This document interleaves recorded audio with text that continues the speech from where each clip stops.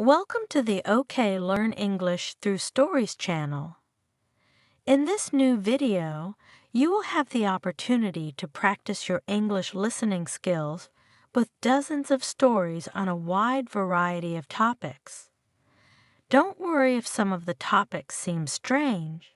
This is part of the learning process and helps you better assimilate the content. All the texts and materials are aimed at beginner or A1 level students based on the CEFR, using basic, accessible language and very simple topics to make it easier for students to understand. I wish you every success in your learning. Happy studying!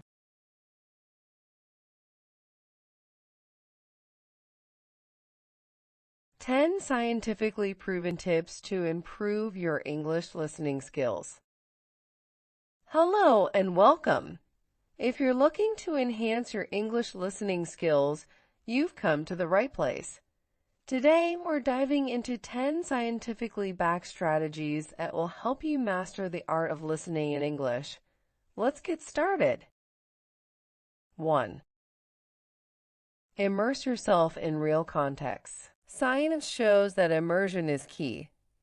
Studies from Harvard University reveal that surrounding yourself with English in real-life contexts, like watching movies and listening to podcasts, significantly boosts your listening comprehension. So dive into English content that excites you. Films, shows, and music are great ways to keep engaged. 2.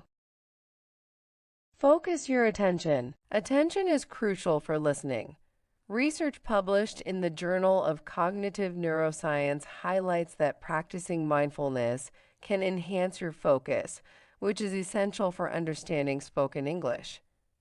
Try incorporating a few minutes of mindfulness or meditation into your daily routine to sharpen your listening skills. 3.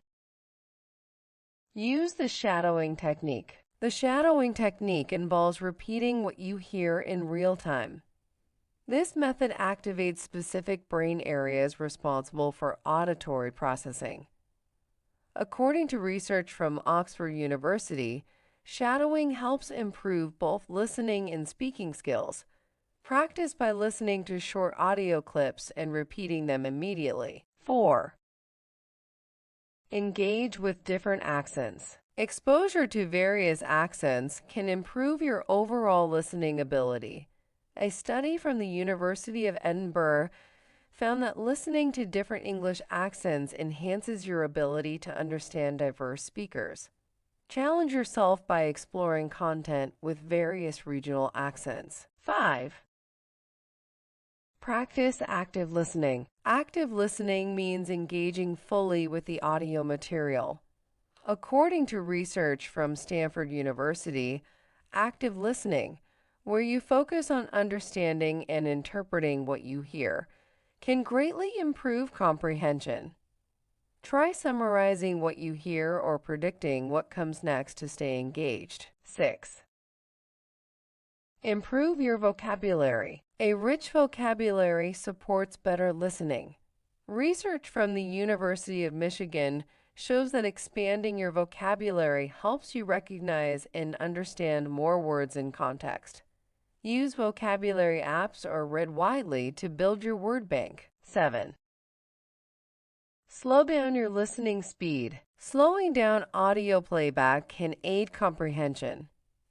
Studies from the University of Pennsylvania indicate that listening to content at a reduced speed helps you catch more details. Use playback controls to adjust the speed of your audio materials if needed. 8.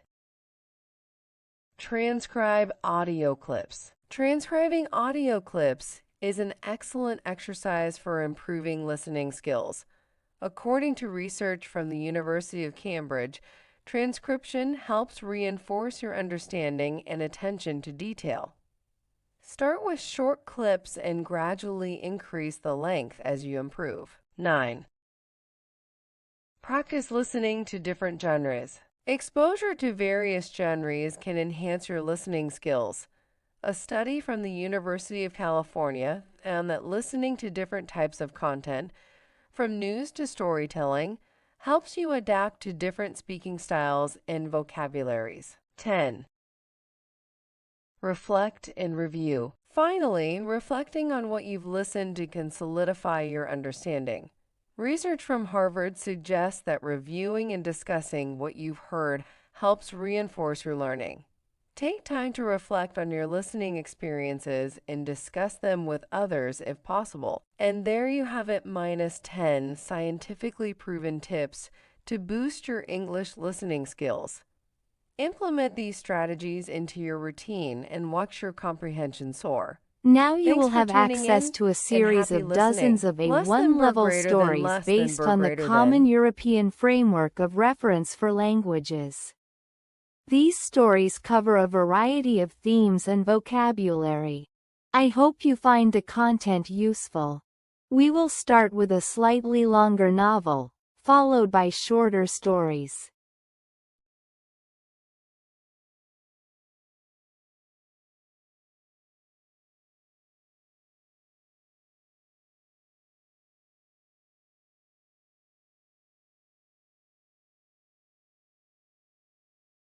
My First Love Story. Chapter 1, Part 1. As the crisp autumn air blew through the colorful of the oak trees, Emma walked to school with a nervous flutter in her chest. She adjusted her backpack and glanced over at the small town that she called home. The cozy town was alive with the sounds children playing and the smell of fresh baked goods coming from the local bakery. As Emma stepped into the school's corridors, she felt a mix of excitement and trepidation. School was a whole new world full of possibilities and challenges. She kept her head down as she made her way to her first class, hoping to avoid any attention. Emma took a seat in the back of the classroom, her favorite spot where she could observe without being noticed. That's when she saw him, Alex, the new boy in school with a charming smile and a twinkle in his eye. Emma felt her cheeks flush and her heart skip a beat as he caught her gaze and smiled back. Throughout the day, Emma couldn't stop thinking about Alex. She found herself doodling his name in her notebook and getting lost in daydreams of them walking hand in hand through the town's picturesque streets. But as the final bell rang and Emma gathered her things to leave, she couldn't shake the feeling of uncertainty. What did her newfound feelings for Alex mean? Would he ever feel the same way about her? And most importantly, how could she navigate this new territory without losing herself in the process? As Emma stepped out of the school building and into the warm glow of the setting sun, she took a deep breath. The journey of self-discovery and first love had only just begun, and she was determined to find her way through it, one step at a time. Chapter 1, Part 2. Emma walked home, the vibrant colors of the autumn leaves crunching beneath her feet. The sun was beginning to set, casting a golden glow over the town. She couldn't shake off the image of Alex's smile from her mind. It had sparked something within her, a warmth that she hadn't felt before. As she entered her cozy bedroom, Emma sat at her desk and took out her journal. She flipped through the pages. Her thoughts and feelings spilled out in her neat handwriting. She paused at a blank page, unsure of what to write. Should she confess her feelings for Alex, or keep them hidden to protect their friendship? Lost in her thoughts, Emma heard a gentle knock at her door. It was her best friend, Lily, with a knowing smile on her face. "I saw how you were looking at Alex today," Lily said, sitting on the edge of Emma's bed. "Do you like him?" Emma felt her cheeks grow hot as she hesitated to respond. She trusted Lily with her deepest secrets, but this felt different. This was her first crush, her first taste of love. I think so, Emma murmured, her voice barely above a whisper. Lily took Emma's hand in hers and gave her an encouraging squeeze. Then you should tell him, she said, her eyes shining with sincerity. Life is too short to keep your feelings locked away. You deserve to be happy, Emma. Emma nodded, her mind swirling with a mix of nerves and excitement. Could she really find the courage to tell Alex how she felt? Would he feel the same way, or would their friendship be forever changed? As Emma lay in bed that night, the moonlight streaming through her window, she made a silent promise to herself. She would navigate the unknown waters of first love with bravery and honesty, following her heart wherever it may lead. And with that newfound determination, she drifted off to sleep, dreaming of the possibilities that awaited her in the days to come. Chapter 2, Part 1. The following day at school, Emma's heart pounded in her chest as she caught sight of Alex in the hallway. She knew she had to muster up the courage to talk to tell him how she felt. With deep breath, Emma approached him as he stood at his locker. "Hey, Alex," Emma said, her voice quivering slightly at I wanted to talk to you about something." Alex turned to face her, his eyes curious. "Sure, Emma. What's on your mind?" Emma took a moment to gather her thoughts, her hands fidgeting nervously at her sides. I really enjoy spending time with you, Alex. You've been such a great friend, and I think I might have feelings for you," she finally confessed, her words barely above a whisper. For a moment, there was silence as Alex processed her words. Emma held her breath, her heart racing with anticipation. Then a gentle smile spread across Alex's face, and he reached out to take her hands in his. "Emma, I've been feeling the same way," Alex said, his eyes sincere. "I didn't want to ruin our friendship, but I can't deny the connection I feel with you." Relief flooded through Emma as she looked into Alex's kind eyes, a warmth blooming in her chest. They stood there, hand in hand, a new understanding blossoming between them. And in that moment, Emma knew that her journey of self-discovery and first love had led her to something truly special. As they walked together through the school's hallways, Emma felt a sense of lightness and joy fill her. She had taken a leap of faith and followed her heart, and it had led her to a love that felt pure and true.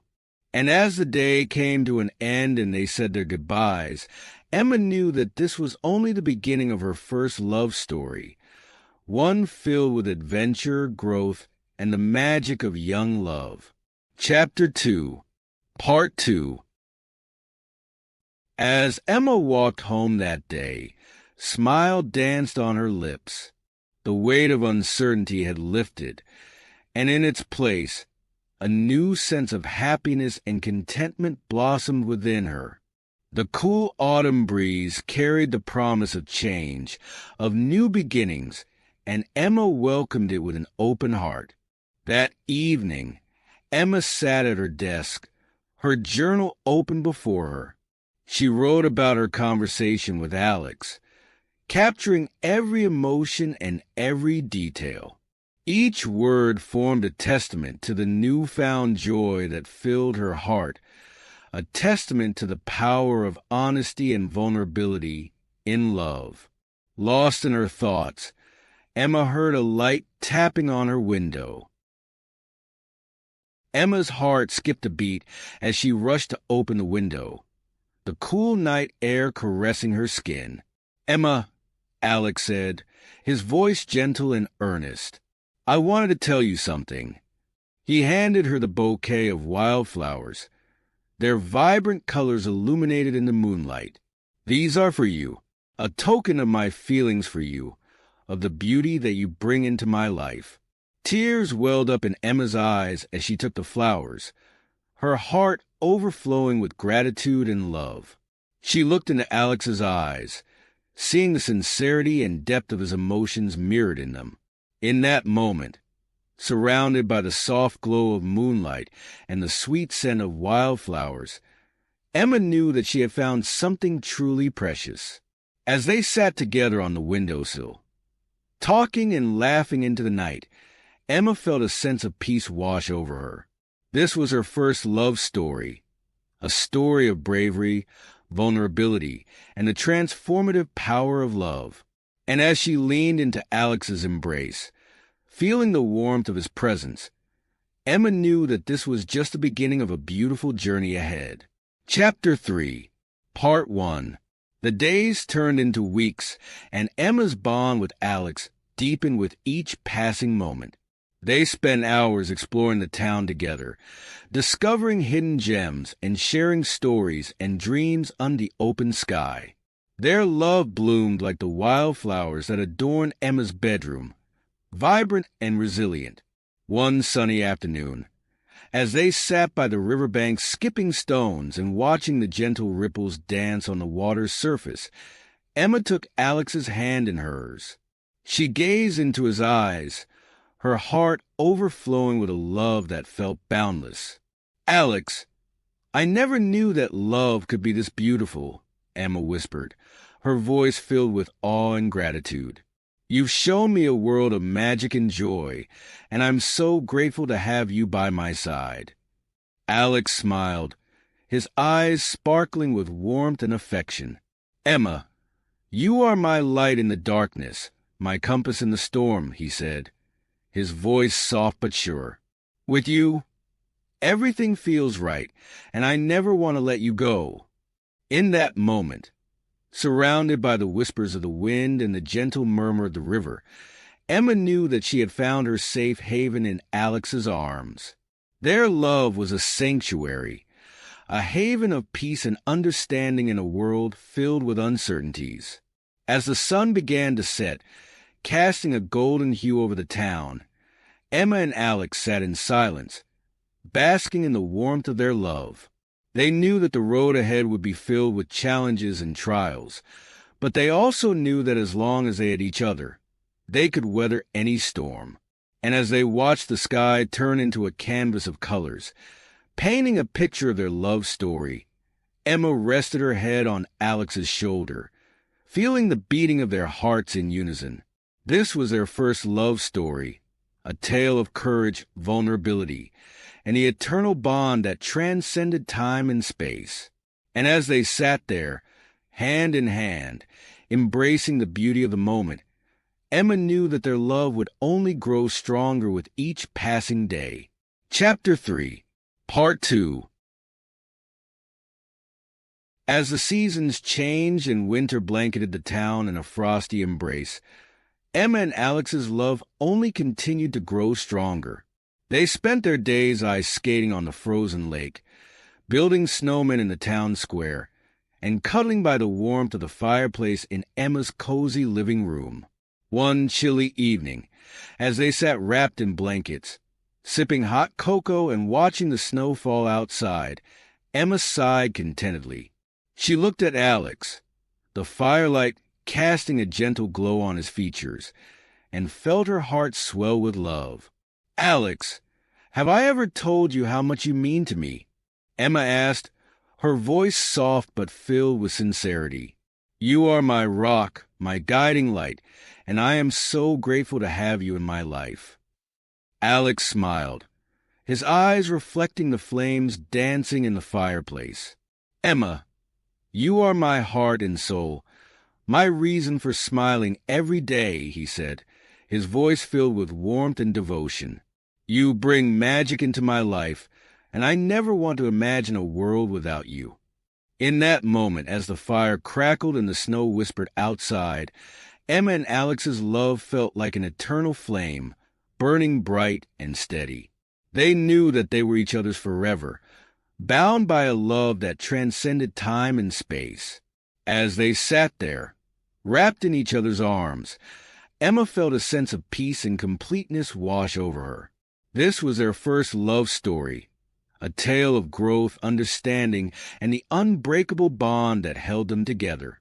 And as they fell asleep that night, nestled together under the soft glow of the moonlight, Emma knew that their love would endure, strong and unwavering, through the changing seasons and beyond.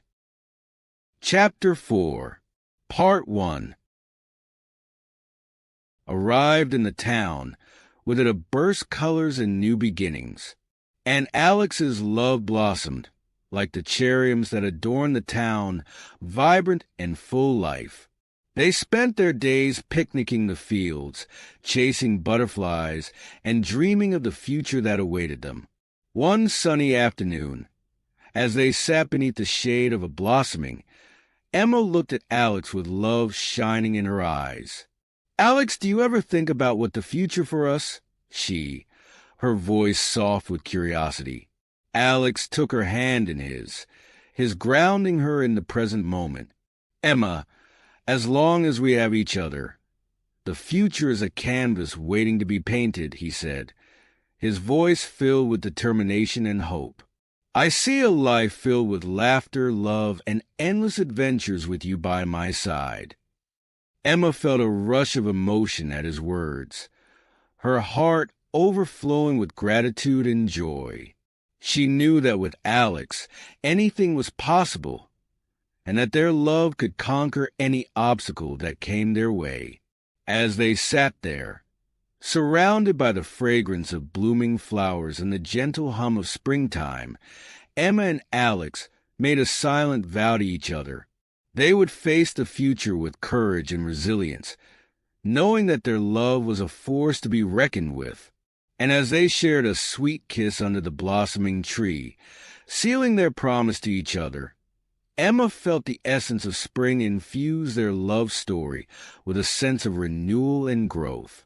This was their first love story, a tale of endless possibilities and unwavering devotion, and they knew that together they could conquer the world.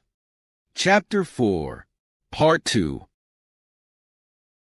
As spring bloomed in full splendor, Emma and Alex's love story continued to unfold like the petals of a delicate flower, each day bringing new discoveries and joys. They spent their time exploring the town's lush gardens, attending the vibrant spring festival, and dancing under the moonlit sky. One magical evening, as they strolled hand in hand through a meadow filled with wildflowers, Emma felt a wave of gratitude wash over her. She looked at Alex, his eyes reflecting the starlight above, and felt her heart swell with love. "Alex, do you remember when we first met?" Emma asked, her voice soft with nostalgia. "It feels like a lifetime ago, yet every moment with you feels like a dream come true." Alex gazed at her with adoration, his hand squeezing hers gently.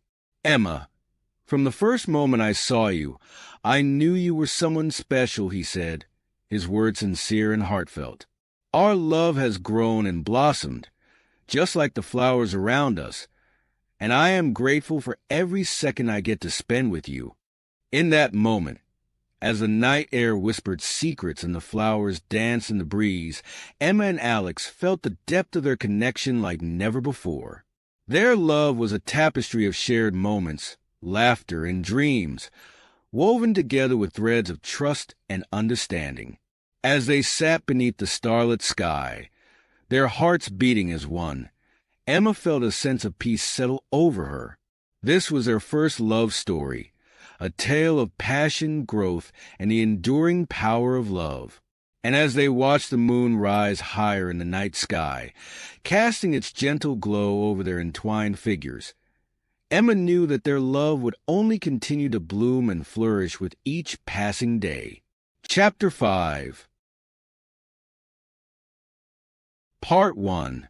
The lazy days of summer arrived, bringing with them the scent of blooming flowers and the warmth of the sun. Emma and Alex's love story entered a new chapter, filled with lazy afternoons spent picnicking by the river, starlit nights watching fireflies dance, and stolen kisses under the shade of a willow tree. One balmy, as they sat on a blanket, the setting sun painting the sky in shades of pink, and Emma turned to Alex with a look of wonder in her eyes. "Alex, do you ever feel like this is all a dream? That we're living in a fairy tale, where everything is perfect?" Alex smiled, his eyes tracing the contours of her face. "Emma, our love story may feel like a fairy tale, but it's real and true," he said, his voice filled with sincerity. "The magic we have is not something out of a storybook. It's the bond we've created through trust, love, and shared experiences." Emma felt her heart swell with emotion at his words, her love for him growing stronger with each passing day. She knew that what they had was special, a once-in-a-lifetime connection that transcended the ordinary. As they lay side by side, watching the stars twinkle in the velvet sky, Emma and Alex felt the warmth of the summer night wrap around them like a comforting embrace. This was their first love story, a tale of enchantment, passion, and the infinite possibilities that love could bring. And as they whispered promises of forever into the night, their voices mingling with the rustle of leaves and the chirping of crickets, Emma knew that their love would endure, a beacon of light guiding them through the seasons of life. Chapter 5, Part 2. As summer drew to a close, Emma and Alex's love reached a crescendo of passion and devotion. They spent their days exploring the town's hidden treasures, watching sunsets together, and creating memories that would last a lifetime. One evening, as they walked hand in hand along the sun dipping the horizon in a blaze of orange and pink, Emma turned to Alex with a smile on her face. "Alex, do you ever feel like our love is endless, like it could withstand any storm that comes our way?" Alex at her with eyes full of love, his heart open and vulnerable. "Emma, our love is a force of nature, strong and unwavering," he said, his words carrying the weight of his emotions. "No matter what challenges we face, we will weather them together, because our love is boundless and eternal." Emma felt tears of joy prickle at the corners of her eyes, overwhelmed by the depth of love she felt for him. She knew in that moment that Alex was her soulmate, her partner, and her forever love. Their bond was unbreakable, a thread that connected them across time and space. As they stood on the beach, the gentle lapping of waves as their soundtrack, Emma and Alex shared a kiss that spoke volumes of their love. It was a kiss filled with promises, dreams, and a future entwined with each other.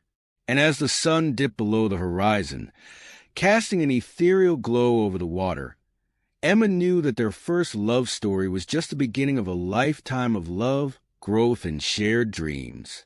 Together, they faced the world as a united force, ready to embrace whatever the future held for them. Chapter 6, Part 1. As the seasons changed once more, and Alex's love story continued to evolve and deepen, autumn's arrival brought with it a sense of nostalgia and reflection, as they watched the leaves turn fiery shades of red and gold and felt the crispness in the air.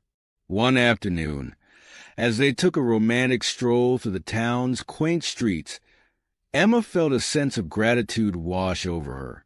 She turned to Alex, her heart full. "Alex, do you ever look at us and feel amazed by how far we've come?"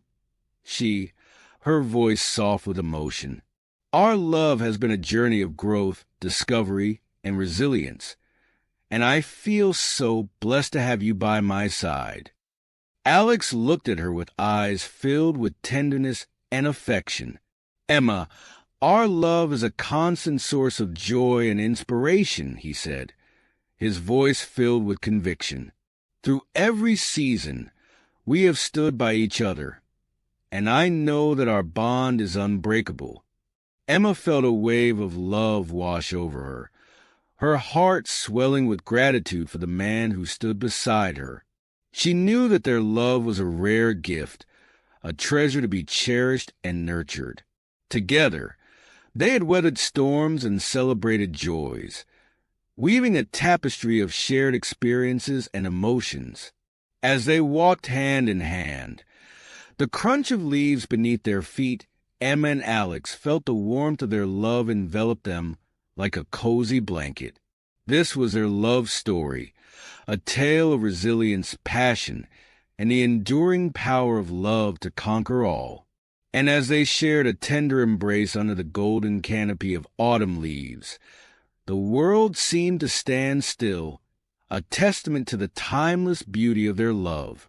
Together, they faced the future with courage and determination, knowing that their love would continue to flourish and grow stronger with each passing day. Chapter 6, Part 2.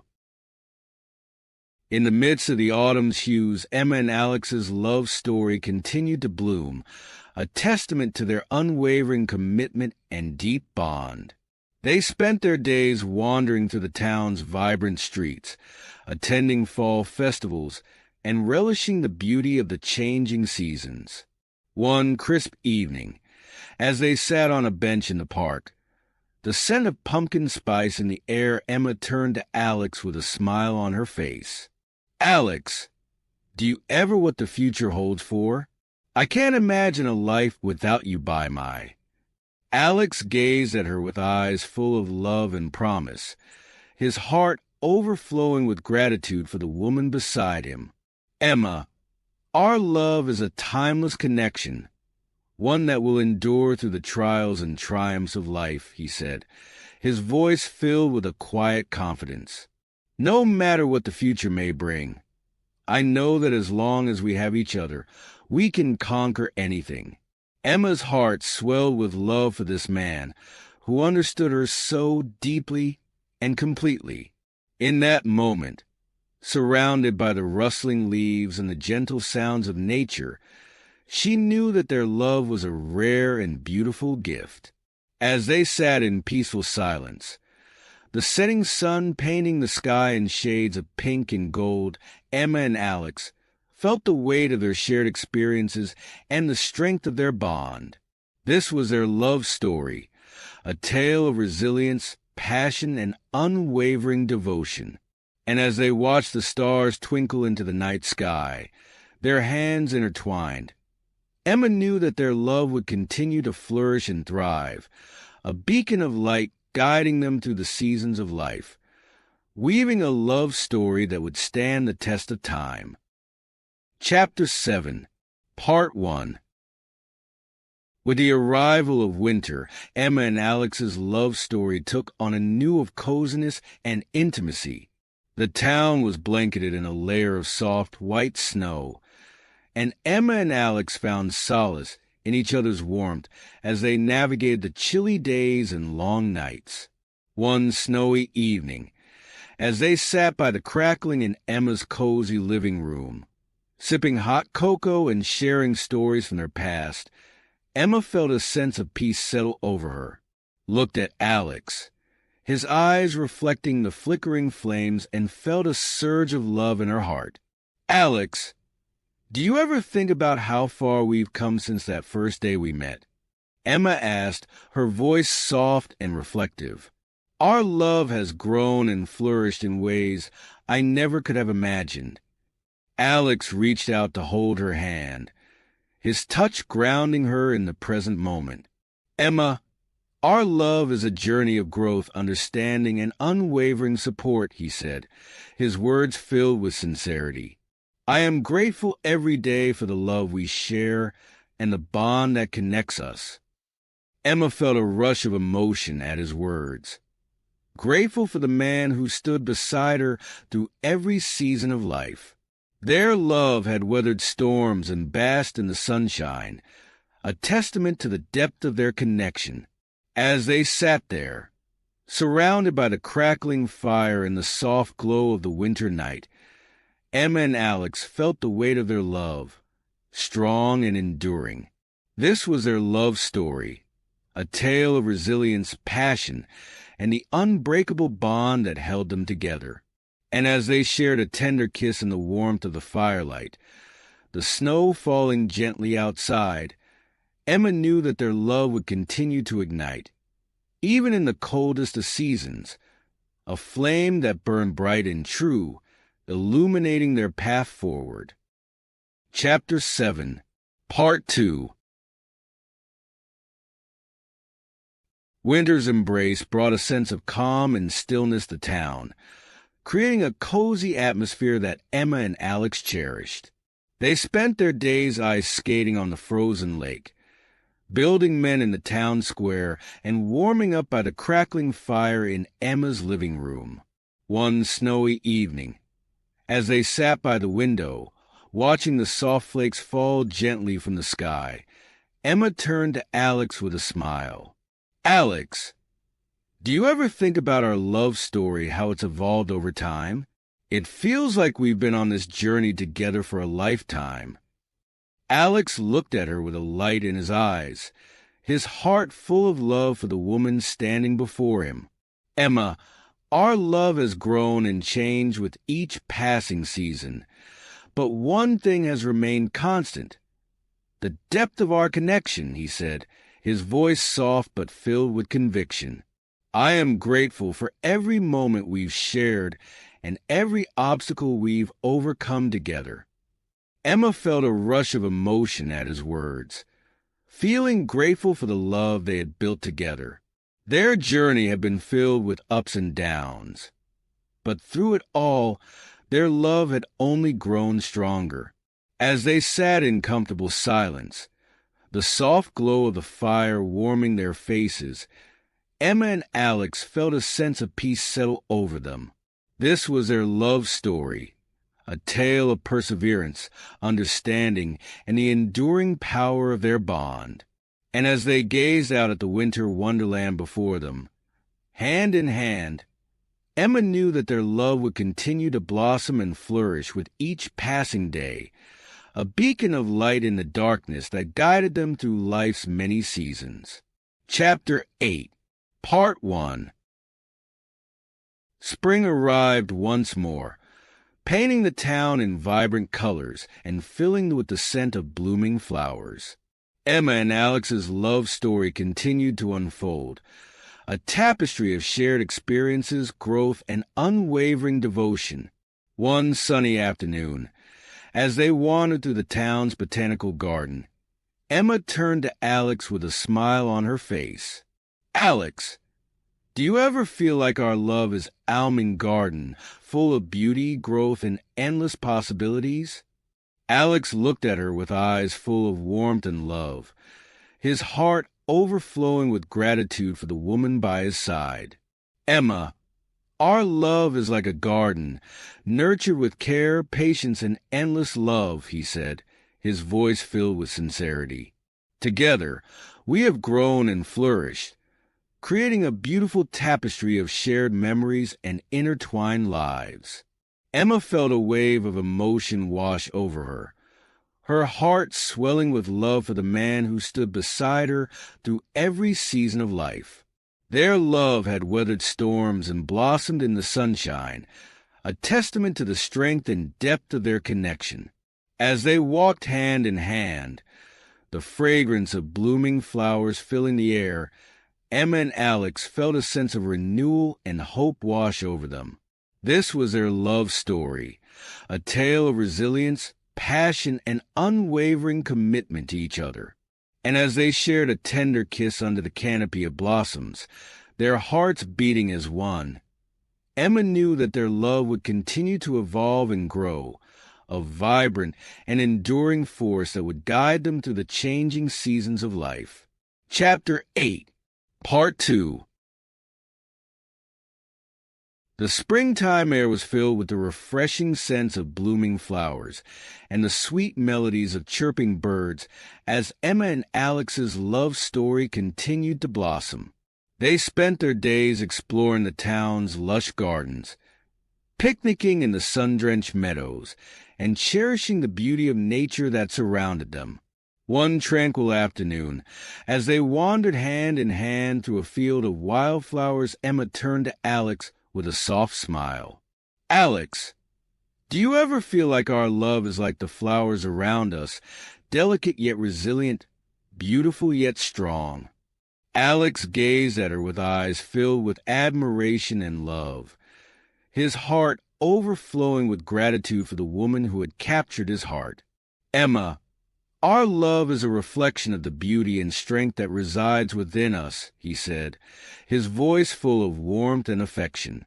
"Together, we have weathered the seasons of life, nurturing a love that blooms brighter with each passing day." Emma's heart swelled with love and joy as she looked at Alex, feeling the depth of their connection like a gentle breeze on a spring day. Their love was a testament to their unwavering commitment, their shared dreams, and the unbreakable bond that held them together. As they stood amidst the wildflowers, their souls entwined in a symphony of love and nature's beauty, Emma and Alex felt a sense of harmony and peace wash over them. This was their love story, a tale of resilience, growth, and the enduring power of their shared love. And as they shared a tender embrace under the infinite blue sky, the flowers swaying in the gentle breeze, Emma knew that their love would continue to flourish and bloom, a timeless and everlasting force that would guide them through the seasons of life with unwavering grace and unwavering devotion. Chapter 9. 1. Summer arrived in the town, bringing with it long days and warm nights that shimmered with the promise of new beginnings. Emma and Alex's love story continued to unfold like a breeze, filled with laughter, shared adventures, and a deepening bond that transcended time. One balmy evening, as they sat on the swings of the park, the soft glow of the setting sun casting a golden hue over the town, Emma turned to Alex with a sparkle in her eyes. "Alex, do you ever feel like our love is a summer sunset, beautiful, warm, and filled with endless possibility?" Alex looked at her with a smile that lit up his face, his love for her shining brightly in his gaze. "Emma, our love is like a summer sunset, a magical display of beauty and warmth that fills our hearts with joy," he said, his voice filled with tenderness. "With you by my side, every moment is like a perfect summer day." Emma's heart swelled with love and gratitude for the man who had captured her heart in a whirlwind of emotions and shared dreams. Their love story had evolved into a tapestry of shared experiences, mutual understanding, and unwavering support. As they swung back and forth, the stars beginning to the indigo sky above, Emma and Alex felt the weight of their love surround them, a blanket of comfort and reassurance. This was their love story, a tale of growth, resilience, and the unbreakable connection that held them together. And as they shared a gentle kiss under the shimmering night sky, the stars twinkling above like a million diamonds, Emma knew that their love would continue to sparkle and shine, a beacon of light guiding them through the endless summer nights and beyond. Chapter 9, Part 2. The summer days stretched on, filled with endless adventures, shared moments, and a deepening bond between Emma and Alex. They spent their time exploring the town's hidden gems, strolling along the beach at sunset, and creating memories that would last a lifetime. One starlit, as they sat on the beach, sound of the crashing waves providing a soothing backdrop, Emma turned to Alex with a smile on her face. "Alex, do you ever pause and think about the beauty of what we have? How our love seems to shine brightest under the summer skies?" Alex looked at her with eyes filled with love and admiration, his heart overflowing with gratitude for the woman who had captured his heart. "Emma, Our love is a beacon of light that guides us through the darkest nights and the brightest days, he said, his voice soft with emotion. With you by my side, the world is a place of endless wonder and possibilities.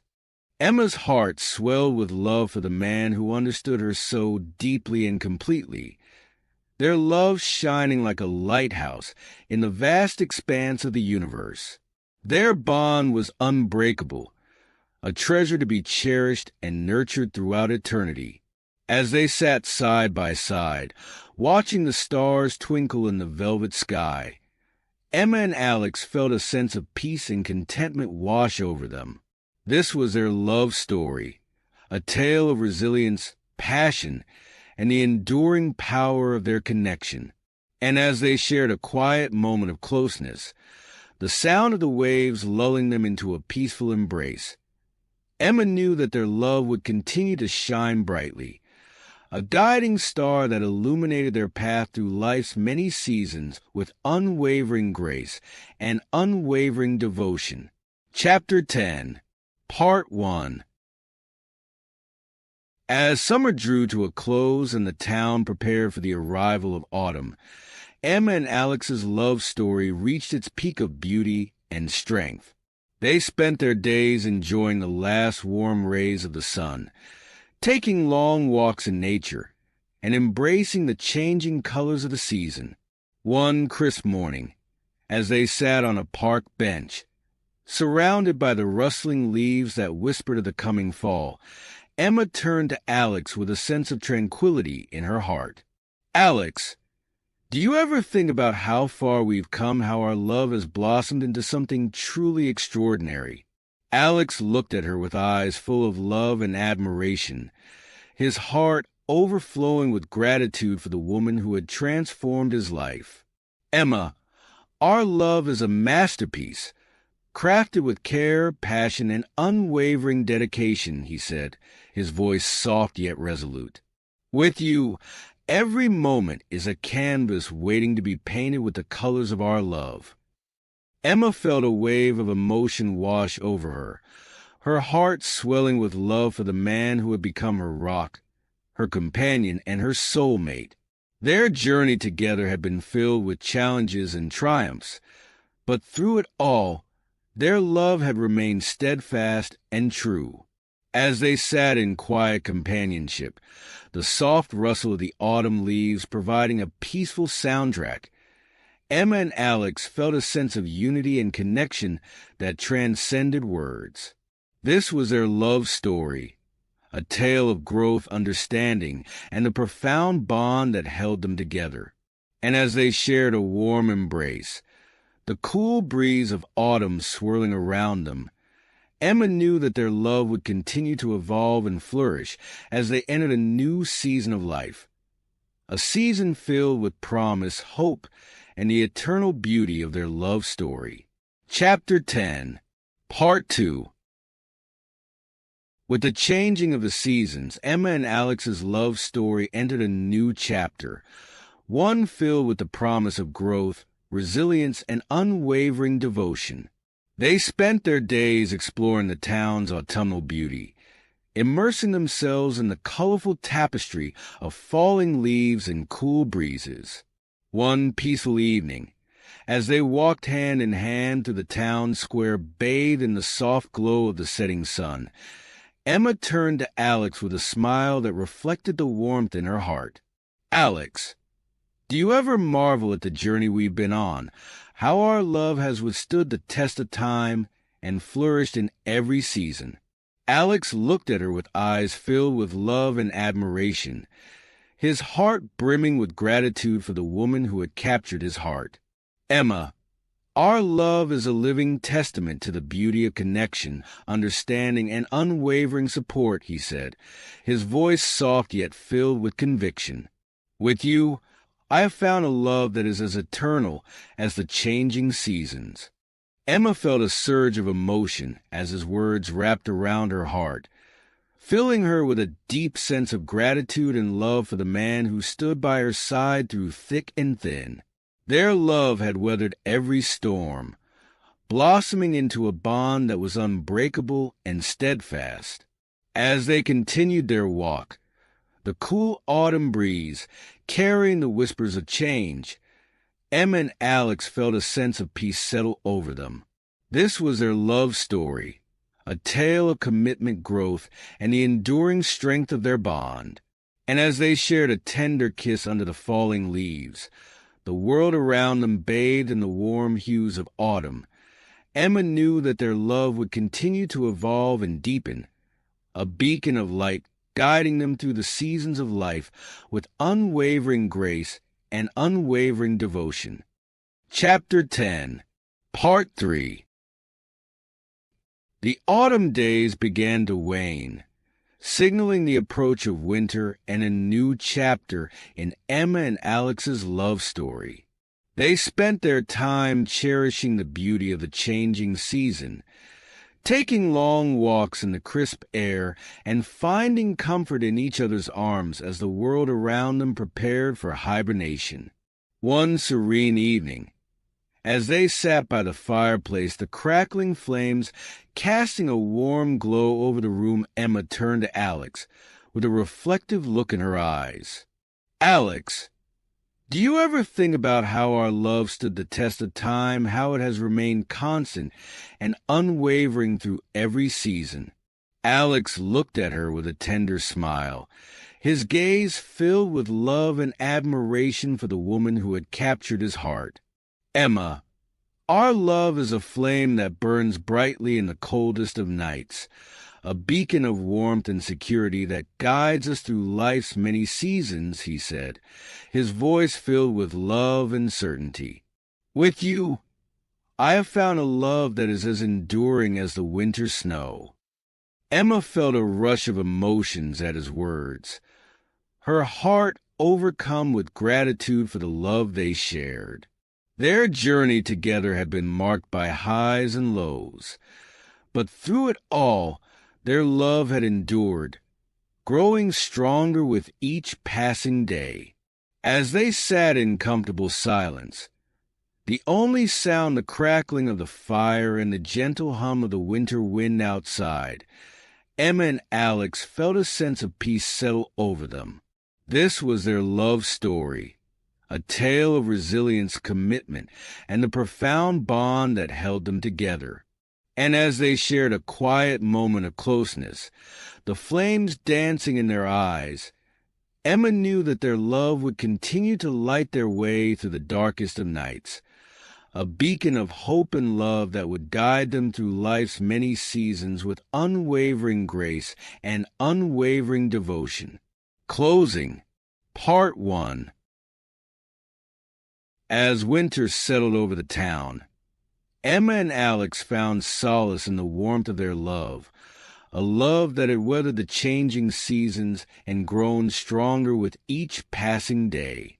They spent their days cuddled up by fire, enjoying quiet moments of reflection and gratitude for the journey they had shared. One serene evening, as they sat in the glow of the fire, Emma turned to Alex with a smile that spoke of 1,000 memories. "Alex, do you ever marvel at the depth of our love, how it has held together through every storm and every sunset?" Alex looked at her with eyes that sparkled with affection, his heart brimming with love for the woman who had taught him the true meaning of love. "Emma, our love is a tapestry woven from moments of laughter, tears, and unwavering support," he said, his voice filled with warmth and gratitude. "With you, I have found a love that is as boundless as the starlit sky."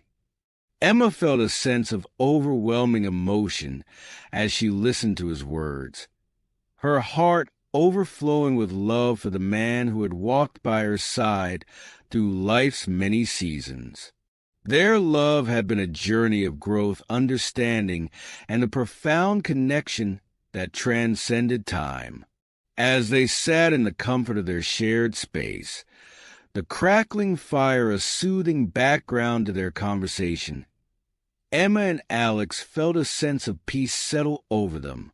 This was their love story, a tale of courage, resilience, and the eternal flame of love that burned bright in their hearts. And as they shared a gentle embrace, the warmth of the fire enveloping them in a cocoon of love, Emma knew that their love would continue to guide them through the unknown, a beacon of light that illuminated their path with unwavering grace and unwavering devotion. Closing, Part 2. As winter continued to unfurl its icy embrace over the town, Emma and Alex found themselves drawn even closer by the fire of their love.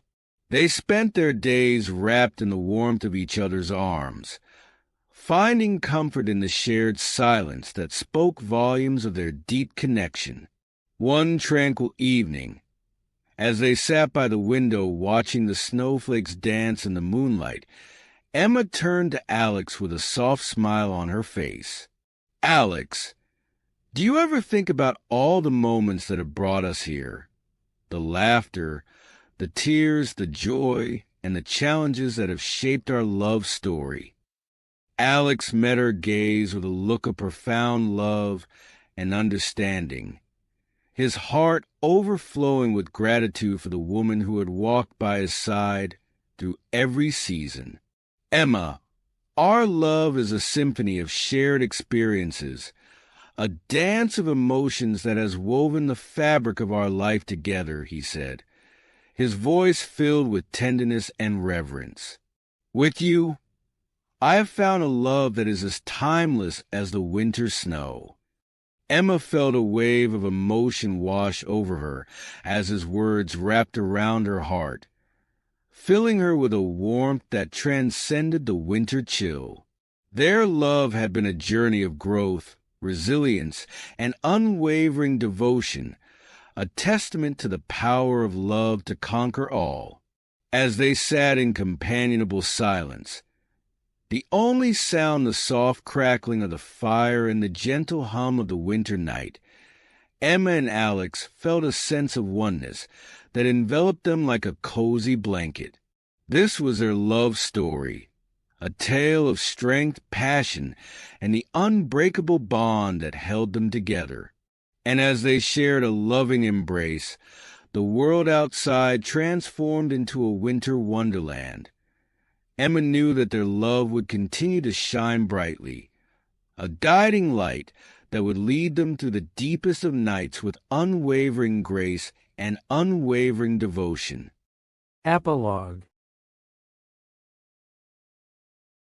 As the winter days melted into the promise of spring, the town awakened from its slumber, greeted by the vibrant hues of new beginnings.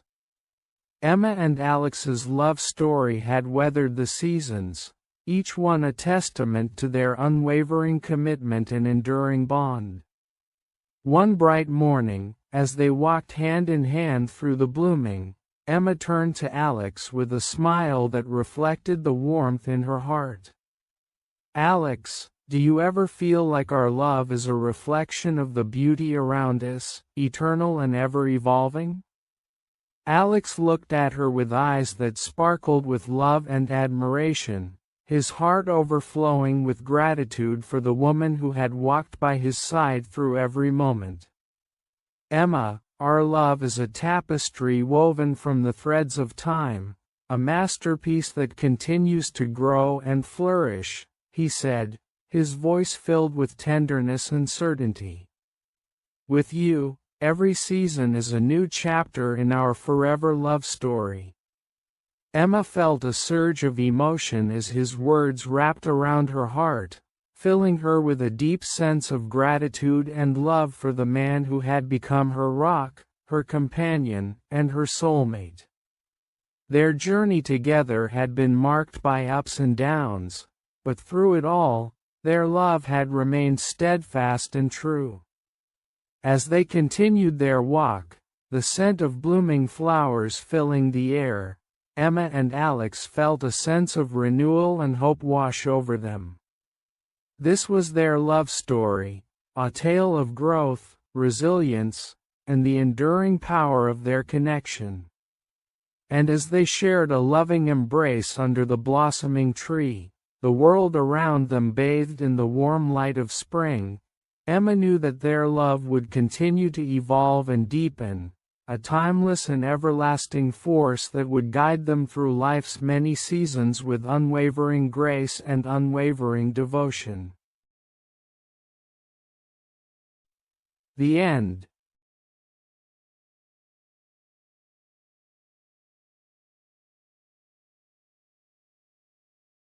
A small house. There was a small house in the middle of a quiet village. The house was old, with red bricks and a brown roof. The windows were small, and the door was made of wood. Many years ago, a kind woman named Mary lived in the house. Mary was not rich, but she was very happy. She loved her small house because it was full of memories. The house was not just a place to live, it was a place full of love and warmth. Every morning, Mary would wake up early. She liked to open the windows and let the fresh air in. The birds outside would sing, and the sun would shine through the trees. Mary would smile and say, "Good morning, world." Then, she would go to her small kitchen. The kitchen was simple, with a wooden table and 2 chairs. There was a small stove where Mary would cook her meals. She liked to make tea and toast for breakfast. Sometimes, she would add jam to the toast, which made it taste even better.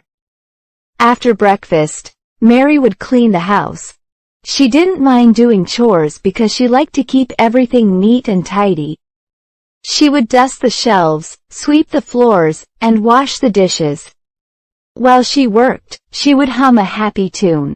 The house was always bright and clean because Mary took good care of it. In the afternoons, Mary liked to sit by the window and sew. She was very good at sewing and would make clothes for herself and for others in the village. Sometimes, people would come to her small house and ask for help.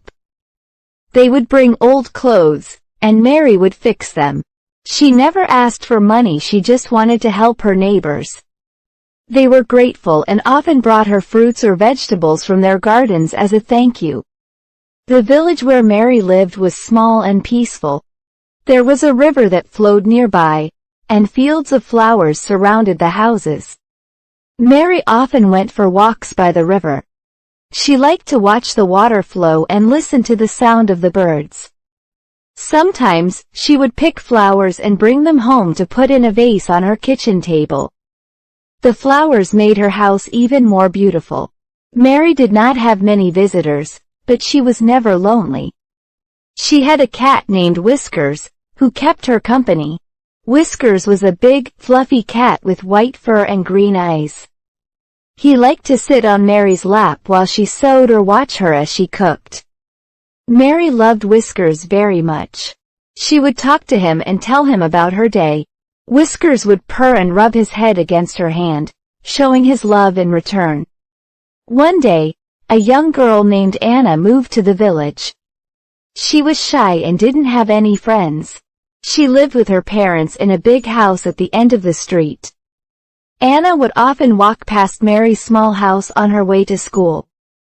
She noticed the flowers in the window and the warm light that always shone through. The house looked so cozy and welcoming. One afternoon, Anna was walking home from school. It was a cold day, and the wind was blowing. As she passed Mary's house, she saw Mary sitting by the window, sewing. Mary looked up and saw Anna. She smiled and waved. Anna stopped, surprised that someone was being so kind to her. "Hello, dear," Mary said. "Would you like to come inside and warm up?" Anna hesitated for a moment, but then she nodded.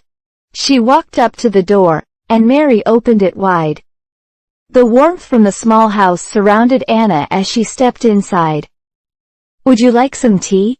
Mary asked. Anna nodded again, and Mary went to the kitchen to make tea. Anna looked around the small house. It was simple, but it felt like home. She noticed Whiskers sleeping on a chair by the fire. Mary returned with 2 cups of tea. She handed one to Anna and sat down beside her. They drank their tea quietly for a while, enjoying the warmth and the smell of the tea. After a few minutes, Mary spoke. "It's nice to have company," she said with a smile. "I don't get many visitors."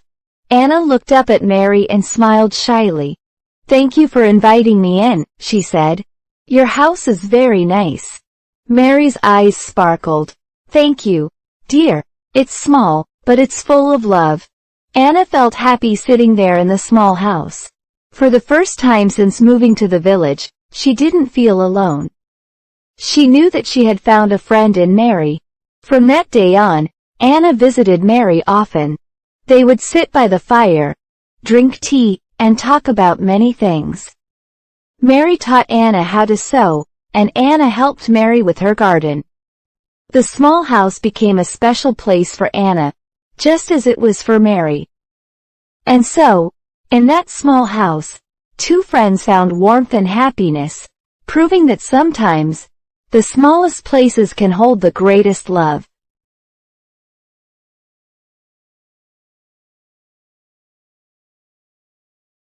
My toy car. When I was 6 years old, my world revolved around a little red toy car.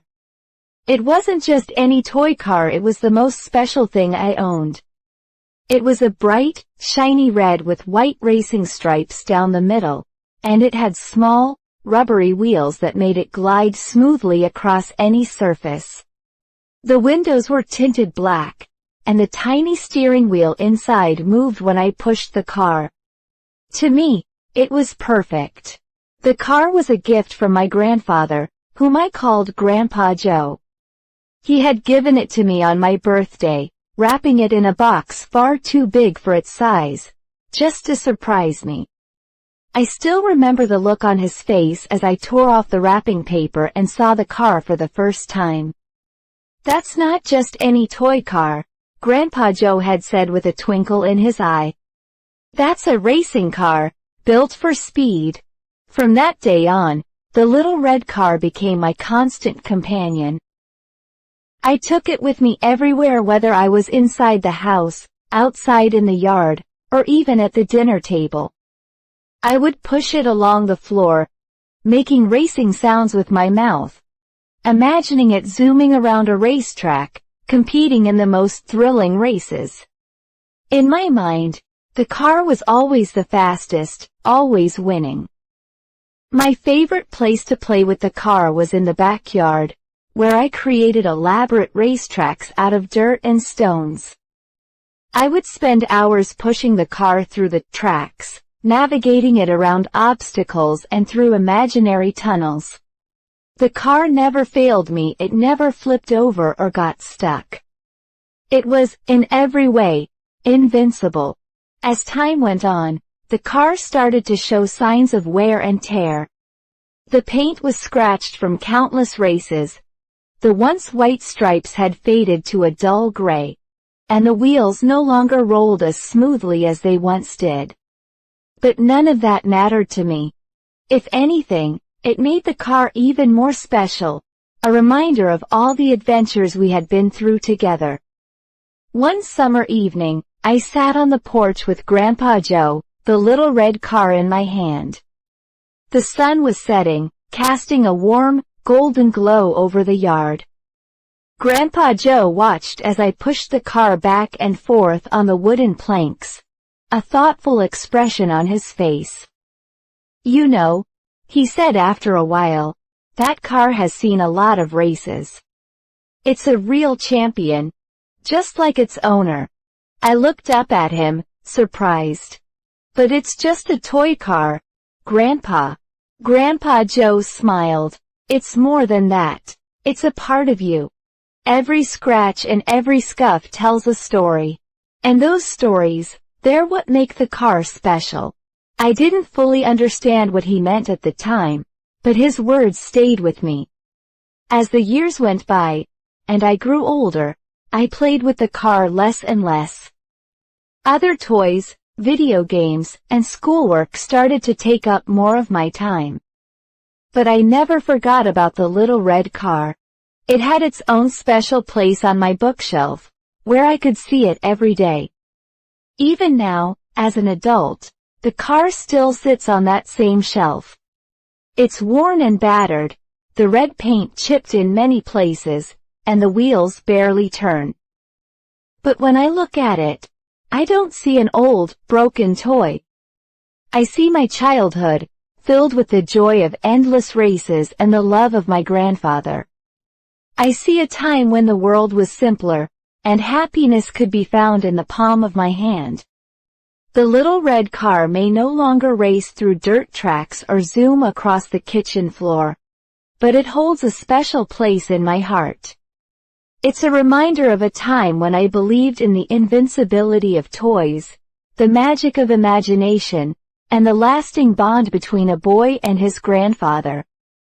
For me, that toy car will always be more than just a toy. It's a symbol of my childhood, a connection to my past, and a cherished memory that I'll carry with me forever.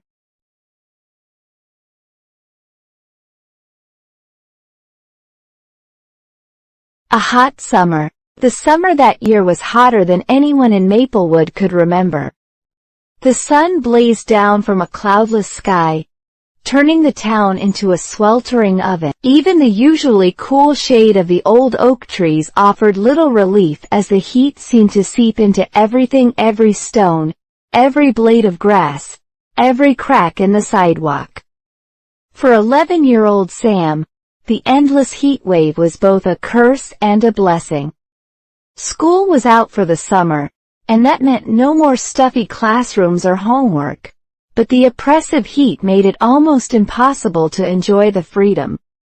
The swimming hole, normally a refuge during the summer months, was crowded with other kids trying to escape the relentless sun. The water was warm and murky, not the refreshing cool it usually was. Sam spent most of his days lounging on the porch of his family's farmhouse, sipping lemonade and fanning himself with an old magazine. His dog, Max, lay panting beside him, too tired to do anything but occasionally thump his tail against the wooden floor. The days dragged on, one melting into the next, with little to distinguish them except the rising temperature. One afternoon, as Sam was about to nod off in the heat, he noticed a figure walking down the dusty road toward the house. It was Mrs. Jenkins, the elderly widow who lived alone at the end of the lane. She was dressed in her usual faded floral dress, but even from a distance, Sam could see that she was struggling in the heat. Her face was flushed, and she leaned heavily on her cane as she made her way up the road. Sam jumped up, grabbing a fresh glass of lemonade from the pitcher on the porch. He ran down the steps and met Mrs. Jenkins at the gate. "Afternoon, Mrs. Jenkins," he said, handing her the glass. "You look like you could use this." Mrs. Jenkins smiled weakly as she accepted the lemonade. "Thank you, Sam. It's this blasted heat, it's getting the better of me today. Why don't you come sit on the porch for a while?" Sam offered. "It's not much cooler, but at least you can rest." Mrs. Jenkins nodded gratefully, and Sam helped her up the steps to the porch. She settled into the old rocking chair with a sigh, sipping the lemonade slowly. Sam sat beside her, his curiosity piqued. Mrs. Jenkins didn't often venture far from her house, especially not in the heat. "Is everything all right, Mrs. Jenkins?" he asked after a moment. She looked at him with a tired smile. "Oh, it's nothing too serious, Sam. Just needed to get out of the house for a bit. It's so quiet down there, and the heat makes it worse. I thought a little walk might do me some good, but I think I overdid it." Sam nodded. He couldn't imagine being alone all the time, especially during such a hot, endless summer. "Why don't I walk you back later when it's cooler?" he suggested. "Or maybe Max and I could visit you more often. We could help you with anything you need." Mrs. Jenkins's eyes softened at the offer. That would be lovely, Sam. I could use the company, and I'm sure Max would enjoy the change of scenery too. From that day on, Sam made it a point to visit Mrs. Jenkins regularly. He and Max would walk down the lane in the early mornings or late evenings when the sun was lower in the sky, bringing fresh lemonade, picking up groceries, or just sitting with her on her porch, chatting about everything and nothing. The visits became a routine that Sam grew to cherish. Mrs. Jenkins had a wealth of stories about Maplewood from when she was young, tales of a time before air conditioning and television, when people had to rely on each other to get through long, hot summers. She spoke of iceboxes, hand-cranked fans, and community gatherings where everyone pitched in to make the heat bearable. Sam realized that summer, through his time with Mrs. Jenkins, that there was more to life than just enduring the heat. The days didn't seem quite as long or oppressive when he was helping someone else, and he found a sense of purpose in being there for Mrs. Jenkins. The summer was still hot, there was no escaping that, but it became something more, something that connected him to the past and to the people around him. As the heat wave finally began to break and the first cool breezes of autumn whispered through the trees, Sam knew that this summer had been different.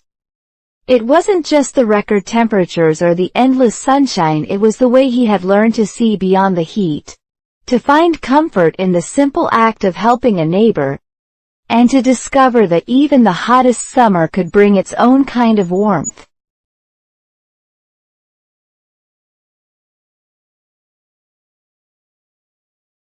The Loud Bird. In a small, quiet neighborhood on the outskirts of the city, there was a bird that everyone knew. It wasn't known for its beautiful feathers or its graceful flight, but for something much more peculiar, its incredibly loud voice. This bird, a small and rather plain-looking parrot, could be heard from dawn till dusk, filling the air with its squawks and chatter. The bird belonged to Mr. Thompson, an elderly man who lived alone in a little house at the end of the street. Mr. Thompson had found the parrot years ago, abandoned and shivering, on a stormy night. He had taken the bird in, nursed it back to health, and named it Charlie. Since that day, Charlie had been his constant companion. Charlie wasn't just loud, he was downright boisterous. From the moment the sun peeked over the horizon, Charlie began his daily routine of squawking, whistling, and mimicking any sound he fancied. He had a particular talent for imitating car alarms, doorbells, and the bark of the neighbor's dog, Sparky. The first few times this happened, the neighbors had rushed out of their houses, thinking something was wrong, only to discover it was just Charlie having a bit of fun. Despite his noise, Mr. Thompson adored Charlie. The bird's chatter kept him company, filling the house with life and laughter. Charlie would perch on Mr. Thompson's shoulder as he read the morning paper, chattering away as if commenting on the news. At lunchtime, Charlie would sit on the windowsill, watching the world outside while Mr. Thompson made sandwiches, often sneaking a bite of bread when he thought Mr. Thompson wasn't looking. But not everyone in the neighborhood was as fond of Charlie. The Martins, who lived next door, often complained about the noise. Mrs. Martin, in particular, was always scowling when she heard Charlie's squawks echoing through the walls. "That bird is a menace," she would mutter, slamming her windows shut. "We can't get a moment's peace." The neighborhood children, on the other hand, found Charlie endlessly entertaining. They would gather outside Mr. Thompson's house, calling out to the bird and laughing when he responded with an array of noises. "Charlie, what does a car sound like?"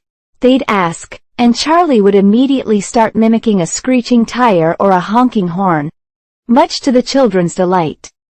One day, as Charlie was doing his usual routine of imitating every sound he knew, something unusual happened. Mr. Thompson had gone out to run some errands, leaving Charlie alone in the house. Suddenly, the neighborhood was filled with a loud, persistent alarm sound. The neighbors quickly realized it wasn't Charlie this time, it was a real car alarm. As the noise continued, people began to gather, trying to figure out whose car was going off. But as they searched, they noticed something even more concerning. Smoke was coming from Mr. Thompson's house. Panic set in as the neighbors realized what was happening. The Martins, who were usually the first to complain about Charlie, sprang into action. Mr. Martin grabbed a garden hose, while Mrs. Martin called the fire department. Meanwhile, the children who loved to play with Charlie ran to find Mr. Thompson, hoping to alert him to the danger. Inside the house, Charlie was frantic. His loud squawks had taken on a new urgency as smoke filled the room. He flapped his wings, squawking at the top of his lungs, trying to alert anyone who would listen. By the time Mr. Thompson arrived, the fire department was already there, dousing the flames. Thankfully, the fire had been contained quickly, and the damage was minimal. Mr. Thompson rushed inside, coughing through the smoke, and found Charlie perched high on a curtain rod, still squawking loudly. "Oh, Charlie," Mr. Thompson said with relief, holding out his arm for the bird to land on. "You really gave everyone a scare." The neighbors gathered around as Mr. Thompson emerged from the house, Charlie on his shoulder. Mrs. Martin, who had always been so annoyed by Charlie's noise, approached them. "That bird of yours," she began, her voice softer than usual, "he might just have saved the day." Mr. Thompson smiled gratefully. "He's always been a loud one, but today, I'm glad he is." From that day on, the neighbors had a newfound appreciation for Charlie. His loud, persistent voice was no longer a source of irritation but a reminder of how he had helped avert a disaster. Even Mrs. Martin softened, and when Charlie squawked and chattered, she couldn't help but smile. Charlie continued to be the loudest bird in the neighborhood, but now, instead of complaints, his noise brought smiles and laughter. He had become a little hero, proving that sometimes, being loud isn't so bad after all.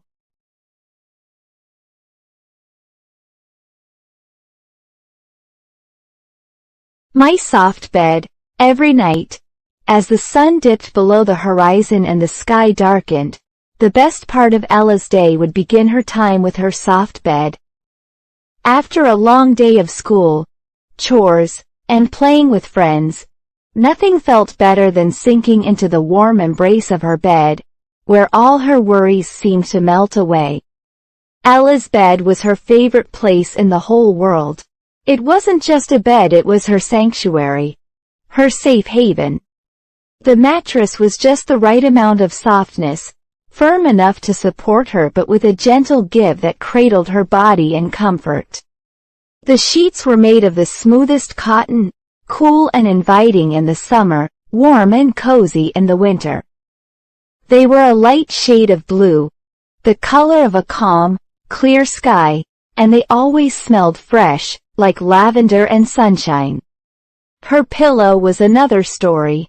It was fluffy and plump, always perfectly puffed up, no matter how much she squished and shaped it to fit just right under her head. To Ella, her pillow was like a cloud, soft and light, helping her drift off into the sweetest dreams. But it was the blanket that truly made Ella's bed special. It was a quilt her grandmother had made for her when she was just a baby. Each patch of the quilt told a story, with different colors and patterns stitched together with love. There were bright reds and deep blues, soft pinks and sunny yellows, all sewn into a beautiful mosaic. The blanket was heavy in the way that made Ella feel secure, like she was being gently hugged all night long. Ella loved her bedtime routine. After brushing her teeth and putting on her favorite pajamas, she would crawl under the covers, pulling the quilt up to her chin. The bed welcomed her, as if it had been waiting all day for her to return. She would wriggle around a little, finding that perfect spot where everything felt just right. As soon as she settled in, a deep sense of peace washed over her. With a book in hand, Ella would often spend the first few minutes in bed reading. She loved getting lost in stories of faraway lands and magical adventures, her imagination fueled by the comfort of her bed. But soon, her eyelids would grow heavy, and she'd set the book aside, ready to let sleep take her away. The best nights were the ones where it rained. Ella loved the sound of rain tapping against her window, the rhythmic patter lulling her into a deeper sense of calm. On those nights, her bed felt even softer, even cozier, as if it were cocooning her from the outside world. She would pull the quilt tighter around her and close her eyes, listening to the rain as it sang her to sleep. Ella's bed wasn't just a place to sleep, it was a place where she could dream freely, where she could feel safe and loved. It was where she went when she was happy, tired, or even a little sad. On difficult days, when things didn't go her way, Ella knew she could always find comfort in her soft bed. The moment she lay down, all the troubles of the day seemed to disappear, replaced by a sense of contentment. Her bed was also a place for morning daydreams. On weekends, when she didn't have to rush to get up for school, Ella loved to stay in bed a little longer. She would snuggle deeper into her blankets and let her mind wander, thinking about all the fun things she might do that day. It was in these quiet moments that she often came up with her best ideas and most exciting plans. Sometimes, her cat, Whiskers, would join her, curling up at her feet. Whiskers seemed to love the bed just as much as Ella did, always finding the softest spot to nap. Ella would feel the gentle vibration of Whiskers' purring, and it only made her bed feel even more perfect. As Ella drifted off to sleep each night, she felt a sense of gratitude for her soft bed. It was more than just furniture, it was her comfort, her joy, her special place where she could be herself, relax, and recharge for whatever the next day might bring. And so, every night, without fail, Ella would sink into her soft bed with a smile, knowing that no matter what happened during the day, she had this little piece of heaven to return to. It was the simple pleasure that made every day complete, a small but significant part of her world that she wouldn't trade for anything.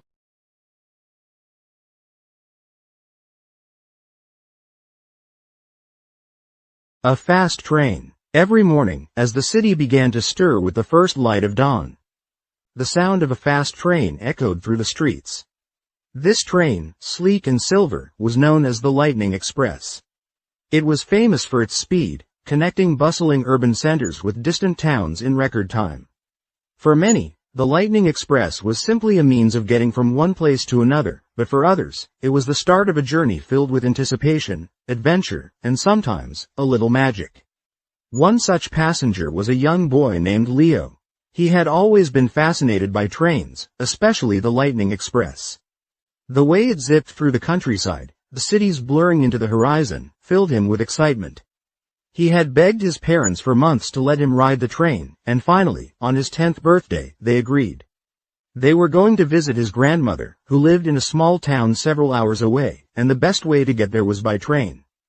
On the day of the trip, Leo could hardly contain his excitement. He woke up early, packed his little suitcase with his favorite things, a book, a toy car, and his sketchpad, and rushed out the door with his parents. When they arrived at the station, the platform was buzzing with people. The sound of chatter mixed with the distant hum of the train approaching, and Leo's heart raced. When the Lightning Express finally pulled into the station, it was even more magnificent than Leo had imagined. The train's metallic exterior glinted in the sunlight, and the sleek design made it look as if it was built for pure speed. As they boarded, Leo marveled at the interior, which was just as impressive. The seats were plush and comfortable, with large windows that offered a perfect view of the passing scenery. Leo's parents found their seats, and soon the train began to move. At first, it was a gentle glide, but within moments, the speed picked up. Leo pressed his face against the window, watching as the city rapidly faded behind them, replaced by open fields and distant hills. The world outside seemed to fly by, each moment bringing something new: a herd of cows grazing, a river sparkling under the sun, a dense forest that seemed to stretch on forever. As the train raced on, Leo felt a sense of wonder and adventure. He imagined the train taking him to all sorts of places, through mountains, over bridges, across vast deserts. The speed of the train only fueled his imagination, making him feel as if anything was possible. The other passengers were a mix of regular commuters, families, and travelers. Some were reading newspapers, others chatting softly, but Leo was too captivated by the journey to sit still. He wandered the train car, peeking into the dining car, where passengers were enjoying breakfast, and exploring the aisles, always returning to his window seat to catch a new glimpse of the landscape rushing by. After a while, Leo's father joined him by the window. "Having fun?" he asked with a smile. Leo nodded enthusiastically. "It's so fast, Dad. We're moving so quickly, it's like we're flying." His father chuckled. "That's the magic of the Lightning Express. It's not just about getting there fast, it's about enjoying the ride." As the train sped on, they passed through tunnels where everything went dark for a few seconds, only to burst back into the light on the other side. They crossed wide rivers on towering bridges, and every so often, the train would slow down as it approached a small town before quickly accelerating again. Each time the train gained speed, Leo felt a thrill, as if the whole world was rushing to meet him. During the ride, Leo opened his sketchpad and began to draw what he saw outside the window. He sketched the tall trees, the rolling hills, and the fleeting images of towns that whizzed by. His drawings were quick and rough, trying to capture the speed and motion of the train's journey. For Leo, this wasn't just a ride, it was an adventure on paper, where the lines and shapes danced with the rhythm of the train. As the hours passed, the train continued its relentless pace, covering great distances with ease. Eventually, the landscape began to change, signaling that they were nearing their destination. The open fields gave way to smaller hills, and soon, the familiar sights of his grandmother's town appeared in the distance. Leo felt a mix of excitement and a bit of sadness. The train ride had been everything he had hoped for, and more. He didn't want it to end, but he was also eager to see his grandmother. The Lightning Express began to slow down as it approached the station, and with a final whoosh, it came to a smooth stop. As they disembarked, Leo looked back at the train, feeling a deep sense of gratitude. The Lightning Express wasn't just a fast train, it was a journey filled with wonder, speed, and the joy of discovery. Leo knew that he would always remember this ride, not just for the destination, but for the adventure that came with every turn of the wheel and every mile covered. As they left the station and headed towards his grandmother's house, Leo couldn't stop talking about the train. His parents smiled, knowing that this experience had sparked something in him: a love for travel, for discovery, and for the simple joy of a fast train ride. And as they walked through the small town, with the train's whistle echoing in the distance, Leo couldn't help but imagine where the Lightning Express would take him next.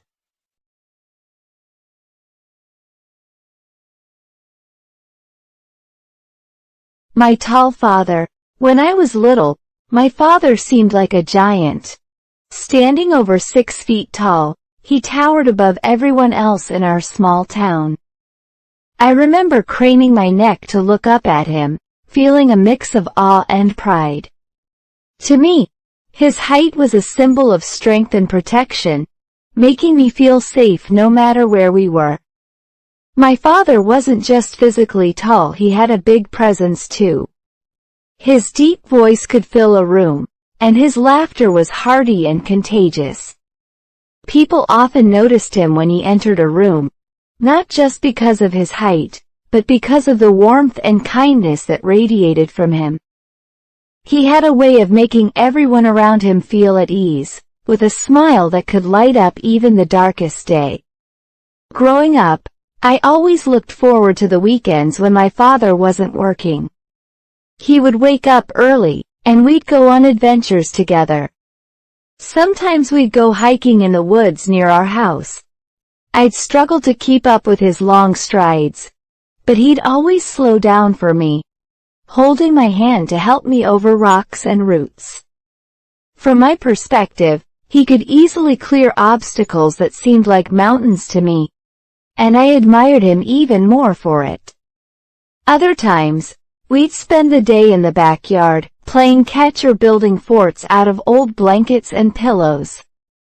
I'd climb onto his shoulders, feeling like I could touch the sky, and he'd carry me around, making me feel like the tallest kid in the world. It was during those moments, perched high above everyone else, that I felt a special bond with my father. I knew that no matter how tall I grew, he would always be my protector, my guide, and my hero. One of my favorite memories is of our annual trip to the amusement park. Every summer, we'd drive out early in the morning, just the two of us.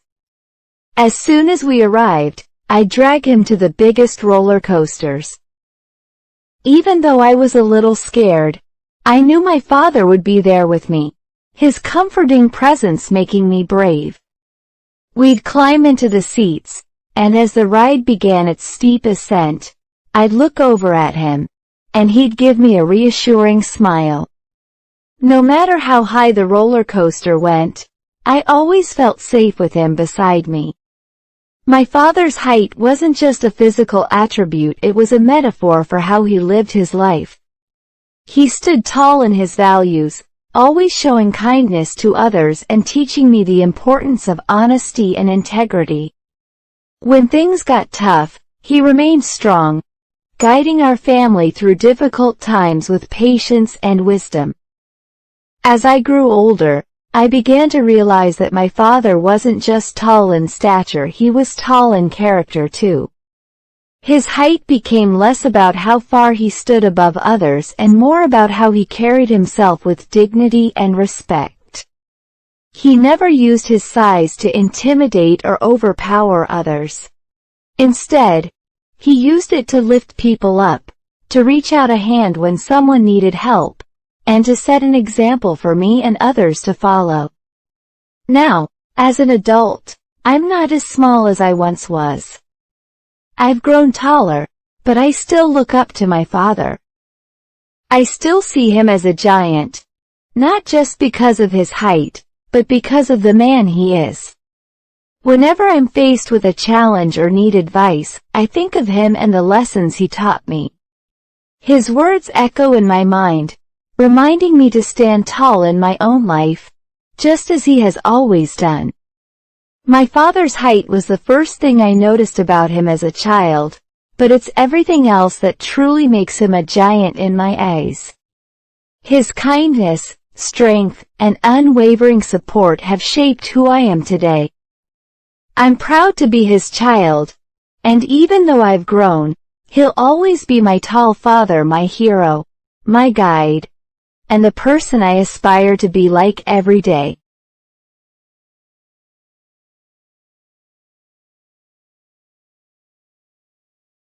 My small town, nestled in the quiet embrace of rolling hills and endless fields, my small town feels like a place frozen in time.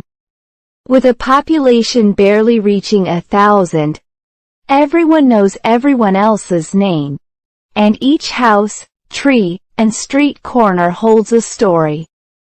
It's the kind of town where the days move slowly, but every moment is filled with a sense of comfort and familiarity. I've lived in this town my entire life, and it's shaped who I am in more ways than I can count. The main street, lined with quaint shops and family-owned businesses, is where most of the town's life happens. There's the old bakery with its warm, sugary scent wafting through the air every morning, and the general store where you can find everything from a can of paint to a loaf of bread. Mr. Johnson, who's owned the store for as long as I can remember, always greets customers with a smile and a story, happy to chat about the latest news or reminisce about the past. The town's heartbeat, though, is the town square, a large grassy area with a simple gazebo in the center. This is where the town gathers for every occasion, big or small. During the summer, the square comes alive with the sound of children playing, their laughter mixing with the soft hum of conversation from parents and neighbors sitting on benches, enjoying the shade of the tall oak trees. In the fall, the square is the site of our annual Harvest Festival, where everyone comes together to celebrate the season with homemade pies, games, and music. On quiet evenings, the square is the perfect place to sit and watch the world go by. The gentle breeze rustles the leaves, and the setting sun casts a golden glow over the town. It's in these moments that I appreciate just how peaceful life here can be, far removed from the rush and noise of the outside world. The people in my town are as much a part of it as the buildings and the streets. There's Mrs. Thompson, who has lived here her whole life and knows every bit of town history. She loves to tell stories about how things used to be, and her porch is a gathering place for those who want to listen and learn.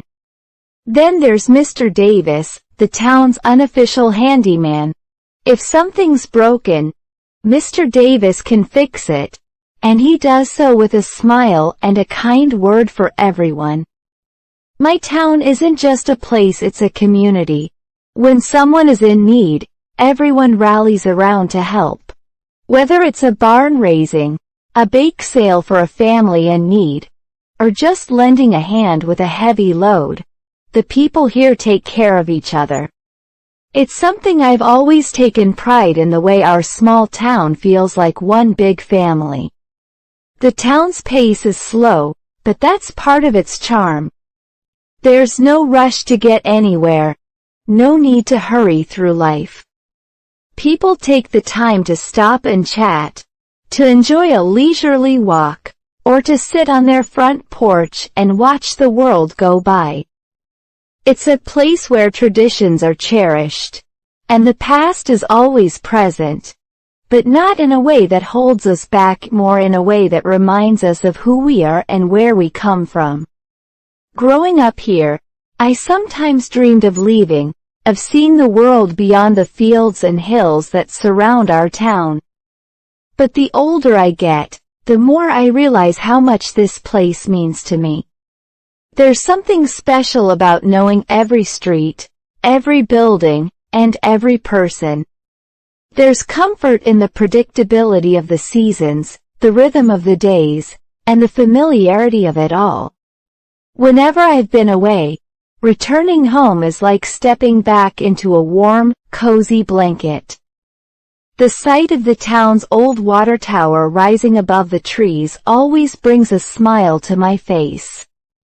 The smell of fresh-cut grass, the sound of the church bells ringing on Sunday morning, and the sight of children playing in the square remind me of everything I love about this place. My small town might not be flashy or famous, but it's filled with heart and history.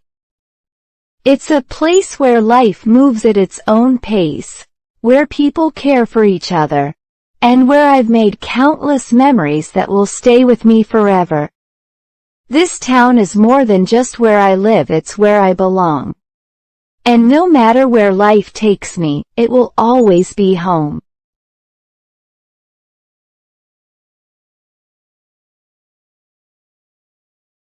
The heavy book. In a dusty corner of an old library, there sat a book unlike any other. It was enormous, with thick, leather-bound covers and pages that were yellowed with age. The spine was cracked and worn, and the title, embossed in gold, had long since faded.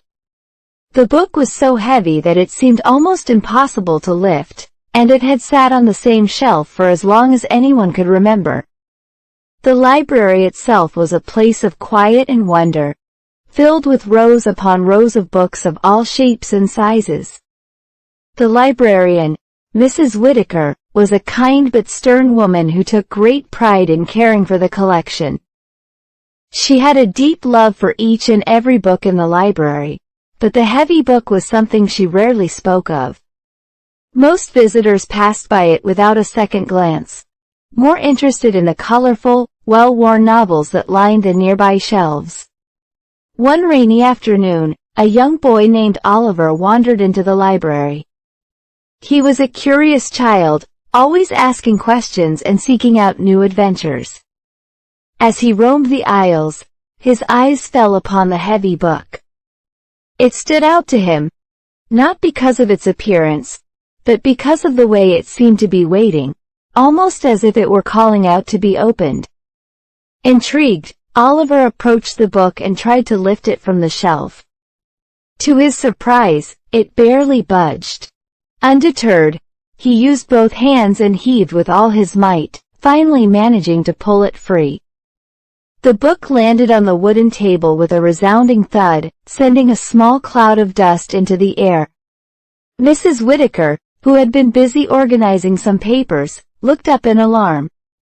"Careful with that, young man," she called out, hurrying over to where Oliver stood. "That book is very old and very special." "What's inside?" Oliver asked, his eyes wide with excitement. Mrs. Whittaker smiled softly, brushing the dust off the cover. "This is no ordinary book," she explained.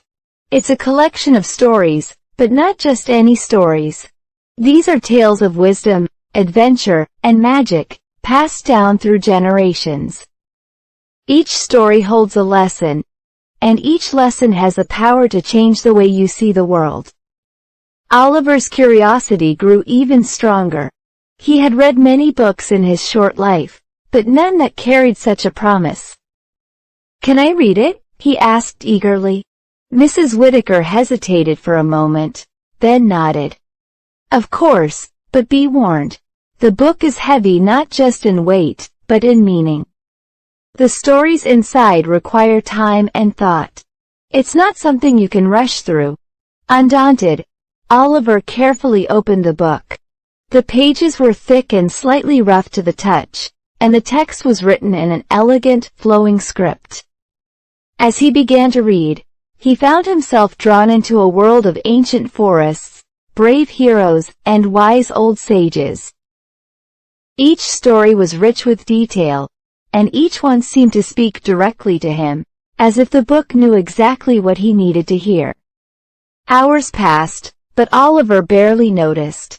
He was completely absorbed in the tales, his mind painting vivid pictures of the places and people described in the text. The rain outside had turned into a gentle drizzle, the library's warm light contrasting with the gray skies beyond the windows. As he read on, Oliver discovered that the stories were not just about adventure and excitement. They were filled with deeper meanings, teaching him about kindness, courage, and the importance of making wise choices. One story, in particular, stuck with him, a tale about a young prince who, despite his great power, chose to help those in need rather than seek glory for himself. The prince's humility and wisdom left a lasting impression on Oliver, making him reflect on his own actions and how he treated others. When Oliver finally closed the book, the library was quiet, and the rain had stopped. He looked up to find Mrs. Whittaker watching him with a knowing smile. "Did you find what you were looking for?" she asked gently. Oliver nodded, feeling a strange mixture of emotions. The book had been heavy in his hands, but even heavier in the lessons it carried. He felt as though he had grown in some way, as if the stories had added weight to his thoughts and feelings, giving them new depth. "Thank you for letting me read it," Oliver said, carefully returning the book to its place on the shelf. Mrs. Whittaker nodded, pleased. "Remember, Oliver, the knowledge you gain from a book is something you carry with you always. Some books are light and easy to carry, while others, like this one, are heavy with meaning. But it's the heavy ones that often stay with us the longest." As Oliver left the library that day, he felt different, wiser somehow. The heavy book had left its mark on him, and though he would read many more books in his life, he knew he would never forget the stories within its pages. It was a book that had changed him, in a way that only the heaviest of books could.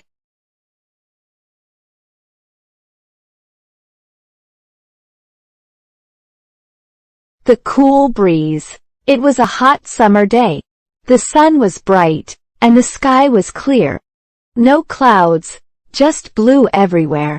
The trees were green, but they did not move. The air was still, and everything was quiet. Anna was sitting in her small garden.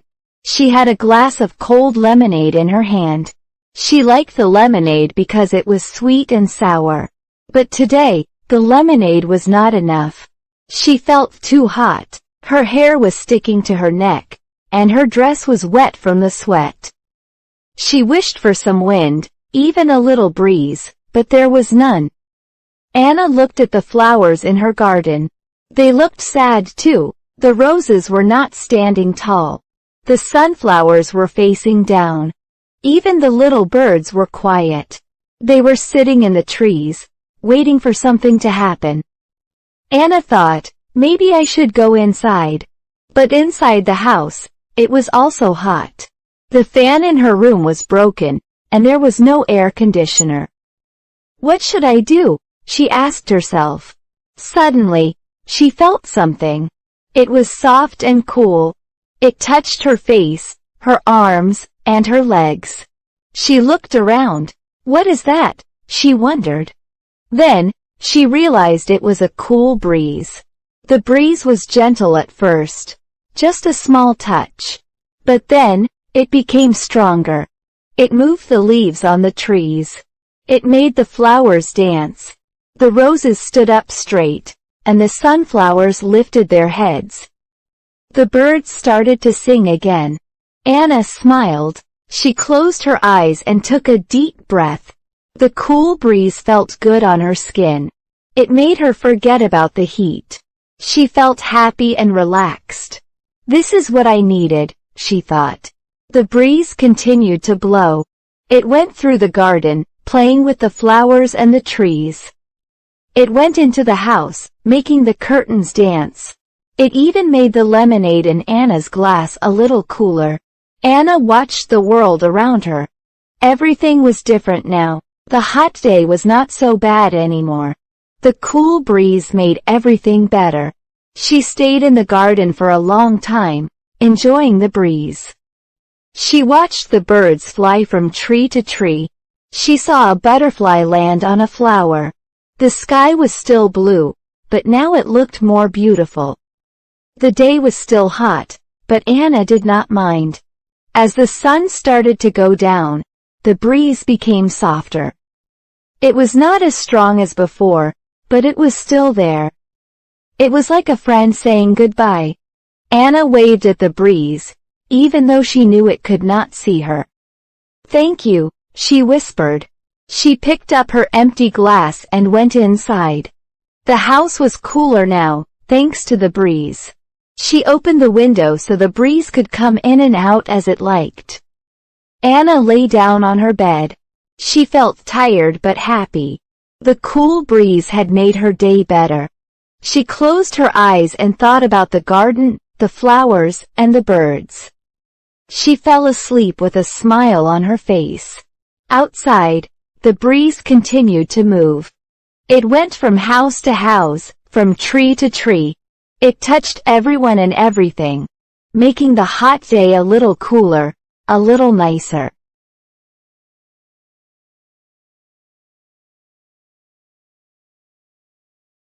A smooth stone. One day, Tom went for a walk by the river. It was a warm afternoon, and the sun was shining brightly. The water in the river was clear and calm. Tom liked to walk by the river because it made him feel peaceful. As he walked, Tom looked around. He saw birds flying in the sky and fish swimming in the water. The trees along the river were green and tall, and their leaves made a soft noise when the wind blew. Tom smiled and felt happy. After walking for a while, Tom stopped by a big tree. He sat down under its shade and looked at the river. He liked to sit here and watch the water. The sound of the river was gentle, like music. Tom closed his eyes and listened. When he opened his eyes, something caught his attention. There, on the edge of the river, was a small, smooth stone. It was shiny and round, and the sunlight made it sparkle. Tom stood up and walked over to the stone. He picked it up and looked at it closely. The stone was cool in his hand, and it felt very smooth. It was the most beautiful stone Tom had ever seen. It was gray with tiny spots of white, and it was perfectly round. Tom liked how it felt when he held it. Tom decided to keep the stone. He put it in his pocket and smiled. The stone made him feel special, like he had found a little treasure. He thought about how many years the stone had spent in the river, with the water making it smooth and round. Tom continued his walk by the river, but now he felt even happier. He reached into his pocket from time to time to touch the smooth stone. It felt like a good luck charm, something that would bring him happiness. When Tom got home, he took the stone out of his pocket and placed it on his desk. Every time he saw it, he remembered his peaceful walk by the river. The stone reminded him of the calm water, the singing birds, and the cool breeze. It was more than just a stone to Tom, it was a memory. That night, Tom placed the stone next to his bed. He felt calm and happy, knowing the stone was there. Before he went to sleep, he touched the stone one more time and smiled. It was smooth, cool, and perfect. The next day, Tom took the stone with him again when he went out. He liked having it with him. It made him feel calm, even when he was busy or tired. The smooth stone was his little piece of peace. Tom kept the stone for many years. It was always with him, in his pocket or on his desk. It became a special part of his life. The stone was simple, but it brought Tom happiness and calm. And so, the smooth stone stayed with Tom, a reminder of the beautiful day by the river and the simple joys in life.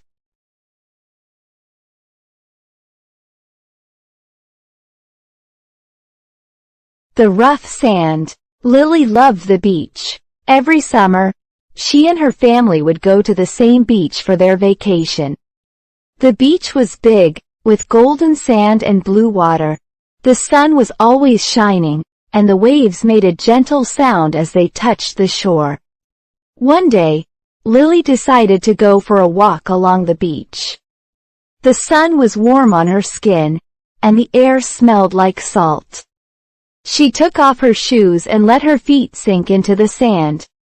It felt soft and warm at first, and Lily liked how it tickled her toes. As she walked, Lily noticed that the sand under her feet started to change. It was not as soft anymore. The sand became rough, and it felt different. Lily stopped and looked down.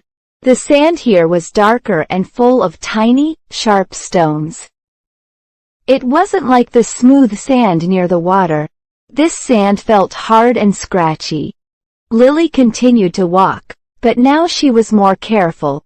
The rough sand was not as comfortable as the soft sand. It hurt her feet a little, but she kept going. She was curious to see what she would find. After walking for a while, Lily reached a part of the beach where the sand was very rough. It was almost like little rocks. The waves were stronger here, and the water was darker. Lily could see that the rough sand was made from broken shells and small stones. The waves had brought them to the shore, and over time, they mixed with the sand. Lily bent down and picked up some of the rough sand. It felt hard in her hand, not smooth like the soft sand. But it was interesting. She could see tiny pieces of shells, all different colors: white, pink, and even purple. The rough sand wasn't pretty, but it was special in its own way. She looked around and noticed that this part of the beach was quieter. Fewer people came here because the sand was not as nice to walk on. But Lily liked it. She liked the feeling of being somewhere different, somewhere a little wild. Lily sat down on the rough sand and watched the waves. The rough sand didn't bother her now. She liked how it felt under her hands, strong and solid. It made her think about how the ocean was always changing the beach, making it different every day. After a while, Lily stood up and started to walk back to her family. As she walked, she felt the rough sand turn into soft sand again. It was like coming back to something familiar. But now, she knew that the beach had more than just soft sand. There was a rough side too, and she liked knowing that. When Lily got back to her family, she told them about the rough sand. They listened as she described how it felt and what she saw. Her parents smiled and said, "The beach is full of surprises, isn't it?" That night, Lily thought about her walk. The rough sand was different, but it was part of the beach's beauty. It showed her that not everything has to be perfect to be special. Sometimes, the rough parts make things more interesting. The next day, Lily went back to the rough sand. She didn't mind that it wasn't soft. She liked how it felt real, like it had a story to tell. She sat there for a long time, feeling the sand and watching the waves. Happy to be in a place that was both rough and beautiful.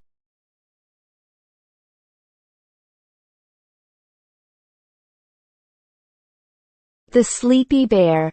Once upon a time, in a big, green forest, there lived a big, brown bear. His name was Bruno. Bruno was a very sleepy bear. Every day, he slept a lot. He loved to sleep under big trees, near the river, and even on soft grass. One sunny day, Bruno woke up and stretched his big paws. He was very hungry. "I need to find some food," he thought. So, Bruno walked through the forest. He looked left and right, but he was still very sleepy. His eyes were half closed, and he yawned a lot. First, Bruno went to the river. The river was cool and clear. He saw some fish swimming in the water, but when Bruno tried to catch a fish, he was too slow. The fish swam away quickly. Bruno sighed and said, "Oh, I am too sleepy to catch fish." Next, Bruno walked to the berry bushes. The bushes were full of sweet, red berries. Bruno loved berries. He opened his mouth to eat some, but then he felt so tired. "Maybe I can take a little nap first," Bruno said. He lay down under the bushes and closed his eyes. Soon, he was fast asleep. Bruno slept and slept. The sun moved across the sky, and it became afternoon. Other animals in the forest saw Bruno sleeping. A little rabbit hopped by and said, "Bruno, you are always sleeping."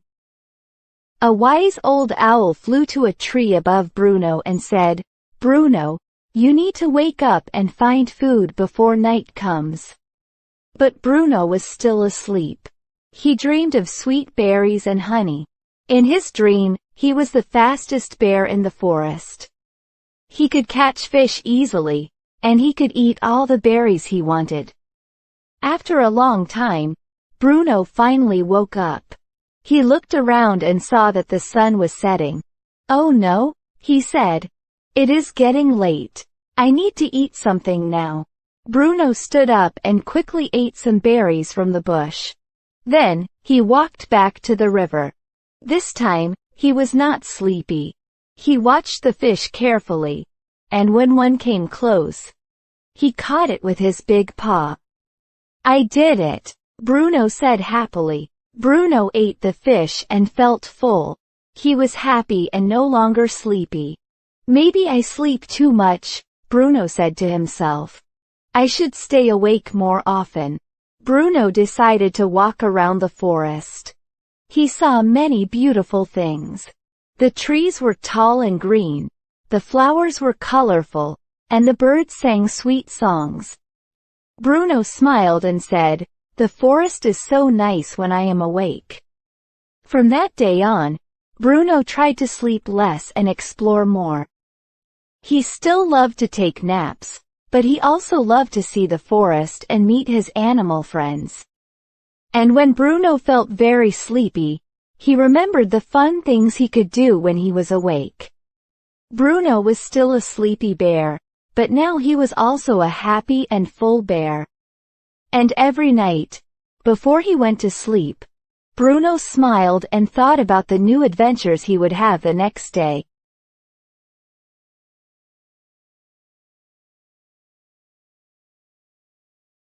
My busy mom. My name is Tom, and I have a very busy mom. Her name is Sarah. My mom is always doing something. She wakes up early every morning, before the sun comes up. She makes breakfast for me and my little sister, Lily. She makes toast, eggs, and sometimes pancakes. Mom is very good at making pancakes. They are my favorite. After breakfast, my mom helps me get ready for school. She helps me find my shoes, packs my lunch, and gives me a big hug before I go. Have a good day at school, Tom, she says every morning with a smile. Then, she helps Lily get ready for daycare. My sister is only 3 years old, so she needs a lot of help. Once we are all ready, Mom drives us to school. First, she drops me off at my school. Bye, Mom, I say, waving. Then, she drives Lily to daycare. Lily always waves too and says, bye-bye, Mommy. After dropping us off, my mom goes to work. She works at an office in the city. My mom is very smart. She helps people with their computers and makes sure everything works well. I think her job is very important, but I know it is also very hard. Mom sometimes says, I have so much to do, but she always smiles and does her work. When school is over, my mom comes to pick me up. She is always on time. Hi, Tom, how was your day? She asks. I tell her all about my day at school, and she listens carefully. Then, we go to pick up Lily from daycare. Lily is always happy to see Mom. She runs to her and gives her a big hug. After we get home, Mom starts cooking dinner. She cooks many different things. Sometimes we have spaghetti, chicken, or soup. I like when she makes soup because it is warm and tasty. While she cooks, she also helps me with my homework. Mom knows all the answers, but she makes me think and try to do it myself. You can do it, Tom, she always says. And she is right. I can do it with her help. Dinner time is special because we all sit together and talk about our day. Mom asks me and Lily about school and daycare, and we tell her all the fun things we did. Then, we ask Mom about her day at work. She tells us about the people she helped and the things she did. I was very busy today, she often says, but she always smiles. After dinner, Mom cleans the kitchen. I help by putting the dishes away. Lily helps too by drying the spoons. We are a good team. While we clean, we sing songs together. My mom has a beautiful voice. Sometimes, she sings my favorite song, and I join in. It makes cleaning fun. When the kitchen is clean, Mom plays with us. We play board games, or sometimes we read books. My favorite game is memory. Mom is very good at it, but she lets me win sometimes. Lily likes when Mom reads stories. Mom makes the stories fun with different voices for the characters. I love listening to her read. Before bedtime, Mom gives Lily a bath. She makes sure the water is warm and that Lily has all her toys. After the bath, she helps Lily put on her pajamas. Then, She tucks Lily into bed and reads her a bedtime story. Lily always asks for 2 stories, and Mom always says yes. After Lily is asleep, it is my turn. Mom helps me get ready for bed. I brush my teeth, put on my pajamas, and then she tucks me in. She kisses my forehead and says, "Good night, Tom. Sweet dreams." I feel safe and happy when she says that. Even after we are in bed, my mom is still busy. She checks her work emails and sometimes does more work. But she also takes some time to relax. She drinks a cup of tea and reads a book or watches a little TV. I know she is tired, but she always takes care of everything. My mom is very busy, but she always has time for me and Lily. She works hard at her job, takes care of our home, and loves us very much. I know she is tired sometimes, but she never complains. She is the best mom in the world. I love my busy mom, and I want to help her more. I help her clean, I do my homework, and I try to be a good big brother to Lily. I know it makes her happy, and that makes me happy too. The end.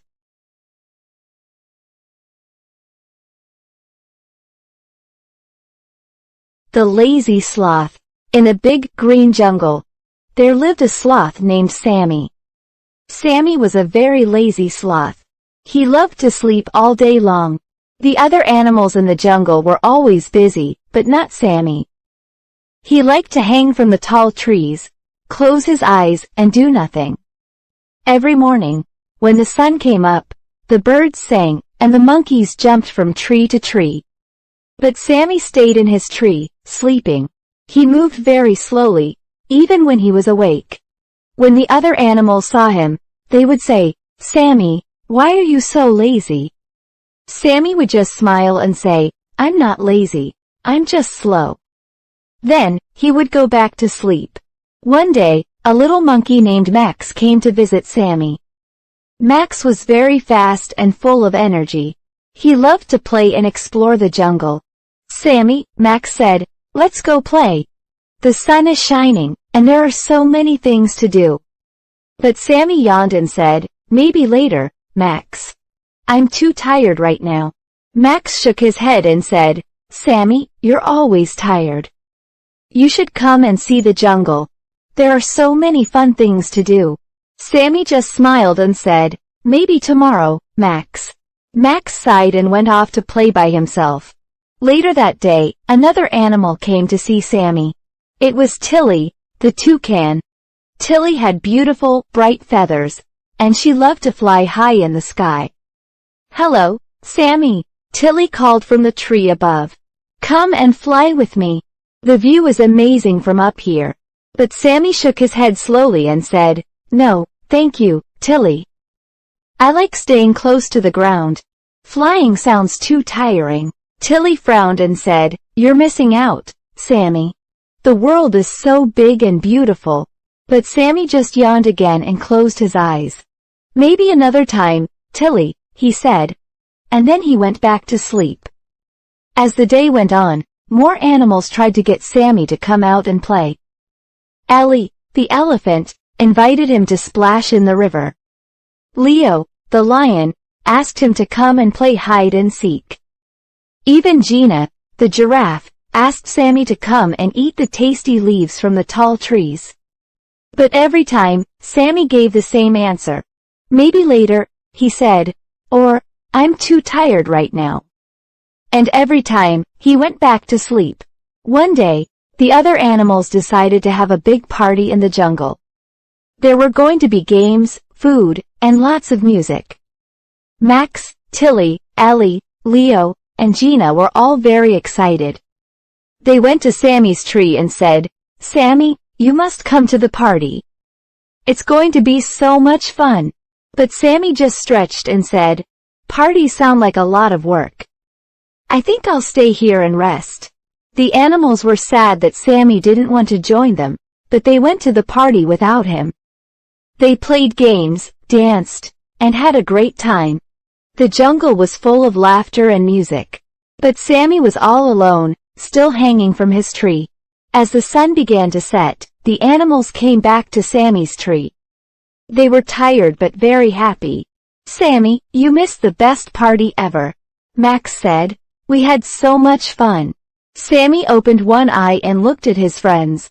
They all looked so happy. For the first time, Sammy felt a little sad. He thought about how he always stayed in his tree, doing nothing. He thought about all the fun things he had missed. Sammy sighed and said, "Maybe I should try to be a little less lazy. Maybe I should have gone to the party with you." The animals smiled. "It's never too late to join us, Sammy," Tilly said. "There will be more fun things to do tomorrow." Sammy smiled back and said, "You know what?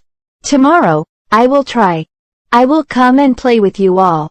The animals cheered. They were happy that Sammy wanted to spend time with them. The next day, Sammy woke up early. He stretched his arms and legs and slowly climbed down from his tree. Max was waiting for him. "Ready to explore, Sammy?" Max asked. Sammy nodded and said, "Yes, let's go." He moved slowly, but he was excited to try new things. That day, Sammy played with Max, flew with Tilly, and even splashed in the river with Ellie. He was tired, but he was also very happy. From that day on, Sammy was still a slow sloth, but he was no longer a lazy one. He found that it was fun to explore the jungle and spend time with his friends. And every night, when he went to sleep, Sammy dreamed about all the fun he would have the next day. The end.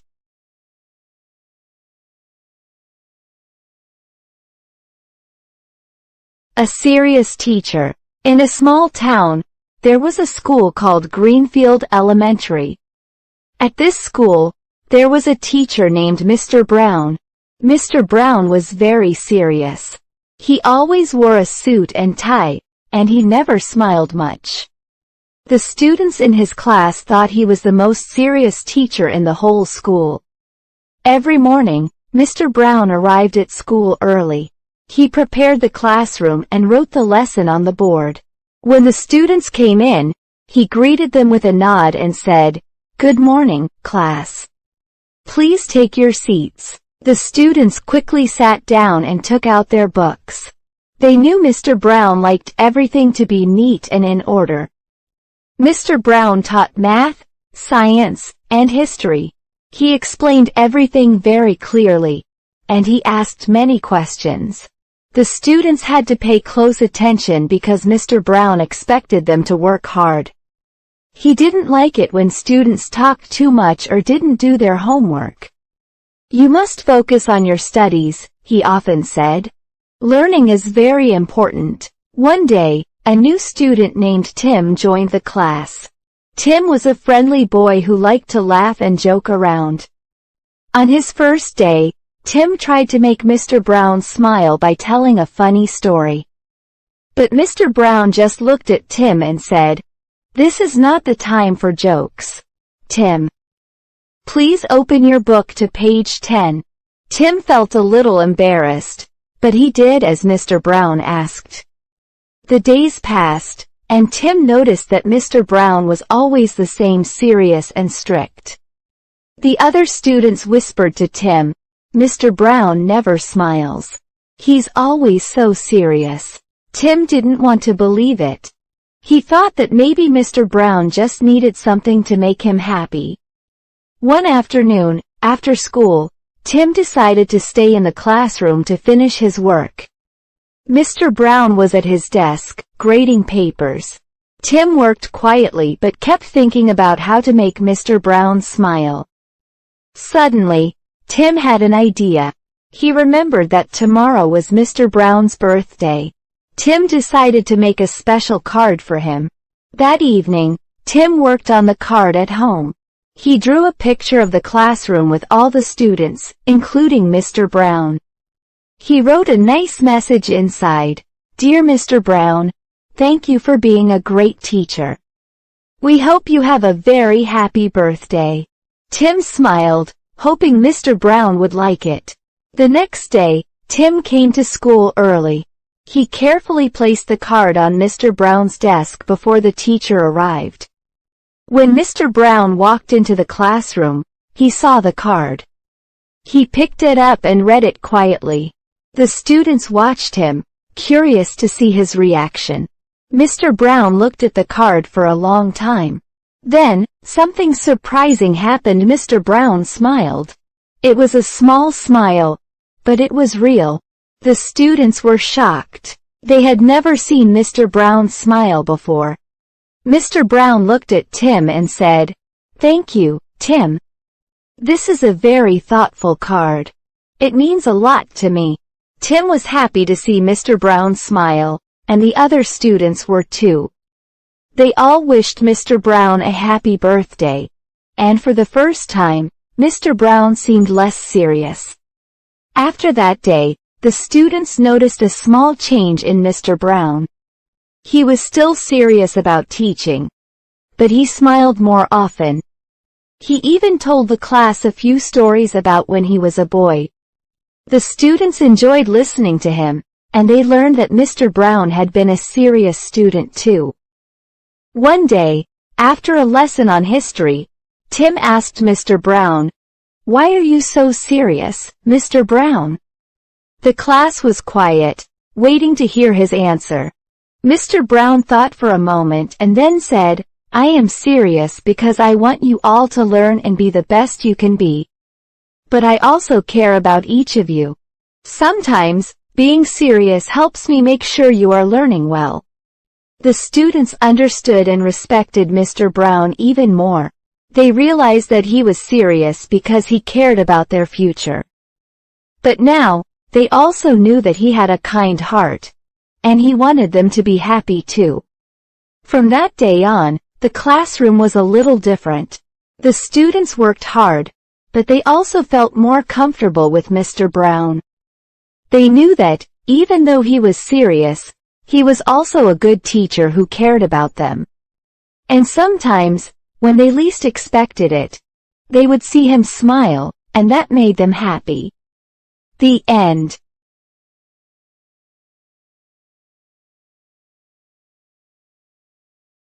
The Lost Key. In a small village, there was a little girl named Emma. Emma was 8 years old, and she lived with her parents in a cozy house near the edge of the village. Emma loved to explore, and she was always curious about everything around her. One day, while Emma was playing in her room, her mother called her. "Emma, I have a special job for you," her mother said. Emma ran to her mother and asked, "What is it, Mom?" Her mother handed her a shiny silver key. "This is the key to our garden shed," she explained. "Inside the shed, there are tools and seeds we need to plant our garden.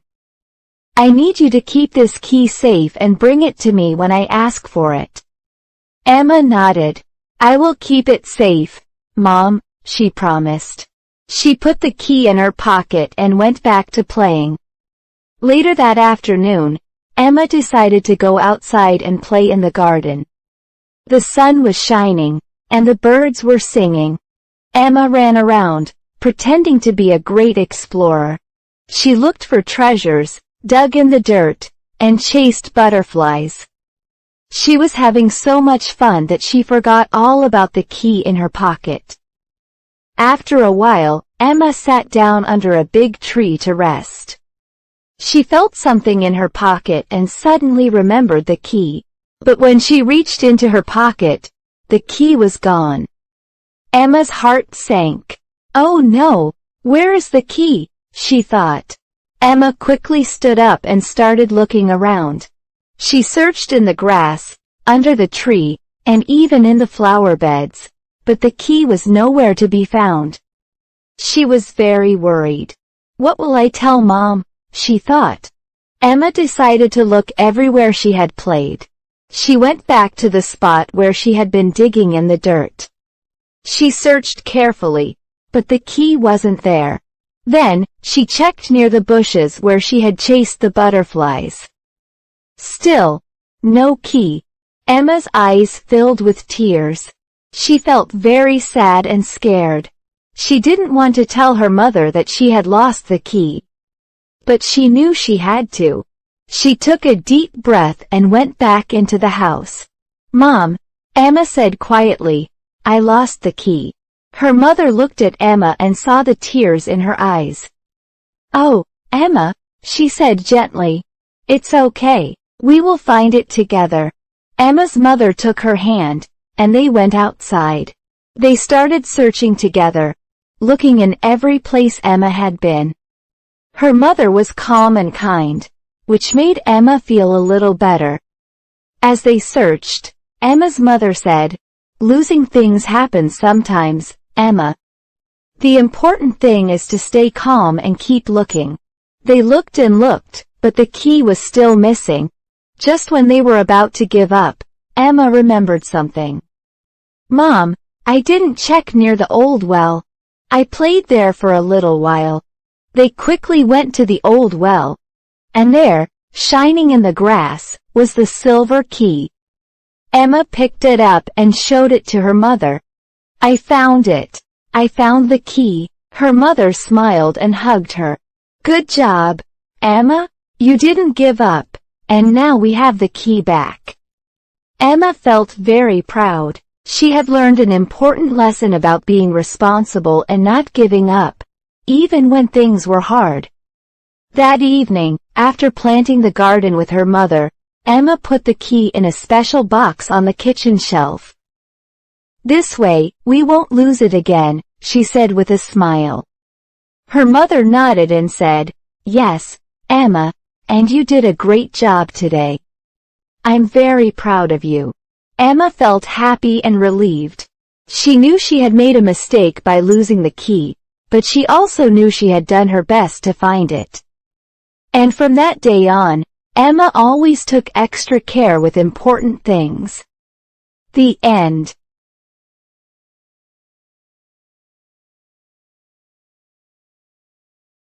The Sleepy Bear. In a peaceful forest filled with tall trees and colorful flowers, there lived a bear named Timmy. Timmy was a very special bear because he loved to sleep more than anything else. While other bears played and explored the forest, Timmy preferred to nap under the shade of a big oak tree. Every morning, Timmy would wake up, stretch his arms, and yawn. After a quick breakfast of honey and berries, he would find a cozy spot and take a nap. The other animals in the forest often wondered how Timmy could sleep so much. They were always busy with their activities, but Timmy was always napping. One day, the animals in the forest were preparing for a big event. They wanted to have a festival to celebrate the arrival of spring. There would be games, music, and lots of delicious food. Everyone was excited and working hard to get everything ready. But there was one problem: Timmy was still asleep. The animals tried everything to wake Timmy up. The birds chirped loudly, the squirrels danced around him, and the rabbits even tried to tickle his nose with a soft feather. But Timmy just rolled over and continued to snore. "Timmy needs to wake up," said the fox. "We need his help with the festival preparations." The wise old owl, who had been watching from a tree, said, "Maybe Timmy will wake up if he dreams about something exciting. Let's try to help him dream of the festival." The animals thought this was a good idea. They decided to make Timmy's dreams about the festival as wonderful as possible. They began to decorate his dream world with colorful lights, delicious food, and fun games. In Timmy's dreams, he found himself in the middle of the festival. There were balloons, music, and everyone was having a great time. Timmy was amazed. He saw the animals playing games, dancing, and enjoying the food. He even saw himself helping to set up the festival, and he felt very happy and excited. When Timmy finally woke up, he stretched and yawned, just as he always did. But today, something was different. He remembered the wonderful dream he had and felt excited about the festival. He looked around and saw that the animals were busy with the preparations. Timmy quickly realized that the festival was happening right now. Timmy jumped up and ran to join his friends. "I'm awake. I want to help with the festival," he said eagerly. The animals were delighted to see Timmy awake and ready to help. They put him to work right away. Timmy helped set up tables, hang decorations, and prepare the food. He was a big help, and he worked hard with his friends. When the festival finally began, Timmy was amazed by how much fun it was. He joined in the games, danced to the music, and enjoyed all the delicious food. He felt so happy to be a part of it all and to see his friends having a great time. As the sun set and the festival came to an end, Timmy sat with his friends under the stars. They all agreed that the festival was a huge success. Timmy looked around at the smiling faces of his friends and realized how important it was to be a part of something special. From that day on, Timmy still loved his naps, but he also made sure to wake up and join his friends for important events and fun activities. He learned that while it was nice to rest, being with friends and taking part in exciting things was just as important. And so, Timmy the sleepy bear became known not just for his love of sleeping, but also for his big heart and willingness to help his friends. The forest was a happier place with Timmy awake and enjoying life's adventures. The end.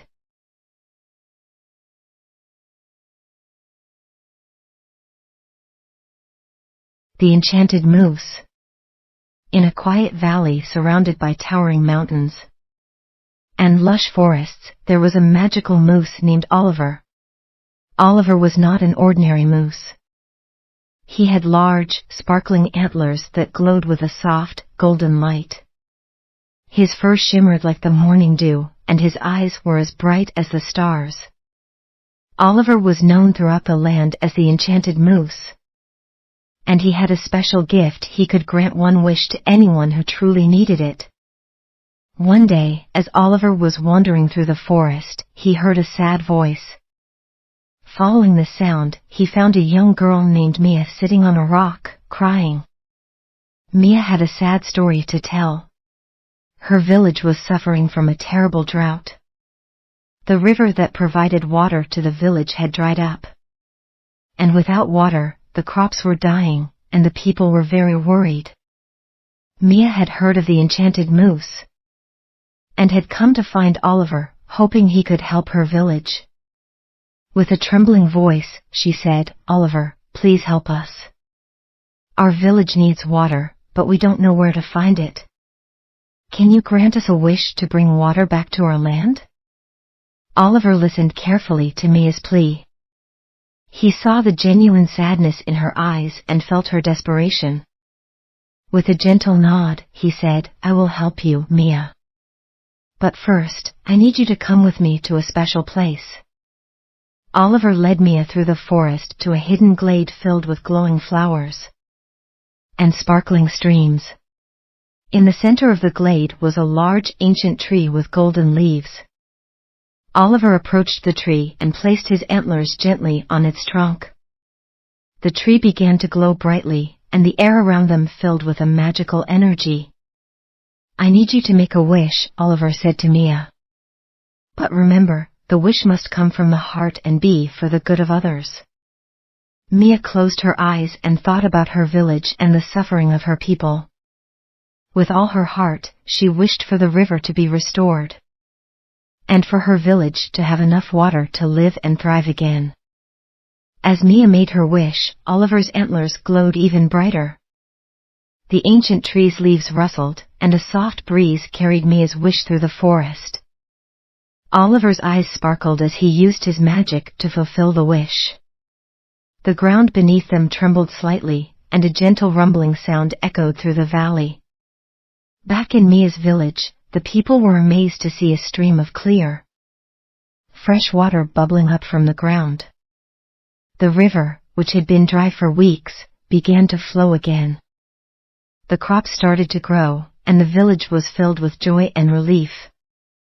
Mia returned to her village and was greeted with cheers and celebrations. The villagers thanked Mia for her bravery and the Enchanted Moose for his magical help.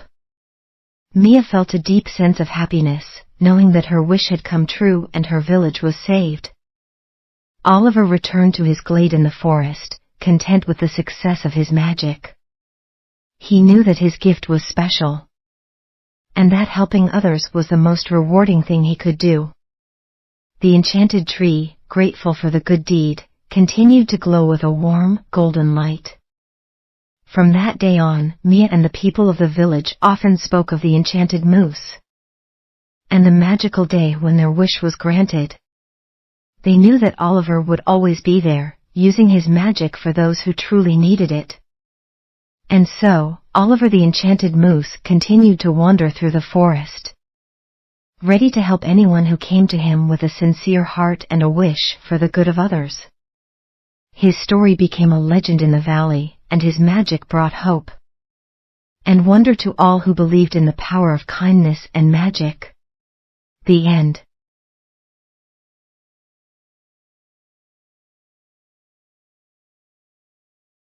My excited dog.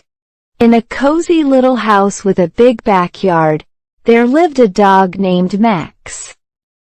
Max was a small dog with soft brown fur and a wagging tail that never seemed to stop. Max was always full of energy and excitement. Every little thing made him happy, from a new toy to a simple walk in the park. Max lived with a boy named Jack, who loved him very much. Jack and Max were the best of friends. They did everything together, playing games, going on adventures, and even snuggling on the couch to watch TV. One sunny morning, Jack woke up to the sound of Max barking excitedly. "What's going on, Max?" Jack asked, rubbing his eyes as he got out of bed. Max wagged his tail and jumped around, barking happily. Jack knew that this meant Max was ready for a new day full of fun. Max always woke up excited, eager to see what the day would bring. After breakfast, Jack decided to take Max to the park. The moment Jack picked up Max's leash, Max started to spin in circles, barking with joy. Okay, Max. We're going to the park." Jack laughed, trying to clip the leash onto Max's collar. Max could hardly contain his excitement. As soon as they stepped outside, Max began to pull on the leash, his tail wagging like crazy. Jack held on tight, laughing as Max led the way to the park. When they arrived, the park was full of children playing, dogs running around, and birds singing in the trees. Max's eyes lit up with excitement. There were so many things to see and do. Jack took Max to the open field where they could play fetch. He threw Max's favorite ball as far as he could, and Max took off like a rocket, chasing after it with all his might. Max loved playing fetch, and every time he brought the ball back to Jack, he jumped up and down, eager to do it all over again. After a few rounds of fetch, Jack took Max to the dog area where other dogs were playing. Max was thrilled to see so many other dogs. He ran around, greeting each one with a wag of his tail and a happy bark. Max made friends quickly, and soon he was playing a game of chase with the other dogs. Jack watched as Max ran and played, his excitement never fading. Max's energy seemed endless, and he brought joy to everyone around him with his playful spirit. After a long time playing, it was time to go home. Max was still full of energy, but Jack could see that his little legs were getting tired. "Come on, Max," Jack said, patting his leg. "Let's go home and rest." On the way home, Max walked a little slower, but his tail was still wagging. He had enjoyed every moment of the day and was already looking forward to their next adventure. When they got back home, Jack gave Max a bowl of water, which Max happily lapped up. Then, Max jumped onto the couch and curled up next to Jack. Even though he was tired, his excitement hadn't completely worn off. He snuggled close to Jack, his tail still wagging softly as he drifted off to sleep. Jack smiled and petted Max's soft fur. "You're always so excited, Max," he said quietly. "That's what makes you such a great friend. You make every day special." As Max slept, Jack thought about how lucky he was to have such an excited and happy dog. Max's excitement was contagious, and it made Jack appreciate all the little things in life. From that day on, Jack and Max continued to share many exciting adventures. Whether they were playing in the park, exploring new places, or just relaxing at home, Max's endless excitement brought joy and laughter into every moment. And so, Max, the excited dog, lived a happy life filled with love, fun, and lots of wagging tails.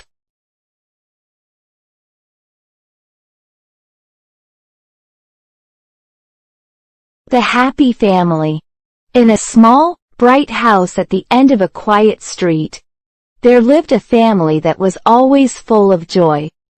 This family was made up of 4 people: Dad, Mom, their son Tim, and their daughter Lucy. Together, they were known as the happiest family in the neighborhood. Every morning, the house was filled with laughter and smiles. Dad would wake up early to make breakfast for everyone. He loved to cook, and his pancakes were the best in town. Mom would join him in the kitchen, singing cheerful songs while she set the table. Tim and Lucy would rush down the stairs, excited to start the day with their favorite breakfast. "Good morning, everyone," Dad would say, flipping a pancake high into the air. "Good morning, Dad," Tim and Lucy would reply in unison, giggling as the pancake landed perfectly on the plate. After breakfast, the family would gather around the table to plan their day. They loved spending time together, whether it was going to the park, playing games, or just talking about their day. No matter what they did, they always found a way to make it fun. One sunny Saturday, Dad had an idea. "How about we go on a picnic today?" he suggested. "The weather is perfect, and we can spend the whole day outdoors." "That sounds like a great idea," Mom agreed.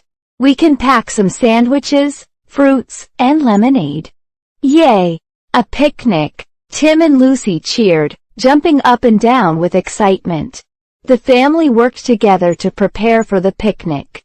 Dad made the sandwiches, Mom cut up the fruits, and Tim and Lucy packed everything into a big picnic basket.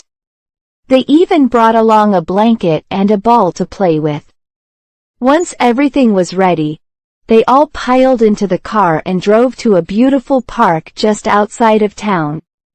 The park was full of green trees, colorful flowers, and wide open spaces where they could run and play.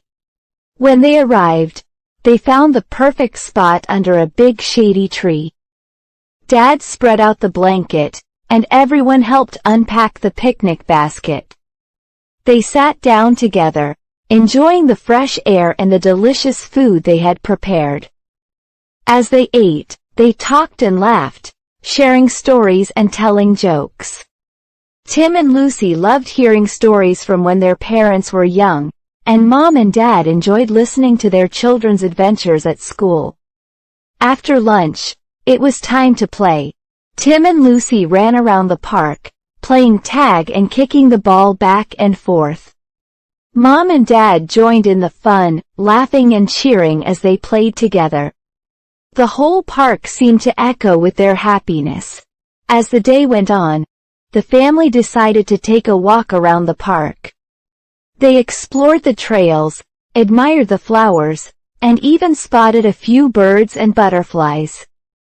Tim and Lucy collected some pretty leaves and flowers to take home as a memory of their special day. When the sun started to set, the family packed up their things and headed back home. They were tired from all the fun they had, but their hearts were full of joy. As they drove home, they talked about their favorite parts of the day and made plans for their next family adventure. Back at home, they settled down in the living room to relax. Dad made some hot cocoa, and they all snuggled up together on the couch. "Today was perfect," Lucy said, sipping her cocoa. "It sure was," Tim agreed, smiling at his family. "I'm so glad we're a happy family." Mom and Dad exchanged a warm look. "We're happy because we have each other," Mom said. "No matter what we do, as long as we're together, we'll always be a happy family."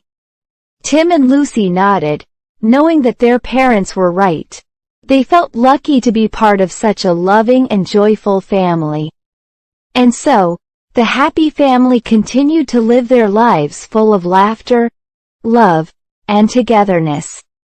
They knew that as long as they had each other, every day would be filled with happiness.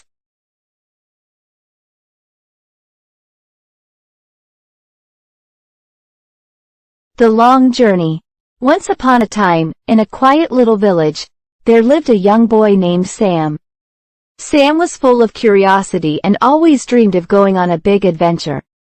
He loved hearing stories about faraway places, tall mountains, deep forests, and sparkling rivers. One day, Sam decided that he would go on a long journey to see these places for himself. Sam told his parents about his plan. At first, they were worried. "The world is big, and you are still young," his mother said. "It's a long journey, and there will be challenges along the way." But Sam was determined. "I'm ready," he said. "I want to see the world and learn new things. I'll be careful, and I'll come back safe." Seeing his determination, his parents finally agreed. They packed him a bag with food, water, and a warm blanket, and they gave him a map to help him find his way. "Remember," his father said, "the journey is long, but take it one step at a time." And so, early one morning, Sam set out on his long journey. The sun was just rising, casting a golden light over the fields and trees. Sam felt excited and a little nervous as he walked along the path that led out of the village. The first part of the journey was easy. The road was smooth, and the weather was perfect. Sam walked through fields of tall grass and colorful flowers. He saw butterflies dancing in the air and heard birds singing in the trees. He felt happy and free, just like he had imagined. But as the days passed, the journey became harder. The path grew steep and rocky as Sam entered the mountains. The air became cooler, and the trees grew taller and thicker. Sam had to climb over big rocks and cross fast-flowing streams. Sometimes, he felt tired and his legs ached, but he kept going. One step at a time, he reminded himself, just like his father had said. One day, as Sam was walking through a dense forest, he lost his way. The trees were so tall and close together that they blocked out the sunlight, and the forest seemed dark and confusing. Sam felt scared and alone. He looked at his map, but he couldn't figure out where he was. Just as he was starting to lose hope, he heard a rustling in the bushes. Out came a kind old woman with a basket of herbs. She saw that Sam was lost and offered to help him. "Don't worry, young traveler," she said with a gentle smile. "I know this forest well. I can guide you back to the path." Grateful for her help, Sam followed the old woman through the forest. She led him to a small clearing where the path became clear again. "Thank you so much," Sam said. "I don't know what I would have done without you." The old woman smiled and patted Sam on the shoulder.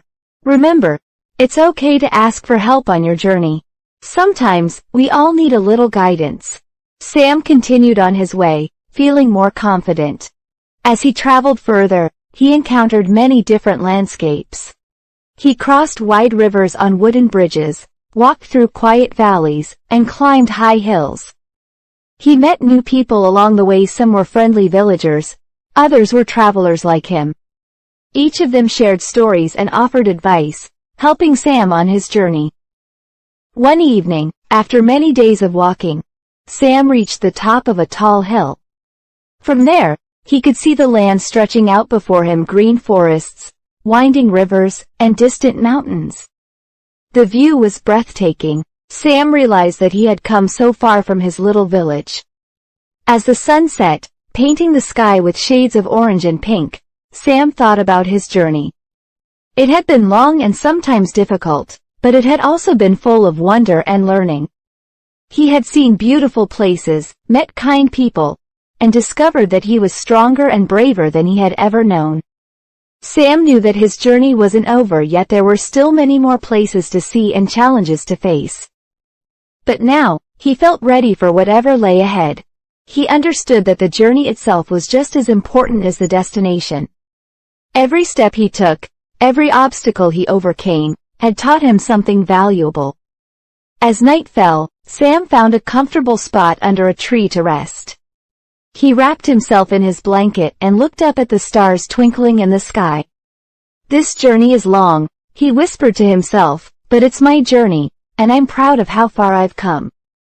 With that thought in his heart, Sam closed his eyes and fell asleep, dreaming of the adventures still to come on his long journey. The end.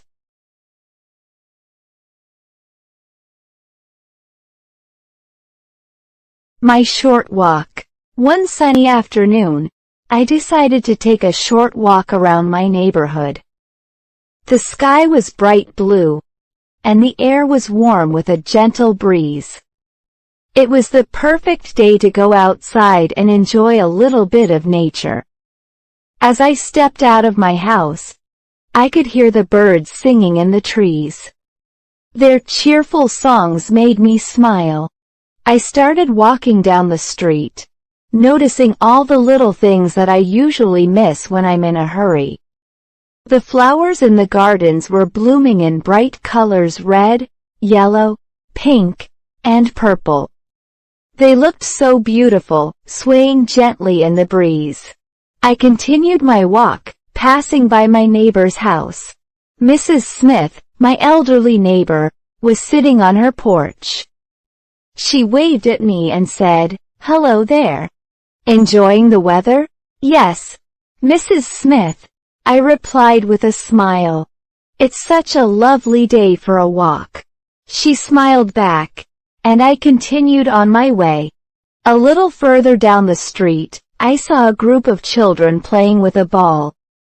They were laughing and having so much fun. One of the children kicked the ball too hard, and it rolled towards me. I stopped it with my foot and kicked it back to them. "Thanks," one of the kids shouted, and they went back to their game. Their laughter filled the air as I walked past. As I reached the end of the street, I turned the corner and found myself near the small park. The park wasn't very big, but it was one of my favorite places in the neighborhood. It had a few benches, a swing set, and a small pond with ducks swimming around. I decided to take a little break and sit on one of the benches. From my seat, I watched the ducks as they floated on the water, occasionally dipping their heads under to catch something to eat. A couple of them waddled over to the edge of the pond and quacked softly. It was peaceful, and I felt happy just sitting there, enjoying the quiet moment. After a few minutes, I stood up and continued my walk. I took a path that led me through a row of tall trees. The leaves rustled above me as the wind blew through the branches, creating a soothing sound. The sunlight peeked through the leaves, making pretty patterns on the ground. As I walked under the trees, I noticed a squirrel darting up a tree trunk. It stopped halfway up and looked at me with its big, curious eyes. I smiled and waved at it, and then it scurried up to the top of the tree, disappearing into the leaves. At the end of the path, I saw a bench with an old man sitting on it. He was feeding crumbs to the birds that had gathered around him. The birds were chirping happily, hopping around his feet and pecking at the crumbs. "Good afternoon," I said as I walked by. "Good afternoon," he replied with a nod and a friendly smile. I continued walking until I came to the small bakery on the corner. The smell of freshly baked bread and pastries drifted out of the door, making my mouth water. I decided to go inside and treat myself to something sweet. The bakery was cozy, with shelves full of delicious treats. I bought a warm, buttery croissant and carried it with me as I left the shop. With the croissant in hand, I started walking back home. I took a different route this time, passing by a small playground where more children were playing. Their joyful shouts and the sounds of their games made me feel happy inside. As I walked, I thought about how much I enjoyed this short walk. It wasn't a long journey, but it was filled with little moments that made me appreciate the beauty around me. The flowers, the birds, the friendly faces, and even the simple pleasure of a croissant, all these things made my walk special. Soon, I was back at my house. I opened the door and stepped inside, feeling refreshed and content. The walk had only taken a short time, but it had filled my heart with happiness. I realized that sometimes, it's the small things in life that can bring the greatest joy. And so, my short walk came to an end, but the memories of it stayed with me, reminding me to take time to enjoy the simple pleasures that are all around us every day.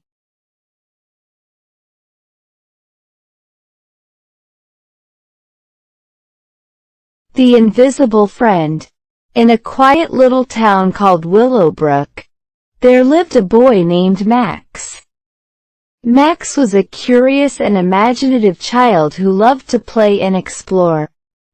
He had many toys and games, but sometimes he felt a little lonely. You see, Max didn't have many friends to play with, and often, he would spend his days alone. One sunny afternoon, Max was playing in his backyard. He was building a castle out of sticks and stones, imagining himself as a brave knight defending his kingdom. But as he worked, he couldn't help but wish he had someone to share his adventure with. Suddenly, as if by magic, Max heard a soft voice behind him. "Hello, Max," the voice said gently. Max jumped in surprise and turned around, but there was no one there. He looked around, confused. "Who's there?" he asked, his heart pounding with excitement and a little bit of fear. "It's me, your new friend," the voice replied. "My name is Sam." Max looked around again but still couldn't see anyone. "Where are you, Sam?" "I can't see you," he said, his eyes wide with wonder. "That's because I'm invisible," Sam explained with a cheerful tone. "But don't worry, I'm real, and I'm here to play with you." Max blinked in surprise. He had never heard of an invisible friend before, but he was so excited to have someone to talk to that he didn't care. "An invisible friend? That's amazing!" Max exclaimed. "Will you help me build my castle, Sam?" "Of course," Sam replied. "Let's make it the biggest and strongest castle ever." With Sam's help, Max's castle grew taller and more magnificent. Sam told Max where to place the sticks and stones, and together they created a fortress fit for a king. As they worked, Max could hear Sam's laughter and feel his invisible presence beside him. Max and Sam spent the entire afternoon playing together. They pretended to be knights, battling fierce dragons and rescuing trapped princesses. They ran around the yard, laughing and shouting, having the time of their lives. For the first time in a long time, Max didn't feel lonely at all. He had found a friend, even if that friend was invisible. As the days went by, Sam became Max's constant companion.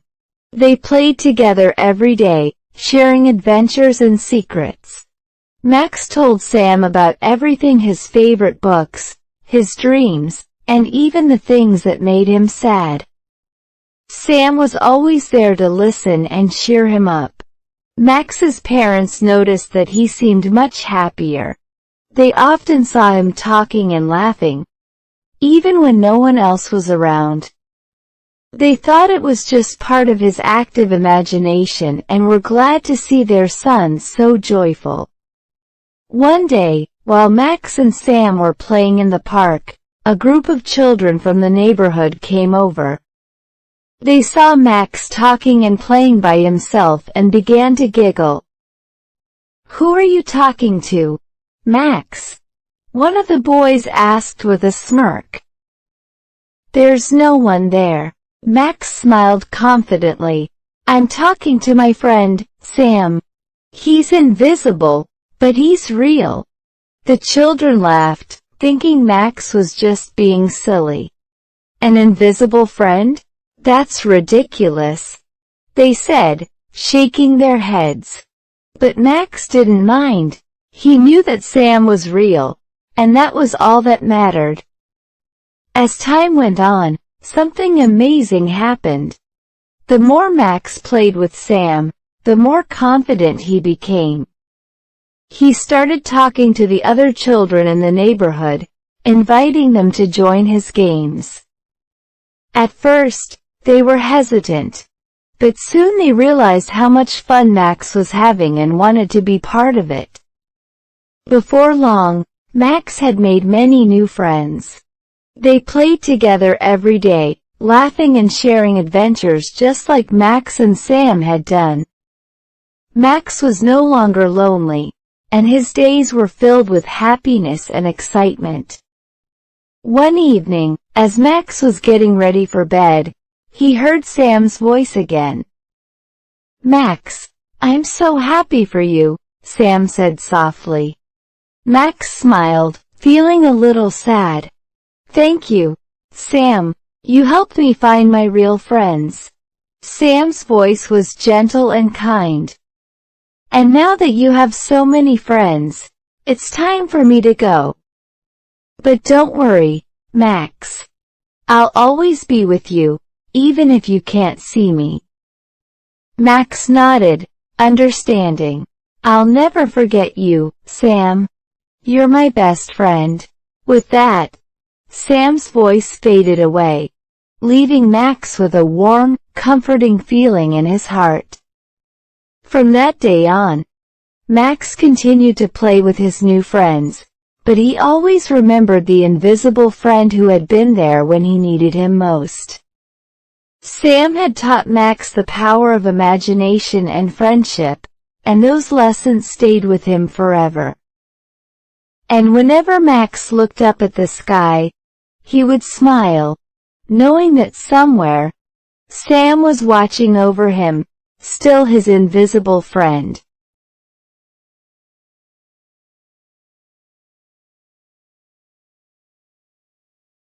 The Hungry Dragon. In a faraway land called Greenvale, there was a village surrounded by tall mountains and thick forests. The people of Greenvale were kind and hard-working, and they lived peacefully, growing crops and raising animals. But there was one thing that made them nervous. A dragon lived in the mountains nearby. This dragon, named Blaze, was huge, with shining green scales and eyes that glowed like fire. He wasn't a bad dragon, but he had a big problem: he was always hungry. Blaze would wake up every morning with his stomach rumbling, and no matter how much he ate, he never seemed to be full. The villagers knew about Blaze's hunger, and they were afraid he might come down from the mountains one day to find food in their village. So, they decided to bring him food to keep him happy and avoid any trouble. Every week, the villagers would gather a big basket of food, fruits, vegetables, bread, and even some delicious honey from their beehives. They would take the basket to the edge of the forest, leave it there, and quickly return to the village. The next day, the basket would always be empty, and the villagers knew Blaze had eaten the food. But as time went on, Blaze's hunger grew even bigger. The basket of food that used to be enough for him was no longer satisfying. Blaze started to get worried. He didn't want to scare the villagers, but his hunger was too strong to ignore. One day, after finishing the basket of food, Blaze felt hungrier than ever. He decided he needed to talk to the villagers and find a solution. So, with a deep breath, Blaze flew down from the mountains and landed gently at the edge of Greenvale. The villagers were terrified when they saw the dragon approaching. They had never seen Blaze up close before, and they weren't sure what to do. But Blaze spoke softly and kindly. "Please don't be afraid," Blaze said. "I don't want to hurt anyone. I'm just very, very hungry. And the food you've been giving me isn't enough anymore." The village elder, a wise old man named Cedric, stepped forward. "We understand, Blaze," he said calmly. "But we're a small village, and we can only give you so much. We need to find a way to help you without taking all our food." Blaze nodded sadly. "I know, and I don't want to take your food away. I was hoping we could find another solution together." Cedric thought for a moment. "What if we help you grow your own food?" he suggested. "There's a large valley behind the mountains with rich soil. If we work together, we could plant crops and raise animals there. You could have all the food you need, and we could continue living in peace." Blaze's eyes lit up with hope. "That sounds like a wonderful idea. But I don't know how to farm." "We can teach you," Cedric said with a smile. "And with your help, we could grow enough food for everyone." The villagers, still a little nervous, agreed to give it a try. They knew it would be hard work, but they also knew it was the best way to keep Blaze from becoming too hungry. So, the next day, the villagers and Blaze set out for the valley behind the mountains. The valley was beautiful, with wide, open fields and a sparkling river running through it. The villagers showed Blaze how to plant seeds, water the crops, and take care of the animals. Blaze was a fast learner, and soon, the valley was full of green plants and healthy animals. Blaze was careful and gentle as he helped the villagers with the work. He used his large wings to carry water from the river, and his powerful tail to dig the soil. The villagers and Blaze became friends, and they all worked together to make sure there was plenty of food. As the weeks passed, the crops grew tall, and the animals became strong. Blaze's hunger was finally satisfied. He no longer needed to worry about being hungry all the time, and the villagers were no longer afraid. The valley became a place of abundance, where both the villagers and Blaze could find all the food they needed. Blaze was happy and content, knowing he had found a solution that worked for everyone. From that day on, Blaze and the villagers lived in harmony. The villagers would often visit the valley to see their dragon friend, and they would share stories and meals together. Blaze was no longer just a hungry dragon, he was a friend and protector of the village. And so, The legend of the hungry dragon turned into a story of friendship and cooperation, reminding everyone that even the biggest problems can be solved when you work together.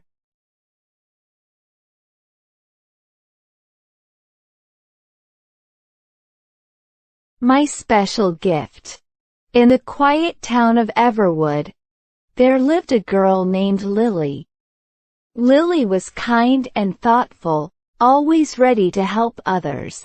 Her favorite time of year was her birthday, not because of the presents she received, but because of the happiness it brought.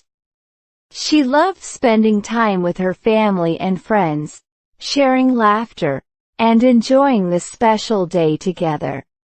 One year, as her birthday approached, Lily's excitement grew.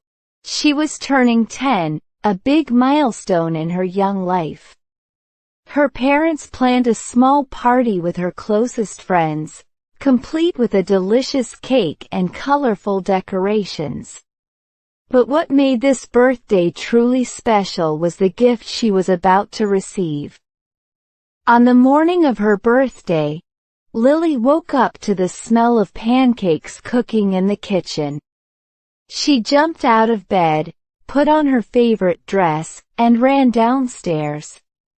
Her parents greeted her with big smiles and a hug. "Happy birthday, Lily," they exclaimed. "Thank you, Mom and Dad," Lily replied, her eyes shining with joy. After breakfast, her parents handed her a small, beautifully wrapped box. The wrapping paper was golden, and it shimmered in the sunlight. Lily's heart raced with anticipation as she carefully unwrapped the box. Inside was a delicate, silver necklace with a small locket in the shape of a heart. The locket had tiny, intricate designs etched into the silver, and it sparkled like the stars. Lily's eyes widened as she held the necklace in her hands. "It's beautiful," Lily whispered. "Open the locket," her mother said with a gentle smile. Lily carefully opened the locket, revealing a tiny picture inside.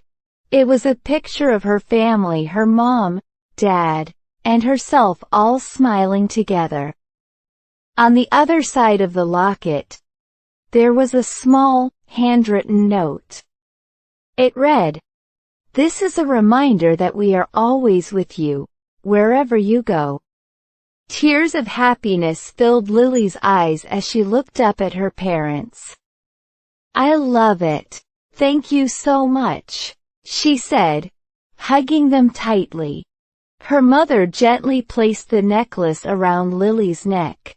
"This locket is very special, Lily. It belonged to your grandmother, and now it belongs to you. It's a symbol of our love and the bond we share as a family." Lily felt a warm glow in her heart as she touched the locket. She knew this was the most special gift she had ever received. It wasn't just a beautiful piece of jewelry, it was a symbol of love, family, and the memories they shared. The birthday party that afternoon was filled with laughter, games, and delicious cake. Lily's friends brought her wonderful presents, and they all had a great time celebrating. But as much as Lily loved the toys and books she received, nothing compared to the necklace around her neck. Throughout the day, Lily kept touching the locket, feeling its comforting presence. She knew that no matter where life took her, she would always carry her family's love close to her heart. As the sun began to set and the party came to an end, Lily sat quietly in her room, reflecting on the day. She realized that her birthday had been perfect, not just because of the fun and the presents, but because of the love she felt from those around her.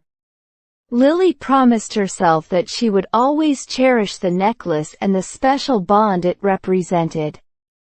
She knew that as she grew older, The locket would remind her of her family and the love they shared.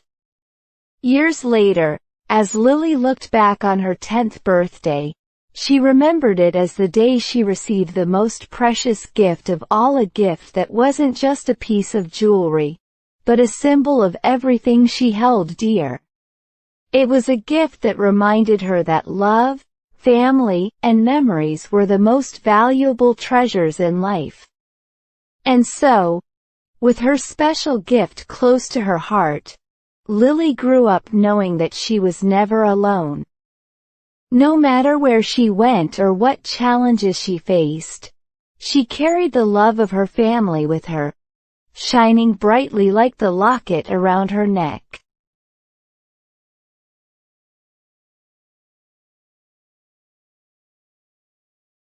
The Flying Carpet. In a small town called Windy Hill, there lived a boy named Sam. Sam loved adventure and dreamed of flying through the skies like a bird. He would spend hours watching the clouds drift by, imagining what it would be like to soar high above the town. One day, while exploring his grandmother's attic, Sam discovered something amazing. It was an old, dusty carpet rolled up in the corner. The carpet had bright colors and beautiful patterns, and it looked very old. "What's this doing here?" Sam wondered as he unrolled the carpet. As soon as he spread it out, something magical happened. The carpet began to glow softly, and it lifted slightly off the ground. Sam's eyes widened in surprise. Could it be a flying carpet? His heart raced with excitement as he touched the carpet. It felt warm and seemed to hum with energy. He couldn't believe what was happening. He had heard stories of magic carpets in books and tales, but he never thought he would find one in his own house. Sam carefully stepped onto the carpet, feeling a bit nervous but mostly thrilled. As soon as both his feet were on the carpet, it lifted off the ground, slowly at first, then a little faster. Sam held on tight as the carpet floated up to the attic window and out into the open sky. "I'm flying!" Sam shouted with joy as the carpet soared higher. The wind blew through his hair, and he felt free, like a bird in the sky. The town of Windy Hill grew smaller and smaller below him, and soon he was flying over fields, rivers, and forests. The carpet flew smoothly and quickly, taking Sam on an adventure he had only dreamed of. He could see everything from up high: the green fields, the sparkling rivers, and the animals running below. He waved to the people in the villages he passed, and they waved back, amazed to see a boy flying on a carpet. As Sam flew over a dense forest, he noticed something shiny down below. Curious, he guided the carpet lower to see what it was. He landed softly in a clearing and found a small, golden key lying on the ground. "What's this?" Sam wondered, picking up the key. It was small and looked very old, with intricate designs carved into it. He decided to keep it, thinking it might be important. The carpet lifted into the sky again, and Sam continued his adventure. He flew over mountains and valleys, feeling like the luckiest boy in the world. But as the sun began to set, Sam realized it was time to go home.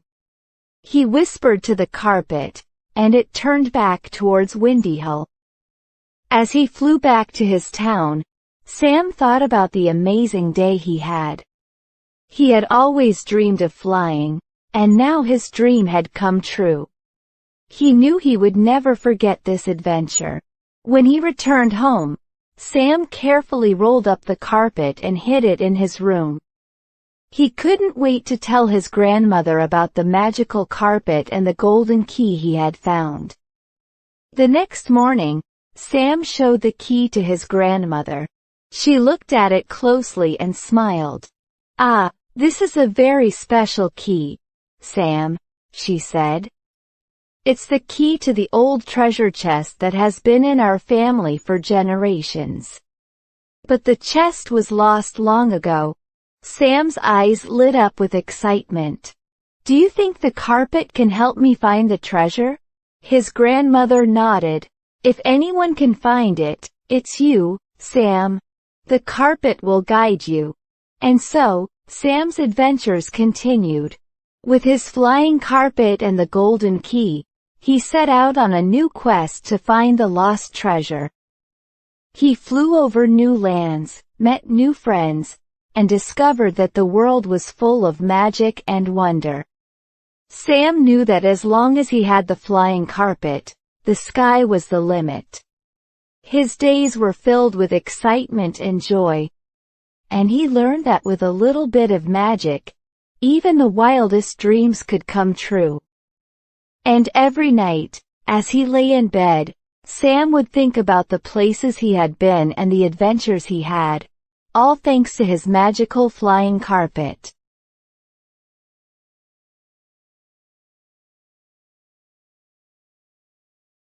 A windy day.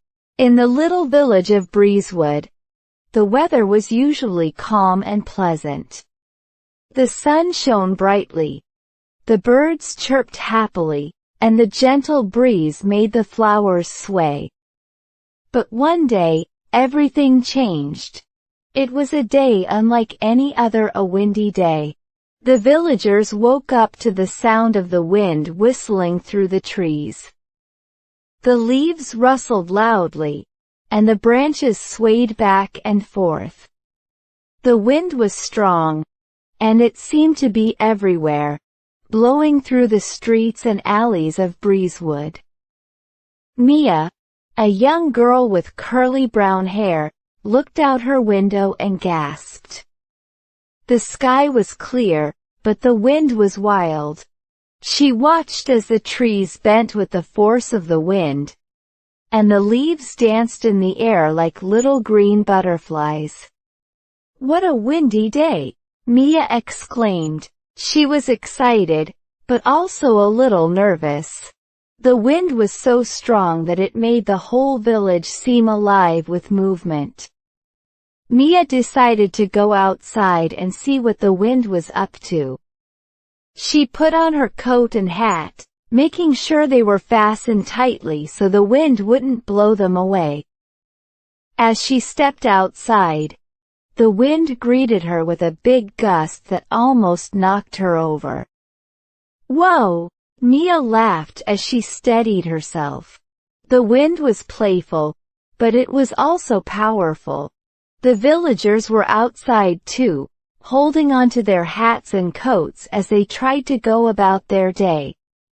The wind made everything more difficult.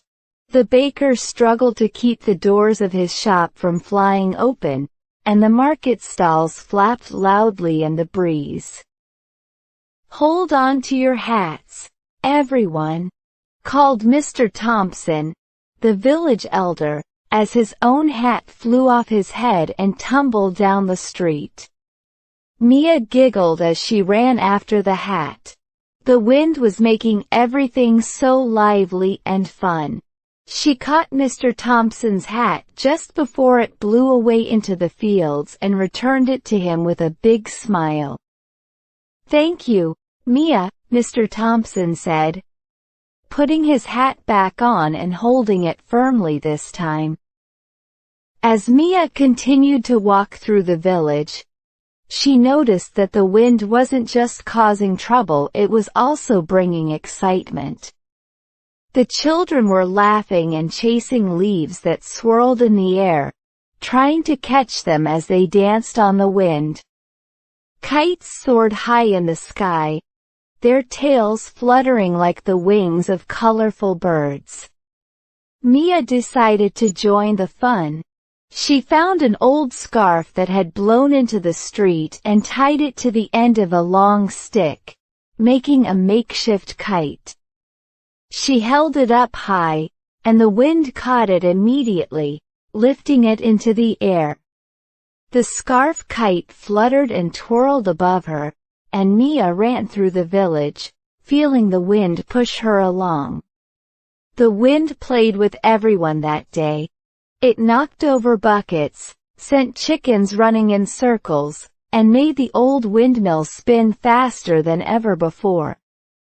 But no one was upset. The villagers laughed and enjoyed the windy day, finding joy in the way the wind brought everything to life. As the day went on, the wind began to calm down. The gusts became softer, and the trees stopped swaying so wildly. The kites slowly floated back to the ground, and the leaves settled back onto the earth. Mia sat down on a bench, her cheeks rosy from the excitement of the day. She looked up at the sky and watched as the last few leaves drifted gently to the ground. The wind was saying goodbye, leaving the village in peace once again. What a wonderful day, Mia thought to herself. The wind brought so much fun and laughter to Breezewood.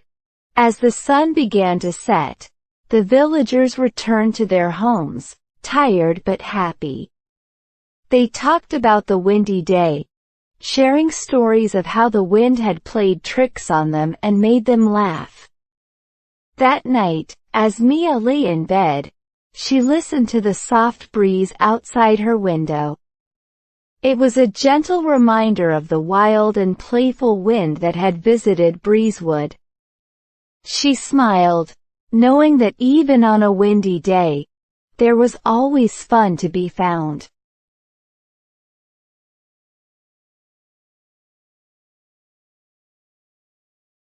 The Crying Cloud.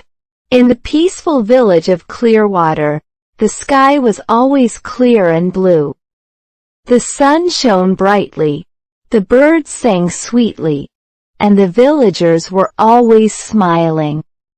But one day, something unusual happened. A small, gray cloud appeared in the sky, and it was crying. The cloud drifted slowly over the village, its teardrops falling gently to the ground like soft rain.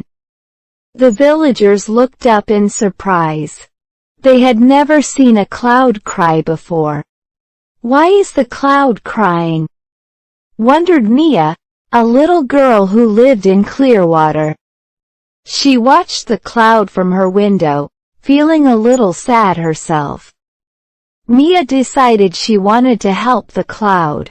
She put on her raincoat, grabbed her umbrella, and ran outside. The other villagers were outside too, looking up at the crying cloud with puzzled faces. "Maybe the cloud is lonely," said an old woman. "Or maybe it's lost," suggested a man. Mia thought for a moment. "I think the cloud is sad because it has no friends," she said softly. "Look, there are no other clouds in the sky. It's all alone." The villagers nodded in agreement. The sky was clear, except for the one small, crying cloud. Mia knew what it felt like to be lonely. Sometimes, when she felt sad or alone, her friends would come to cheer her up. She decided that maybe the cloud needed a friend too. "Let's all talk to the cloud," Mia said. "Maybe it just needs to know we care." The villagers thought this was a good idea, so they all began to speak kindly to the cloud. "Don't cry, little cloud," called a farmer. "We're here for you. You're not alone," shouted a shopkeeper. "We're your friends." Mia smiled up at the cloud and waved. "It's okay, little cloud. We're all here with you. Please don't be sad." As the villagers spoke, something amazing began to happen. The crying cloud started to lighten. Its gray color slowly turned to white, and the teardrops began to slow down. The cloud seemed to listen to the villagers' kind words, and it floated lower in the sky, as if it wanted to be closer to them. Mia's heart filled with hope. Look, everyone, the cloud is starting to feel better. The villagers cheered and continued to talk to the cloud, telling it stories and singing songs. The more they spoke, the brighter the cloud became. Soon, it was no longer gray at all. It was a fluffy, white cloud, and it had stopped crying completely. The sun peeked out from behind the cloud, and a beautiful rainbow appeared in the sky. The villagers gasped in delight. The cloud was smiling now, and its tears had turned into a rainbow of colors that stretched across the sky. Mia felt a warm, happy feeling inside. She knew that the cloud was no longer sad, and that it had found friends in the people of Clearwater. "Thank you, little cloud, for the beautiful rainbow," Mia said, waving up at the sky. The cloud seemed to puff up proudly, as if it was saying, "Thank you for making me feel better." From that day on, the cloud became a regular visitor to Clearwater. But it was never sad or lonely again. Whenever it appeared in the sky, the villagers would wave and greet it with smiles. And sometimes, the cloud would bring a gentle rain to water their gardens, or a cool shade on a hot day. The villagers of Clearwater learned that even clouds could feel lonely, and that a little kindness could go a long way. The cloud, in turn, learned that it had friends who cared about it. And so, the little cloud was happy, knowing that it was loved and welcomed by the people of Clearwater. And whenever a rainbow appeared in the sky, the villagers would smile and remember the day they made a new friend, a friend in the sky. The end.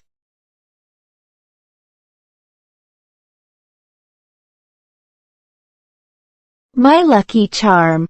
In a small village nestled in the rolling hills of Green Valley, there lived a boy named Liam. Liam was an adventurous and curious boy who loved exploring the fields and forests around his village. He was always looking for something new and exciting, and one day, he found something that would change his life forever, a lucky charm. It all began on a sunny afternoon when Liam was wandering through the woods near his home. He loved the peacefulness of the forest, with the tall trees, the singing birds, and the rustling leaves. As he walked, he noticed something shiny half buried in the dirt by the side of the path. Curious, Liam bent down and carefully dug out the object. It was a small, smooth stone, about the size of a coin, with a strange symbol carved into its surface. The stone was warm to the touch, and it glowed faintly in the sunlight. Liam had never seen anything like it before. "Wow! What is this?" he whispered to himself, turning the stone over in his hands. Liam decided to take the stone home. He felt a strange connection to it, as if it was meant for him.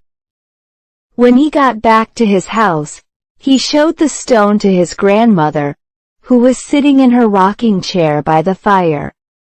"Grandma, look what I found," Liam said excitedly, holding out the stone. His grandmother took the stone and examined it closely. Her eyes widened in surprise, and she smiled warmly at Liam. "Liam, this is a lucky charm," she said. "I haven't seen one of these in many years. They say that whoever carries a lucky charm with them will have good fortune and protection." Liam's eyes lit up with excitement. "Really? How does it work?" His grandmother chuckled. "It's simple, my dear. Just keep it with you, and believe in its power. The charm will bring you luck when you need it most." From that day on, Liam kept the lucky charm with him wherever he went.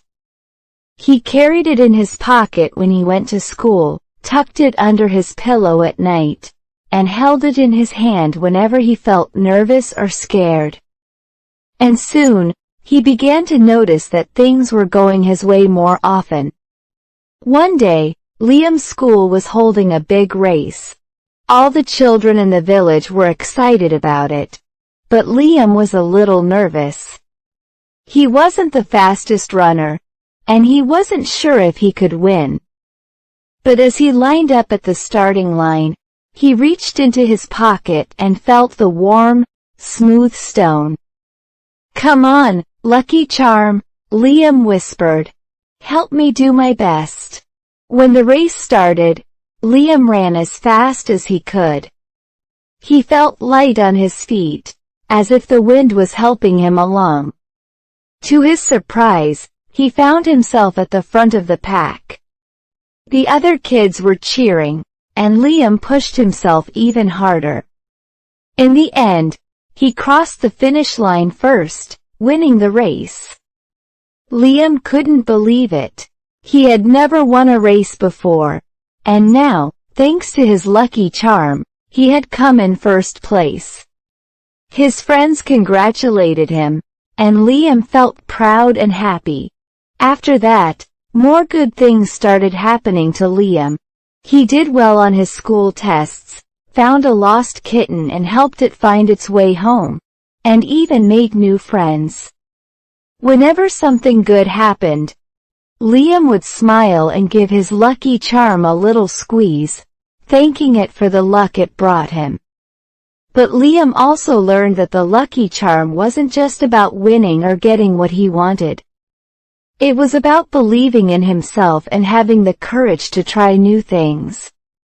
The charm gave him confidence, and that made all the difference. One day, Liam's grandmother told him something important. "Liam, remember that the true power of the lucky charm comes from inside you. It's your belief in yourself that makes the charm work. As long as you have that belief, you'll always have good luck, with or without the charm." Liam thought about his grandmother's words and realized she was right. The lucky charm had helped him believe in himself, and that was the greatest gift of all. From then on, Liam carried the charm with him not just for luck, but as a reminder of the strength and courage he had inside.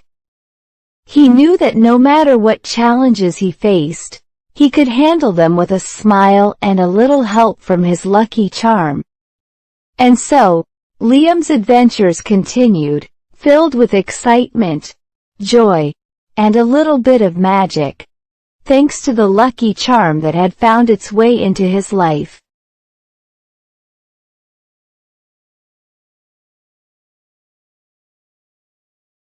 The Laughing Sun. In a distant land called Sunbright, the sun was not like any other. This sun was special because it had a big, round face with bright eyes and a wide, cheerful smile. The people of Sunbright called it the Laughing Sun because it was always laughing and spreading joy to everyone below. Every morning, when the sun rose over the hills, its laughter would fill the air. The sound was like 1,000 tiny bells ringing in harmony, and it made everyone in Sunbright smile. The laughing sun's rays were warm and gentle, and they touched everything with a golden glow. The trees seemed greener, the flowers bloomed brighter, and even the rivers sparkled more under its light. In the little town of Sunbright, there lived a girl named Mia. Mia loved waking up to the sound of the laughing sun. She would jump out of bed, run to her window, and wave at the sun. "Good morning, laughing sun," she would shout, and the sun would seem to laugh even louder, as if it was greeting her back. Mia's town was always full of happiness, thanks to the laughing sun. People would gather in the town square to start their day with a smile, knowing that the sun's laughter would keep them company. They would go about their work with joy in their hearts, and even the animals seemed happier under the sun's warm rays. One day, however, something strange happened. When Mia woke up and ran to her window, she noticed that the sun wasn't laughing as loudly as it usually did. The sun was still shining, but its laughter was soft and faint. Mia felt a little worried. Why isn't the laughing sun laughing like before? She wondered. Mia decided to find out what was wrong. She put on her shoes and ran outside. The townspeople were already gathering in the square, all of them looking up at the sky with concern. Is the laughing sun feeling sad? One of the villagers asked. I don't know, another replied. But we should try to cheer it up. Mia thought for a moment and then had an idea. Maybe the laughing sun needs to hear us laugh, she said excitedly. If we all laugh together, it might make the sun happy again. The villagers agreed that it was worth a try. They all stood in the square, looked up at the sun, and began to laugh. At first, their laughter was a little quiet and unsure, but as they continued, it grew louder and more genuine. Soon, the entire town was filled with the sound of laughter. Mia laughed the loudest of all, hoping that the laughing sun would hear them and start laughing again. As she laughed, she looked up at the sun and noticed something amazing. The sun's smile was growing wider, and its laughter was getting stronger. The more they laughed, the brighter the sun shone, and soon, its laughter was ringing out across Sunbright just like before. The villagers cheered, knowing that they had helped the laughing sun feel happy again. Mia felt a warm glow in her heart as she watched the sun shine down on her town, filling it with light and joy. She realized that just as the sun's laughter brought happiness to everyone, their laughter could bring joy to the sun. From that day on, the people of Sunbright made sure to laugh and smile every day, knowing that their happiness made the laughing sun shine even brighter. Mia would always start her morning by waving at the sun and sharing a laugh with it, knowing that their bond of happiness made the world a brighter place. And so, in the land of Sunbright, the laughing sun continued to shine, filling the days with warmth and laughter. The sun's joyful rays touched everyone and everything, reminding them that happiness was something to be shared and cherished. No matter what happened, the people of Sunbright knew that as long as they laughed and smiled, the laughing sun would always be there to brighten their days.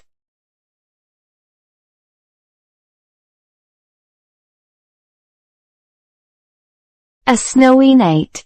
In a small mountain village called Frostwood, winter was the most magical time of the year. The village was surrounded by tall, snow-covered mountains and thick pine forests. When winter arrived, everything was covered in a blanket of soft, white snow. The air was crisp and cold, and the nights were long and peaceful. One evening, as the sun began to set behind the mountains, the first snowflakes of the season started to fall. The villagers, wrapped in their warm coats and scarves, hurried home to escape the cold. The small houses in Frostwood were all made of wood, with chimneys that puffed out little clouds of smoke. Inside, fires crackled in the fireplaces, filling the homes with warmth and light. In one of these cozy homes lived a boy named Jack. Jack loved winter, especially when it snowed. He would spend hours outside, building snowmen, making snow angels, and having snowball fights with his friends. But tonight was special. It was the first snowy night of the year, and Jack was filled with excitement. As the snow fell heavier, Jack pressed his nose against the cold window, watching the world outside turn white. The snowflakes danced in the air, swirling around like tiny stars in the dark sky. The village looked like a picture from a storybook, with the snow covering the rooftops and the trees sparkling under the moonlight. "Can we go outside, Mom?"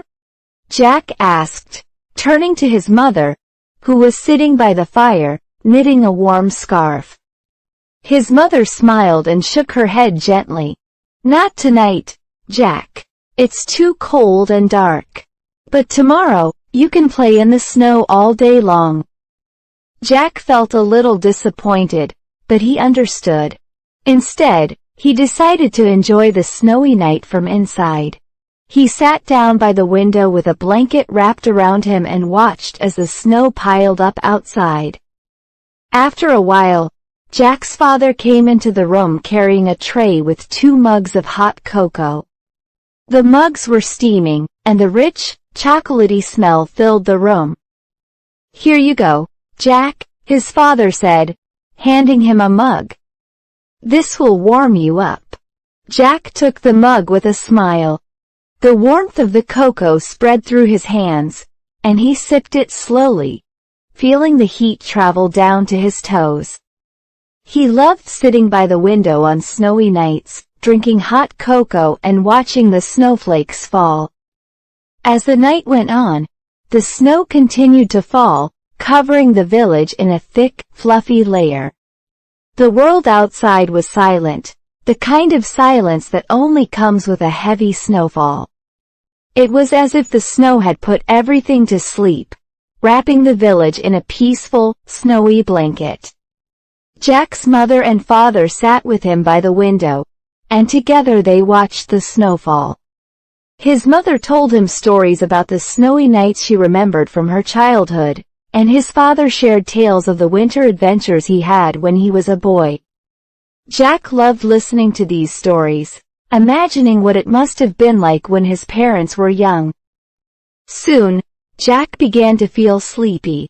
The warmth of the fire and the comfort of his blanket made his eyelids heavy.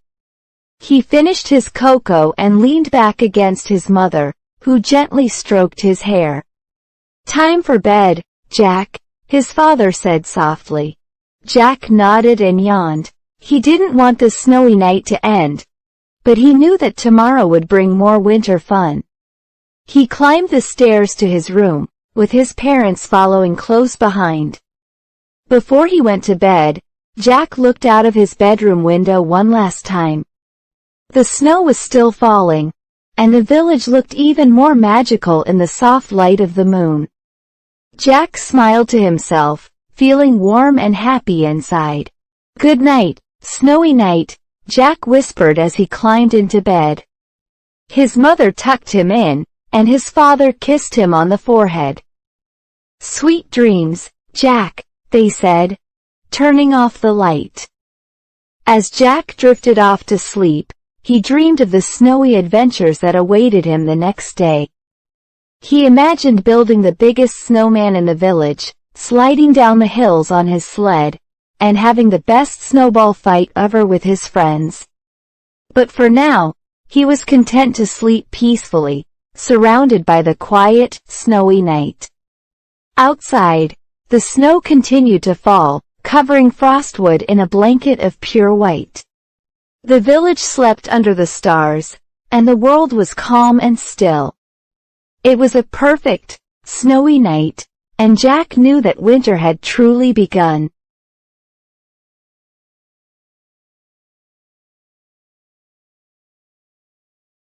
The Singing Bird. In a bustling city called Brightville, there was a small, quiet park nestled between tall buildings and busy streets. This park was a hidden gem, a place where people could escape the noise and chaos of the city. It had green trees, colorful flowers, and a sparkling fountain in the center. But the most special thing about the park was a little bird that lived in one of the tall trees. This bird was known as the Singing Bird because every morning, it sang the most beautiful songs. The bird's melodies were so sweet and cheerful that everyone who walked through the park would stop to listen. The people of Brightville loved the Singing Bird, and they would often visit the park just to hear its lovely tunes. One day, a little girl named Sophie was walking through the park with her grandmother. Sophie was new to the city and had just moved to Brightville a few weeks ago. She missed her old home, where she had a big yard and lots of space to play. The city felt too loud and crowded for her, and she often felt lonely. As they walked through the park, Sophie heard something that made her stop in her tracks. It was the sound of the singing bird. The melody was so beautiful that Sophie felt a smile spread across her face. "Grandma, do you hear that?" Sophie asked, looking up at the trees. Her grandmother smiled and nodded. "That's the singing bird, Sophie. It's famous here in Brightville. People come from all over the city to hear it sing." Sophie listened carefully, enchanted by the bird's song. It was unlike anything she had ever heard before. The notes were light and joyful, filling the air with happiness. For the first time since she moved to the city, Sophie felt truly at peace. "Can we come back tomorrow to listen to the bird again?" Sophie asked, her eyes bright with excitement. "Of course, we can," her grandmother replied. "The singing bird sings every day. It will be here whenever you want to listen." From that day on, Sophie and her grandmother visited the park every morning to hear the singing bird. Sophie started to look forward to their daily trips to the park, and she felt less lonely knowing that the beautiful bird was there, singing just for her. One morning, Sophie noticed something different. The bird wasn't singing its usual cheerful song. Instead, it was singing a slow, sad melody. Sophie felt a little worried and turned to her grandmother. "Why is the bird singing such a sad song today?" Sophie asked. Her grandmother thought for a moment and said, "Maybe the bird is feeling lonely, just like you were when you first moved here. Sometimes, even the happiest creatures feel a little sad." Sophie felt a pang of sympathy for the singing bird. She knew how it felt to be lonely in a new place. She wanted to do something to cheer up the bird, so she came up with an idea. The next day, Sophie brought a small bag of seeds with her to the park. She scattered the seeds on the ground near the tree where the bird lived. Then she sat down on a bench and waited. Soon enough, the singing bird fluttered down from its tree and began pecking at the seeds. Sophie watched quietly, hoping that her little gift would make the bird happy. After a few moments, the bird looked up at Sophie and chirped a few notes. The song was still soft, but it sounded a little happier. Sophie smiled. "I think it liked the seeds, Grandma," she whispered. Her grandmother nodded. "I think so, too. You did something kind for the bird, and now it's starting to feel better." Over the next few days, Sophie continued to bring seeds for the singing bird. Each time, the bird seemed to grow a little happier, and its songs became more cheerful. Soon, the singing bird was back to its old self, filling the park with its joyful melodies once again. The people of Brightville noticed the change, too.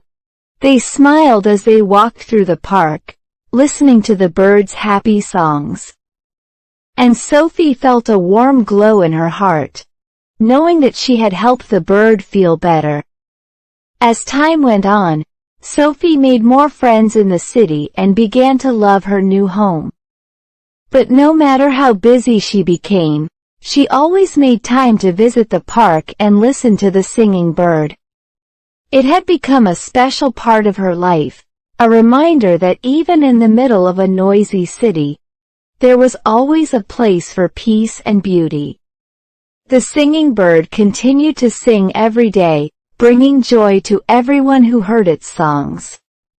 And for Sophie, The birds' music was a constant source of comfort and happiness, a reminder that kindness and love could brighten even the darkest days. The end.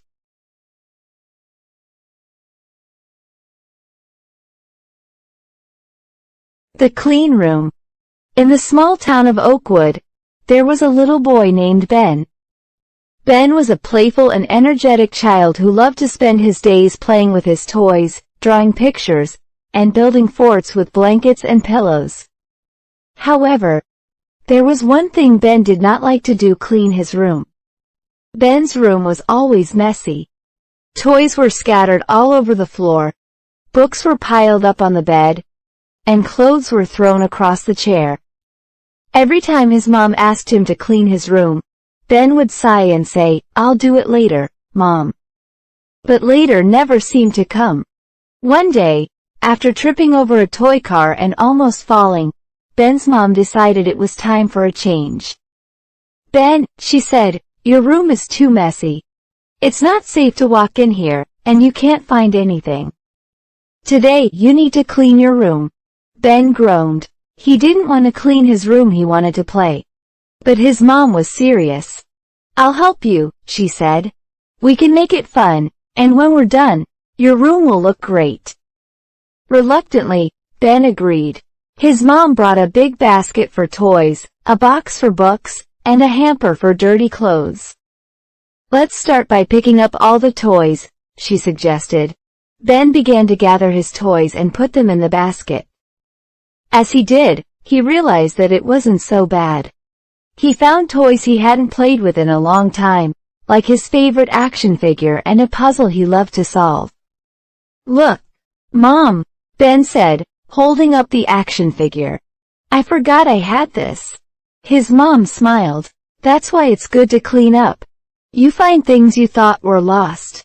Next, they tackled the pile of books on the bed. Ben placed each book back on the shelf, arranging them neatly by size. As he worked, he found a storybook his grandmother had given him. "Can we read this tonight?" he asked. "Of course," his mom replied. "It's a great book." Finally, they picked up the clothes from the floor and chair. Ben put the dirty clothes in the hamper, and his mom helped him fold the clean ones and put them away in the dresser. Soon, the room began to look much better. The floor was clear, the bed was tidy, and everything was in its place. When they finished, Ben stood in the middle of his room and looked around. It was the cleanest it had been in a long time. The toys were neatly stored in the basket. The books were all lined up on the shelf, and the clothes were properly folded in the dresser. Ben couldn't believe how nice his room looked. "Wow," he said, "my room looks so good. I can actually see the floor." His mom laughed. "See, cleaning isn't so bad. Now you have a clean room, and you can find all your favorite things easily." Ben smiled, feeling proud of his work. "It feels good to have a clean room," he admitted. "And it wasn't as hard as I thought." That night, Ben snuggled into his clean bed with the storybook his grandmother had given him. His mom sat beside him and read the story aloud. As he listened, Ben felt cozy and comfortable in his clean room. It made him realize that having a tidy space was actually really nice. From that day on, Ben decided to keep his room clean. Every evening before bed, he would take a few minutes to put away his toys, straighten his books, and pick up his clothes. It became a routine, and soon, keeping his room clean was just a normal part of his day. Ben's mom was proud of him, and Ben felt good about his clean room. He found that he could play better, sleep better, and even think better when his room was tidy. Plus, he didn't have to worry about tripping over toys anymore. As time went on, Ben's clean room became a place he loved to be. It was his space, where he could play, read, and relax. And whenever a friend came over, Ben was happy to show them his clean and organized room. Ben learned that keeping his room clean wasn't just about tidiness, it was about taking care of the things he loved and creating a space where he felt happy and comfortable. It was a lesson he would carry with him for a long time.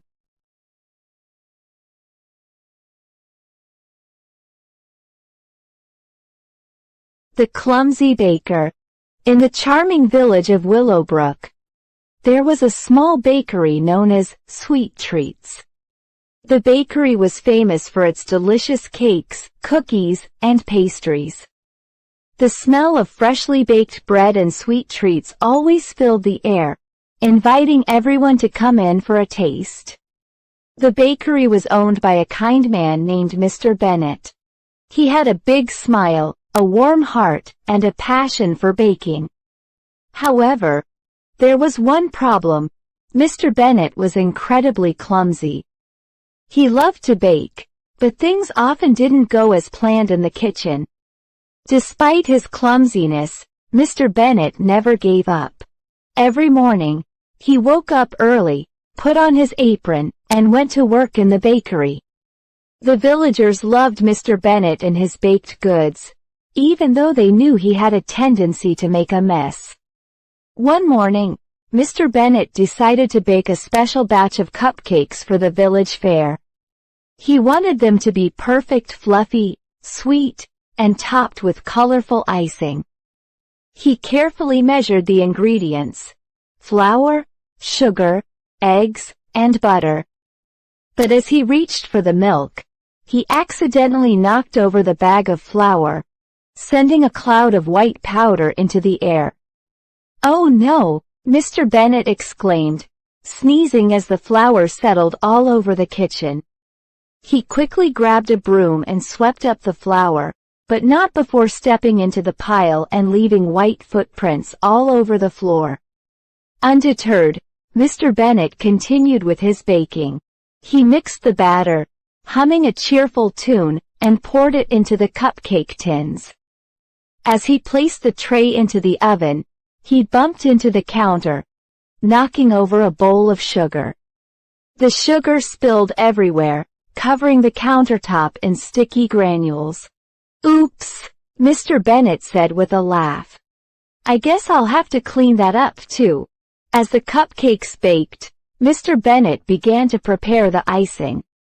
He wanted to make a rainbow of colors, so he divided the icing into several bowls and added food coloring. But when he reached for the red dye, he accidentally knocked over the blue one, causing a big splash of blue icing to spill across the counter.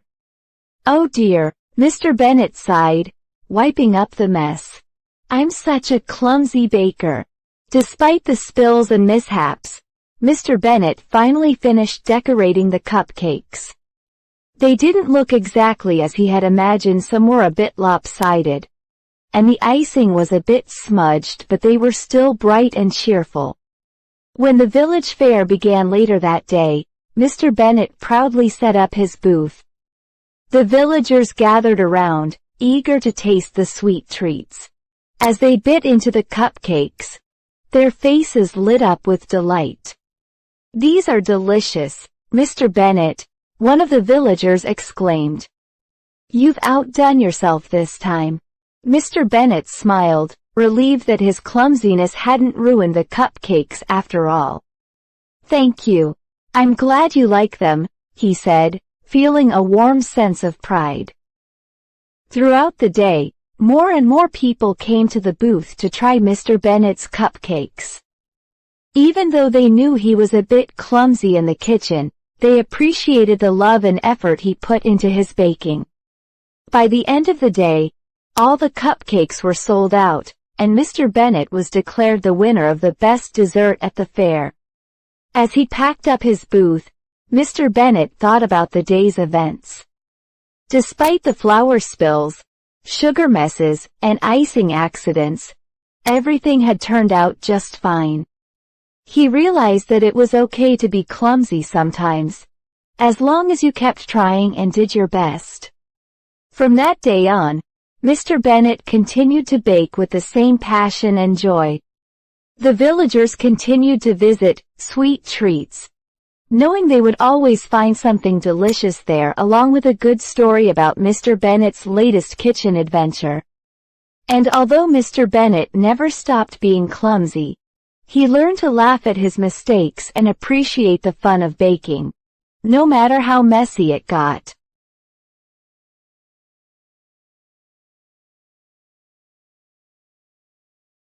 The fresh fruit. In the sunny village of Greenhill, there was a small market that opened every Saturday morning. The market was a lively place, full of colorful stalls selling all kinds of goods: homemade bread, jars of honey, fresh vegetables, and, most importantly, delicious fresh fruit.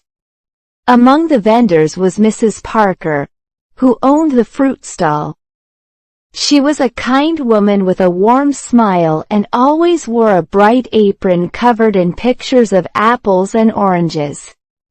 Mrs. Parker's stall was the most popular in the market because everyone knew that her fruit was the best in town. Mrs. Parker had all kinds of fruit on display. There were shiny red apples, juicy oranges, sweet strawberries, ripe bananas, and bright yellow lemons. The fruit was so fresh that you could smell the sweet aroma from far away. Every Saturday, the villagers would come to Mrs. Parker's stall to buy their favorite fruits. Children loved the strawberries, which were sweet and perfect for eating on their way home. The older villagers preferred the apples and oranges, which they said were the best they had ever tasted. One day, a little boy named Sam came to the market with his mother. Sam loved fruit, especially bananas, but his mother wanted him to try something new. She believed that eating different fruits was important for growing up strong and healthy.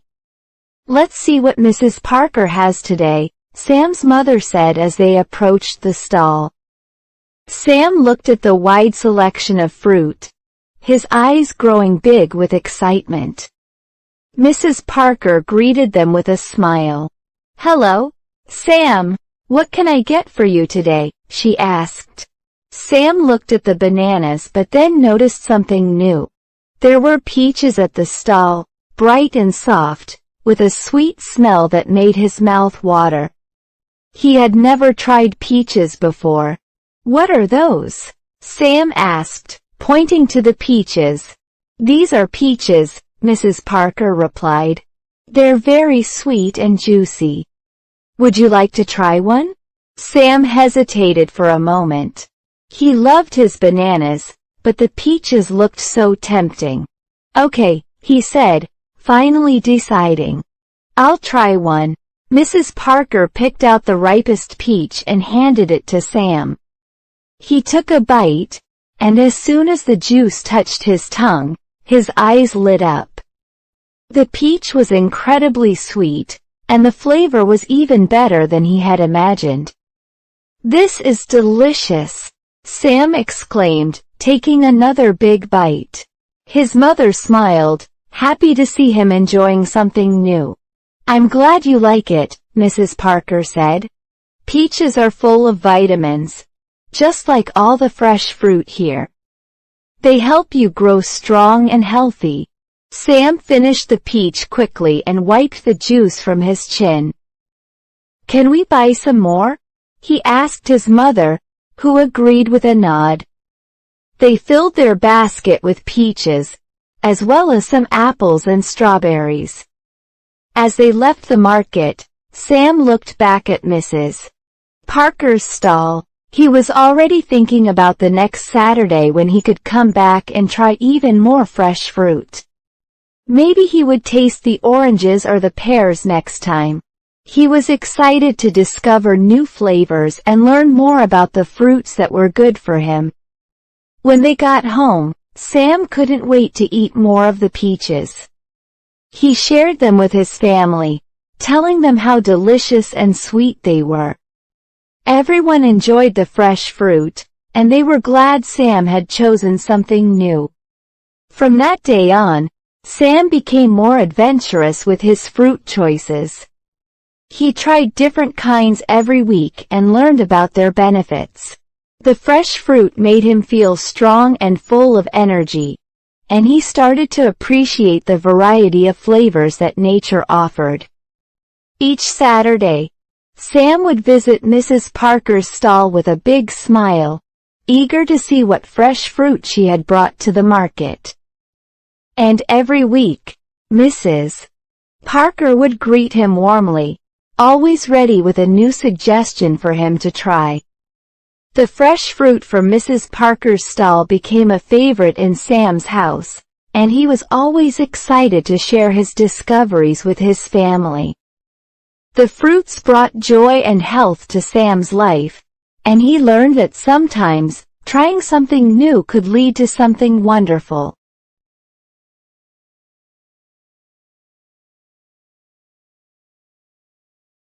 A spicy meal. In the heart of a bustling town called Maplewood, there was a cozy little restaurant known as the Pepper Pot. The restaurant was famous for its delicious food, especially its spicy dishes. The owner, Mr. Ravi, was a talented chef who loved to experiment with different spices and flavors from all around the world. One day, a young boy named Leo walked by the pepper pot with his father. The warm aroma of spices filled the air, making Leo's stomach rumble. He had never eaten at the pepper pot before, but he had heard people talking about the delicious food. "Dad, can we eat here?" Leo asked, his eyes wide with excitement. His father smiled. "Sure, Leo. Let's go inside and see what they have." They walked into the restaurant, where they were greeted by Mr. Ravi himself. He was a tall man with a friendly face and a chef's hat perched on his head. "Welcome to the Pepper Pot," Mr. Ravi said cheerfully. "Are you ready for a tasty meal?" Leo nodded eagerly as they sat down at a cozy table. The menu was full of interesting dishes with names like fiery chicken curry and spicy veggie stir-fry. Everything sounded so good that Leo couldn't decide what to order.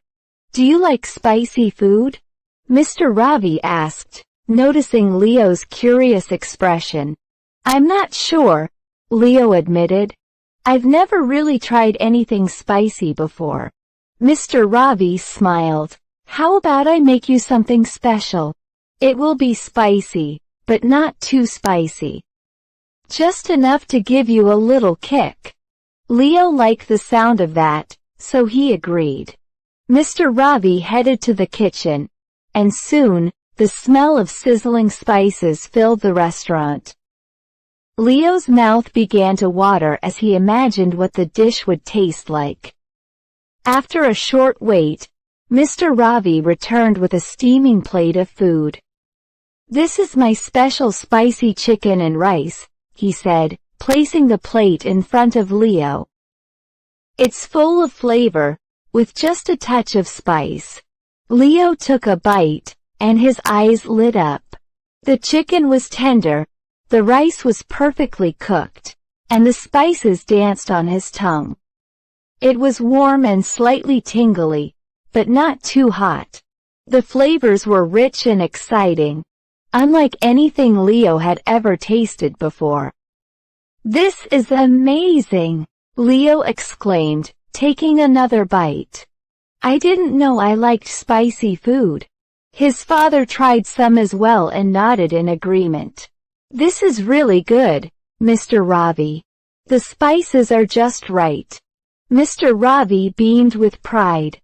"I'm glad you like it, Leo. Spices can make food taste more interesting and delicious. It's all about finding the right balance." As Leo continued to eat, he noticed that the spiciness made him feel warm inside. It was a new and fun experience. He was happy he had tried something different, and he began to wonder what other spicy dishes he might enjoy. When they finished their meal, Mr. Ravi brought out a small bowl of yogurt with a hint of honey. "This is to cool your mouth after the spicy meal," he explained. "It's a traditional way to end a spicy dish." Leo took a spoonful of the cool, sweet yogurt, and it felt soothing after the warmth of the spices. "Thank you, Mr. Ravi," Leo said. "This was the best meal ever." "You're very welcome, Leo," Mr. Ravi replied. "Come back anytime, and we'll try something new together." On the way home, Leo couldn't stop talking about the meal.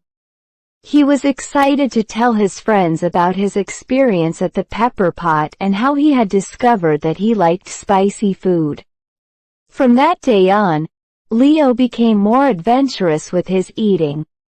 He tried different spicy foods whenever he could, always thinking back to that first special meal at the pepper pot.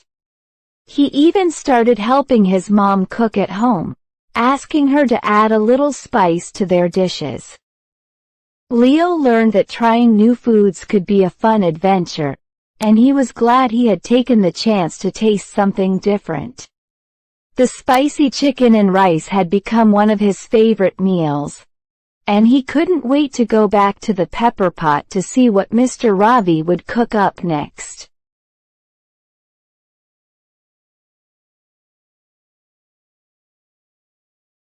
The Mysterious Wind. My name is Jonah, and I live in a small seaside village called Driftwood. Our village is surrounded by tall cliffs, and the ocean stretches out as far as the eye can see. The wind is always blowing here, carrying the salty scent of the sea and the cries of seagulls. But there's one wind that's different from all the others, a wind that's mysterious and strange. Ever since I was a child, I've heard stories about the mysterious wind. The villagers say it only comes on certain nights, when the moon is full and the sky is clear. It's not like any other wind. This wind is soft and whispering, and it carries with it the sound of voices that no one can understand. Some people say it's the wind of lost sailors, calling out from the ocean. Others believe it's the spirit of the sea, trying to tell us something important. But no one really knows where the mysterious wind comes from or what it wants. One night, when I was about 12 years old, the mysterious wind came to our village. I was lying in bed, listening to the usual sound of the waves, when I heard a gentle, eerie whispering outside my window. It was unlike anything I'd ever heard before. My heart began to race, but my curiosity was stronger than my fear. I got out of bed and quietly slipped outside. The village was dark, with only a few lanterns glowing in the distance. The wind was soft, almost like a breeze, but it carried a strange, melodic sound, like a song with no words. I followed the sound, letting the wind guide me. The wind led me through the village, past the fishing boats and the rocky shore, and up to the cliffs. As I climbed, the whispering grew louder, filling my ears with its mysterious melody. It felt like the wind was calling me, leading me to something important. When I reached the top of the cliffs, I stopped. The wind was stronger here, swirling around me, but it wasn't cold or harsh. Instead, it felt warm and gentle, like a comforting hand on my shoulder. I stood there, listening to the wind, trying to understand its message. Then, all of a sudden, the wind changed. The whispering became clearer, and I heard something that made my heart skip a beat.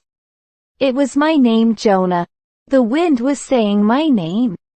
Jonah, Jonah. I looked around, but there was no one else there. Just the wind and the night sky. But I wasn't afraid. Somehow, I knew the wind wasn't here to harm me. It was trying to tell me something important. I closed my eyes and listened carefully. The wind's whispers seemed to form words, but they were still hard to understand. It was like listening to a language I almost knew but couldn't quite grasp. I stood there for what felt like hours, trying to make sense of the whispers. Finally, the wind began to fade. The whispers grew softer, and the mysterious melody slowly disappeared into the night. The wind died down, leaving only the gentle sound of the ocean waves below. I stood on the cliff for a long time, thinking about what had just happened. The mysterious wind had called my name, but what was it trying to tell me? I didn't have all the answers, but I knew that I had experienced something special, something no one else in the village had. The next morning, I told my grandfather about the wind. He was one of the oldest villagers, and he knew many stories and legends. The mysterious wind is ancient, Jonah, he said thoughtfully. It's said to be a messenger from the sea, carrying the voices of the past. Maybe it called your name because you're meant to discover its secret. From that day on, I became more aware of the wind, listening carefully whenever it blew. I learned to read the signs in the waves and the clouds, always hoping that the mysterious wind would return and reveal more of its secrets. And though the mysterious wind didn't come often, whenever it did, I was ready. I would climb the cliffs and listen to its whispers, feeling connected to something much bigger than myself. I knew that the wind had chosen me for a reason, even if I didn't fully understand it yet. Now, as I grow older, I continue to search for the meaning behind the mysterious wind. It remains one of the greatest mysteries of our village, a reminder that there are still things in this world that we don't fully understand. But I believe that one day, the wind will reveal its secrets to me, and I'll finally understand the message it's been trying to share.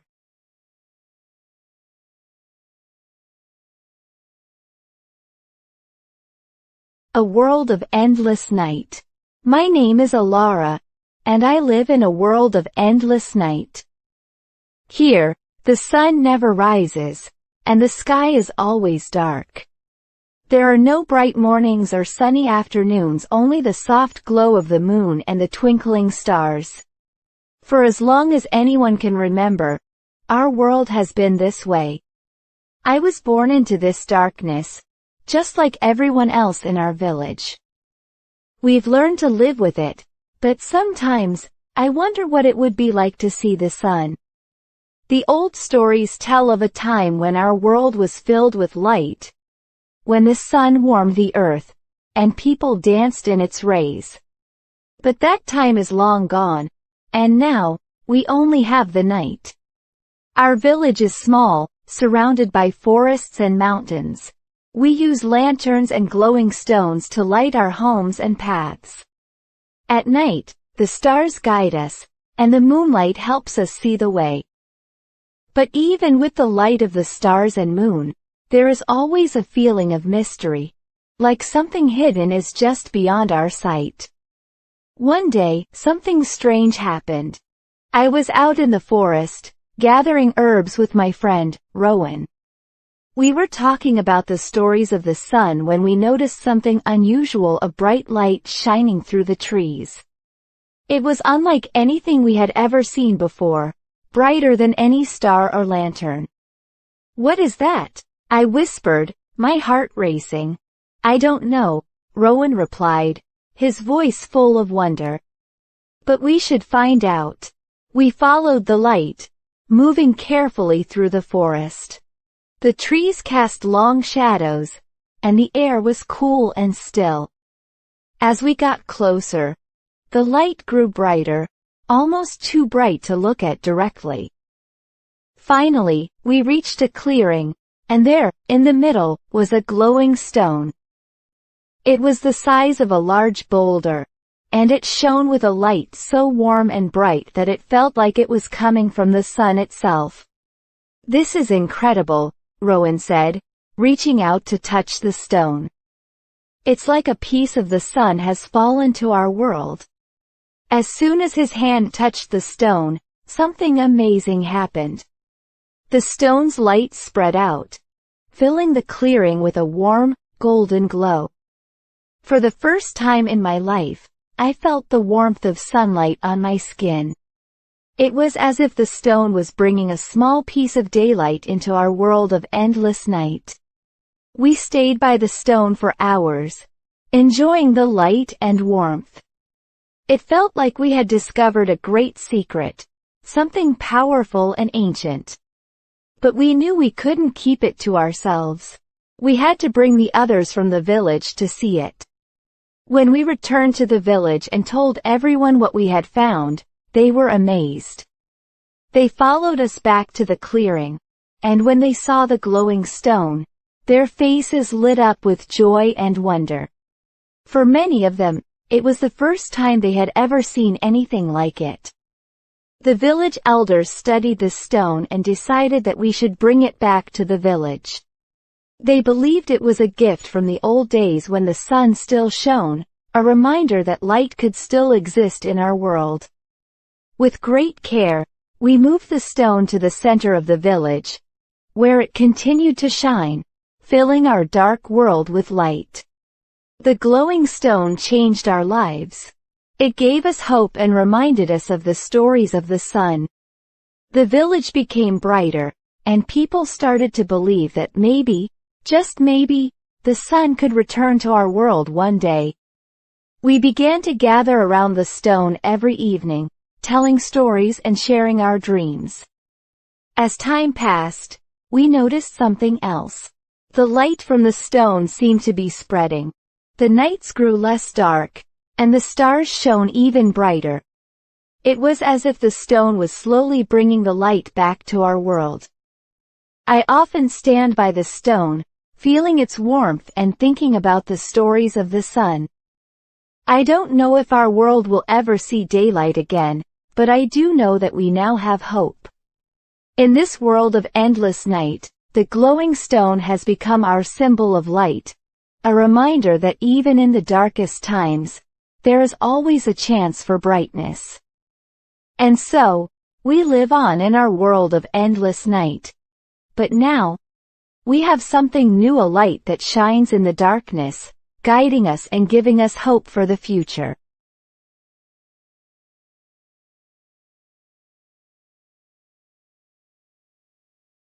My life is a medieval knight.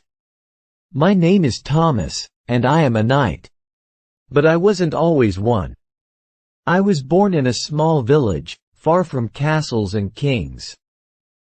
My family was poor, and we worked hard on the land. But even as a child, I dreamed of becoming a knight. I imagined wearing shiny armor, riding a strong horse, and protecting the kingdom. When I was 12, everything changed.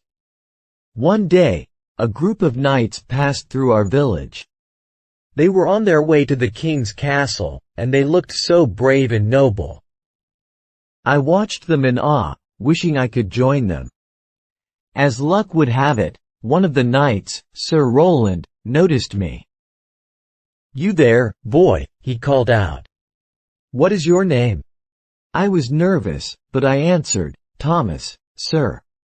He looked at me for a moment, then smiled. "You have a strong spirit, Thomas. Would you like to become a squire and train to be a knight?" I couldn't believe my ears.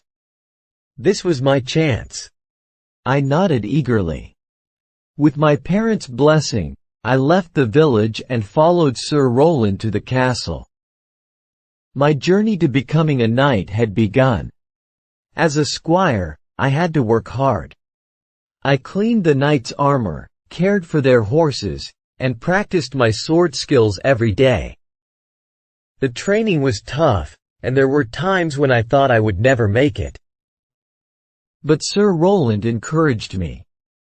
"A true knight never gives up," he would say. "Courage, honor, and loyalty are what make a knight." Years passed, and I grew stronger and more skilled. I learned to ride a horse with ease, to fight with a sword and shield, and to follow the knight's code of chivalry. I also learned about kindness and protecting those who could not protect themselves. One day, when I was 18, my time as a squire came to an end. The king held a grand ceremony in the castle's great hall. All the knights gathered, and the king himself took a sword and tapped it on my shoulders.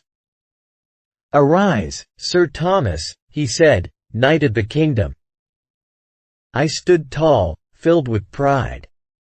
I was finally a knight. I wore armor that shone in the sunlight and carried a sword that was sharp and strong. But more than that, I carried the responsibility of protecting the kingdom and its people. My first mission as a knight was to defend a nearby village from bandits. I led a small group of soldiers, and we rode through the forest to the village. The bandits were fierce, but we fought bravely. With my sword in hand, I battled the leader of the bandits, and after a long fight, I defeated him. The villagers were safe, and they thanked us with smiles and cheers. I felt proud knowing that I had made a difference.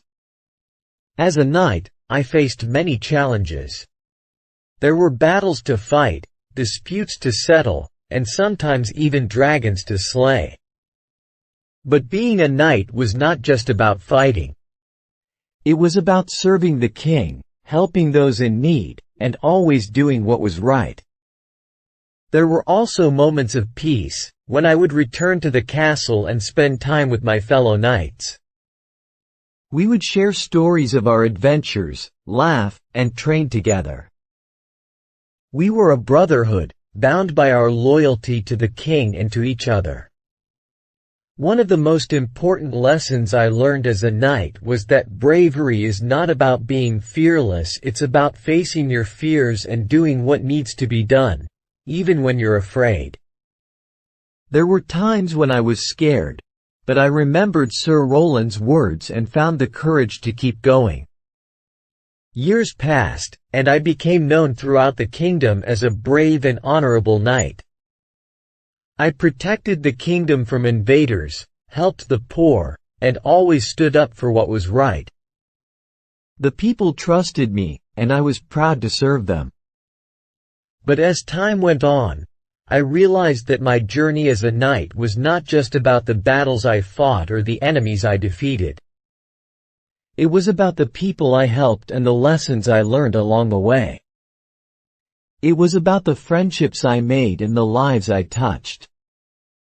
Now, as I look back on my life as a medieval knight, I know that it was more than I ever dreamed it could be. It wasn't always easy, but it was a life full of honor, courage, and purpose. And I wouldn't trade it for anything in the world.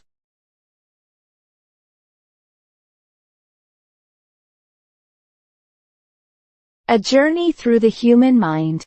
My name is Sarah, and I've always been curious about how people think. I love reading books, solving puzzles, and trying to understand why people do the things they do. But I never imagined that I would one day take a journey through the human mind itself. It all started when my science teacher, Mr. Thompson, announced a special project for our class. We were going to learn about the human brain and how it works. I was excited because I had always been fascinated by the brain and its mysteries. One day after school, Mr. Thompson called me aside. He handed me a small, shiny device that looked like a pair of glasses but with a strange, glowing button on the side. "This is something very special, Sarah," he said with a smile. "It's a prototype, an invention that allows you to explore the human mind like never before. I want you to try it out and see where it takes you." I couldn't believe it. Was this really happening? I took the device home, eager to try it. That night, after dinner, I went to my room, put on the glasses, and pressed the glowing button. Everything around me changed in an instant. The walls of my room disappeared, and I found myself floating in a vast, colorful space. It was like nothing I had ever seen before: bright lights, swirling patterns, and pathways that seemed to lead in all directions. "Where am I?" I wondered out loud. A soft voice answered, "Welcome to the human mind, Sarah. This is a place where thoughts, memories, and dreams come alive. You are now on a journey through the most amazing place in the universe." I couldn't believe it. I was inside someone's mind. As I floated through the glowing pathways, I saw thoughts forming like clouds, memories playing like movies, and dreams sparkling like stars. Each path led to a different part of the mind, and I could choose where to go. First, I followed a path to the memory center. Here, I saw a person's life like a scrapbook, with images and sounds from their past. I watched as they remembered their first day of school, their happiest moments, and even some things they had forgotten. It was amazing to see how memories were stored and how they shaped who the person was. Next, I traveled to the place where thoughts were made. I could see ideas forming like bubbles, popping up one by one. Some were simple, like deciding what to eat for lunch, while others were complex, like solving a difficult math problem. I realized how much our thoughts guide us every day, helping us make decisions and learn new things. Finally, I entered the dream world. This part of the mind was filled with wonder and imagination. I saw dreams that were fun and light, like flying through the sky or playing with animals, and dreams that were strange and mysterious, like exploring a hidden castle or meeting a talking tree. I understood that dreams were where our deepest wishes and fears came to life. As I explored, I learned that the human mind is more than just a place for thinking. It's where we store our memories, solve problems, and dream of the future. Each person's mind is unique, full of its own thoughts, feelings, and experiences. After what felt like hours, I decided it was time to return. I pressed the button on the glasses again, and in an instant, I was back in my room. The journey was over, but the experience stayed with me. The next day, I told Mr. Thompson about my journey. He smiled and said, "The human mind is the most incredible place, Sarah. You've seen just a glimpse of its power and beauty. Remember, the mind is where everything begins: our ideas, our dreams, and our understanding of the world." I nodded, feeling inspired. My journey through the human mind had shown me how powerful and complex our thoughts and emotions really are. It made me appreciate the importance of learning, exploring, and understanding both ourselves and others. From that day on, I looked at the world differently. I knew that inside each person was a mind full of wonders waiting to be discovered. And I also knew that the journey I took was just the beginning of my own exploration into the amazing world of the human mind.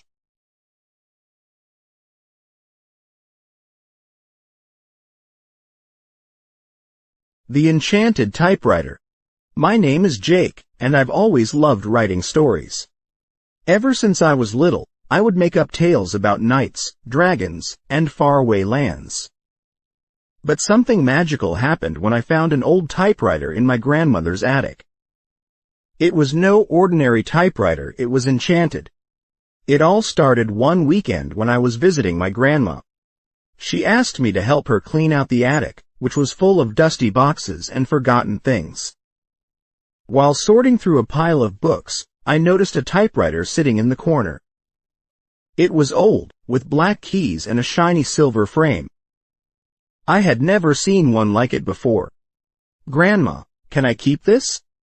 I asked, excited by the thought of using it to write my stories. Grandma smiled.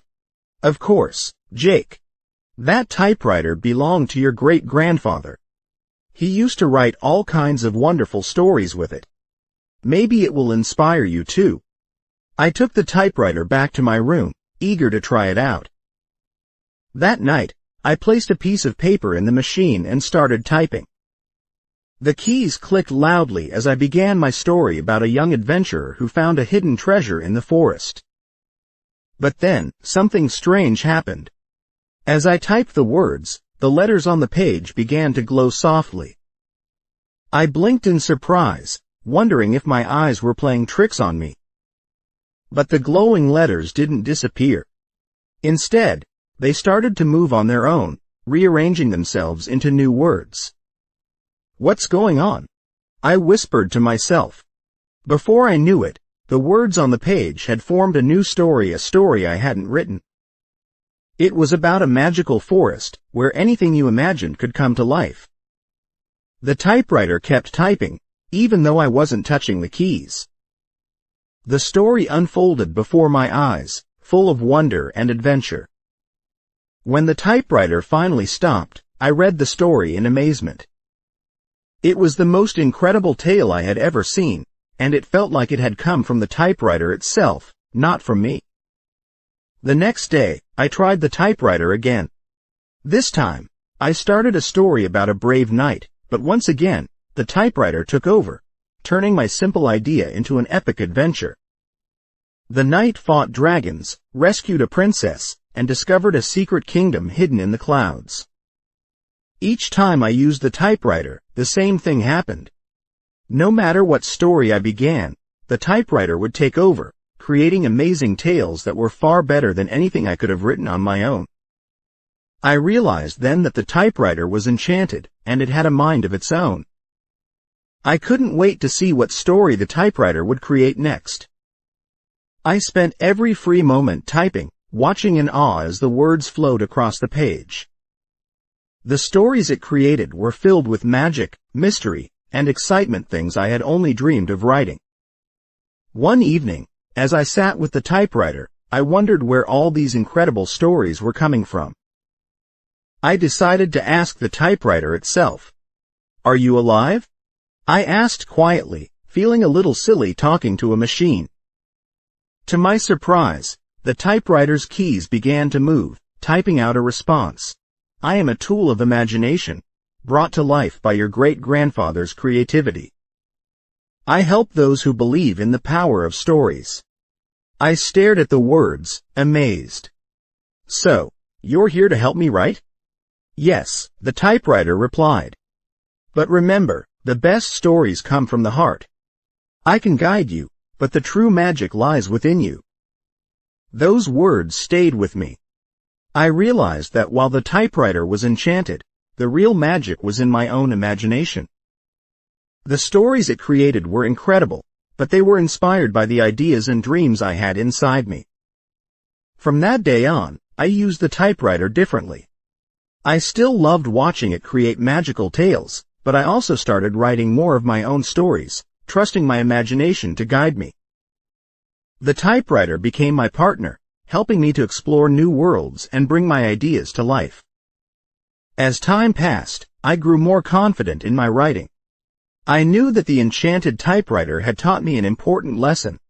The power of storytelling comes from within, and the most amazing adventures are the ones we create ourselves. And so, the typewriter and I continued our journey together, crafting stories that were filled with wonder, excitement, and a touch of magic. Every time I sat down to write, I knew that with the typewriter's help and a little imagination, anything was possible.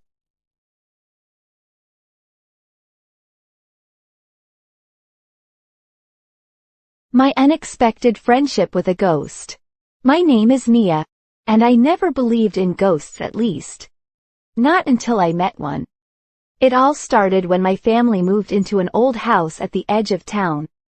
The house was big, with creaky floors, tall windows, and a garden full of wildflowers. It looked like something out of a storybook, but it had a secret that no one told us about. On our first night in the new house, I was excited but a little nervous. The rooms were so big and quiet, and every sound echoed through the halls. As I was getting ready for bed, I heard a soft whisper behind me. "Hello?" I turned around, but no one was there. I told myself it was just the wind and went to sleep. But the next night, I heard the whisper again. This time, it was louder and clearer. "Hello? Can you hear me?" I sat up in bed, my heart pounding. "Who's there?" I asked, trying to sound brave. To my surprise, a faint, glowing figure appeared at the foot of my bed. It was a boy, about my age, with kind eyes and a gentle smile. He was a ghost. "Don't be scared," he said softly. "My name is Oliver. I used to live here a long time ago." I was shocked. But I wasn't afraid. Oliver didn't seem like a scary ghost, he seemed friendly. "I'm Mia," I said. "What are you doing here?" Oliver sighed. "I've been here for many years, waiting for someone to talk to. Most people can't see me, but I think you can because you have an open heart." I didn't know what to say. I had never met a ghost before, but Oliver didn't seem any different from a regular kid. "What do you do all day?" I asked, curious. "Mostly, I just watch," he said. "I explore the house, the garden, and sometimes I go up to the attic. It gets lonely sometimes, but now that you're here, maybe we can be friends?" I smiled. I'd like that. From that night on, Oliver and I became the best of friends. During the day, I went to school and played with my friends, but at night, I couldn't wait to come home and talk to Oliver. We would explore the old house together, finding hidden rooms and secret passages. He told me stories about when he was alive, about the games he used to play and the adventures he had in the garden. One night, Oliver showed me his favorite place in the house, a small, hidden room in the attic. Inside, there was an old chest filled with toys and books from his time. We spent hours playing with the toys and reading the books by the light of a lantern. As we grew closer, I noticed that Oliver seemed a little sad sometimes. "What's wrong?" I asked him one night. He looked down at the floor. "I'm happy to have you as a friend, Mia, but I know that I don't belong here anymore. I'm a ghost, and it's time for me to move on." I felt a lump in my throat.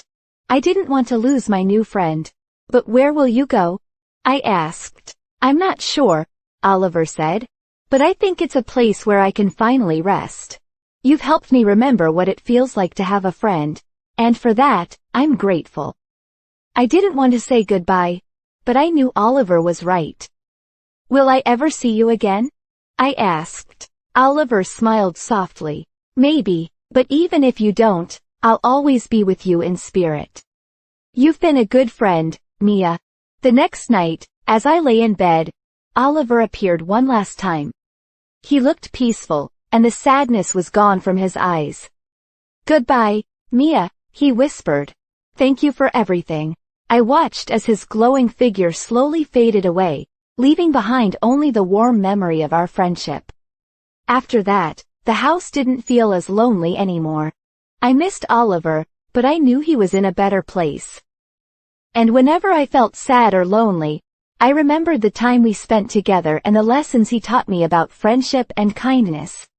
My unexpected friendship with a ghost was something I never imagined could happen, but it changed my life in ways I'll never forget. It taught me that friends can come from the most unexpected places and that the bonds we form can last forever, even after they've said goodbye.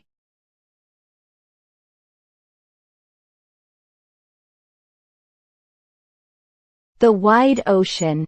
In the small seaside village of Seabreeze, the ocean was more than just a vast body of water, it was a way of life. Every morning, the villagers would wake to the sound of waves gently crashing against the shore. Fishermen prepared their boats, children played along the sandy beach, and the scent of salt water filled the air. The ocean was the heart of Seabreeze, and everyone in the village had a special connection to it. Among the villagers was a young boy named Leo. Leo had always been fascinated by the ocean. From a very young age, he would spend hours sitting on the shore, watching the waves as they danced under the sun. The ocean's vastness filled him with a sense of wonder and curiosity. To Leo, the ocean was not just wide, it was endless, full of mysteries waiting to be discovered. Leo's father was a fisherman, like many others in Seabreeze. Every day, he would take his boat out into the ocean, returning in the evening with a catch of fish. Leo often asked to go with him, but his father would always say, "One day, when you're a bit older, you can join me. The ocean is vast and full of surprises, and you need to be ready for it." Leo would nod, but inside, he longed to explore the wide ocean for himself. He dreamed of sailing far beyond the horizon, to places where the water met the sky and where he could discover the secrets hidden beneath the waves. One summer day, Leo's father decided that the time had come. "Tomorrow, you can come with me, Leo," he said with a smile. "It's time you saw the wide ocean from the deck of a boat, not just from the shore." Leo could hardly contain his excitement. That night, he barely slept, too eager for the adventure that awaited him. Early the next morning, before the sun had fully risen, Leo and his father set off to the dock. The boat rocked gently in the water, its wooden hull creaking as they climbed aboard. As they sailed out of the harbor, Leo's heart swelled with excitement. The village of Seabreeze grew smaller and smaller behind them, until it was just a tiny speck on the shore. Ahead of them, the wide ocean stretched out in every direction, its blue waters shimmering in the morning light. It was more beautiful than Leo had ever imagined. For hours, they sailed further into the ocean.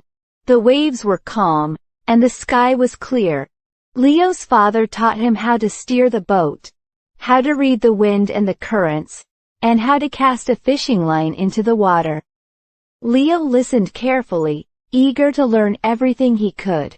As the sun climbed higher in the sky, the ocean began to reveal its wonders.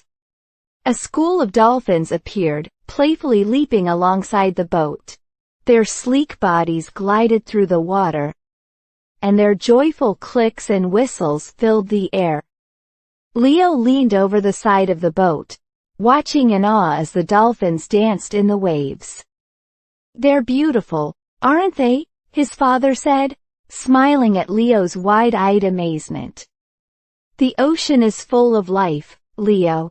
It's more than just water, it's a whole world." Leo nodded, too captivated to speak. He had seen dolphins before, but never this close. The wide ocean felt alive, and Leo could sense that it was only beginning to show him its wonders. As the day went on, they sailed further from shore. The ocean's colors changed with the light from deep blue to turquoise to a soft, silvery gray as the sun began to set.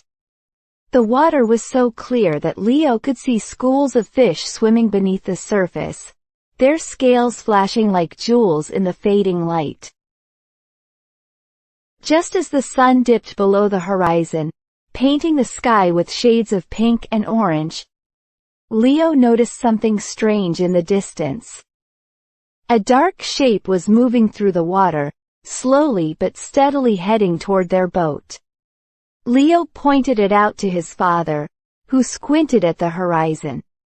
"Could be a whale," his father said calmly, adjusting the sail. "We're in deep waters now. This is where the giants of the ocean roam." Leo's heart raced with anticipation. He had heard stories about whales, how they were the largest creatures on Earth, gentle giants that moved gracefully through the ocean. But he had never seen one in person. The shape grew larger as it came closer, and soon Leo could see the outline of a massive whale, its dark body rising from the depths. The whale surfaced with a mighty exhale, sending a spray of water into the air. It was enormous, its back stretching out like a small island in the sea. Leo stared in awe as the whale slowly swam by, its tail gently breaking the surface before disappearing into the deep. "Wow," Leo whispered, completely mesmerized by the sight.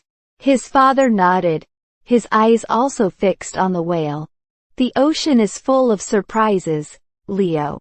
No matter how many times you sail it, there's always something new to discover." As night fell, the stars began to appear, twinkling above the wide ocean like diamonds scattered across the sky. The boat gently rocked on the calm waves, and the only sound was the soft lapping of water against the hull. Leo leaned back, looking up at the endless sky, and felt a deep sense of peace. The ocean, he realized, was not just wide in the physical sense. It was wide in its mysteries, its beauty, and the life it held within its depths. It was a place of endless exploration, where every wave could bring a new discovery, and where every journey was filled with possibilities. When they finally turned back towards Seabreeze, Leo knew that the ocean had changed him. He felt more connected to the world around him, more aware of the vastness of life. The village lights welcomed them home, but Leo's thoughts were still out on the wide ocean, where the dolphins played and the whales swam. As they docked the boat and stepped onto the shore, Leo's father placed a hand on his shoulder. "I'm proud of you, Leo. You've seen the ocean today, and you've understood its true nature. It's wide, yes, but it's also full of life, full of stories. Remember that, no matter where life takes you." Leo nodded, his heart full of gratitude and wonder.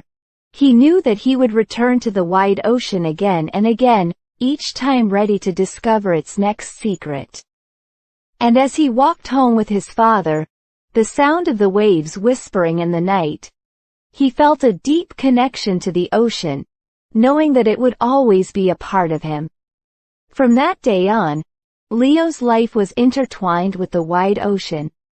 He continued to explore its vastness, always eager to learn more, to see more, and to share its wonders with others. The ocean had opened his eyes to the beauty and mystery of the world, and for that, he was forever grateful.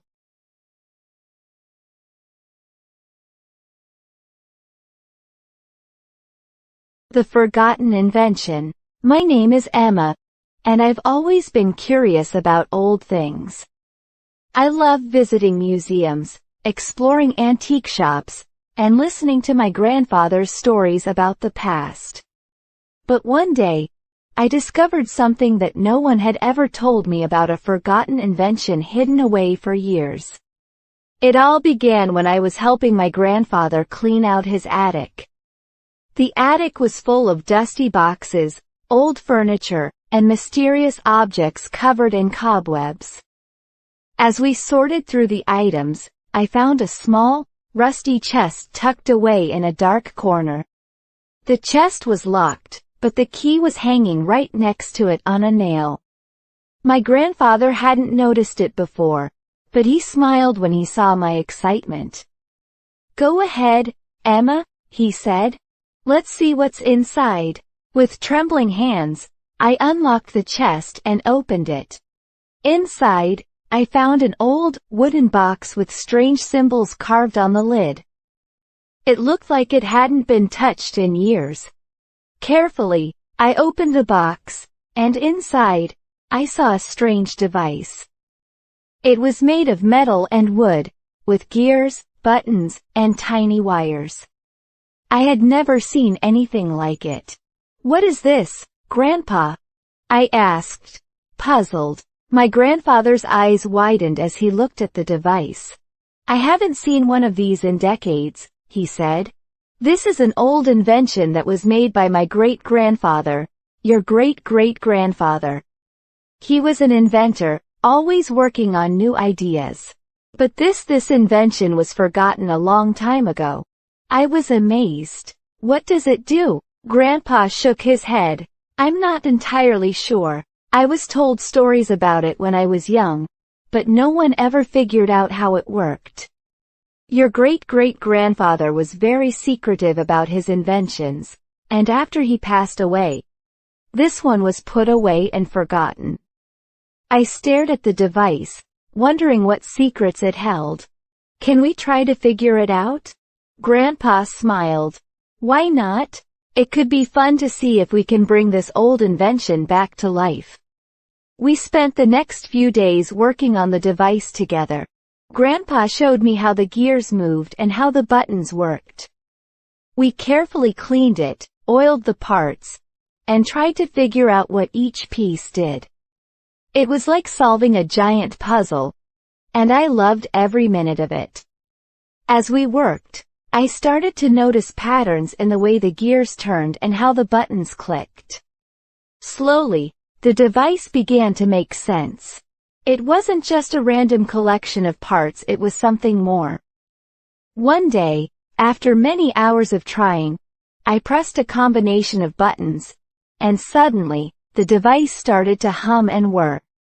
"It's working!" I shouted, excitedly. Grandpa looked at the device with amazement. "I can't believe it. You've done it, Emma. You've brought the forgotten invention back to life." The device began to project a faint light, and to our surprise, it created a hologram, a small, three-dimensional image floating in the air.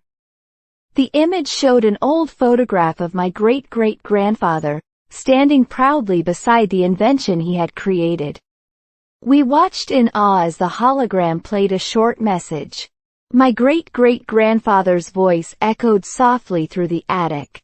"This invention is my greatest work. It holds the power to preserve memories, to capture moments in time and share them with the future. I hope that one day, someone will find it and unlock its secrets. Remember, the past is a treasure, never let it be forgotten." The hologram faded, and the device stopped humming. I felt a mix of wonder and pride. We had discovered something truly special, a way to see and hear memories from the past. Grandpa hugged me tightly. "Emma, you've done something incredible. You've brought our family's history back to life." From that day on, the forgotten invention became a cherished part of our family. We shared it with everyone, using it to show old photos and tell stories about our ancestors. It was like having a window into the past, a way to connect with the people who came before us. And so, the forgotten invention was forgotten no more. It reminded us of the importance of history, of the stories that shape who we are, and of the power of curiosity and discovery. I knew that I would always treasure the memory of the day I brought the past back to life.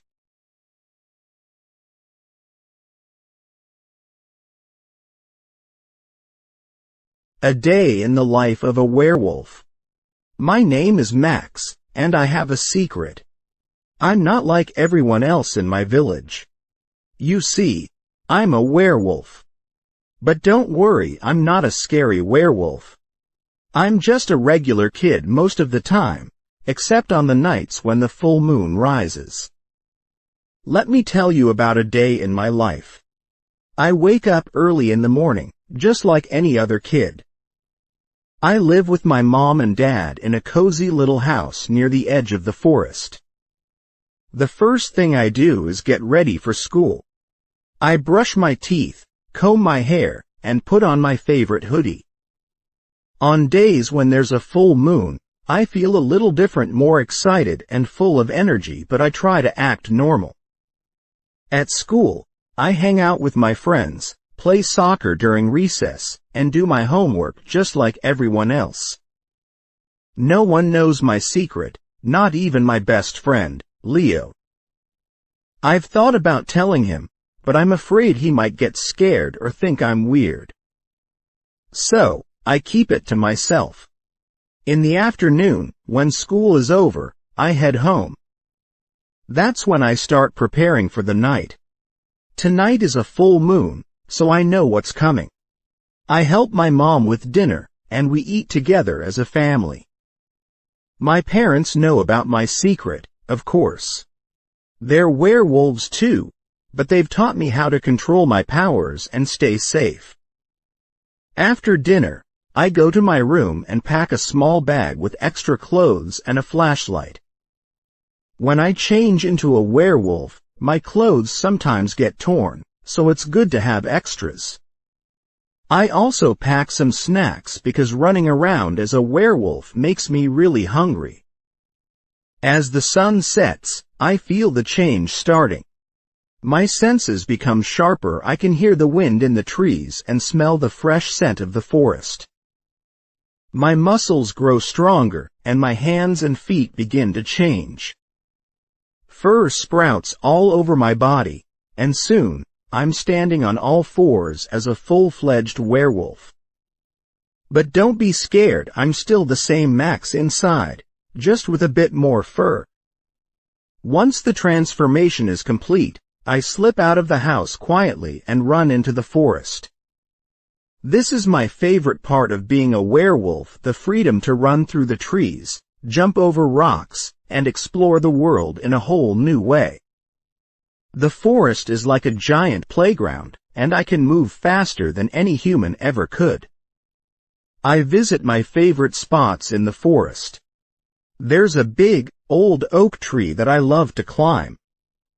From the top, I can see the whole village, with the lights twinkling like stars. I also visit the river, where I sometimes catch fish with my sharp claws. But mostly, I just enjoy the peace and quiet of the night, listening to the sounds of nature. Sometimes, I meet other animals in the forest, deer, owls, and even other werewolves. We nod to each other, understanding that we share the same secret. We never harm the animals or each other, we're just out enjoying the night, like old friends. As the night goes on, I feel the energy of the full moon filling me up. But I'm careful not to get too wild. My parents have always told me to be respectful of the forest and the creatures that live there. So, after a few hours of running and playing, I make my way back home. By the time I return, the moon is starting to dip in the sky. I quietly change back into my human form, put on the clothes I packed, and sneak back into my room. My parents are usually waiting for me with a warm drink and a knowing smile. We sit together and talk about the night, sharing our experiences before heading off to bed. The next morning, I wake up feeling tired but happy. No one at school knows about my nighttime adventure. To them, I'm just Max, the kid who loves soccer and video games. But deep down, I know that I'm something more, part of a secret world that comes alive under the full moon. And so, my life goes on, balancing the everyday world of school and friends with the exciting, hidden life of a werewolf. It's not always easy, but I wouldn't trade it for anything. Being a werewolf is part of who I am, and it makes every full moon a special adventure.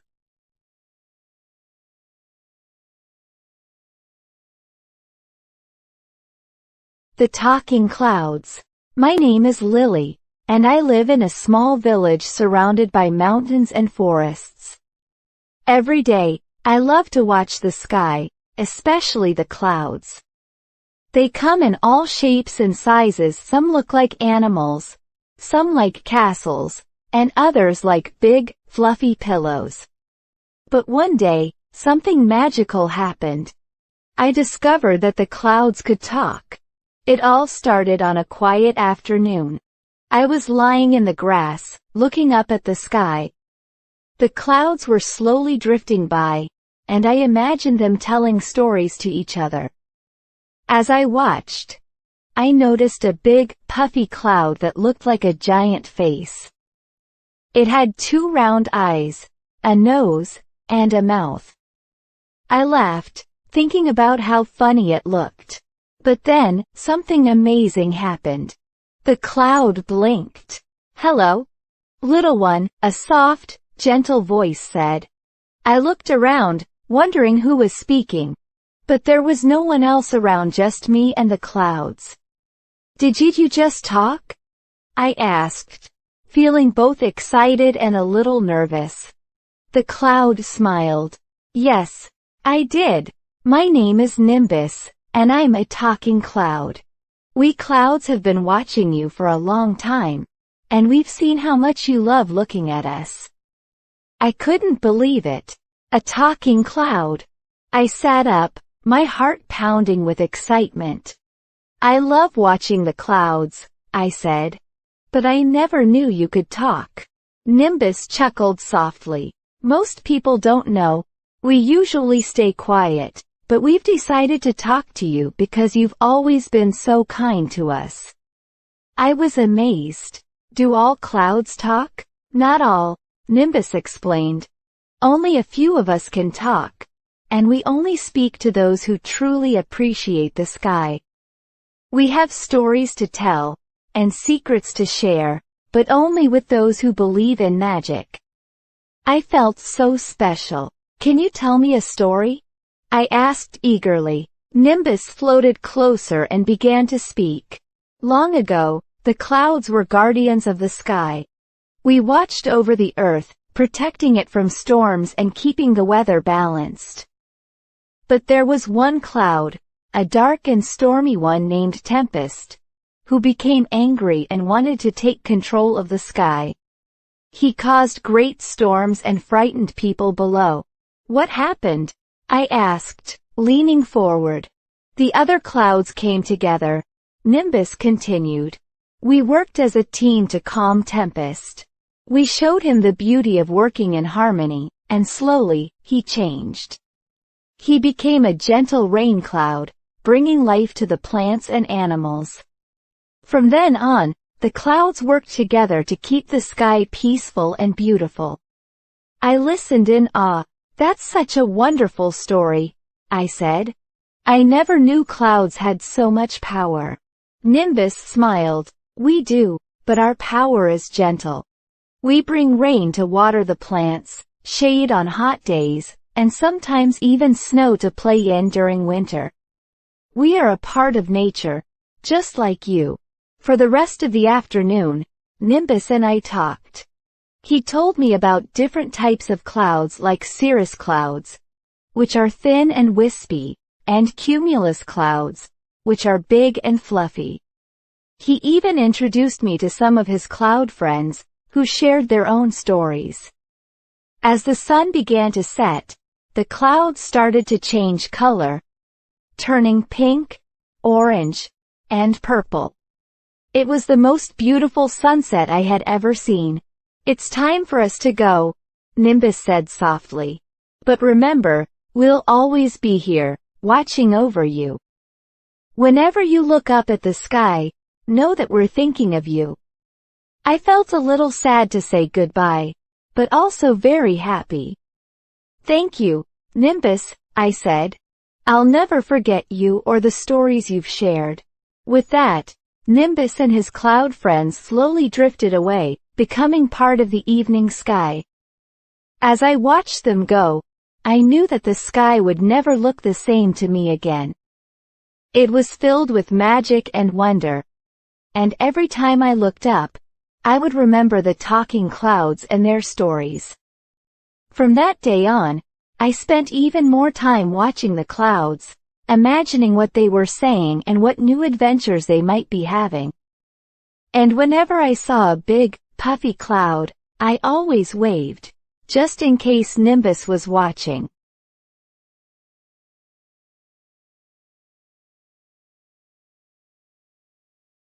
My adventure on a deserted island.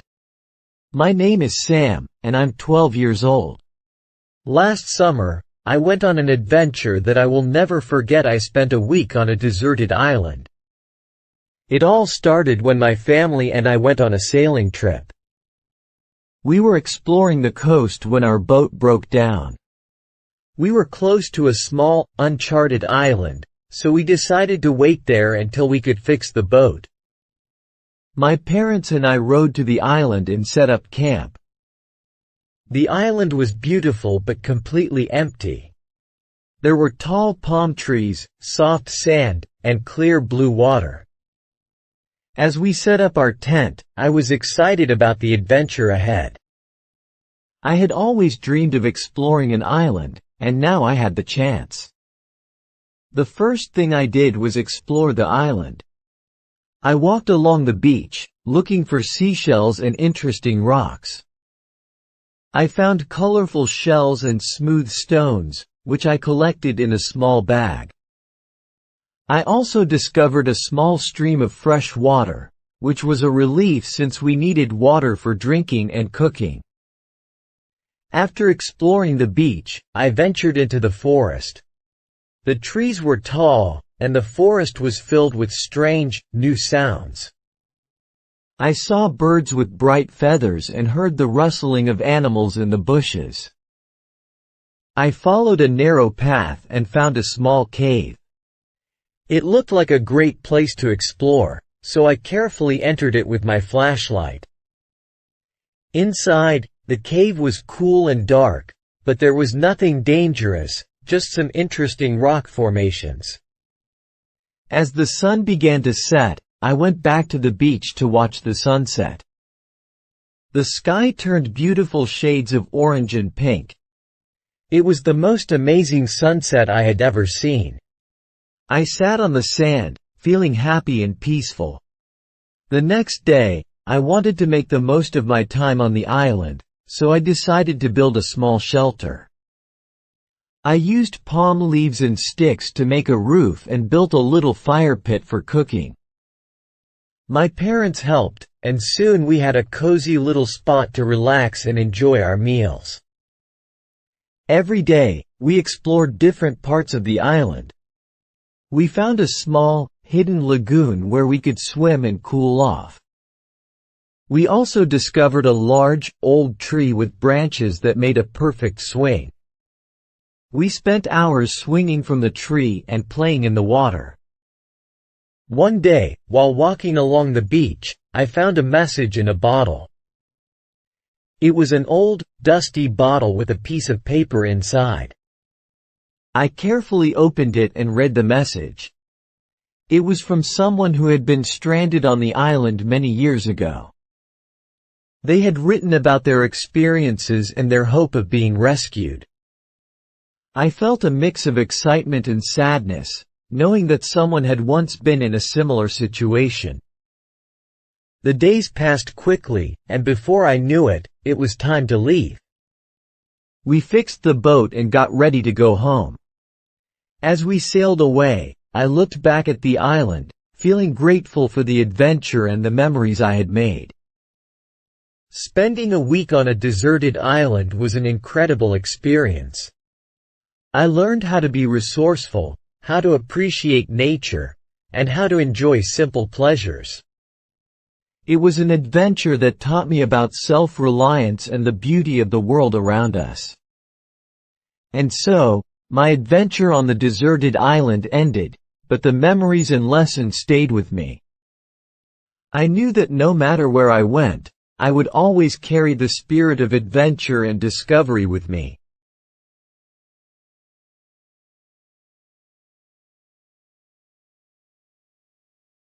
The Lost City of Gold.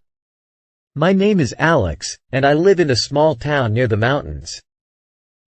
Ever since I was a kid, I've loved reading adventure stories, especially those about hidden treasures and ancient cities. One summer, I went on an adventure of my own to find the legendary Lost City of Gold. It all began when I found an old map in my grandfather's attic. The map was hidden in a dusty chest, wrapped in a piece of leather. It showed a series of mysterious symbols and a path leading to a place marked with a golden star. The map was old, and the golden star was labeled, the Lost City of Gold. Excited, I showed the map to my grandfather. His eyes widened as he looked at it. "This map is from an old legend," he said. "The Lost City of Gold is said to be hidden deep in the mountains. Many people have searched for it, but no one has ever found it." I felt a thrill of excitement. "Grandpa, I want to find it. Can you help me?" Grandpa smiled. "It's a dangerous journey, but if you are determined, I will help you prepare."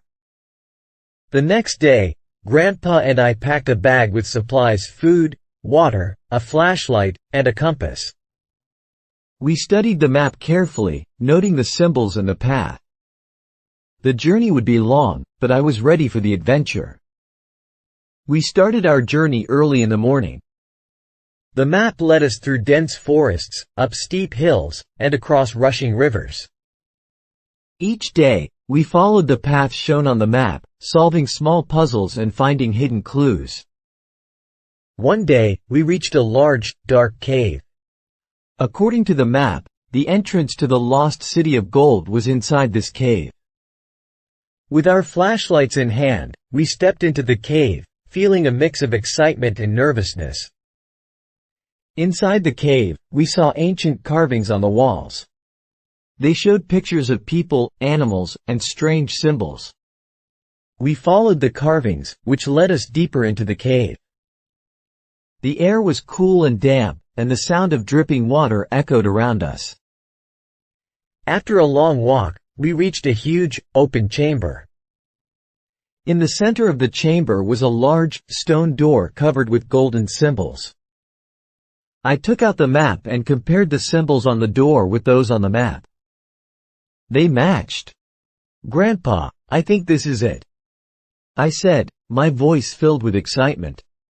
We examined the symbols and found a small, hidden lever on the side of the door. I pulled the lever, and the door slowly creaked open. Inside, we saw a room filled with golden statues, jewels, and piles of ancient coins. The room sparkled with the light from our flashlights.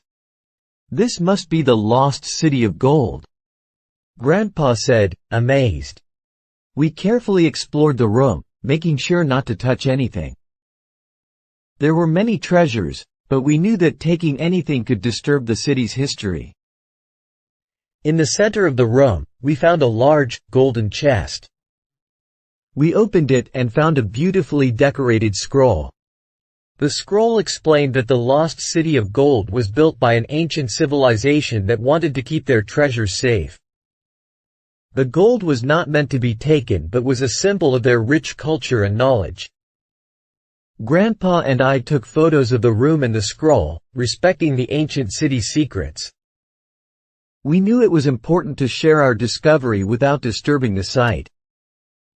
After exploring, we carefully closed the stone door and made our way back home. When we returned to town, we shared our adventure with the community.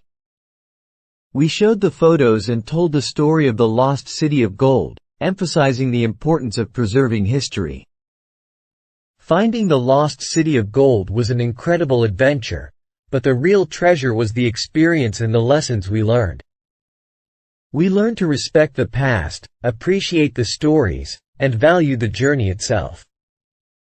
And so, the legend of the lost city of gold continued, not just as a story of hidden treasure, but as a reminder of the importance of history and exploration.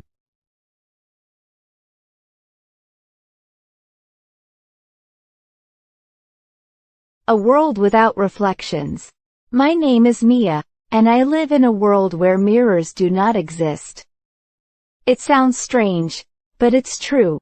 In my world, there are no reflections, no shiny surfaces, no still water that shows your face, and no glass that lets you see yourself.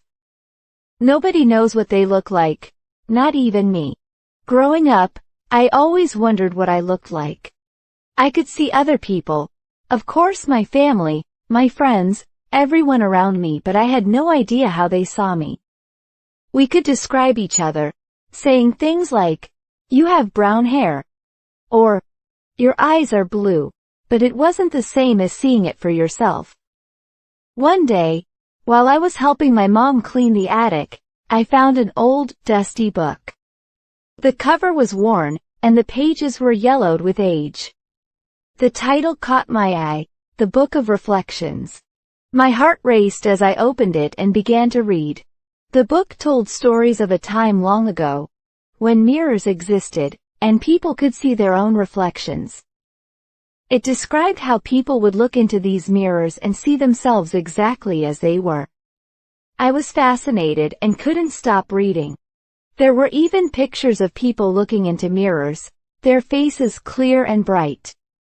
I had never seen anything like it. I showed the book to my mom. She looked surprised but also worried. "Mia, this book is very old. It talks about things that are no longer possible. Reflections disappeared from our world a long time ago. No one knows why, but what if they could come back?" I asked. "What if there's a way to see ourselves again?" My mom shook her head. "It's just a story, Mia. We have learned to live without reflections. We know who we are inside, and that's what matters." But I couldn't stop thinking about it. The idea of seeing my own face, of knowing what I really looked like, was too exciting. So, I decided to search for a way to bring reflections back. I started by asking the oldest people in our village if they remembered anything about reflections.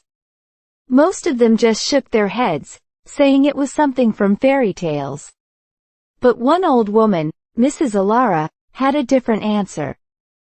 When I was a little girl, I heard about a hidden place, she whispered, her voice trembling.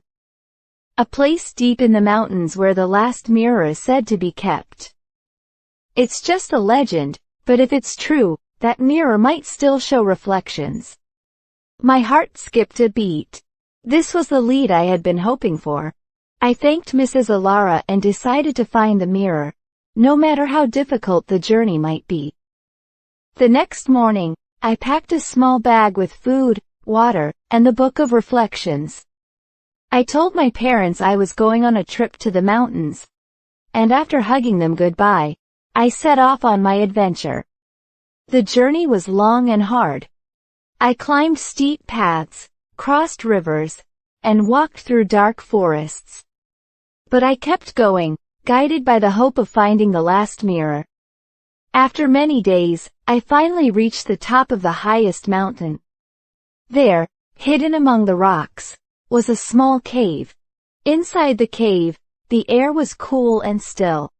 At the back of the cave, covered in dust and cobwebs, stood an old, forgotten mirror.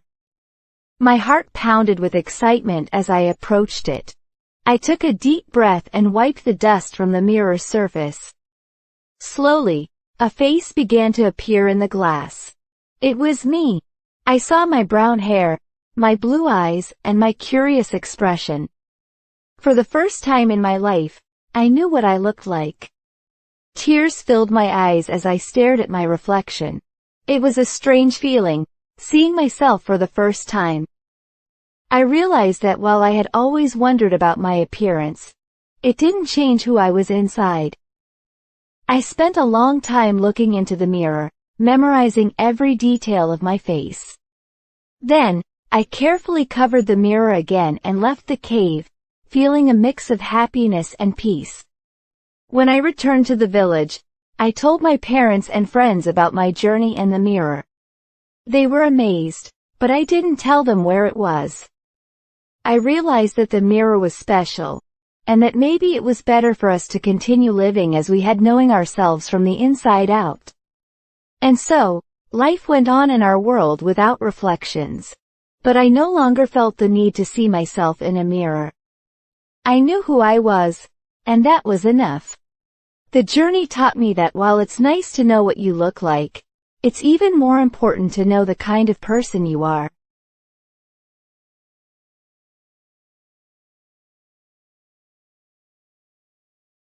The Magical Compass. My name is Ben, and I'm 11 years old. I've always loved adventures, especially ones where I can explore new places. One day, I found something that led me on the greatest adventure of my life, a magical compass. It all started when I was cleaning out the attic of our old house. I was looking through dusty boxes and old clothes when I saw a small, wooden box hidden in a corner. Curious, I opened it and found a beautiful, old compass inside. It had a shiny gold cover with a strange symbol on it, and the needle was glowing softly, pointing in a direction that didn't make sense. I had seen compasses before, but this one was different. I took the compass downstairs to show my grandpa. He's traveled a lot and knows all about old things. "Grandpa, look what I found." "Do you know what this is?" Grandpa's eyes widened when he saw the compass. "Ben, this isn't just any compass. This is a magical compass.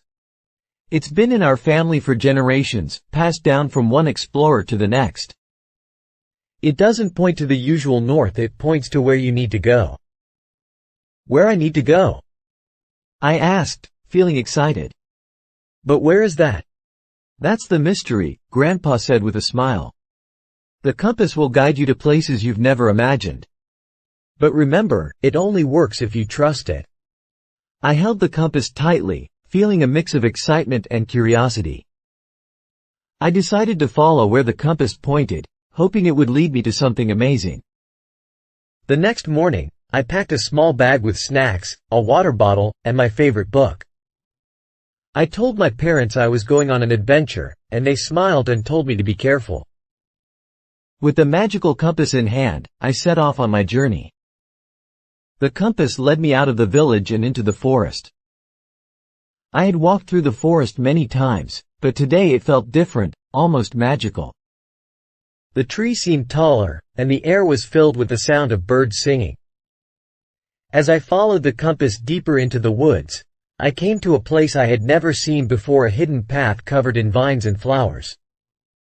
The compass needle pointed straight down the path, so I carefully pushed the vines aside and stepped onto it. The path led me to a sparkling, crystal-clear river. The compass needle pointed to a large rock in the middle of the river. I was confused at first, but then I noticed something shiny stuck in a crack in the rock. I waded into the water and carefully pulled out a small, silver key. "What's this for?" I wondered aloud.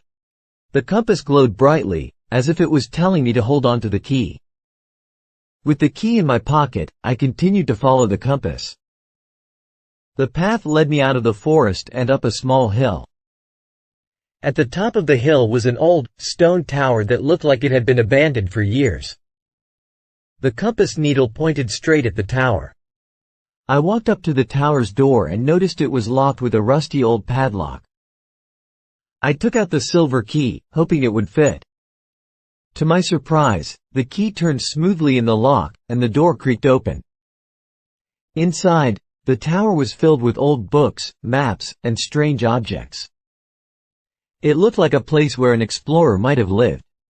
In the center of the room was a large, wooden chest with the same strange symbol that was on the compass. I walked up to the chest, my heart pounding with excitement. I slowly lifted the lid and gasped. Inside the chest was a treasure trove of ancient artifacts, gold coins, jewels, and mysterious objects that seemed to glow with a soft light. But what caught my eye the most was a rolled-up piece of parchment. I carefully unrolled the parchment and found a map. It was an old map of faraway lands, marked with mysterious symbols and notes. It looked like the beginning of another adventure. The compass needle stopped glowing and pointed to the center of the map. I knew then that my adventure wasn't over, it was just beginning. I took the map, the compass, and a few of the strange objects from the chest, feeling a sense of excitement and wonder. I knew that with the magical compass, I could go anywhere, explore new lands, and uncover hidden secrets. As I left the tower and walked back home, I couldn't stop thinking about where the compass would take me next. The world was full of mysteries, and I was ready to explore them all. And so, my journey with the magical compass began, leading me to places beyond my wildest dreams. I knew that as long as I had the compass, there would always be a new adventure waiting just around the corner.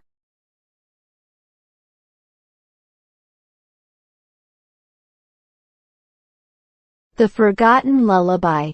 My name is Lily, and I live in a quiet village surrounded by tall, green hills. Ever since I was little, my mom would sing me a special lullaby every night before bed. The melody was soft and sweet, and it made me feel safe and loved. But one day, something strange happened. My mom forgot the lullaby. It all started on a cold winter night. I was getting ready for bed, waiting for my mom to come and sing to me like she always did. But when she sat beside me and opened her mouth to sing, no sound came out. She looked confused. "I'm sorry, Lily," she said. "I can't remember the lullaby. I've sung it to you every night, but now, it's just gone." I was surprised and a little scared. How could she forget something so important? The lullaby was more than just a song, it was a part of our lives. The next day, I asked my mom about the lullaby again, but she still couldn't remember. Neither could anyone else in the village. It was like the song had disappeared from everyone's memory. I didn't want to lose the lullaby, so I decided to find it. I didn't know how, but I was determined. I started by asking the oldest person in our village, Mrs. Willow. She was very old and knew many stories.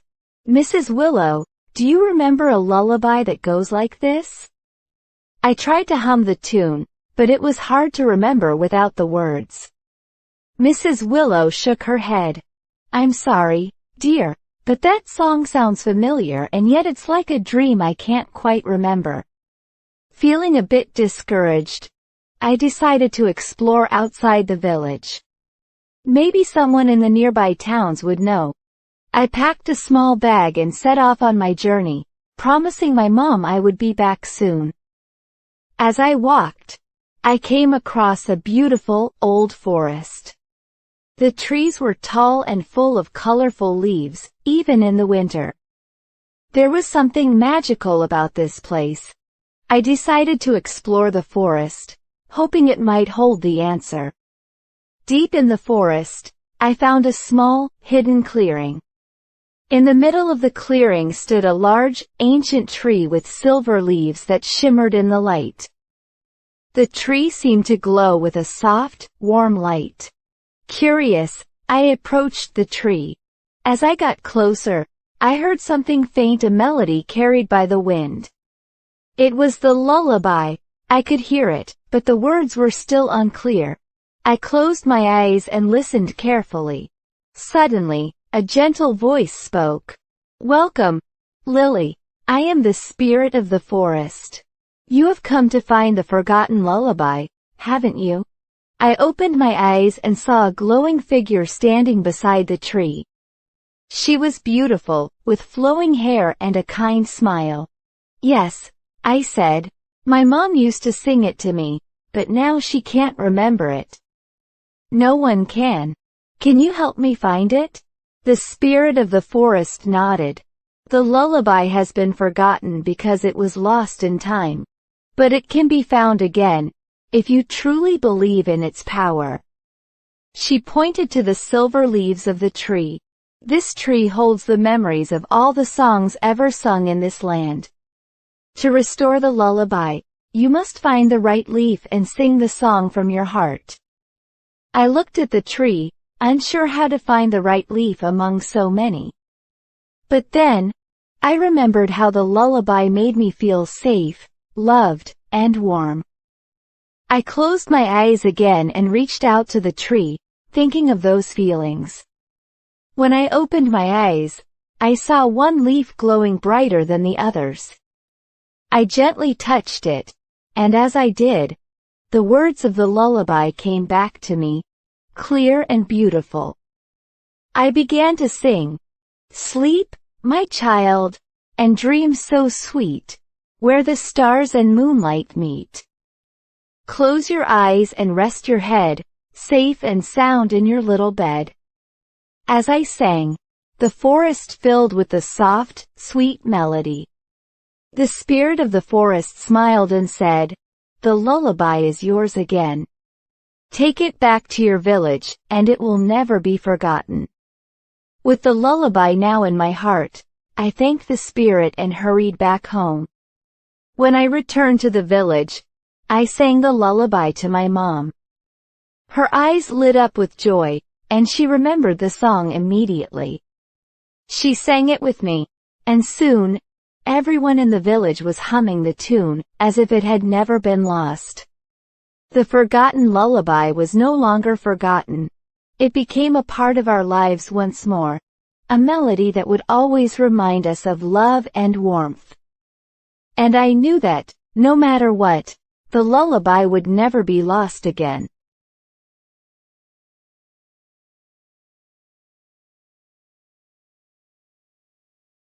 A journey through the elements. My name is Lucas, and I live in a small village near the mountains. One day, something incredible happened to me. I went on a magical journey through the elements: earth, water, fire, and air. This is the story of how it all began. It was a sunny afternoon, and I was exploring the forest near my home. I loved being in nature, listening to the birds sing and feeling the cool breeze on my face.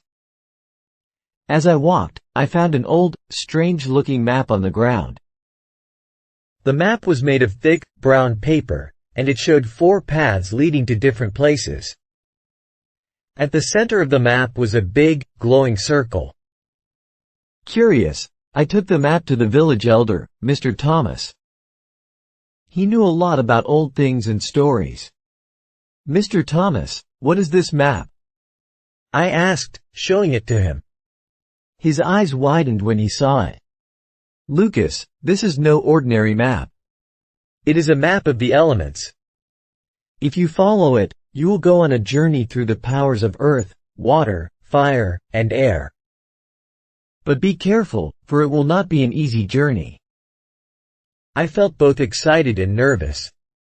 But I wanted to see where the map would take me, so I decided to start my journey the next day. The first path led me deep into the forest, where the trees were tall and strong. The ground was covered with soft, green moss. As I walked, the earth beneath my feet began to tremble. Suddenly, a voice came from the ground. "Welcome, Lucas. I am the spirit of earth. To pass through, you must show respect for the land." I thought for a moment and then knelt down, placing my hand on the ground. "Thank you, Earth, for giving us life and food. I promise to always take care of you." The earth stopped trembling, and a path opened before me. I knew I had passed the first test. Next, the map led me to a big, blue lake. The water was clear and calm. I could see fish swimming below the surface. I stood at the edge of the water, wondering what would happen next. Suddenly, a wave rose from the lake, and a soft voice spoke. "Welcome, Lucas. I am the spirit of water. To pass through, you must show respect for the water." I took a deep breath and spoke to the lake.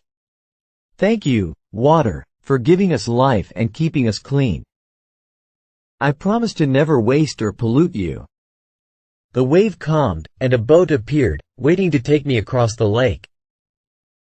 I climbed in, and the boat moved smoothly to the other side. After crossing the lake, I followed the map to a tall mountain. At the top, there was a cave, and from inside, I could see a warm, orange glow.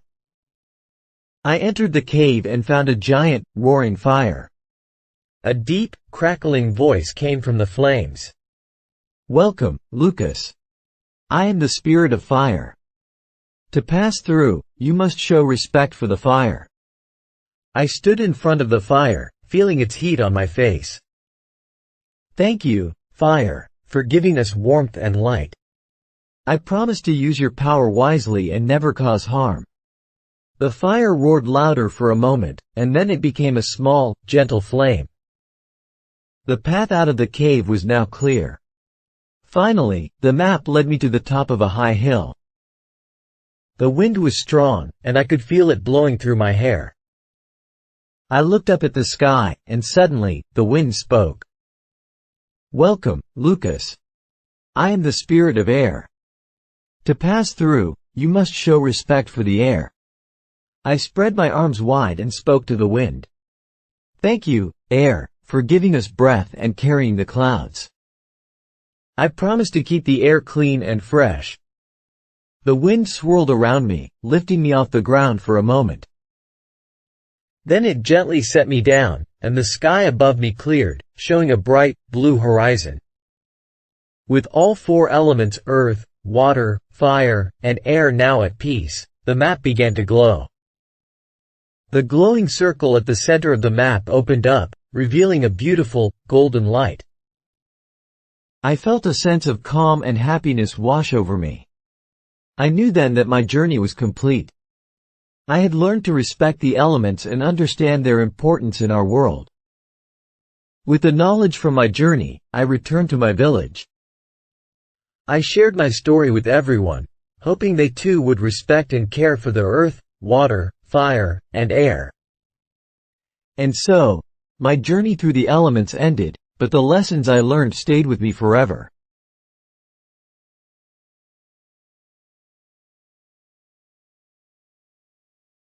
The Cursed Doll. My name is Emma, and this is the story of the cursed doll. It all started on my 10th birthday. My grandma gave me a very old doll. The doll had a pretty face, curly brown hair, and a beautiful blue dress. But there was something strange about it. It felt different. Her name is Lily, Grandma said. She has been in our family for many years. Take good care of her. I smiled and thanked Grandma, but deep inside, I felt uneasy. There was something in the doll's eyes that made me nervous. But I put her on my shelf with my other toys and tried not to think about it. That night, something strange happened. I was lying in bed when I heard a soft noise. It sounded like whispering. I sat up and looked around my room. But everything was quiet. I told myself it was just my imagination and went back to sleep. The next morning, I noticed that Lily, the doll, was not on the shelf where I left her. She was on my desk, facing my bed. I was sure I didn't put her there. I felt a chill run down my spine. Mom, did you move my doll? I asked at breakfast. No, dear, Mom said. Maybe you just forgot where you put her. But I knew I didn't forget. As the days passed, more strange things happened. I would find Lily in different places around my room. Sometimes she was on my chair, other times near the window. Once, I even found her in my closet. It was like she was moving on her own. I told my friend Sarah about it at school. She didn't believe me at first. But then she came over to my house to see the doll. She's just a doll, Emma, Sarah said, picking up Lily. There's nothing to be scared of. But when she held the doll, something happened. The lights in my room flickered, and we both heard a soft, eerie laugh. Sarah dropped the doll, and we both screamed. Did you hear that? Sarah asked, her face pale. Yes, I said. I told you, the doll is cursed. We decided to tell my grandma. She was the one who gave me the doll, so maybe she knew what was going on. Grandma, something is wrong with the doll, I said when we visited her. She moves by herself, and we heard her laugh. Grandma's face grew serious. She took a deep breath and said, I was afraid this might happen. What do you mean? I asked, feeling more scared. Lily is an old doll, very old, Grandma explained. She belonged to a little girl many years ago. That girl was very lonely, and she loved Lily more than anything. But when the girl grew up, she became sad and angry. She placed a curse on the doll, so Lily would always look for a friend, even when she's not wanted. I felt a shiver run down my spine. Is there a way to break the curse? There is, Grandma said. But it's not easy. You have to show Lily that you're not afraid of her. You have to be kind to her and treat her like a friend. If you do that, the curse might go away. I wasn't sure if I could do it, but I knew I had to try. That night, I went back to my room with Lily. I sat her on my bed and looked into her eyes. Lily, I said softly, I know you're lonely. But you don't have to be scary. We can be friends. I felt silly talking to a doll, but I kept going. I'll take care of you, and we can have fun together. You don't need to move around or scare me. I'll be here. I waited, and for a moment, nothing happened. Then, the air in the room felt warmer, and the doll's face seemed to soften. I didn't hear any more whispers or laughter that night. I slept peacefully for the first time in days. The next morning, Lily was still on my bed, just where I left her. She didn't move anymore, and the strange things stopped happening. It was like the curse was broken. From then on, I kept Lily on my shelf, but I wasn't afraid of her anymore. I knew she was just a doll, and that maybe she just needed someone to care for her. I learned that sometimes the things we fear just need a little kindness to change. And that's the story of the cursed doll. It was a scary experience, but it taught me something important. That even the strangest things can have a reason, and that fear can be overcome with kindness.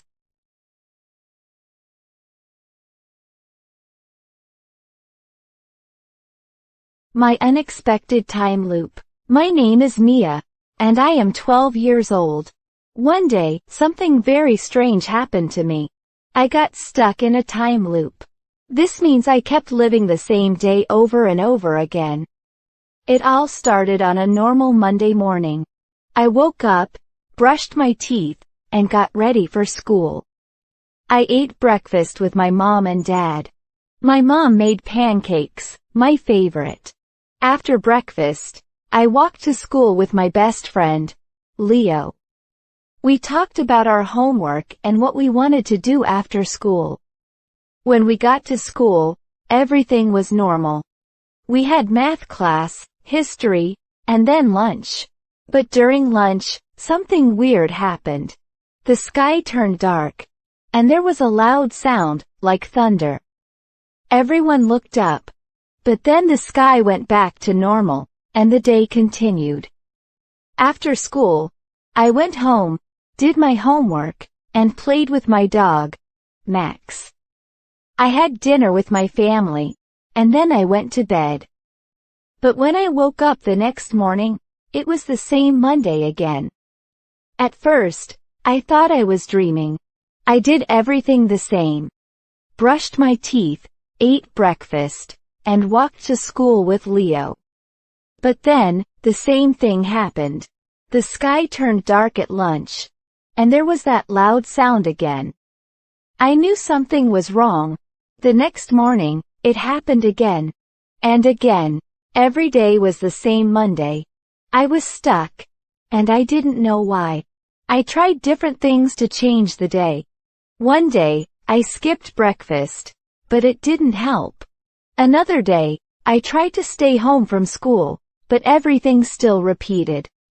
No matter what I did, I couldn't escape the time loop.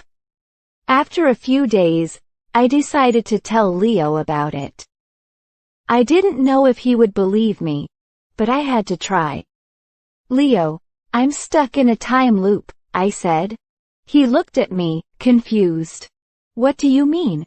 I keep living the same day over and over. It's always Monday. I don't know how to stop it. Leo thought for a moment and then said, maybe there's something you need to do, something important. Maybe that's why the day keeps repeating. His words made sense. But what was the important thing I needed to do? The next day, I paid close attention to everything. I watched people closely, looking for anything strange. At lunch, when the sky turned dark, I noticed a girl sitting alone in the corner. She looked sad, and nobody was talking to her. I had seen her before, but I never talked to her. I realized that maybe she was the key to breaking the time loop. The next day, when everything started again, I decided to talk to her. Her name was Emily. I sat with her at lunch, and we talked. She told me she was new at the school and didn't have any friends yet. She felt lonely and scared. I invited Emily to sit with me and Leo from then on. She smiled, and I could see that she was happy. It felt good to help her. I didn't know if this would break the time loop, but I hoped it would. The next morning, I woke up feeling nervous. Was it still Monday? I got ready and went to school, but something was different. The sky was blue, and there was no dark cloud at lunch. The day went by, and everything was new. It was Tuesday. I was so happy. I had finally broken the time loop. I realized that helping Emily was the important thing I needed to do. The time loop wasn't just about me, it was about someone else, too. From that day on, Emily became my friend. We sat together at lunch every day. Leo and I helped her feel welcome at school. The time loop taught me something important. Sometimes, when you help others, you end up helping yourself, too. Now, I always look for ways to help people around me. I don't know if I will ever get stuck in a time loop again. But if I do, I know what to do. I will look for the important thing that needs to be done, and I will do it. After all, life is full of surprises, and you never know when you might be in your own unexpected time loop.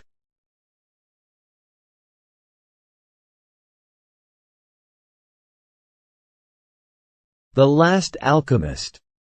My name is Theo, and I am the last alchemist. Alchemy is a very old and special kind of magic. Long ago, many people studied alchemy, but now, I am the only one left. My job is to find a way to turn ordinary metal into gold and to create a potion that can heal any illness. I live in a small, quiet village. My house is at the edge of the forest. It is full of books, strange bottles, and old tools. Every day, I read and work, trying to discover the secrets of alchemy. I want to help the people in my village.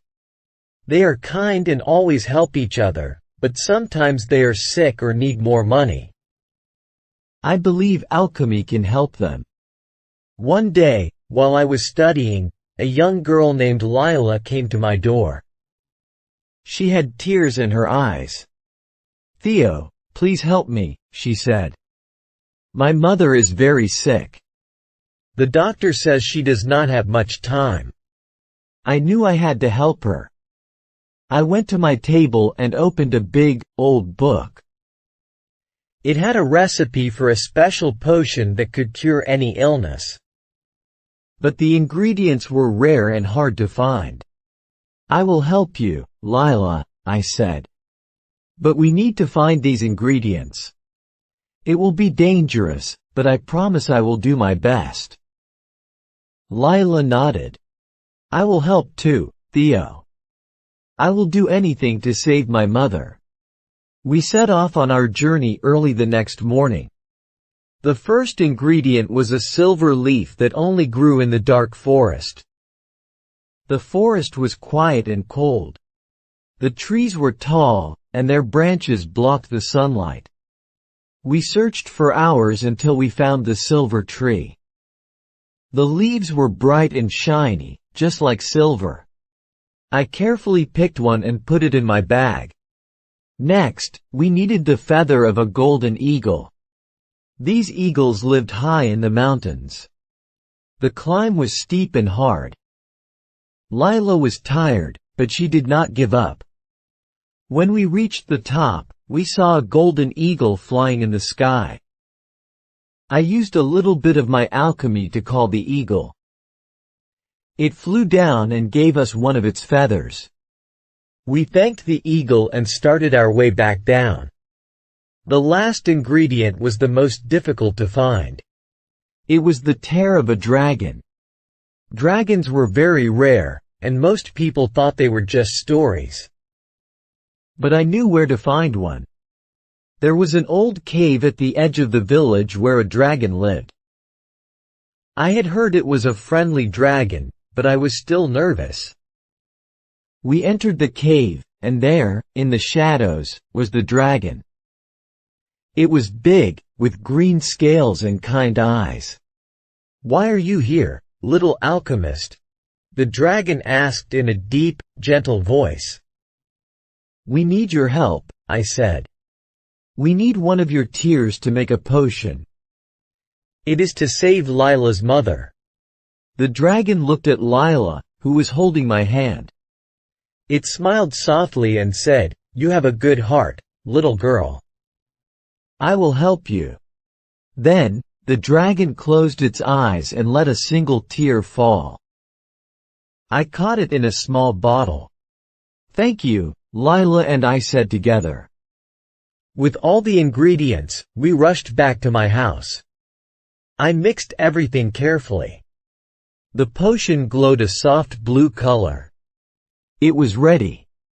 Lila and I hurried to her home. Her mother was very weak, but she managed to smile when she saw us. I gave her the potion, and after she drank it, something amazing happened. Her eyes opened wide, and color returned to her face. She was healed.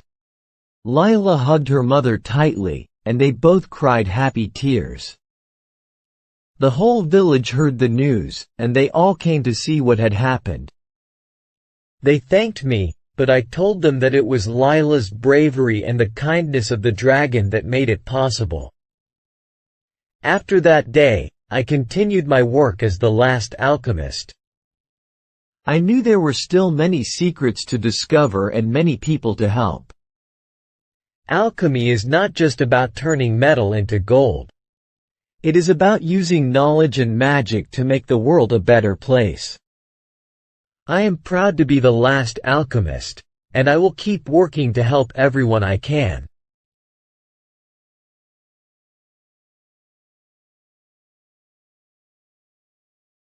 My life is a dreamwalker. My name is Alex. I am a dreamwalker. Every night, when I go to sleep, I enter a different world. This world is full of magic, colors, and strange creatures. It is like a big adventure. I never know where I will go or who I will meet. At first, I was scared. I did not understand what was happening. I thought they were just dreams, but then, I realized something. Every time I went to sleep, I visited the same places. I met the same people. They knew my name, and they called me, Dreamwalker. One night, I met a little girl named Lily. She had bright blue eyes and long, golden hair. She was kind and funny. We became friends very quickly. She told me she was from the dream world, a place where people like me, dreamwalkers, come to visit. Why am I here? I asked her. You are special, Alex, she said. Not everyone can walk in dreams. You have a gift. You can help people in the dream world. There are good dreams and bad dreams. The bad dreams, or nightmares, need to be stopped. You can stop them. I was surprised. I did not know I could do this. But Lily smiled and said, "Don't worry. I will help you." The next night, I went to sleep again. I was back in the dream world. This time, it was different. The sky was dark, and the air was cold. I felt afraid, but I remembered what Lily said. I had to be brave. I walked through a forest. The trees were tall and black. I could hear strange noises. Suddenly, I saw a shadow moving quickly between the trees. It was a nightmare. The nightmare was big and scary. It had red eyes and sharp teeth. It wanted to catch me, but I ran fast. I knew I had to stop it, but how? I was just a boy. Then I remembered Lily's words. You have a gift.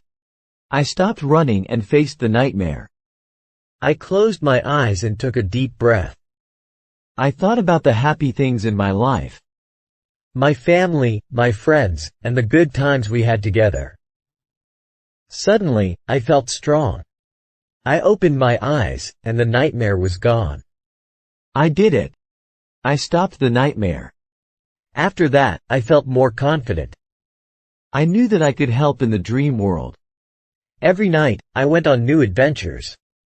Sometimes, I had to stop nightmares, and other times, I helped lost dreamers find their way home.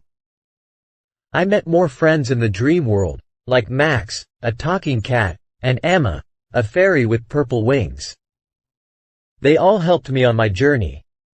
As time went on, I learned more about my gift. I found out that I could also create dreams. When someone was sad or scared, I could give them a happy dream. I loved making people smile, even in their sleep. One day, Lily told me there was a big challenge ahead. A powerful nightmare was coming, bigger and stronger than any other. It was called the Shadow King. He wanted to take over the dream world and fill it with darkness. "We need to stop him, Alex," Lily said. "But we can't do it alone."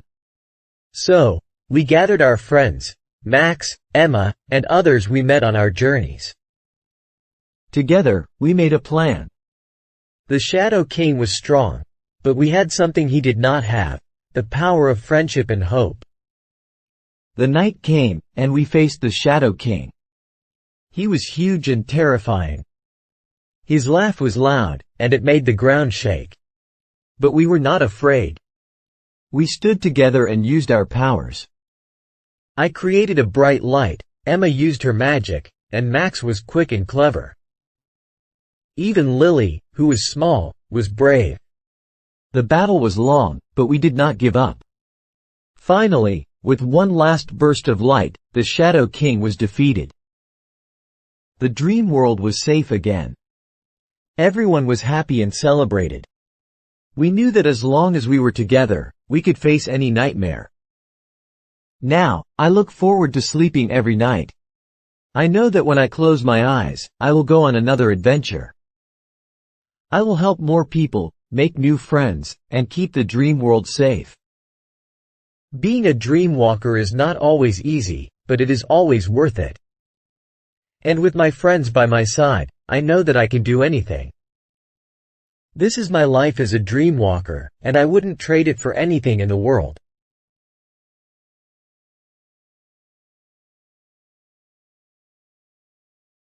The smart student. In a small town with a friendly school, there was a student named Emma.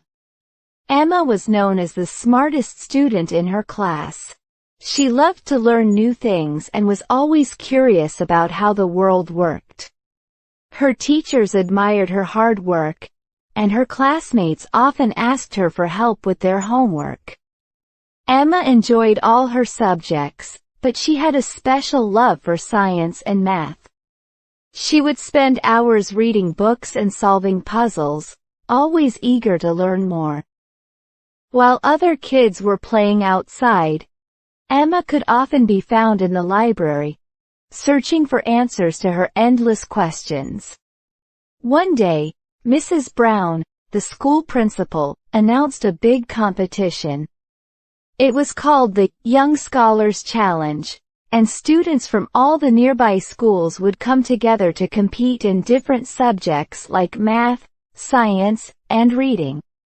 The winner would receive a big trophy and a scholarship to attend a special summer camp for gifted students. Emma's teacher, Mr. Johnson, told the class about the competition. "I think we should all try our best," he said. "It's a great chance to show what we've learned." Emma's eyes lit up. She loved challenges, and this sounded like the perfect opportunity to test her knowledge. "I'm going to enter the competition," she thought. "I want to see how much I can achieve." For the next few weeks, Emma studied harder than ever. She reviewed all her notes, practiced math problems, and even stayed after school to ask Mr. Johnson for extra help. Her parents were proud of her dedication and supported her every step of the way. Finally, the day of the competition arrived. Emma was a little nervous, but she was also excited. She knew she had prepared well and was ready to do her best. The event was held in a big auditorium, and students from many different schools filled the seats. The competition began with a math test. Emma carefully read each question and solved the problems one by one. She didn't rush, making sure to check her answers before moving on. Next was the science quiz, which included questions about planets, animals, and experiments. Emma smiled as she answered each one, remembering all the hours she had spent in the library. After a short break, it was time for the reading challenge. The students had to read a passage and answer questions about it. Emma loved reading, so this part was easy for her.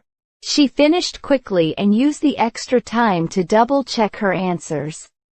When the competition was over, all the students gathered in the auditorium to hear the results. Emma's heart was beating fast as she waited for the announcement. She knew she had done her best, but she didn't know how the other students had performed. Mrs. Brown stepped up to the microphone. "And now, the moment you've all been waiting for," she said with a smile. "The winner of the Young Scholars Challenge is Emma from Oakwood School." The auditorium erupted in applause. Emma couldn't believe her ears. She had won! She stood up, her face glowing with pride, and walked to the stage to receive her trophy. As she held the shiny trophy in her hands, she felt a sense of accomplishment that she had never felt before. After the ceremony, Mr. Johnson congratulated Emma. "You did it, Emma! All your hard work paid off." "Thank you, Mr. Johnson," Emma said, smiling up at her teacher. "I couldn't have done it without your help." When Emma got home, her parents were waiting for her with big smiles and a homemade banner that read, "Congratulations, Emma. We're so proud of you." They hugged her tightly, and Emma knew that they were just as happy as she was. That night, as Emma lay in bed with her trophy on the shelf beside her, she thought about everything she had learned. She realized that being smart wasn't just about knowing the answers, it was also about being curious, working hard, and never giving up. From that day on, Emma continued to study and learn, not just for the sake of winning competitions, but because she truly loved discovering new things. She knew that there were many more challenges ahead, but she felt confident that she could face them with the same determination and passion that had brought her this far. And so, Emma, the smart student, kept shining brightly, inspiring others to learn and showing that with hard work and a love for knowledge, anything was possible.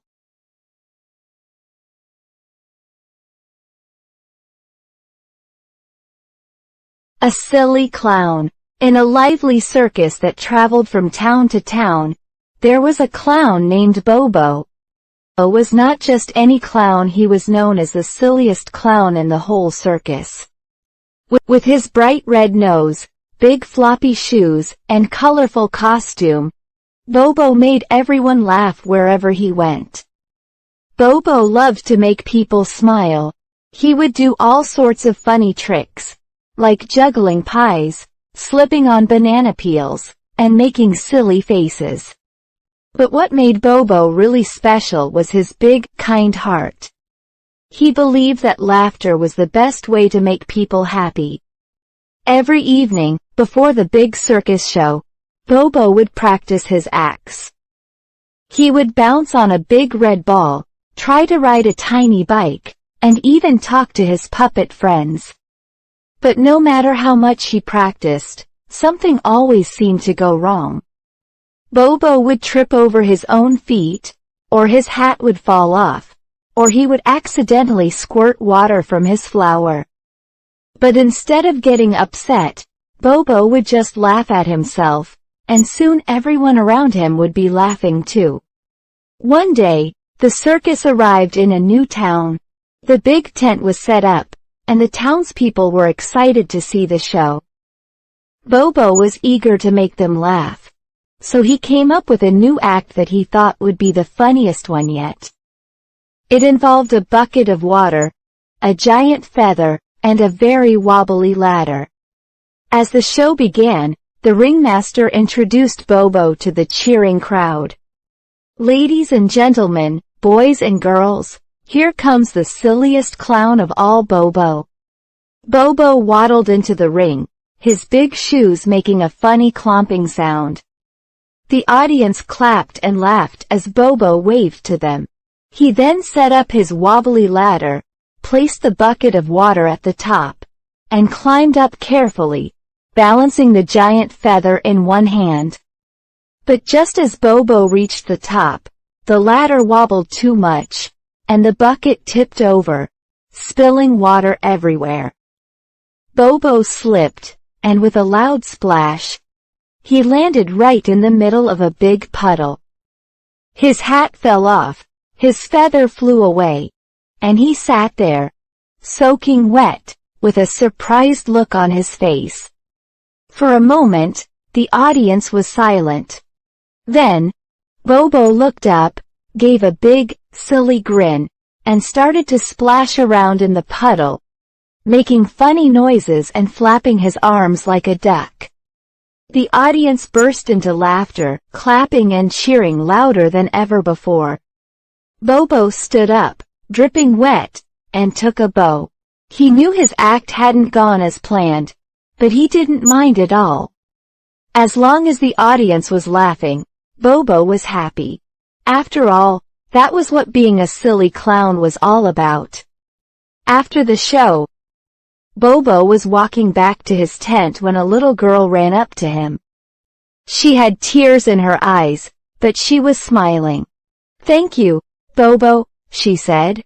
"I was feeling sad today, but you made me laugh so much. You're the best clown ever." Bobo knelt down and gave the girl a gentle hug. "I'm glad I could make you smile," he said with a wink. Dry clothes. He thought about how wonderful it was to be a silly clown. As Bobo dried off and changed into his warm, the little girl nodded and waved goodbye as she ran back to her family, still giggling. Remember, no matter how silly things get, it's always okay to laugh. From that day on, Bobo continued to be the silliest clown in the circus. And that made him feel like the luckiest clown in the world. Even when things didn't go as planned, he knew that his silliness could bring joy to others.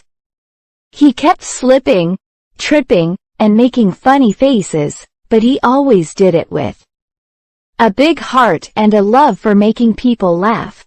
And wherever the circus went, people would leave the show with smiles on their faces, thanks to Bobo, the silly clown.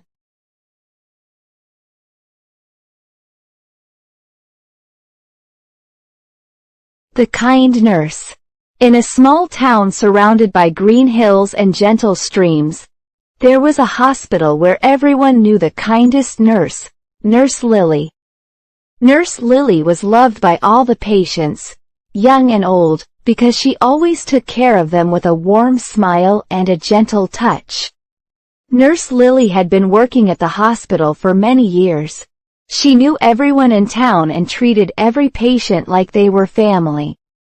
No matter how busy or tired she was, Nurse Lily always made time to listen to her patients' worries and help them feel better. One day, a little boy named Sam came to the hospital. Sam was very sick, and he was scared because he had never been to the hospital before. His parents were worried too, and they didn't know how to make him feel better. When Nurse Lily saw Sam, she knelt down beside him and smiled. "Hello, Sam," she said softly. "My name is Nurse Lily, and I'm going to take care of you. There's nothing to be afraid of. We're all here to help you feel better." Sam looked at Nurse Lily's kind face and felt a little less scared. "Will it hurt?" he asked, his voice trembling. "Some things might feel a little uncomfortable, but I promise I'll be with you the whole time," Nurse Lily replied. "And we'll do everything we can to make you comfortable." Nurse Lily gently took Sam's hand and led him to his hospital room. She made sure his bed was cozy with soft blankets and brought him a stuffed bear to keep him company. She even found some colorful stickers and decorated his room to make it feel more like home. Throughout the day, Nurse Lily checked on Sam often. She brought him warm soup when he was hungry, read him stories when he was bored, and even told him funny jokes to make him laugh. Whenever Sam felt nervous, Nurse Lily was there to comfort him. As the days passed, Sam started to feel better. He wasn't as scared anymore because he knew Nurse Lily was taking good care of him. She had a special way of making everything seem okay, even when it was hard. One evening, as Nurse Lily was getting ready to leave for the night, Sam called out to her. "Nurse Lily, thank you for being so nice to me," he said with a shy smile. "You make me feel better, even when I'm scared." Nurse Lily's heart filled with warmth. "It's my pleasure, Sam," she said, patting his hand. "You're very brave, and I'm so proud of you. Just remember, you're never alone. We're all here to help you get better." The next morning, when Nurse Lily arrived at the hospital, she found a small gift on her desk. It was a drawing that Sam had made, a picture of Nurse Lily with a big smile, standing next to Sam and his stuffed bear. Above the picture, Sam had written, "Thank you, Nurse Lily, for being so kind." Nurse Lily's eyes filled with tears of happiness. She knew that being a nurse wasn't just about giving medicine and bandaging wounds. It was about caring for people's hearts and helping them feel safe and loved, especially when they were scared or in pain. Every day after that, Nurse Lily continued to care for her patients with the same kindness and love. She knew that a gentle word, a smile, or a small act of kindness could make a big difference in someone's life. And because of her, the hospital was a place where people felt cared for and hopeful, even during tough times. Nurse Lily's kindness touched the lives of everyone she met, and the people of the town were grateful to have such a wonderful nurse in their community. Whenever someone was sick or scared, they knew they could count on Nurse Lily to be there for them, with her warm smile and kind heart. And so, Nurse Lily continued her work, spreading kindness and care to all who needed it, knowing that her love and compassion were the best medicine of all.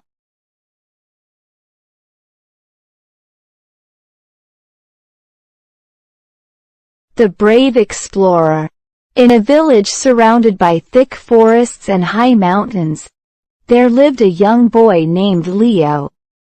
Leo was curious about everything. He loved to hear stories about distant lands, hidden treasures, and mysterious places. More than anything, Leo dreamed of becoming an explorer, just like the heroes in the stories his grandfather used to tell him. One bright morning, Leo decided it was time to go on his first adventure. He packed a small bag with a sandwich, a water bottle, and a map that his grandfather had given him. The map showed a path leading through the forest to a place called the Lost Valley. According to the stories, the Lost Valley was a beautiful, hidden place that no one had seen in many years. "I'm going to find the Lost Valley," Leo told himself as he set out from his home. His heart was filled with excitement and a little bit of fear, but he knew he had to be brave if he wanted to be an explorer. As Leo walked through the village, the other children called out to him, "Where are you going, Leo?" "I'm going to explore the forest and find the Lost Valley," Leo replied proudly. "Be careful," they called back. "The forest is big and dark, and there are many dangers." But Leo wasn't afraid. He waved goodbye to his friends and followed the path that led into the forest. The trees soon grew tall and thick, and the light of the sun was dimmed by their leafy branches.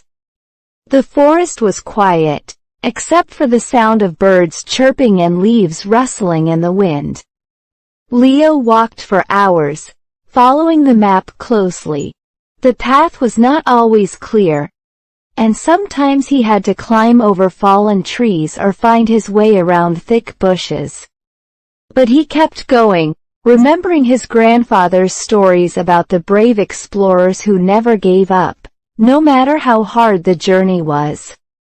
As the sun began to set, Leo found himself in a small clearing. He was tired and hungry, so he sat down on a rock to rest. He took out his sandwich and ate it slowly, thinking about how far he had come. Suddenly, Leo heard a noise in the bushes. He stood up quickly, his heart pounding. "Who's there?" he called out, trying to sound brave. To his surprise, a small, fluffy rabbit hopped out of the bushes. Leo let out a sigh of relief and laughed at himself for being so scared.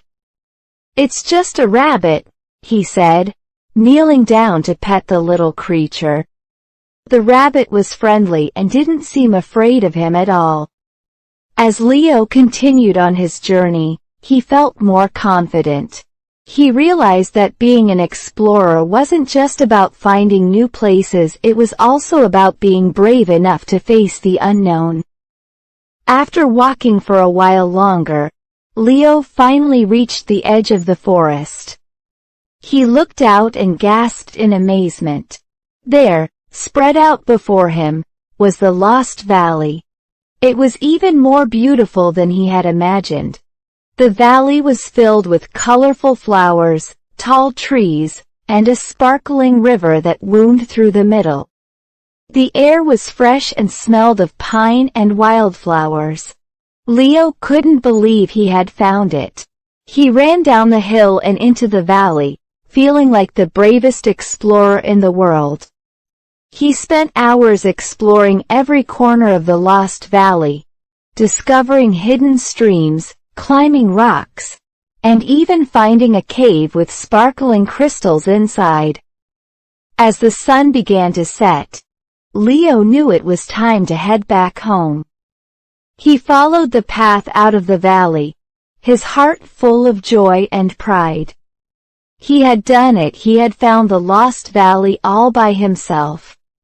When Leo returned to the village, everyone gathered around to hear about his adventure. He told them all about the forest, the rabbit, and the beautiful Lost Valley he had discovered. His friends listened in awe, and even the adults were impressed by his bravery. "You are truly a brave explorer, Leo," his grandfather said, giving him a big hug. "I'm proud of you." Leo smiled. He knew that this was just the beginning of his adventures. There were many more places to explore and many more challenges to face, but now he knew that he had the courage to face them all. And so, Leo, the brave explorer, continued to dream of new adventures, knowing that with a brave heart and a curious mind, anything was possible.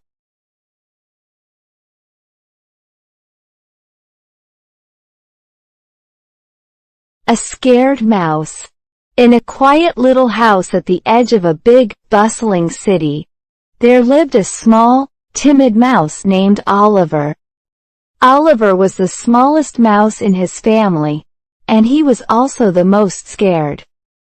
Everything seemed so big and loud to him, the barking dogs outside, the creaky floorboards in the house, and even the wind blowing through the trees. Oliver's family lived in a cozy little mouse hole behind the kitchen wall. They would come out at night to gather crumbs and explore, but Oliver always stayed close to the hole. He was too afraid to go far, worried about what might be lurking around the corner. One night, while his family was out looking for food, Oliver decided to be brave. He took a deep breath and stepped out of the mouse hole. "I can do this," he whispered to himself. "I just need to find a little crumb and go back quickly." The kitchen was dark and quiet, but to Oliver, it felt huge and full of shadows. He tiptoed across the floor, his tiny heart pounding in his chest. Every little sound made him jump, like the wind rattling the window or the ticking of the clock on the wall. Just as he spotted a small piece of cheese under the table, Oliver heard a soft, patting noise. His whiskers twitched, and he froze in place. The noise was getting closer and closer. Oliver looked around, trying to find the source of the sound. Then, he saw it, a large, sleek cat with sharp eyes, slowly creeping into the kitchen. Oliver's heart raced. He had always been told to be careful of the cat, and now here it was, right in front of him.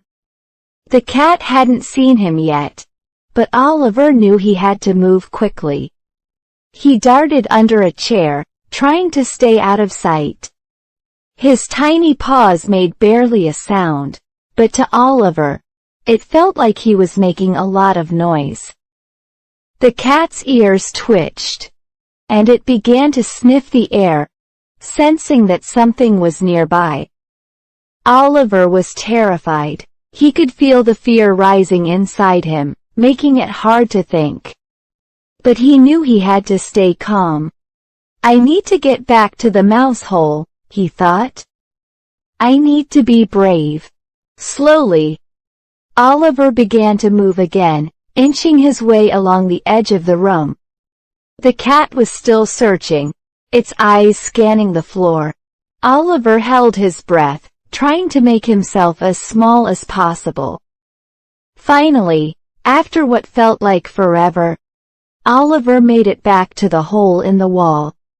He slipped inside just as the cat turned its head in his direction. Safe at last, Oliver let out a sigh of relief. His tiny body was shaking, but he was okay.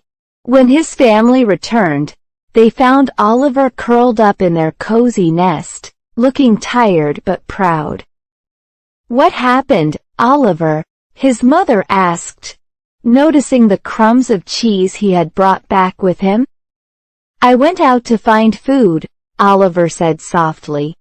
"And I saw the cat. I was so scared, but I made it back safely." His family was amazed. "You were very brave, Oliver," his father said, patting him on the back. "It's okay to be scared, but you didn't let it stop you. That's what courage is." Oliver smiled a little. He still felt scared thinking about the cat, but he also felt proud that he had faced his fear and made it back safely. He knew he was still small and still scared of many things, but now he also knew that he could be brave when it mattered. From that night on, Oliver started to venture out a little more, always being careful but no longer letting his fear keep him from exploring. He learned that it was okay to be scared, as long as he didn't let it stop him from living his life. And so, Oliver the scared mouse became a little less scared each day, finding the courage to explore his world and discover new things, one small step at a time.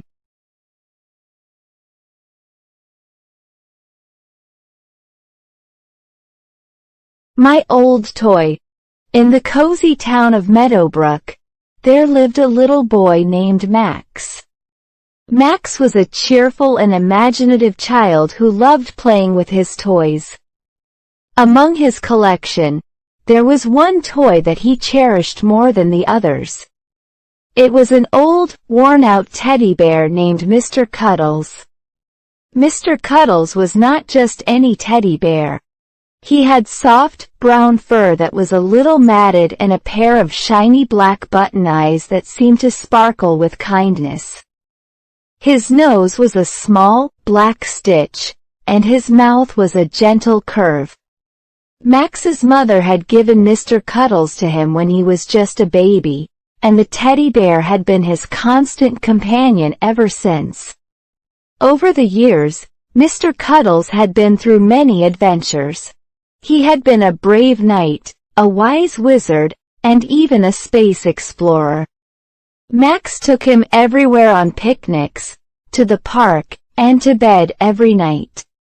Despite his many adventures, Mr. Cuddles had become a bit tattered and worn. His fur was no longer as soft as it used to be, and one of his ears had a small tear. But to Max, Mr. Cuddles was perfect just the way he was. One rainy afternoon, Max was playing in his room when he noticed Mr. Cuddles lying quietly on the shelf. Max picked him up and noticed how worn his old friend had become. He hugged Mr. Cuddles tightly and thought about how much they had been through together. Max decided it was time to give Mr. Cuddles a little makeover. With the help of his mother, Max carefully washed Mr. Cuddles. They used a gentle soap and a soft brush to clean his fur. After washing, they carefully dried him and began to mend the small tear on his ear with a needle and thread. Max's mother even helped him sew a little patch on Mr. Cuddles' chest, where the fur had worn thin. While they worked, Max talked to Mr. Cuddles. "You're going to look great after this, Mr. Cuddles. We've had so many adventures, and I want you to be ready for many more." Once Mr. Cuddles was all clean and patched up, Max couldn't wait to show him off. He held his teddy bear up to the mirror and smiled. "You look fantastic," he said. The next day, Max took Mr. Cuddles with him on his usual adventures. They went to the park, where Mr. Cuddles sat on a bench and enjoyed the sunshine. They went on a treasure hunt in the backyard, and Mr. Cuddles found a hidden treasure of shiny stones. Max even brought Mr. Cuddles to school for show and tell, where he proudly introduced him to his friends. Max's friends were amazed at how Mr. Cuddles had been fixed up and looked so new again. They asked Max about the teddy bear's many adventures and listened with wide eyes as Max told stories of their imaginary travels. As the days went by, Max and Mr. Cuddles continued to have new adventures. Whether they were exploring the jungle in the backyard or building castles in the sandbox, Mr. Cuddles was always by Max's side. The little teddy bear seemed to shine with renewed energy, and Max felt happy knowing that his old friend was ready for many more adventures. One evening, as Max was getting ready for bed, he looked at Mr. Cuddles with a sense of satisfaction. "Thank you for being such a great friend," Max said. "I know we're going to have many more adventures together." Max hugged Mr. Cuddles tightly and placed him on his pillow. The teddy bear, now clean and repaired, seemed to smile back at Max, ready for whatever came next. And so, Max and Mr. Cuddles continued their adventures, always cherishing the bond they shared. The old toy, with his new look and the love Max had given him, became a reminder of the special memories they had made together. The end.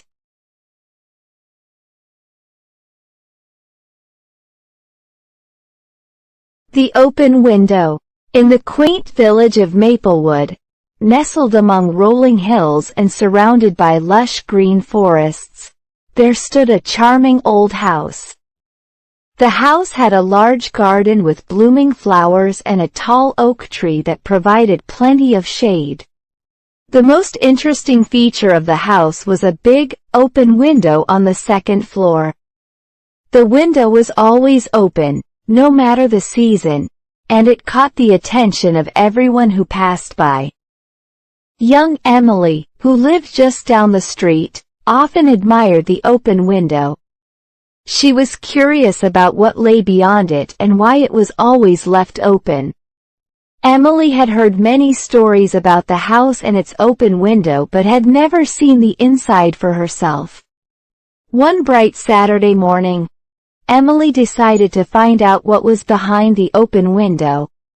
Emily walked up the cobblestone path leading to the house. The garden was filled with colorful flowers, and the smell of roses and lavender floated through the air. She approached the front door, took a deep breath, and knocked gently. After a moment, the door creaked open, and an elderly woman with a warm smile appeared. "Hello, "Dear," she said, "can I help you?" Emily felt a little shy but mustered up the courage to speak. "Hi, I'm Emily. I live nearby, and I've always been curious about your open window. May I come in and see what's inside?" The elderly woman's eyes twinkled with kindness. "Of course, dear. I'm Mrs. Thompson. Please, come in. I'd be happy to show you around."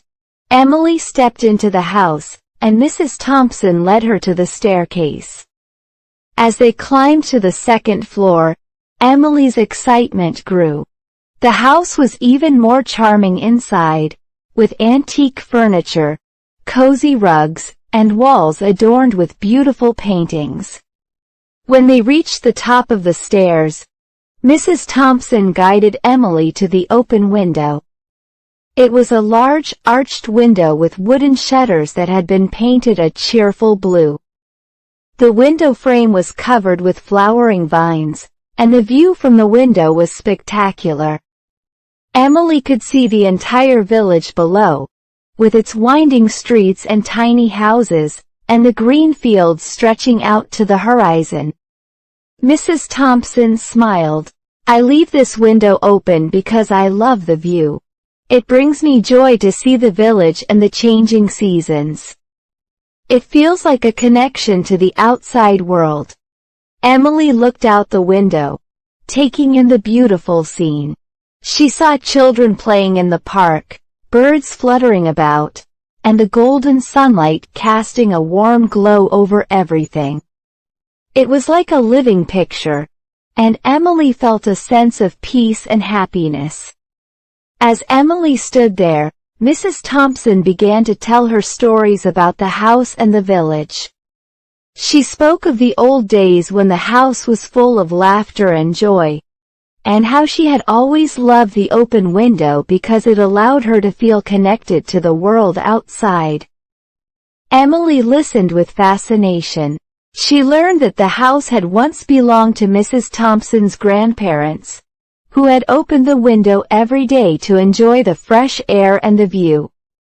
It had become a tradition, and now Mrs. Thompson continued it, honoring the memory of her grandparents. After a while, Mrs. Thompson invited Emily to sit down and enjoy some homemade cookies and lemonade. They chatted about their favorite things and shared stories about their lives. Emily felt grateful for the kind hospitality and the chance to learn about the house and its open window. As the sun began to set, casting a golden hue over the village, Emily knew it was time to go home. She thanked Mrs. Thompson for the wonderful visit and the chance to see the open window up close. Mrs. Thompson smiled and waved goodbye. "You're always welcome to visit, Emily. The open window is meant to be shared with friends." Emily left the house with a warm feeling in her heart. She had learned that the open window was more than just a window, it was a symbol of connection and joy. It was a reminder that sometimes, the simple things in life, like an open window with a beautiful view, could bring happiness and a sense of belonging. As Emily walked home, she thought about the open window and the stories she had heard. She realized that every open window, whether in a house or in a person's heart, could offer a view into something wonderful and meaningful. The end.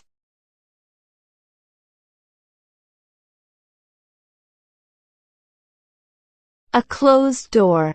In a quiet village called Willowbrook, there was a charming old house at the end of Maple Street. The house was surrounded by a beautiful garden with colorful flowers and tall, shady trees. It was a lovely place, but there was one thing that made the house even more mysterious: a large, old wooden door at the back of the house that was always closed. The door was big and heavy, with intricate carvings of flowers and vines. It had a shiny brass handle that seemed to sparkle in the sunlight. Every time children from the village played in the garden, they would look at the door and wonder what was behind it.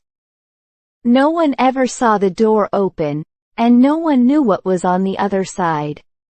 One sunny afternoon, a curious young girl named Mia came to Willowbrook to visit her grandmother. Mia loved exploring new places, and the old house with the closed door intrigued her. As soon as she arrived, she ran to the garden to see the mysterious door up close. Mia's grandmother noticed her curiosity and smiled. "Ah, the closed door," she said. "It's been like that for as long as I can remember. No one knows what's behind it." Mia's eyes widened with excitement. "Do you think we can open it?" Her grandmother chuckled. "It's a very old door, and it's been closed for many years. But if you want to try, you can." Mia couldn't wait to find out what was behind the door. She walked over to it and carefully turned the brass handle. The door was heavy and creaked loudly as she pushed it. Mia pulled with all her might, but the door wouldn't budge. It was as if it was locked tight. Determined to uncover the secret, Mia decided to look for clues around the garden. She searched through the flower beds and checked under the old stone statues, hoping to find a hidden key.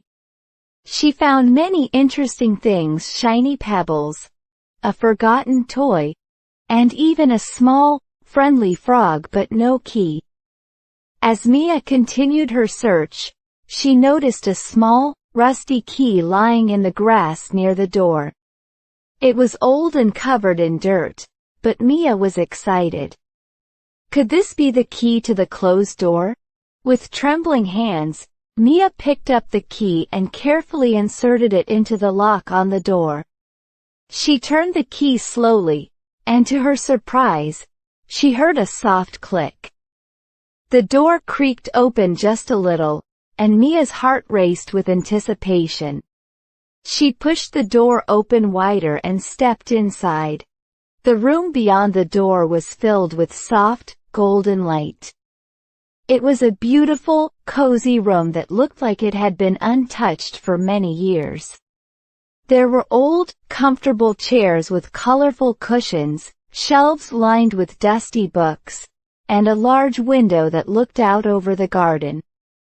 Mia noticed a large, wooden chest in the corner of the room. It had ornate carvings on it, similar to those on the door. She walked over to the chest and carefully opened it. Inside, she found old photographs, letters, and keepsakes from long ago.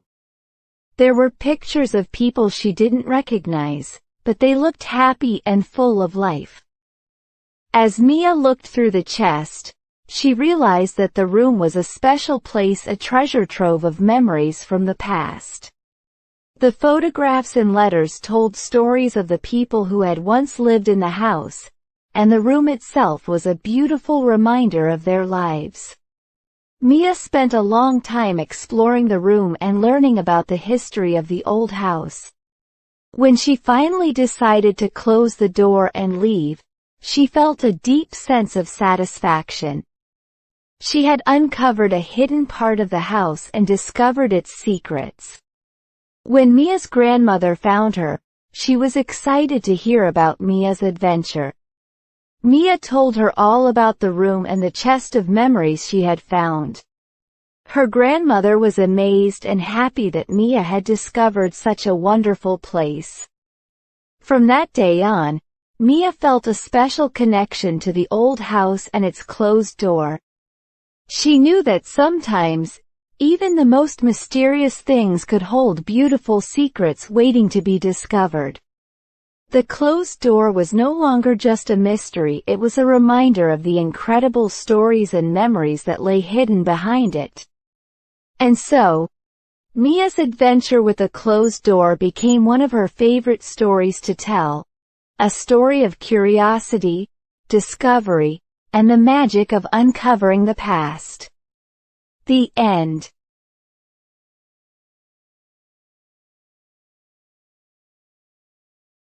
The tall building. In the bustling city of Brightville, there was a building that stood out among all the others. It was called the Grand Tower, and it was the tallest building in the city. The Grand Tower was so tall that it seemed to touch the clouds. Its glass windows shimmered in the sunlight, and its top was often hidden in the mist. Every morning, people from all over the city would look up at the Grand Tower and marvel at its height. Children would point and say, "Look at that tall building," while adults would nod in agreement, impressed by the skyscraper's grandeur. One day, a young girl named Lily, who lived in Brightville, decided she wanted to visit the Grand Tower. She had seen it from a distance many times but had never been inside. Lily was curious and excited to see what it was like up close. Lily lived in a small apartment on the other side of the city.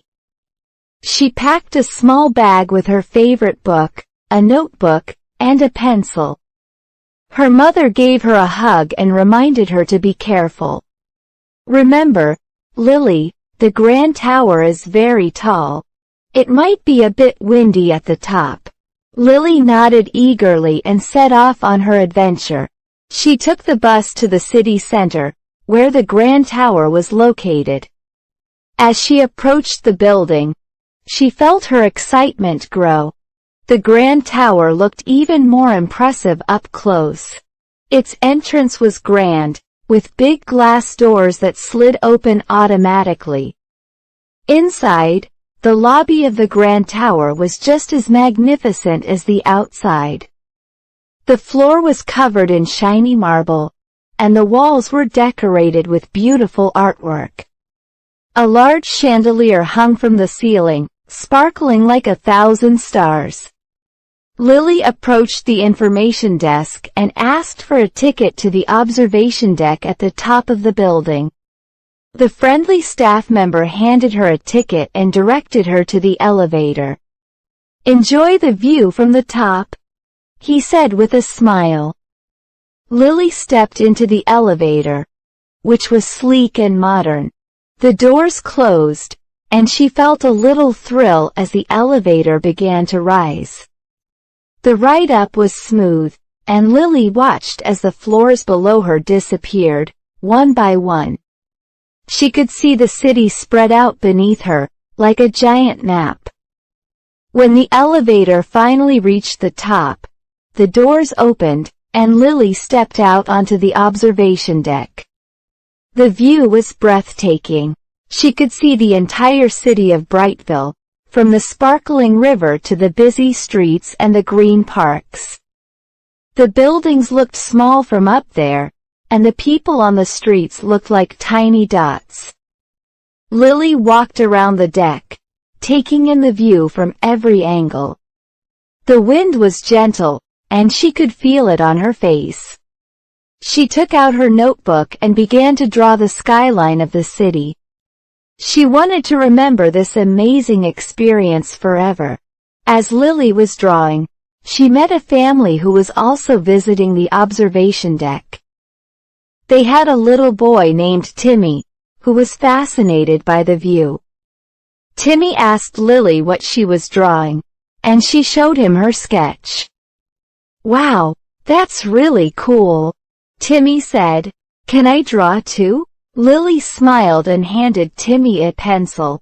"Sure, there's plenty of room for both of us to draw." Timmy began to draw, and soon Lily and Timmy were comparing their sketches and talking about what they could see from the top. They drew the Grand Tower, the park, and even the distant mountains. It was fun to share their drawings and ideas. After a while, Lily and Timmy's family decided it was time to head back down. Lily thanked Timmy and his family for the fun time and headed back to the elevator. As she descended, she felt a sense of accomplishment. She had visited the tallest building in the city and had a wonderful experience. When Lily reached the ground, she looked up at the Grand Tower one last time. It seemed even more impressive now that she had been to the top. She had seen the city from a new perspective, and it had made her appreciate the beauty of Brightville even more. As she walked home, Lily thought about the day's adventure. She felt proud of herself for exploring the Grand Tower and for making a new friend. She knew she would always remember this day and the amazing view from the top of the tallest building in the city. The end.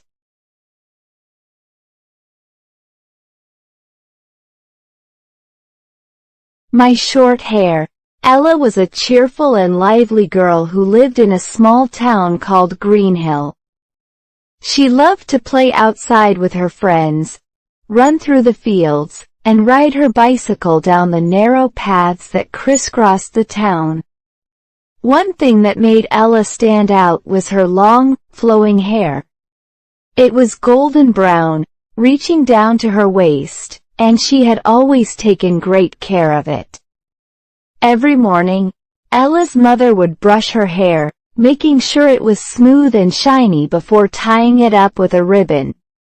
Ella loved her long hair. It was her pride and joy. She liked to twirl it around her fingers, and she enjoyed the way it blew in the wind when she ran. Her friends often admired her hair, saying how beautiful it was. Ella felt special because of it.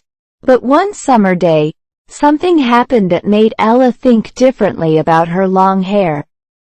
It was a very hot day, hotter than usual, and the sun was shining brightly in the clear blue sky. Ella was outside playing with her friends, but she couldn't help feeling uncomfortable. Her long hair stuck to the back of her neck, making her feel even hotter. She tried to tie it up in a bun, but it was still too heavy and thick. As the day went on, Ella became more and more frustrated. No matter how much she tried to enjoy the games, the heat and her heavy hair made it hard to have fun.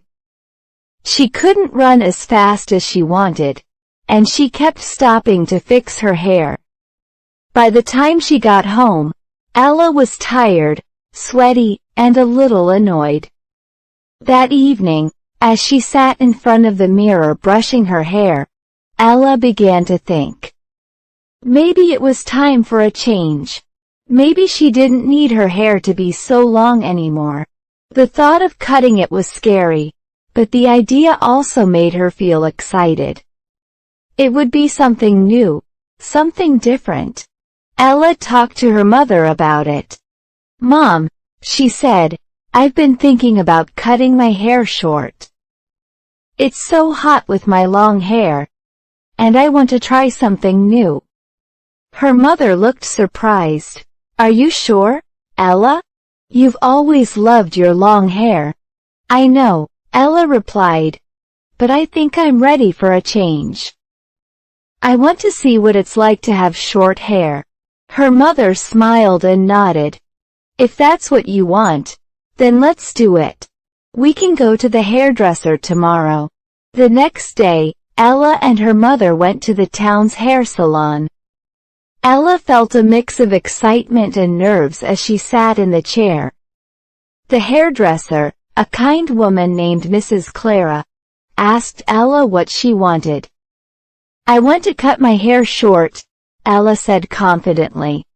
"Maybe up to here," she added, pointing to her shoulders. Mrs. Clara smiled. "That's a big change, but I think it will look great on you." Ella watched as Mrs. Clara took out the scissors and began to cut. With each snip, a piece of her long hair fell to the floor. Ella felt a strange mix of emotions. She was saying goodbye to something that had been part of her for so long, but she was also excited to see how she would look with short hair. After a few minutes, Mrs. Clara stepped back and smiled. "All done," she said, holding up a mirror so Ella could see the back of her new haircut. Ella looked at herself in the mirror. Her hair was now much shorter, just above her shoulders. It felt light and airy, and she noticed how much cooler her neck felt without all that heavy hair. Ella smiled. She looked different, but she liked it. When she left the salon, Ella couldn't stop touching her new hair. It felt soft and bouncy, and she loved how easy it was to move around without her hair getting in the way. She couldn't wait to show her friends. The next day, when Ella met up with her friends, they were all surprised to see her new haircut. "Wow, Ella, your hair looks amazing," one of them said. "I love it," said another. "You look so different, but in a good way." Ella felt proud. She had made a big decision, and it had turned out great. She spent the whole day running, playing, and enjoying the feeling of her short hair. It was so much easier to move, and she didn't have to stop to fix her hair anymore. From that day on, Ella loved her short hair. It was easy to take care of, and it made her feel free and confident. She still remembered her long hair fondly, but she knew that cutting it had been the right choice. It was a new chapter in her life, and Ella was ready to embrace it. And so, Ella's short hair became part of her new look, a reminder that sometimes change can be a wonderful thing. The end.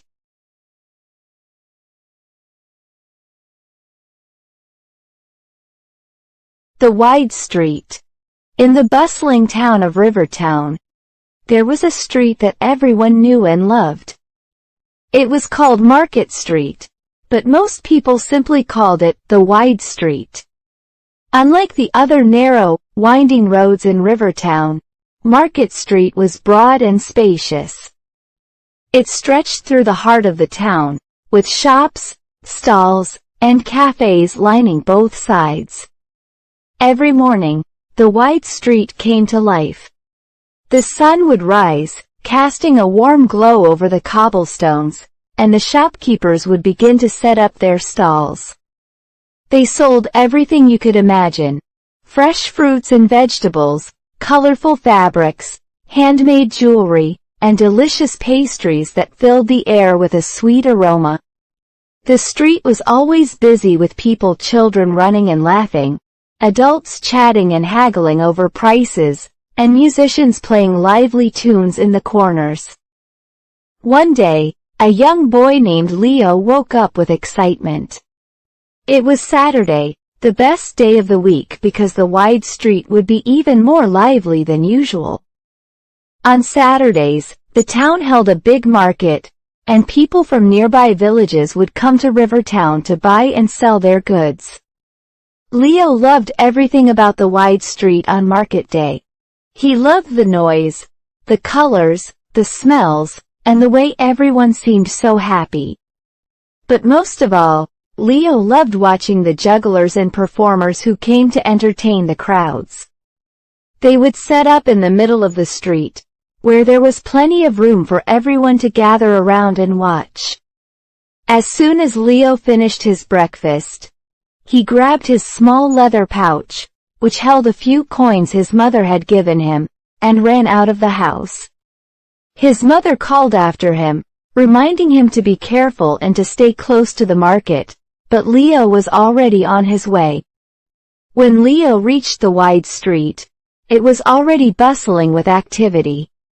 The shopkeepers were shouting out their deals, and people were moving from stall to stall, examining the goods on display. Leo weaved through the crowd, his eyes wide with excitement. He stopped at a stall selling shiny marbles and spent a few minutes looking at them, but he decided to save his money for something special. As he moved on, he heard the sound of a drum and saw a crowd gathering near the center of the street. Leo's heart leapt with excitement. This was what he had been waiting for. Pushing his way through the crowd, Leo found a spot near the front where he could see everything. In the middle of the circle, a man dressed in a bright red costume was juggling colorful balls. The balls flew high into the air, spinning and twirling as the juggler moved his hands with incredible speed and precision. The crowd cheered and clapped, and Leo's face lit up with joy. The juggler was followed by a group of dancers, their costumes flowing as they moved to the rhythm of the drums. Then came a magician who pulled a rabbit out of his hat and made coins disappear and reappear in the most unexpected places. Leo watched in amazement, completely captivated by the performances. After the shows ended, the crowd began to disperse, but Leo stayed behind, watching as the performers packed up their things. He wished he could juggle or do magic tricks like them. Maybe one day, he thought. With the excitement of the performances still fresh in his mind, Leo walked along the street, looking at the stalls once more. He finally decided to spend his coins on a small wooden flute he found at one of the stalls. The flute was simple, but it made a sweet sound when he blew into it. The shopkeeper smiled as Leo handed over his coins and wished him a good day. As the sun began to set, the wide street started to quiet down. The shopkeepers packed up their goods, and the visitors slowly made their way home. Leo, too, turned to go home, holding his new flute tightly in his hand.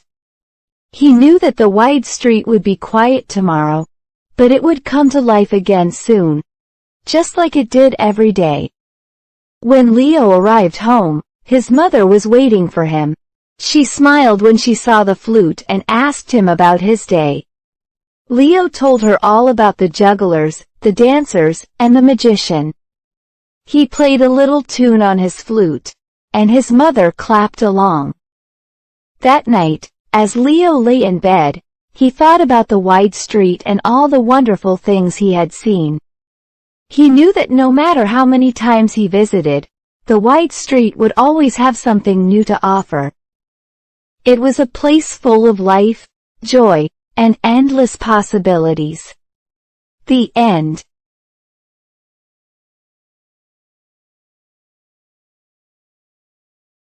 The deep pool. Once upon a time, in a small village, there was a boy named Ben. Ben loved to explore new places. One hot summer day, Ben decided to walk through the forest near his home. The trees were tall, and the path was shady and cool. Ben walked and walked, enjoying the sounds of the birds and the rustling leaves.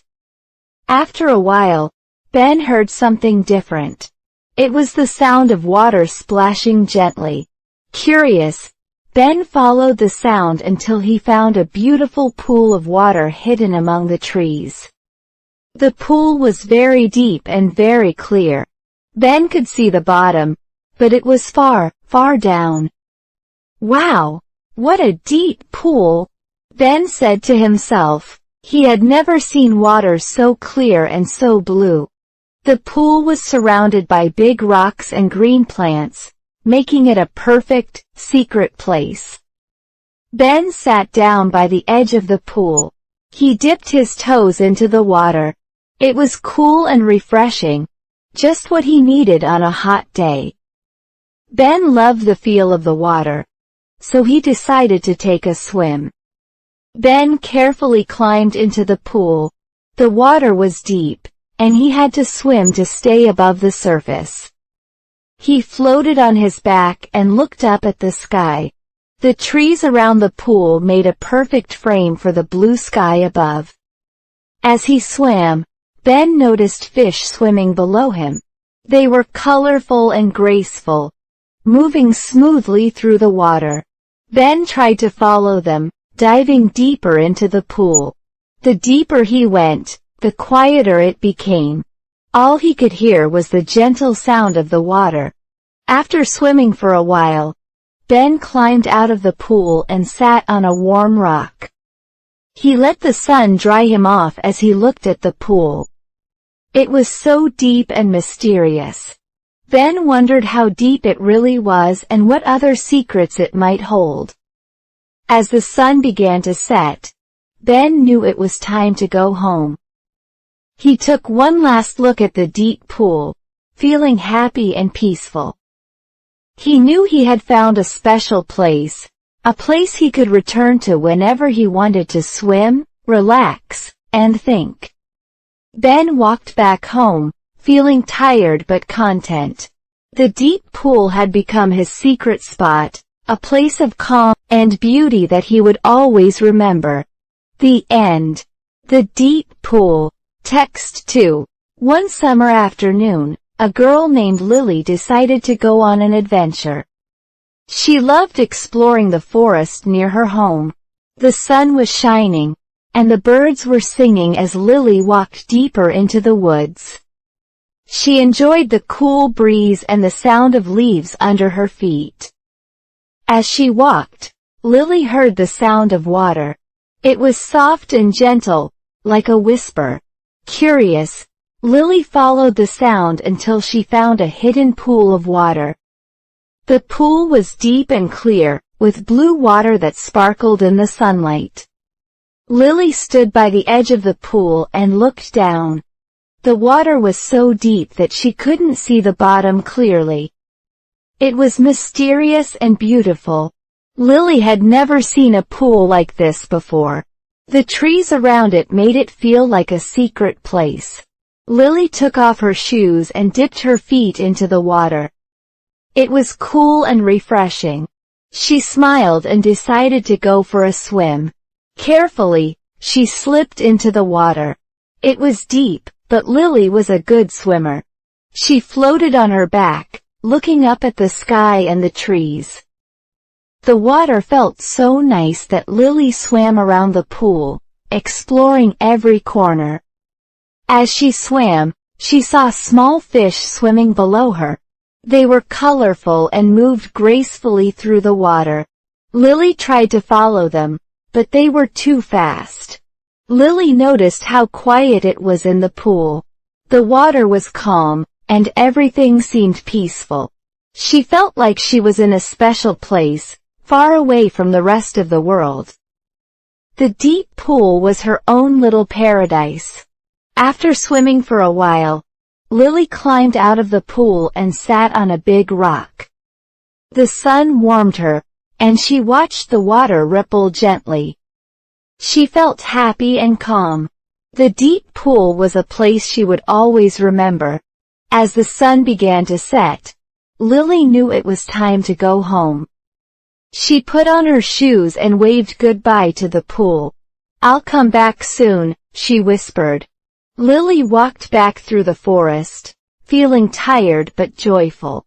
She had discovered a special place, a deep pool full of mystery and beauty.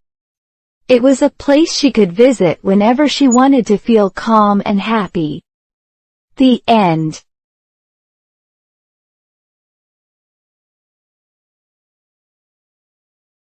My shallow puddle. One rainy afternoon, a little boy named Jack looked out of his window. The sky was gray, and raindrops were falling softly to the ground. Jack loved the rain because it meant one special thing: puddles. As soon as the rain stopped, Jack put on his red boots and his yellow raincoat. He opened the door and ran outside to his backyard. The grass was wet, and the air smelled fresh. Jack looked around, searching for puddles to jump in. Near the big tree, Jack found what he was looking for: a small, shallow puddle. It wasn't very deep, but it was shiny and clear. Jack smiled and walked over to the puddle. He looked down and saw his reflection in the water.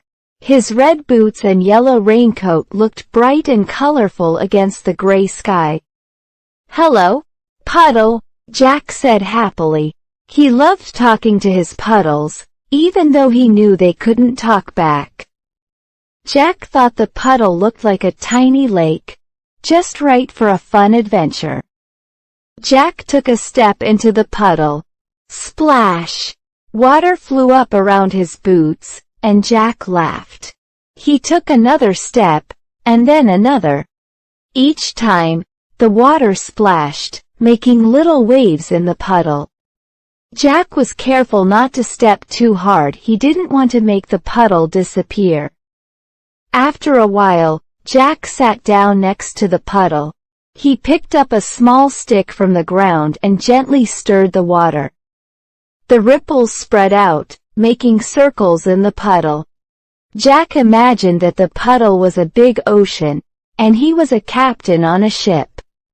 He pretended the stick was his boat, and he sailed it across the puddle. "Look out for the big waves," Jack said, moving the stick back and forth. He made the stick go around the puddle, exploring every part of his tiny ocean. Jack played with his puddle for a long time. He watched how the water moved and how it made patterns when he touched it. He also noticed some small leaves and a few tiny bugs floating on the surface. The puddle was full of life, even though it was so small. As the afternoon went on, the sun started to peek out from behind the clouds. The light made the puddle sparkle, and Jack could see the sky reflected in the water. The puddle wasn't as deep as the big ponds in the park, but it was special to Jack. Soon, Jack's mother called him from the house. "Jack, it's time to come inside," she said. Jack looked at his puddle one last time. He knew that as the sun dried up the rain, the puddle would slowly disappear. But Jack wasn't sad. He knew that the next time it rained, he would find new puddles to play with. "Goodbye, puddle," Jack said softly. "I'll see you again soon." Jack stood up, gave the puddle one more splash with his boots, and then ran back to the house. As he went inside, he felt happy and excited. He couldn't wait for the next rainy day when he could go outside and play in the puddles again. And so, Jack's little puddle became a memory of a simple, joyful afternoon, a reminder that even the smallest things can bring the greatest happiness.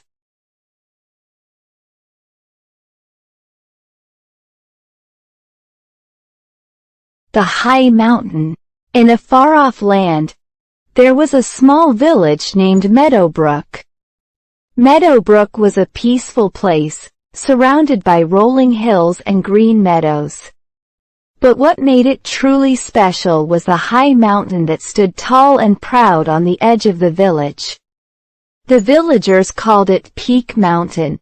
Peak Mountain was the tallest mountain anyone had ever seen. Its peak was often covered in snow, even in the summer, and it seemed to touch the sky. The villagers admired the mountain from afar, but no one had ever climbed it. It was too high, too steep, and too dangerous, or so everyone thought. One day, a young boy named Tom decided that he wanted to climb Peak Mountain. Tom was full of energy and loved adventures. He often spent his days exploring the hills and forests around the village. But no adventure excited him more than the thought of reaching the top of Peak Mountain. Tom told his parents about his plan. His mother was worried. "Tom, the mountain is very high. It's not safe for you to climb it alone." But Tom's father, who knew how much his son loved adventure, said, "If you're careful and take your time, I believe you can do it. Just remember, the mountain is challenging, but don't give up." Tom promised to be careful and set out early the next morning. The sun was just rising, casting a golden light over the village. Tom had packed a small bag with food, water, and a warm jacket. He felt a mix of excitement and nervousness as he approached the foot of the mountain. The first part of the climb was not too difficult. The path was steep, but Tom was strong and determined. He climbed higher and higher, leaving the village far below. The air grew cooler, and the trees became fewer as he went up. Tom could see the whole village from where he was, and it looked small and peaceful. As he climbed, the path became narrower and more difficult. The rocks were slippery, and the wind blew hard. Tom had to be very careful with each step. Sometimes, he felt tired and thought about turning back, but he remembered his father's words, "Don't give up." So he kept going, one step at a time. Halfway up the mountain, Tom stopped to rest. He found a flat rock where he could sit and eat some food.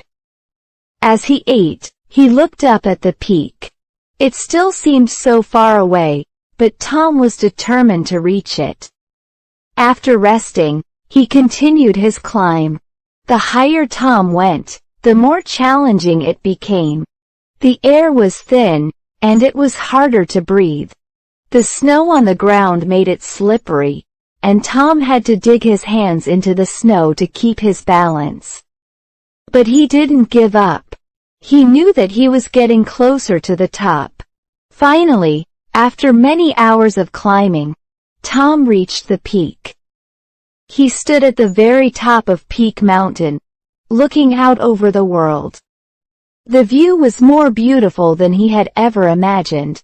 The sky was a deep blue, and he could see for miles in every direction. The village of Meadowbrook was just a tiny dot far below. Tom felt a great sense of accomplishment. He had done it. He had climbed the high mountain that no one else had ever climbed. He stood there for a long time, taking in the beauty of the world around him. The wind was cold, but Tom didn't mind. He felt proud and happy. After a while, Tom knew it was time to go back down. The climb down was just as difficult, but Tom felt strong and confident. He knew that if he could climb up, he could climb down, too. When Tom finally returned to the village, the sun was beginning to set. The villagers were waiting for him, and they cheered when they saw him coming. Tom's parents were so proud of him. "You did it, Tom," his father said, giving him a big hug. From that day on, Tom was known as the boy who climbed Peak Mountain. The villagers often asked him to tell the story of his adventure, and he would describe the beautiful view from the top and how he never gave up, even when it was hard. Tom's climb up the high mountain taught him an important lesson, that with determination, courage, and patience, even the highest mountains can be conquered. And so, Peak Mountain remained a symbol of strength and courage for the people of Meadowbrook, reminding them that no dream is too big if you believe in yourself. The end.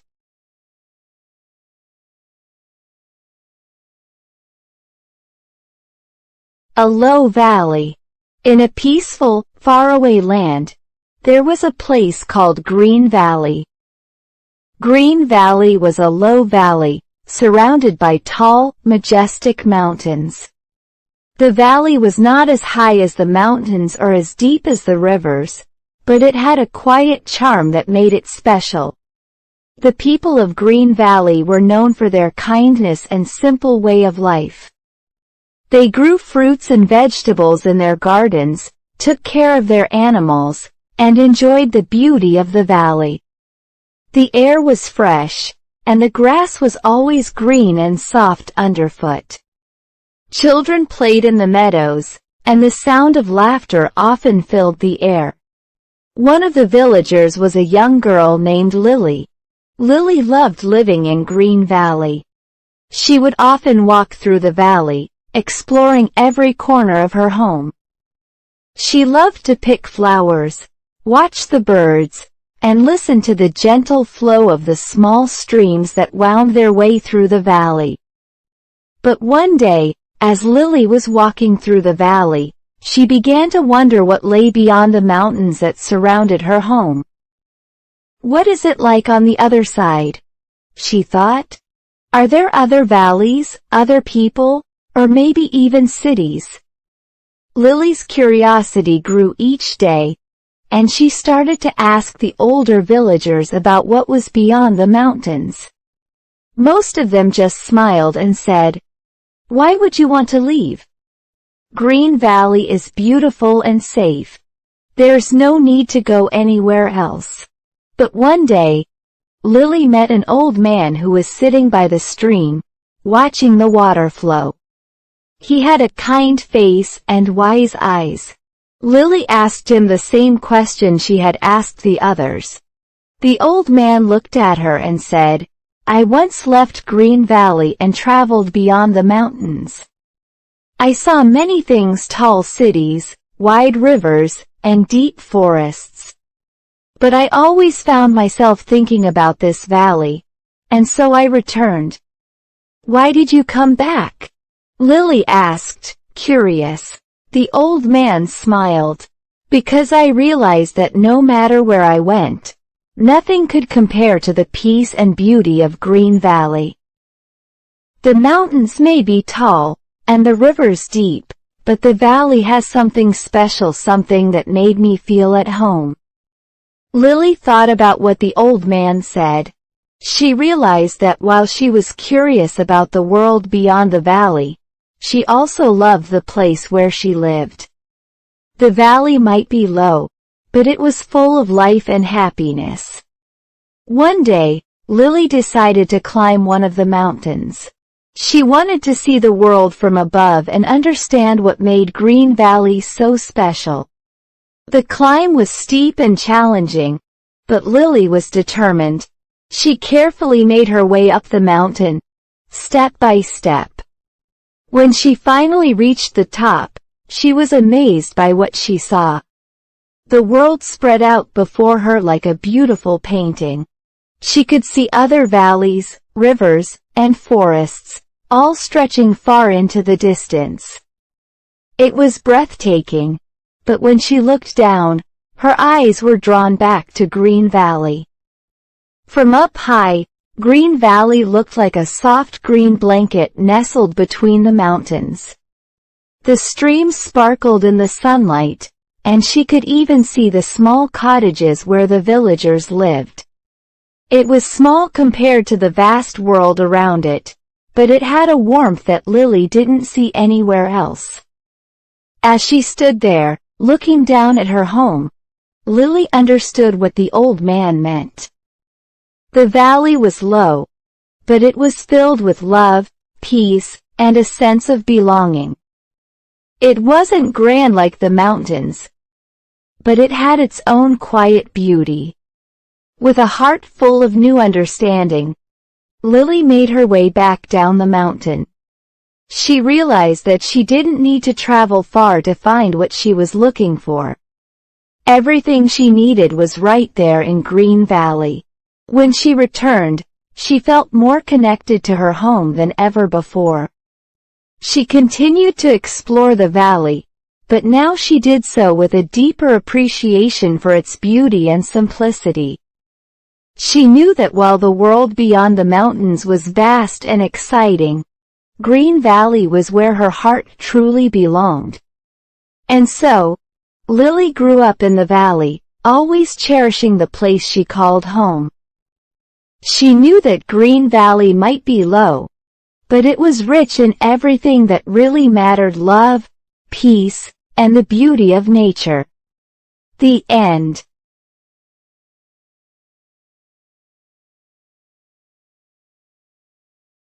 My favorite holiday. In a small, cozy town called Maplewood, a little girl named Emily lived with her family. Emily was a happy and curious child who loved to learn about new things. But of all the things she enjoyed, there was one thing she loved more than anything else: holidays. Emily's favorite holiday was Christmas. Every year, as the days grew shorter and the air grew colder, Emily's excitement began to build. She loved everything about Christmas: the sparkling lights, the decorated trees, the warm cocoa, and, most of all, the time spent with her family. One December morning, Emily woke up early, feeling extra excited. It was the first day of the Christmas season, and she knew that meant it was time to start preparing for the holiday. She jumped out of bed, put on her fuzzy slippers, and ran downstairs. "Good morning, Mom. Good morning, Dad," Emily called as she entered the kitchen. Her parents were sitting at the table, sipping coffee and smiling.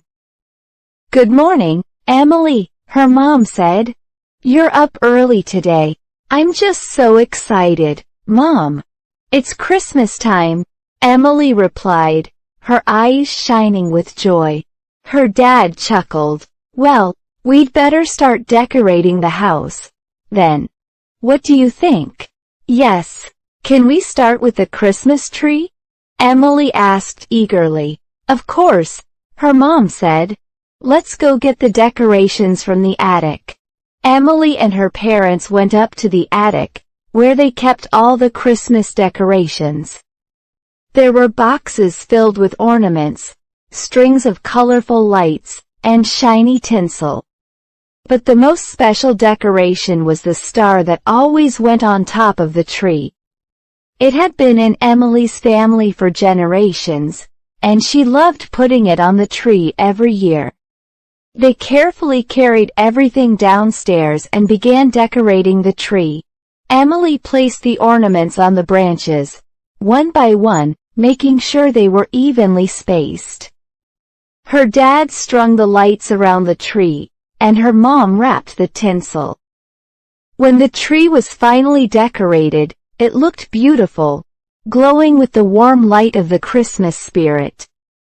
"Now, it's time for the star," Emily's mom said, handing the star to Emily. Emily took the star in her hands, feeling its smooth surface. She climbed onto a small stool and reached up to place the star at the very top of the tree. When she stepped back to admire their work, she felt a warm glow in her heart. "It's perfect," Emily whispered. That evening, the family sat together by the tree, drinking hot cocoa and listening to Christmas music. They talked about their favorite Christmas memories and shared stories of past holidays. Emily loved hearing about how her parents celebrated Christmas when they were children, and she enjoyed telling them about her own favorite memories. As the days went by, the town of Maplewood transformed into a winter wonderland. Snow fell softly, covering the ground in a blanket of white. The streets were lined with twinkling lights, and every house had a wreath on the door.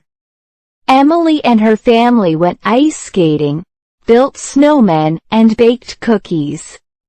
Each activity made her love Christmas even more. But what Emily loved most about Christmas wasn't the decorations, the presents, or even the delicious food. It was the feeling of togetherness, the warmth that came from being with her family and sharing the joy of the season. Finally, Christmas Eve arrived. Emily could hardly contain her excitement as she put on her favorite pajamas and crawled into bed. She knew that the next day would be filled with happiness and love, but she also knew that the best part of Christmas had already begun. As she lay in bed, Emily thought about all the things she was grateful for. She was thankful for her parents, her cozy home, and the beautiful tree they had decorated together. She was thankful for the laughter, the stories, and the love that filled their house. And most of all, she was thankful for Christmas, her favorite holiday, which brought her family closer together every year. With a smile on her face and her heart full of joy, Emily drifted off to sleep, dreaming of the wonderful day that awaited her.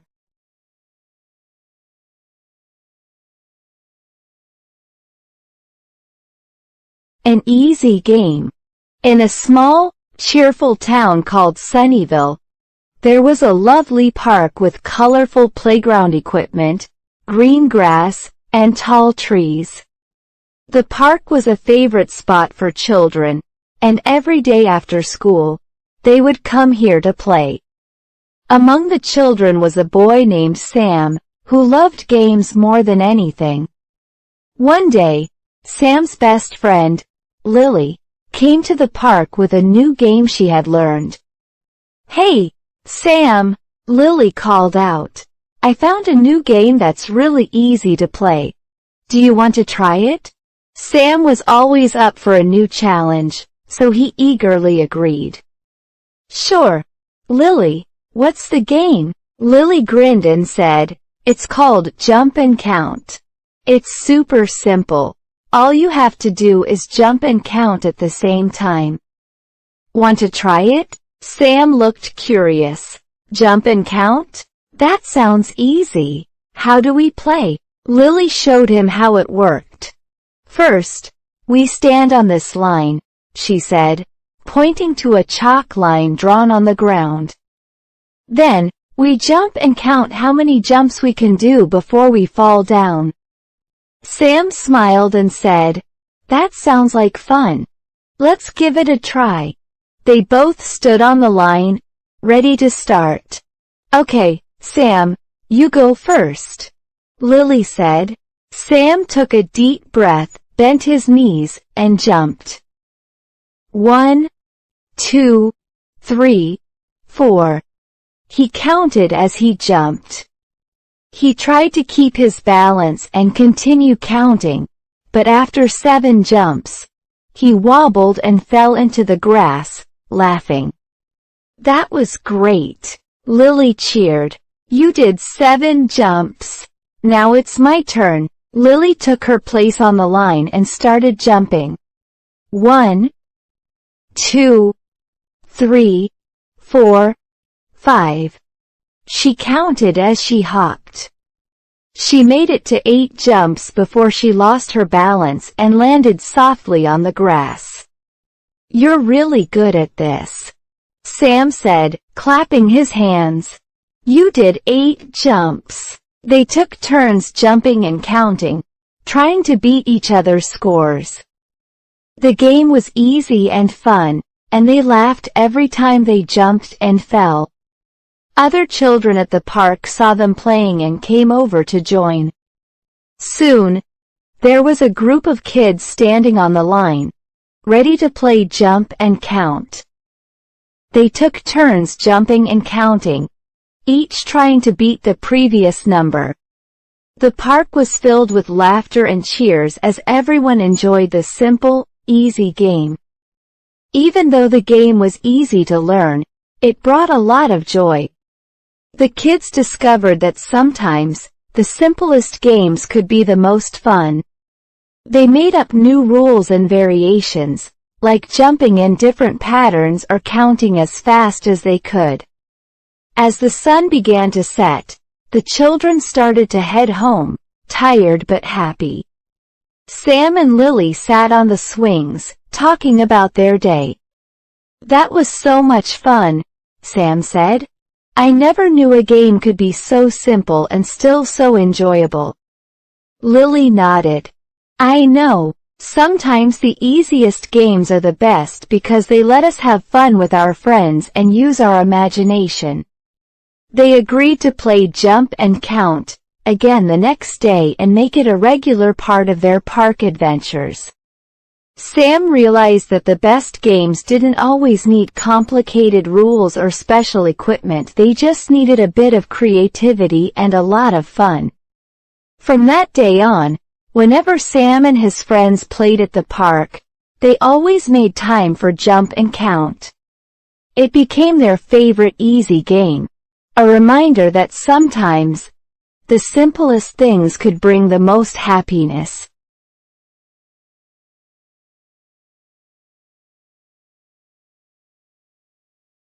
The wet rain. In the small village of Misty Meadow, it was a rainy season, and the rain seemed to never stop. Every day, the sky was gray, and the clouds were heavy with rain. The villagers were used to the wet weather, but this year, the rain was different. It wasn't just any ordinary rain, it was the wettest rain anyone had ever seen. The raindrops were big and heavy, splashing into puddles that covered the streets. The trees dripped with water, and the grass was always soaked. The rivers swelled, and the fields turned into muddy swamps. The people of Misty Meadow had to wear their raincoats and carry umbrellas wherever they went, but even with all their rain gear, they couldn't escape the wet rain. In the middle of the village lived a young boy named Oliver. He was a curious and adventurous child who loved to explore, but with the constant rain, Oliver found it hard to go outside and play. He would sit by the window, watching the raindrops race down the glass, longing for a day when he could run outside without getting soaked. One afternoon, after days of endless rain, Oliver decided he couldn't stay indoors any longer. He put on his rain boots, his yellow raincoat, and grabbed his umbrella. "I'm going on an adventure," he told his mother, who smiled and warned him to be careful. As Oliver stepped outside, he felt the wet rain immediately. It soaked his umbrella, making it heavy to hold. The puddles were so deep that even his boots couldn't keep his feet dry. But Oliver didn't mind. He was determined to explore the village, no matter how wet it was.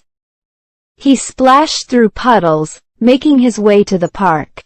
The swings were dripping with water, and the playground was a soggy mess. But as he looked around, Oliver noticed something strange. The rain seemed to be falling even harder in one particular spot. Curious, he walked closer to investigate. As he approached the spot, Oliver saw a small figure sitting on a bench under a tree. It was a girl about his age, and she was completely soaked.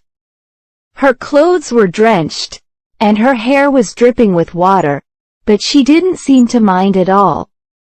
"Hi there," Oliver called out, raising his voice over the sound of the rain.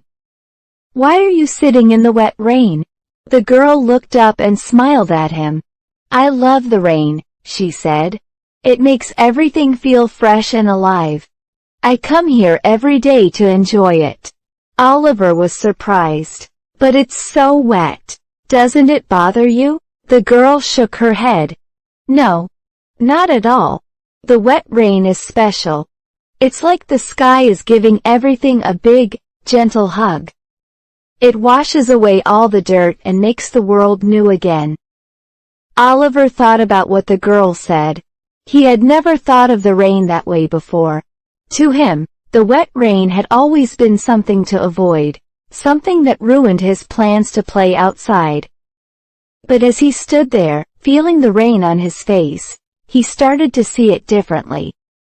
The rain wasn't just wet, it was refreshing. It cooled the air and made the colors of the trees and flowers brighter. The sound of the rain was soothing, like a gentle lullaby from the sky.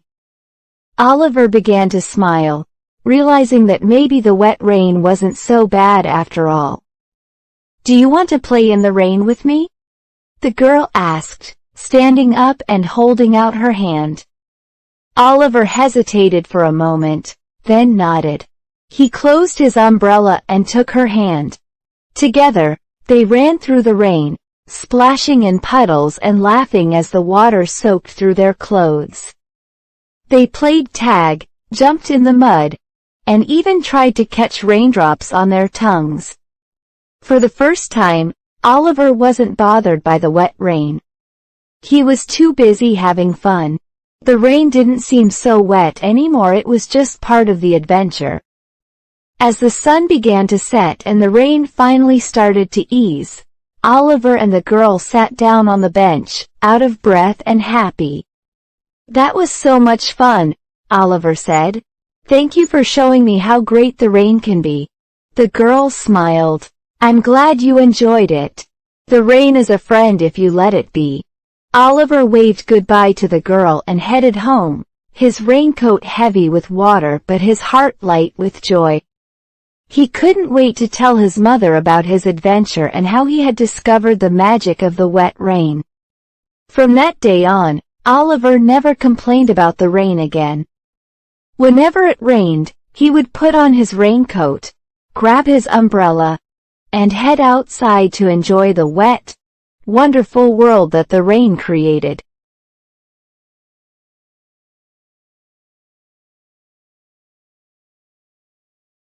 My dry umbrella. In the rainy town of Raindrop Valley, it rained almost every day.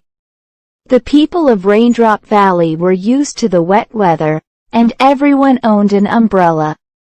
There were big umbrellas, small umbrellas, colorful ones, and plain ones. But among all the umbrellas in town, there was one that was very special. This umbrella belonged to a little girl named Mia, and it was always dry. Mia's umbrella was bright yellow with little white flowers on it. She loved her umbrella and took it with her everywhere she went. It was a gift from her grandmother, who had told her, "This umbrella will keep you dry, no matter what." And it did. No matter how hard it rained, Mia's umbrella never got wet. One day, Mia was walking to school under her dry umbrella. The rain was pouring down, and the streets were full of puddles. Other children were huddled under their umbrellas, trying to stay dry, but they were not as lucky as Mia. Her yellow umbrella didn't have a single drop of water on it. As Mia walked, she saw her friend Jake standing under a tree, looking sad. His umbrella was broken, and the rain was soaking his clothes. Mia felt sorry for Jake and hurried over to him. "Hi, Jake, why are you standing here in the rain?" Mia asked. Jake sighed. "My umbrella broke, and now I'm all wet. I don't want to go to school like this." Mia thought for a moment, then smiled. "Why don't you walk with me? My umbrella can keep us both dry." Jake looked at Mia's umbrella and noticed that it was completely dry, even in the heavy rain. "Wow, Mia, your umbrella is amazing. How does it stay dry?" Mia shrugged. "I don't know, but it always does. Come on, let's go together." Jake nodded, and they walked to school side by side, both safe under Mia's dry umbrella. As they walked, Jake noticed that the rain didn't touch the umbrella at all. The water seemed to slide right off, as if the umbrella had a magical shield around it. When they arrived at school, their classmates were surprised to see that Mia and Jake were completely dry. "How did you stay dry in this rain?" one of the kids asked. "It's Mia's umbrella," Jake said. "It never gets wet, no matter how much it rains." Everyone crowded around to see the amazing umbrella. They couldn't believe that Mia's umbrella was still dry, even though it had been raining so hard. Mia felt proud of her special umbrella and was happy she could help Jake stay dry. During recess, the rain stopped, and the sun came out. The children ran outside to play, leaving their wet umbrellas in the classroom. But Mia's umbrella stayed in her hand, still perfectly dry. As Mia and Jake played, they talked about the magic of the umbrella. "Do you think your umbrella is enchanted?" Jake asked. Mia laughed. "Maybe. My grandma gave it to me and said it would keep me dry. And she was right. I guess it's just a really special umbrella." When school was over, the rain started again. Mia and Jake walked home together, sharing the dry umbrella once more. As they reached Jake's house, he thanked Mia for keeping him dry all day. "You're welcome, Jake," Mia said with a smile. "I'm glad my umbrella could help."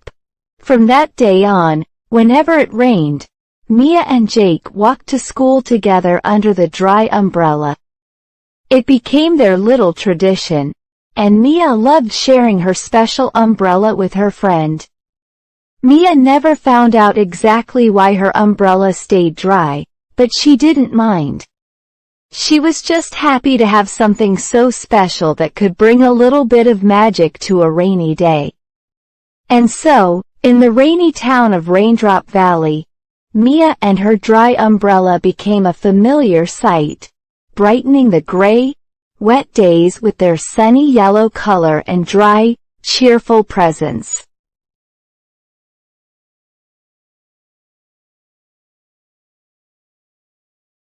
The sweet candy. In a little town called Sugarville, there was a small candy shop named Sweet Delights. The shop was famous for its colorful candies and delicious treats. Every day, children would press their noses against the shop's glass windows, dreaming of the sweet candies inside. The candy shop was owned by Mrs. Harper, a kind and cheerful woman who loved making candy. She spent her days mixing sugar, stirring pots, and creating all kinds of sweets: lollipops, gumdrops, chocolate bars, and her most famous treat, the sweet candy. The sweet candy was special. It was a small, round candy that came in every color of the rainbow. It had a bright, shiny wrapper, and when you unwrapped it, the candy inside was even more beautiful. But the best part was the taste. The sweet candy was unlike any other candy in the world. It was sweet, of course, but also had a magical flavor that made everyone who ate it feel happy. One day, a little girl named Emma walked by the candy shop with her mother. Emma loved candy, and she had always wanted to try the sweet candy. But her mother had never let her because it was a special treat that they could only afford once in a while. "Mom, can we please buy a sweet candy today?" Emma asked, her eyes sparkling with hope. Her mother smiled and nodded. "Yes, Emma, I think today is a perfect day for a sweet candy." Emma's heart leapt with joy as they entered the candy shop. The smell of sugar and chocolate filled the air, and the shelves were lined with jars of colorful candies. But Emma had eyes only for the sweet candy, which was displayed in a beautiful glass jar on the counter. Mrs. Harper greeted them with a warm smile. "Hello, Emma, I see you're here for the sweet candy today." "Yes, please," Emma said eagerly. Mrs. Harper carefully took out one sweet candy from the jar and handed it to Emma. It was wrapped in a bright pink wrapper, and it felt smooth and perfect in her hand. "Enjoy, Emma," Mrs. Harper said kindly. "Remember, the sweet candy is meant to be shared with someone special." Emma nodded, holding the candy tightly as they left the shop. She could hardly wait to taste it, but she wanted to find the perfect place to enjoy it. As they walked through the town, Emma and her mother came to the park. It was a sunny day, and the flowers were in full bloom. Emma thought this was the perfect spot to enjoy her sweet candy. She sat down on a bench and slowly unwrapped the candy. Inside was a beautiful, round candy that sparkled in the sunlight. Emma took a deep breath and popped the candy into her mouth. The moment it touched her tongue, a wave of sweetness filled her mouth. It was the most delicious thing she had ever tasted. The candy was soft and melted slowly, releasing bursts of fruity flavors that made Emma smile from ear to ear. As she enjoyed the candy, Emma noticed a little boy sitting alone on a nearby bench. He looked sad and was kicking a small rock with his foot. Emma remembered Mrs. Harper's words about sharing the sweet candy with someone special. She hesitated for a moment but then made a decision. Emma stood up and walked over to the boy. "Hi, I'm Emma," she said shyly. "Would you like to share my sweet candy?" The boy looked up, surprised. "Really? You want to share it with me?" Emma nodded. "Yes, it's really good. And it's always nice to share something sweet." The boy smiled for the first time that day. Emma broke the candy in half and gave one piece to him. As they both ate their candy, the boy's face lit up with happiness. "This is amazing," the boy said. "Thank you, Emma." "You're welcome," Emma replied. "What's your name?" "I'm Ben," he said. "I was feeling a little lonely today, but your candy made me feel much better." Emma was glad she had decided to share. As they finished their candy, they started talking and soon became friends. They played together in the park, laughing and having fun. When it was time to go home, Emma felt a warm feeling in her heart. The sweet candy had been delicious, but the best part was the new friend she had made. From that day on, Emma and Ben would visit the park together whenever they could. And every time they did, they remembered the day they shared the sweet candy and the happiness it brought them both.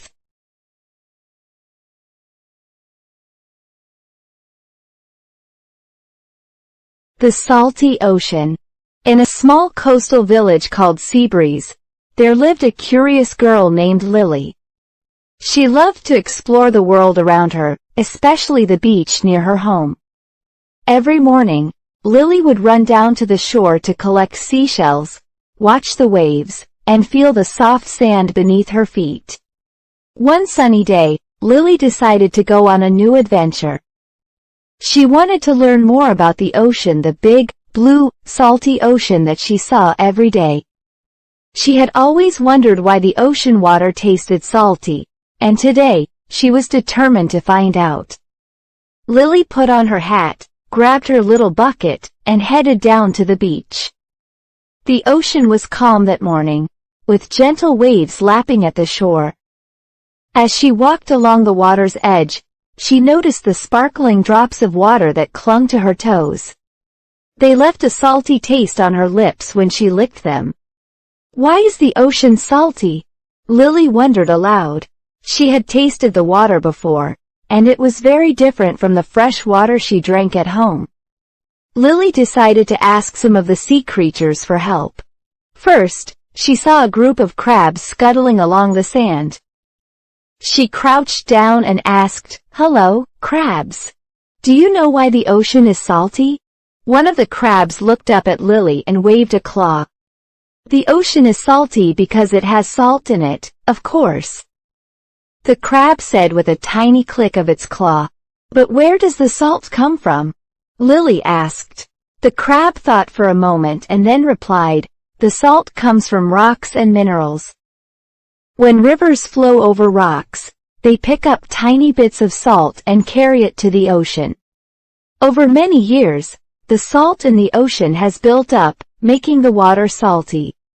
Lily was fascinated by this explanation. She thanked the crab and continued her walk along the beach, thinking about the salty water. She noticed the taste of salt in the air as the breeze blew in from the ocean, and she realized just how much the salt was a part of the sea. As she walked further, Lily met a friendly seagull perched on a rock. "Good morning, seagull," she called. "Do you know why the ocean is salty?" The seagull flapped its wings and nodded. "Yes, little one, the ocean salt also comes from deep under the earth. There are underwater volcanoes that release minerals and salts into the water. The waves mix everything together, making the ocean salty." Lily's eyes widened with amazement. She hadn't known about the underwater volcanoes before. "Thank you, seagull," she said, waving goodbye as she continued her journey. Next, Lily came across a group of dolphins playing in the shallow water. She waded into the cool waves and called out to them, "Hello, dolphins. Can you tell me why the ocean is salty?" One of the dolphins swam closer and clicked happily. "The salt in the ocean helps us dolphins swim better," it said. "The salt makes the water denser, which helps us float and move through the water easily." Lily smiled at the dolphin's explanation. She loved how everything in the ocean was connected. The salt wasn't just something in the water, it was important for the creatures that lived there, too. After talking with the dolphins, Lily sat down on the sand to think about everything she had learned. The ocean was salty because of the rocks, the rivers, the volcanoes, and the waves. It had been that way for millions of years, and the salt was part of what made the ocean so special. As the sun began to set, Lily picked up her bucket and started to head home. She felt happy and proud of her day's adventure. She had learned so much about the ocean she loved so much, and she couldn't wait to share her discoveries with her family. That evening, as Lily sat down to dinner with her parents, she told them all about her adventure. Did you know that the ocean is salty because of the rocks, rivers, and even underwater volcanoes? She said excitedly. Her parents listened with interest, impressed by how much Lily had learned. You're becoming quite the little explorer, her mother said with a smile. Lily beamed with pride. She knew there was still so much more to learn about the ocean and the world around her, and she was eager to keep exploring. From that day on, every time Lily visited the beach, she felt a special connection to the salty ocean. She knew that the ocean's salt was more than just a taste, it was a reminder of all the amazing things happening beneath the waves, and of the wonders that nature had created over time.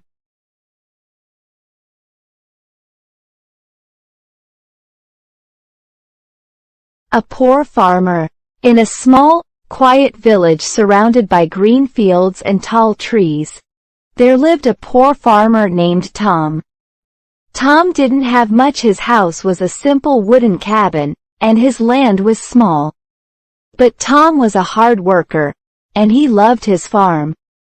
He grew vegetables, cared for a few chickens, and worked from sunrise to sunset every day. Even though Tom was poor, he was happy. He enjoyed the simple things in life, the fresh air, the sounds of birds singing, and the feeling of the earth in his hands. But sometimes, when the weather was bad or the crops didn't grow well, Tom struggled to make ends meet. One year, the village faced a terrible drought. The rain didn't come, and the land became dry and hard. Tom's crops withered, and he worried that he wouldn't have enough food to survive the winter. The other farmers in the village were also worried, and many of them began to lose hope.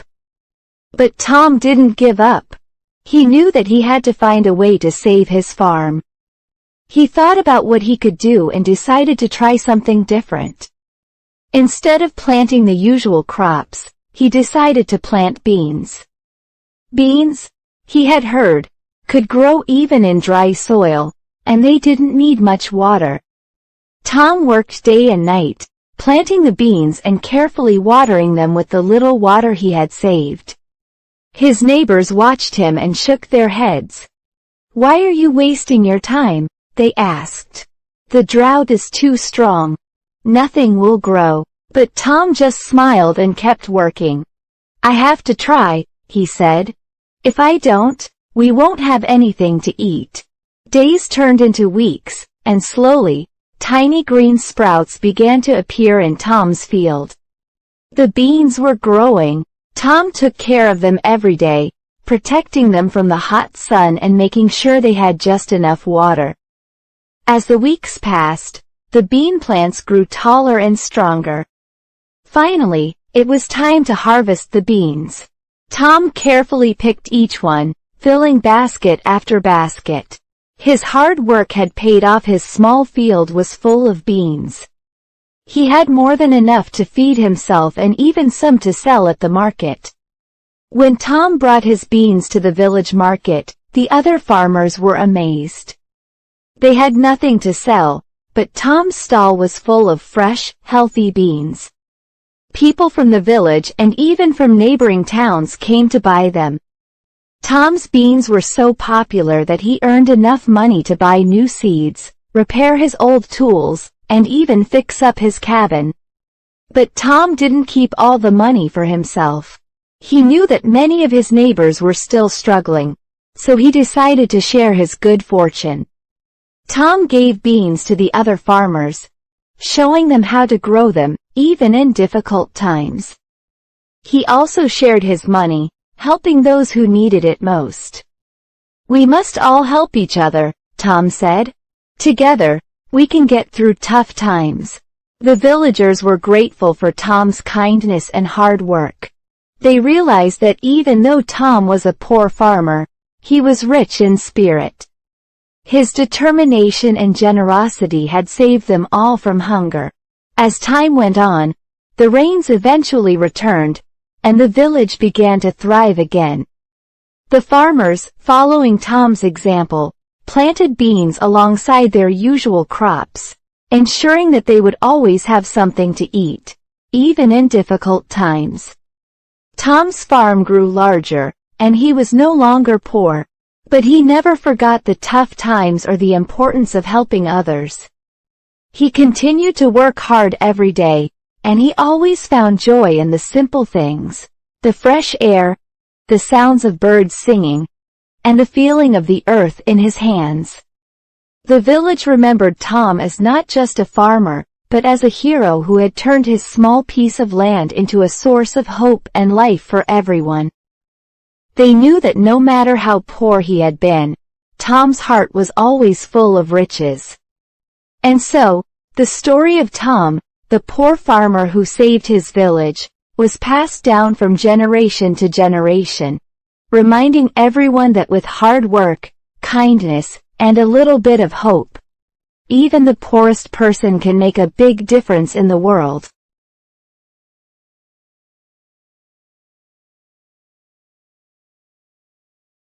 The Strong Hero. In a peaceful village surrounded by rolling hills and tall trees, there lived a young man named Jack. Jack was known by everyone in the village as a strong and brave hero. He had a heart full of courage and a strong desire to help others. Whenever someone needed help, Jack was always the first to arrive. Jack wasn't just strong in his muscles, he was also strong in his spirit. He believed that true strength came from helping others and doing what was right, even when it was difficult. Because of this, everyone in the village admired him and looked up to him as their hero. One day, a messenger came running into the village with alarming news. "A giant is coming," the messenger shouted. "He's causing trouble in the neighboring villages, knocking down houses and scaring everyone. We need a hero to stop him before he reaches our village." The villagers were frightened. They had heard stories about the giant, who was said to be as tall as a tree and as strong as 10 men. But they knew there was only one person who could face the giant: Jack, their strong hero. The village elder went to Jack and said, "Jack, we need your help. The giant is coming, and you are the only one who can stop him." Jack listened carefully. He knew this was going to be his biggest challenge yet, but he wasn't afraid. He had always believed that strength wasn't just about fighting, it was about standing up for what was right and protecting those who couldn't protect themselves. "I'll do it," Jack said confidently. "I'll stop the giant and protect our village." The villagers gathered to wish Jack good luck as he prepared to leave. They gave him a shield and a strong rope, knowing that he would need all the help he could get. Jack thanked them and set off towards the forest, where the giant was last seen. As Jack walked through the forest, he thought about all the people who were counting on him. He knew he had to be brave and clever to defeat the giant. He also knew that he couldn't rely on his strength alone, he would need to use his mind and his heart. After a long walk, Jack finally saw the giant. The giant was huge, with arms like tree trunks and legs that shook the ground when he walked. He was pulling up trees and tossing them aside like they were toys. Jack took a deep breath and stepped forward. "Hey, giant," he called out. "Why are you causing so much trouble? What do you want?" The giant turned around and looked down at Jack. "Who dares to talk to me like that?" he boomed. "I am the strongest in the land. No one can stop me. I'm Jack, and I'm here to protect my village," Jack replied calmly. "You may be strong, but strength isn't just about power. It's about doing the right thing and helping others." The giant laughed loudly. "You think you can stop me with words? You're just a small man. But Jack didn't back down. I believe that true strength comes from the heart. If you're really strong, you wouldn't need to hurt others to prove it. The giant was surprised by Jack's words. No one had ever spoken to him like that before. He paused for a moment, thinking about what Jack had said. Jack saw his chance. He quickly tied the strong rope around the giant's legs and fastened it to a big rock nearby. The giant, still deep in thought, didn't notice what Jack was doing until it was too late. When he tried to move, he found that he couldn't walk. Jack had trapped him. "Let me go," the giant roared, but Jack stood firm. "Not until you promise to stop hurting people and causing trouble," Jack said. "Use your strength for good, not for harm." The giant struggled for a moment, but then he stopped. He realized that Jack was right. "All right," the giant said slowly. "I promise to stop causing trouble. I'll leave the villages alone and find a better way to use my strength." Jack untied the rope, and the giant stood up. He looked down at Jack, not with anger, but with respect. "You're not just strong, you're wise too," the giant said. "Thank you for showing me the right path." Jack smiled. "Everyone has the power to do good. I'm glad you've chosen to use your strength for that." The giant nodded and turned to leave. As he walked away, the ground no longer shook with each step.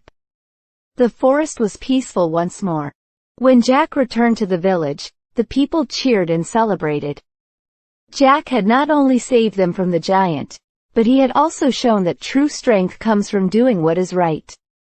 From that day on, Jack was known not just as a strong hero, but as a wise one too. He continued to help those in need, always remembering that strength is about courage, kindness, and doing what is right.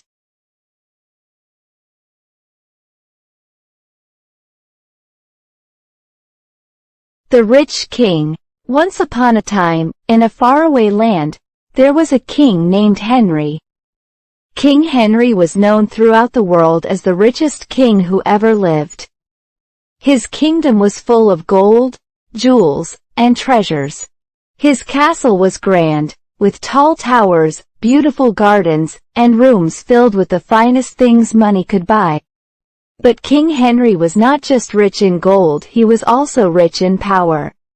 He ruled over a vast kingdom, and everyone who lived there had to obey his commands. If anyone needed something, they had to ask the king for permission. King Henry liked to remind everyone of how powerful and wealthy he was, and he often held grand feasts to show off his riches. However, despite all his wealth and power, King Henry was not a happy man. He was always worried that someone might try to steal his treasures or take his throne. He didn't trust anyone and spent his days counting his gold, checking his jewels, and thinking about how to get even richer. One day, a wise old man came to the castle. He was known throughout the land for his wisdom and kindness, and he wanted to speak with the king. "Your Majesty," the wise man said, bowing before the king. "I have heard of your great wealth, but I have also heard that you are not happy. I believe I can help you find true happiness." King Henry was curious. "What do you know about happiness, old man?" he asked. "I have everything I could ever want: gold, jewels, power. How could I not be happy?" The wise man smiled. "Happiness, Your Majesty, does not come from gold or jewels. It comes from the heart. True happiness is found when you share what you have with others and when you care for those around you." King Henry frowned. He had never heard such words before. Share my wealth? Care for others? But what if they take advantage of me? What if I lose everything? "Your Majesty," the wise man replied gently, "the more you give, the more you will receive. Not in gold or jewels, but in love, friendship, and peace of mind. These are the true treasures of life." The king thought about the wise man's words, but he was not convinced. He decided to test them. he would share a small portion of his wealth with his people to see what would happen. The next day, King Henry ordered that food, clothes, and gold coins be given to the poorest people in the kingdom. He watched from his castle as the people received these gifts. At first, they were surprised and cautious, but soon their faces lit up with joy. They thanked the king and celebrated with one another, sharing the food and helping those who were in need. As King Henry watched, something strange happened. He felt a warmth in his heart that he had never felt before. The sight of his people happy and content made him feel lighter, as if a great weight had been lifted from his shoulders. The next day, King Henry decided to give even more. He ordered that schools be built for the children, that homes be repaired for the families, and that doctors be sent to care for the sick. The kingdom began to change. The people were healthier, happier, and more grateful to their king. And something else happened too. King Henry began to change. He no longer spent his days counting his gold or worrying about his treasures. Instead, he spent time with his people, listening to their stories, and learning about their lives. He discovered that his kingdom was full of wonderful people with talents, dreams, and kindness in their hearts. As the days passed, King Henry realized that the wise man was right. He had found true happiness, not in his gold or jewels, but in the love and respect of his people. His kingdom was now rich in more ways than one, and King Henry was no longer worried about losing his wealth because he knew that the greatest treasure of all was the happiness of his people. The wise man returned to the castle some months later, and King Henry greeted him with a warm smile. "Thank you, wise man," the king said. "You have taught me the most valuable lesson of all. I am now the happiest man in the world, and it has nothing to do with my gold." The wise man nodded. "True wealth, your majesty, is found in the heart.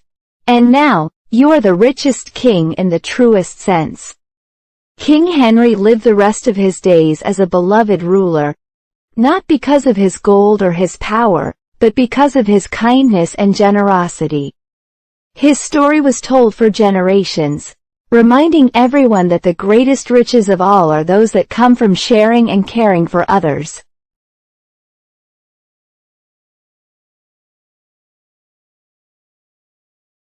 The Pink Dress.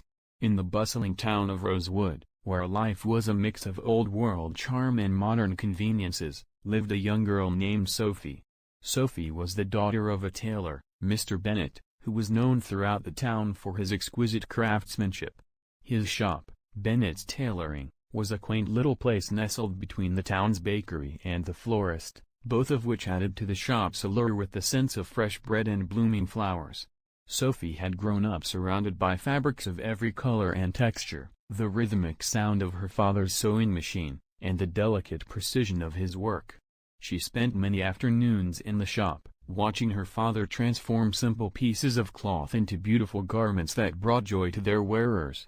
Each dress, suit, and coat that came from Mr. Bennet's hands carried a piece of his heart, and Sophie admired the care he put into each stitch. One day, as Sophie was rummaging through a box of fabrics in the back of the shop, she came across a bolt of pink satin. It was unlike any fabric she had seen before, a soft, shimmering pink that seemed to glow in the light. Sophie's eyes lit up as she ran her fingers over the smooth material. She could immediately picture the fabric as a beautiful dress, something elegant and graceful, just like the one she had seen in her mother's old-fashioned magazines. Sophie's mother had passed away when she was very young, but Sophie had always felt a deep connection to her through the stories her father told and the few cherished belongings she had left behind. Among them were her mother's dresses, carefully stored away in a trunk. Sophie had often imagined what her mother must have looked like wearing those dresses, and she longed to have one of her own, something that would make her feel close to her mother.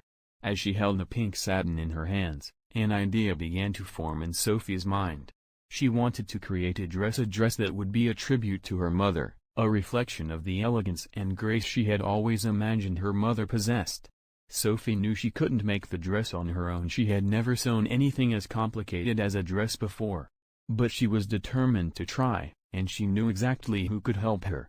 That evening, after the shop had closed, Sophie approached her father with the fabric in her hands and her idea in her heart. "Papa, I found this in the back, and I was wondering, could we make a dress together? A dress like the ones Mama used to wear?" Mr. Bennet looked at his daughter, surprised but touched by her request. He took the fabric from her hands, examining it with a practiced eye. "This is a lovely piece of fabric, Sophie," he said softly. "And I think it's a wonderful idea. We'll make the most beautiful dress together." Over the next few weeks, the shop became a haven of creativity and collaboration.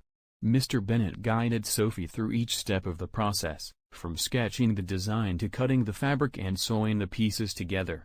He taught her how to measure, how to pin the fabric, and how to use the sewing machine. Sophie was a quick learner, her excitement and dedication evident in every detail. The dress began to take shape, and as it did, Sophie felt a deep sense of fulfillment. Each stitch brought her closer to her mother, and the dress became more than just a piece of clothing. It became a symbol of love, memory, and connection. The pink satin flowed beautifully, and they added delicate lace details to the collar and sleeves, just like the dresses in her mother's magazines. As they worked, Mr. Bennet shared stories about Sophie's mother, how she had loved to dance, how she had a smile that could light up a room, and how she had always dreamed of teaching Sophie to sew. These stories filled Sophie with a warmth that made her heart swell. She could almost picture her mother standing beside them, guiding her hands and encouraging her with a loving smile. Finally, the day came when the dress was complete. Sophie stood in front of the mirror in the shop's fitting room, her heart pounding with anticipation. She carefully slipped the dress over her head and smoothed it down, feeling the softness of the satin against her skin. The dress fit perfectly, the result of her father's expert tailoring and her own careful work. As she looked at herself in the mirror, Sophie felt a rush of emotions.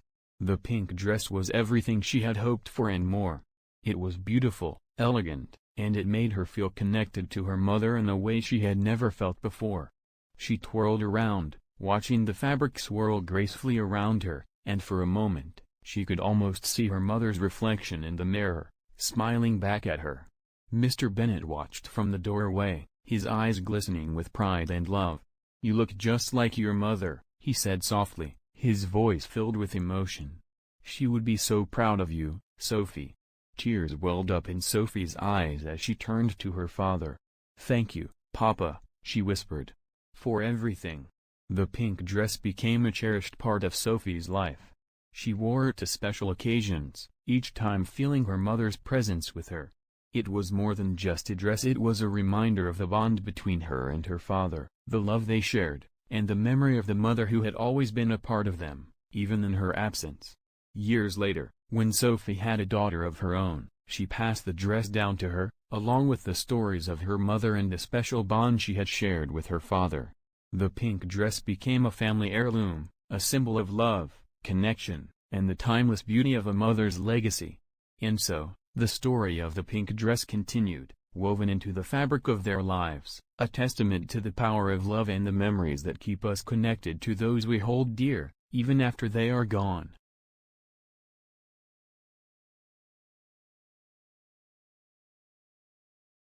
The Gold Star. Lily sat at her desk, anxiously tapping her pencil against the wood. The classroom was filled with the sound of papers rustling and whispers among her classmates, but all she could think about was the gold star. Mrs. Harper, their kind but firm teacher, had promised that today she would hand out the gold stars for the best assignments in their science project. Lily had worked harder on this project than on anything else in her life. She had spent weeks gathering materials, conducting experiments, and carefully writing down her observations. Her project, a model of the solar system with each planet carefully crafted from clay and painted with precision, was her pride and joy. It was her dream to become an astronomer one day, and she knew this project was her first step toward that goal.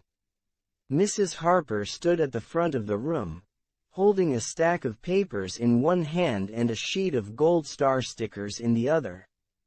Lily's heart pounded in her chest as she watched her teacher scan the room, a small smile on her face. "Before I hand these out," Mrs. Harper began, "I want to say how proud I am of all of you. Each project was unique and showed a lot of effort. But as you know, the gold star is for those who went above and beyond." Lily felt a flutter of nervousness in her stomach.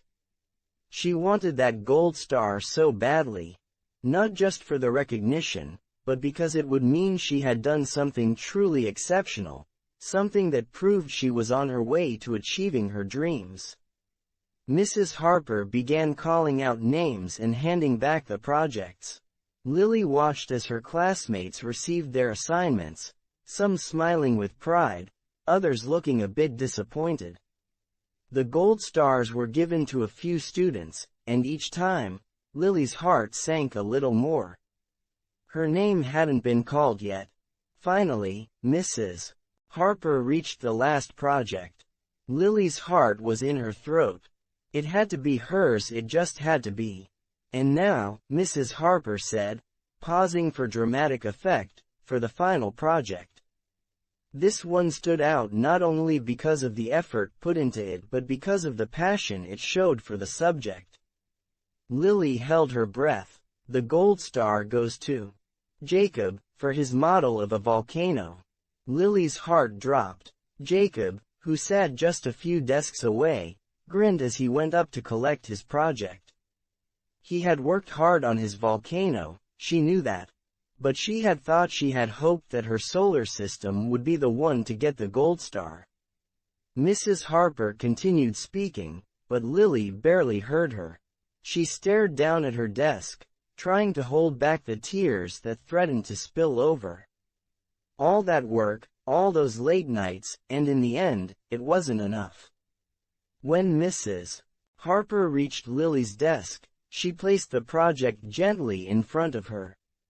"Lily," she said softly, "your solar system was wonderful.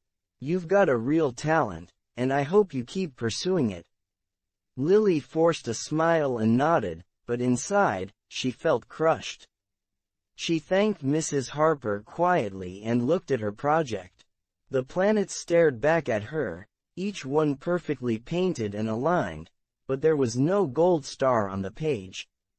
It felt like all her hard work had been for nothing.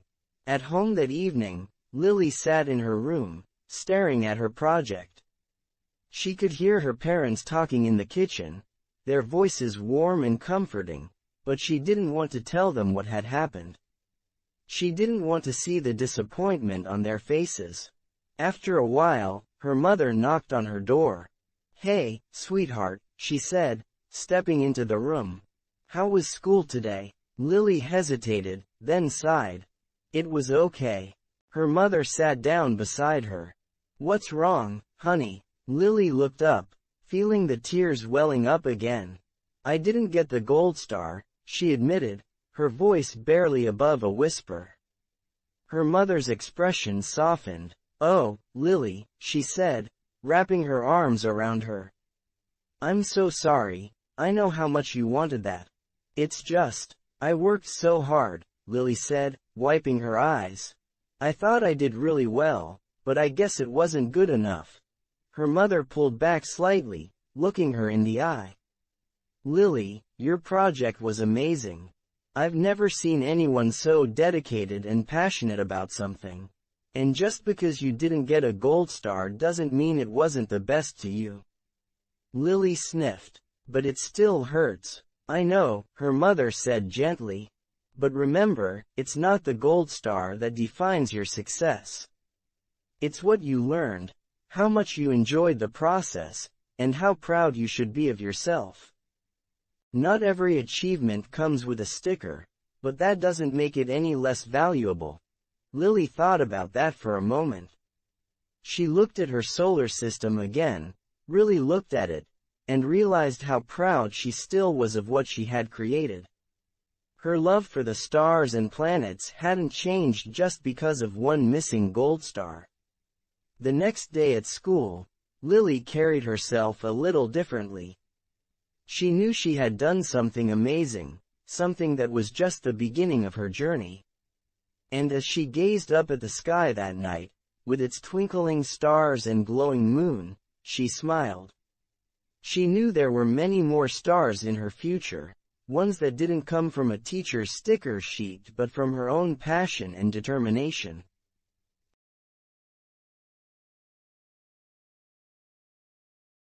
The Sour Lemon. In a small, sunny village nestled between rolling hills and vast orchards, there was a little house with a bright blue door. Behind the house, in a cozy backyard, grew a single lemon tree. It wasn't a very tall tree, nor was it particularly grand, but it was special to the family who lived there. The tree had been planted many years ago by a man named Mr. Thompson, who had a love for gardening and a fondness for all things citrus. The lemon tree was known throughout the village for producing the sourest lemons anyone had ever tasted. The lemons were small, with a bright yellow color that gleamed in the sunlight, but their flavor was so tart that it made people's faces pucker just thinking about it. Despite their sourness, or perhaps because of it, the lemons had become something of a legend in the village. Mr. Thompson had always taken great care of his lemon tree. He would water it diligently, prune its branches with precision, and even talk to it as if it were an old friend. "A little bit of sourness is good for the soul," he would often say, with a twinkle in his eye. He believed that the sharpness of the lemons added character, and he loved to share the fruit with his neighbors, who would often use them to make refreshing lemonade, tangy lemon pies, and, of course, as an amusing test of bravery for children daring each other to take a bite. One Sunday afternoon, Mr. Thompson's granddaughter, Lily, came to visit him. Lily was a curious and lively girl, always eager to explore and learn new things. She had heard about the famous sour lemons from her mother and was excited to see the tree for herself. "Grandpa, can I pick a lemon from the tree?" Lily asked as she skipped into the backyard. Mr. Thompson chuckled and nodded. "Of course, dear. But be careful, they're the sourest lemons you'll ever taste." Undeterred, Lily ran over to the tree and selected the ripest lemon she could find. She plucked it from the branch and held it up to her nose, breathing in its fresh, citrusy scent. The lemon felt cool and smooth in her hand, its bright yellow skin gleaming in the sunlight.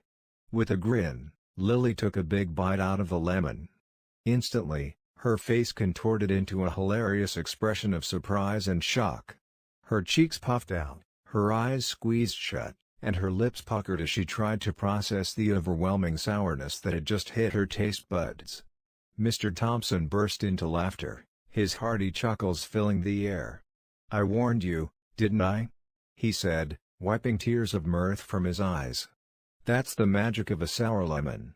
Lily couldn't help but giggle too, despite the intense sourness lingering on her tongue. "It's so sour, Grandpa," she exclaimed, still laughing. "But it's kind of fun, too." Mr. Thompson smiled warmly at his granddaughter. "You see, Lily, life is a bit like that lemon. Sometimes, things can be a little sharp or difficult to swallow, but if you learn to appreciate it, even the sour moments can be enjoyable in their own way."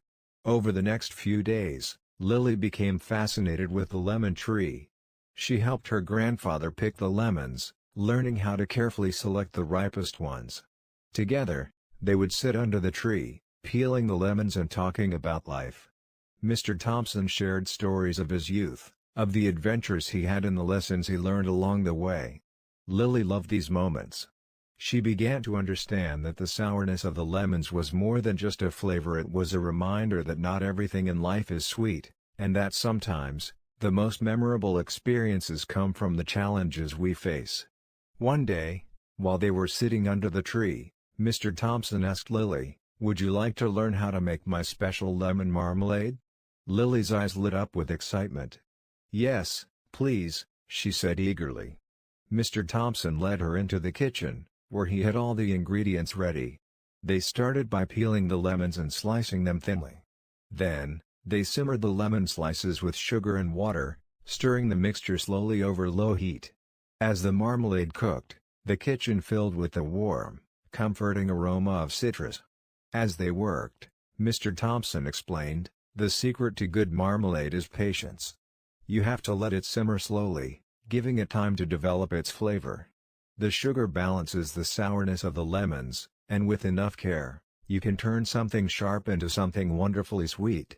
Lily watched in awe as the marmalade thickened and turned a beautiful golden color.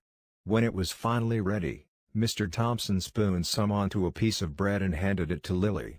"Go ahead, try it," he said with a smile. Lily took a bite and her face lit up with delight. The marmalade was delicious sweet, with just the right amount of tartness from the lemons.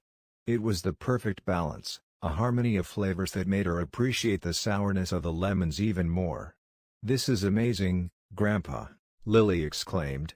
"I never knew sour lemons could taste so good." Mr. Thompson smiled and nodded. "That's the beauty of it, Lily. With a little patience and the right perspective, you can turn even the sourest lemons into something special." From that day on, the lemon tree became even more cherished by Lily. It wasn't just a source of laughter or a test of bravery anymore, it was a symbol of life's balance, of finding sweetness in the sour moments, and of the joy that comes from working together to create something wonderful. As the years passed, Lily grew up, but she never forgot the lessons she learned from her grandfather in the sour lemon tree. Whenever she faced challenges or difficult times, she would think back to those sunny afternoons spent in the backyard, peeling lemons and making marmalade. She would remember her grandfather's words and smile, knowing that with patience and a positive outlook, she could turn life's sour moments into something sweet. The lemon tree continued to thrive, its branches heavy with fruit each year. And whenever Lily returned to visit her grandfather, she would always pick a lemon, take a bite, and savor the sharp, tangy taste that reminded her of the enduring wisdom of her sweet, sour lemon tree.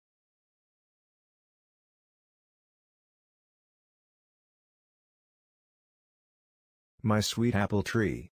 In the middle of a small, sunlit meadow, there stood an apple tree.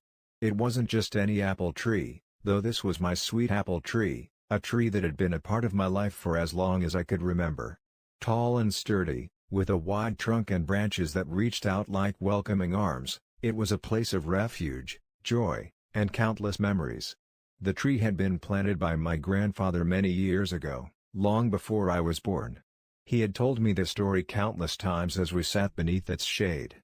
"I planted this tree when your mother was just a little girl," he would say, his eyes crinkling with fondness. "I wanted something that would grow with her, that would give her joy and bear fruit for many years. And now, it's here for you too." As a child, I spent countless hours playing around the apple tree. Its thick, gnarled roots formed perfect little spaces for my toys and secret treasures. The tree became a castle, a pirate ship, a spaceship, whatever my imagination needed it to be. I would climb its branches, feeling like an adventurer as I reached for the highest limbs, my fingers sticky with the sweet sap that oozed from the bark. But the best part of the tree, without a doubt, was its apples. Every autumn, the tree would come alive with fruit, its branches heavy with bright red apples that glistened in the sunlight. The apples were the sweetest I had ever tasted, crisp, juicy, and with a flavor that seemed to capture the essence of the sun-soaked summer days that had ripened them. My mother and I would gather baskets full of apples each year, taking care to pick only the ripest ones. We would eat them fresh, savoring the way the juice burst in our mouths, or bake them into pies, the warm, comforting smell filling our home. My mother would always tell me how the apples tasted just like they did when she was a child, and how she loved that I could experience the same simple pleasures she had growing up. As the years passed, the apple tree became more than just a playmate or a source of delicious fruit. It became a symbol of continuity, of the passing of time and the importance of family. I watched as the seasons changed, each one bringing something new to the tree. In spring, it would burst into bloom, its branches covered in delicate pink and white flowers that filled the air with a sweet, fragrant scent. The bees would buzz around it, and I would sit beneath the blossoms, watching as the petals fluttered down like snowflakes. In summer, the tree offered cool shade from the hot sun, its leaves rustling softly in the breeze. It was a place where I could escape with a book, lying on the soft grass, the sound of the leaves lulling me into a peaceful doze. The tree felt alive, almost like it was breathing with me, offering comfort and protection. Autumn was, of course, the time of harvest, when the tree gave up its treasures. The apples seemed to glow against the backdrop of the changing leaves, their bright red skins a vivid contrast to the golden and orange hues of the season. It was a time of joy and abundance, of sharing the bounty with family and friends, and of feeling connected to the earth and its rhythms. Even in winter, when the tree stood bare and silent, it was beautiful in its own way. The branches, outlined with frost, looked like intricate lace against the gray sky. The snow would blanket the ground around it, creating a peaceful, quiet scene that made me appreciate the cycles of life even more. I would stand by the window, looking out at the tree, knowing that it was resting, gathering its strength for the seasons to come. As I grew older, the apple tree continued to be a steady presence in my life. It was there when I came home from school, tired and stressed, offering its familiar comfort. It was there when I celebrated birthdays, graduations, and milestones, each one marked with the simple pleasure of picking and eating its apples. It was there when I needed to think, to sort through the complexities of growing up and finding my place in the world. The tree was always there, a quiet, steadfast companion. But the apple tree wasn't just important to me, it was a part of my family's history. My mother had grown up with it, just as I had, and my grandfather had planted it with love and care. It had witnessed our family's joys and sorrows, our laughter and tears. It had been there through good times and bad, always offering its shade, its fruit, and its silent wisdom. When my grandfather passed away, the apple tree took on even more significance. It became a living reminder of him, of his love for the land and for his family. I would sit under the tree and think of him, feeling his presence in the rustle of the leaves, in the scent of the blossoms, and in the taste of the apples. The tree was his legacy, a gift that he had given to us, and that I would someday pass on to my own children. In the years that followed, the apple tree continued to thrive. Its roots grew deeper, its branches stretched wider, and its trunk became thicker and more gnarled with age. The tree stood strong, a testament to the passage of time and the enduring nature of life. Now, as an adult, I look at the apple tree with a deep sense of gratitude. It has given me so much sweet memories, delicious fruit, and a connection to my family and the earth. The tree has taught me about patience, about the importance of nurturing what you love, and about the beauty of watching something grow and change over time. Every year, when the apples ripen, I feel the same excitement I did as a child. I pick the fruit with care, savoring each bite, and I think about the countless seasons the tree has seen, the generations it has nourished, and the love it has witnessed. The apple tree is more than just a tree, it's a part of me, of my family, and of the land we call home. As I walk through the meadow and approach the apple tree, I can't help but smile. The tree stands tall, its branches heavy with fruit, just as it has for so many years. I reach out and touch the bark, feeling the rough texture beneath my fingers, and I'm reminded of all the times I've done this before, of all the memories that are tied to this sweet apple tree. And I know that, no matter where life takes me, this tree will always be a part of me. It will always be a place of refuge, of comfort, and of simple, enduring joy. The sweet apple tree is more than just a part of the landscape, it's a part of my heart, and it always will be.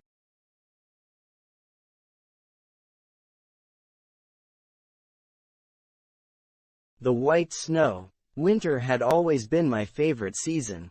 There was something magical about the cold air, the short days, and the way the world seemed to slow down as if everything was taking a deep breath.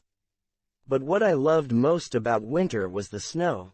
There was nothing quite like waking up to find the world blanketed in white, as if nature had hit the reset button, covering everything in a layer of fresh, untouched snow. It was beautiful, pure, and peaceful. The first time I truly understood the magic of snow was when I was 8 years old. My family had just moved to a small town in the mountains, far away from the city where I was born. The town was surrounded by dense forests and tall mountains, and in the winter, it transformed into a snowy wonderland. I had seen snow before, but never like this. The snow here was different, thicker, softer, and it seemed to go on forever. Our house was on the edge of the town, close to the forest. From my bedroom window, I could see the tall pine trees covered in snow, their branches heavy with the weight of it. It was the kind of place that looked like it belonged on a postcard. I remember waking up on the first morning after a heavy snowfall and feeling like I was in a different world. My parents were still asleep, so I quietly put on my warmest clothes, bundled up in my scarf, hat, and gloves, and went outside. The air was crisp and cold, but the kind of cold that made you feel alive. The snow was deep, almost up to my knees, and as I stepped into it, I felt the soft crunch beneath my boots. Everything was so still, so quiet. It was as if the world was holding its breath.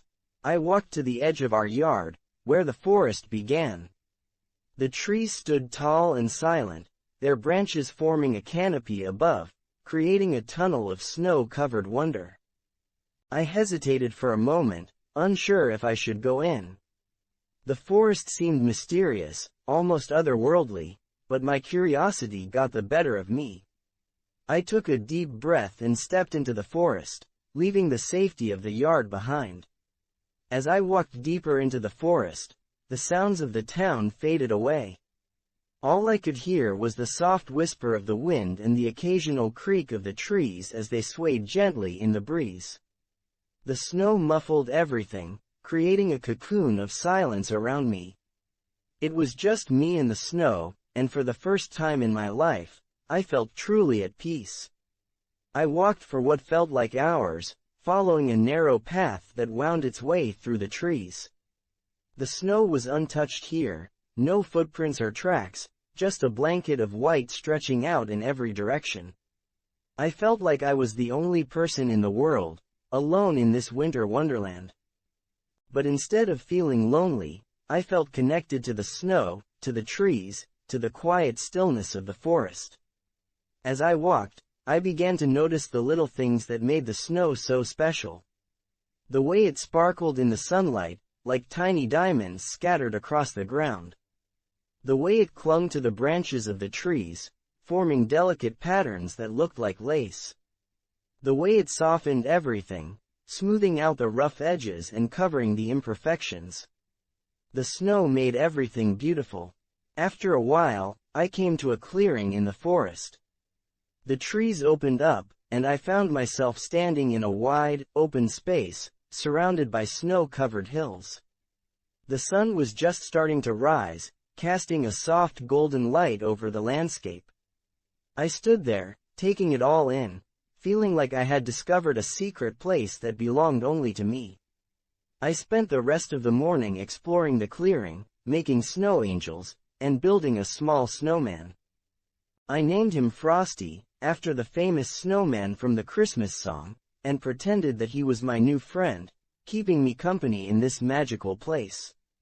I talked to him about everything that was on my mind, about how I missed my old home in the city, about the new school I was starting soon, and about how I hoped I would make new friends here. Even though Frosty was just a snowman, it felt good to talk to someone, even if that someone was made of snow.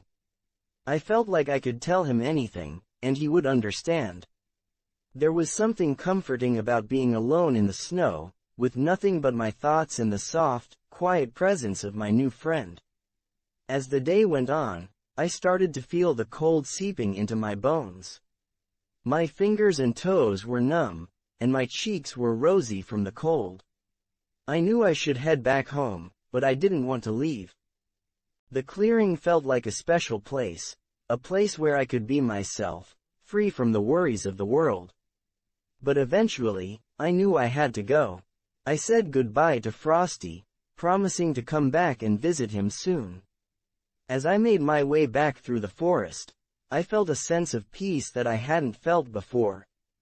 The snow had a way of calming my mind, of making everything seem simpler and more beautiful. When I got home, my parents were waiting for me. They were worried that I had been gone for so long, but when I told them about the clearing and the snowman, they smiled and said they were glad I had found a place I liked. We spent the rest of the day inside, drinking hot chocolate and sitting by the fire, watching the snow fall gently outside. As the days turned into weeks, and the weeks into months, winter continued to work its magic on me. I spent as much time as I could outside, exploring the forest, building snow forts, and having snowball fights with the other kids in the neighborhood. I became known as the snow kid, because I was always out in the snow, no matter how cold it was. But the clearing in the forest remained my special place. I would go there whenever I needed some time to myself, whenever I needed to think or just be alone with my thoughts. It was my refuge, a place where I could escape from the world and find peace in the simple beauty of the snow. As I grew older, my love for snow never faded.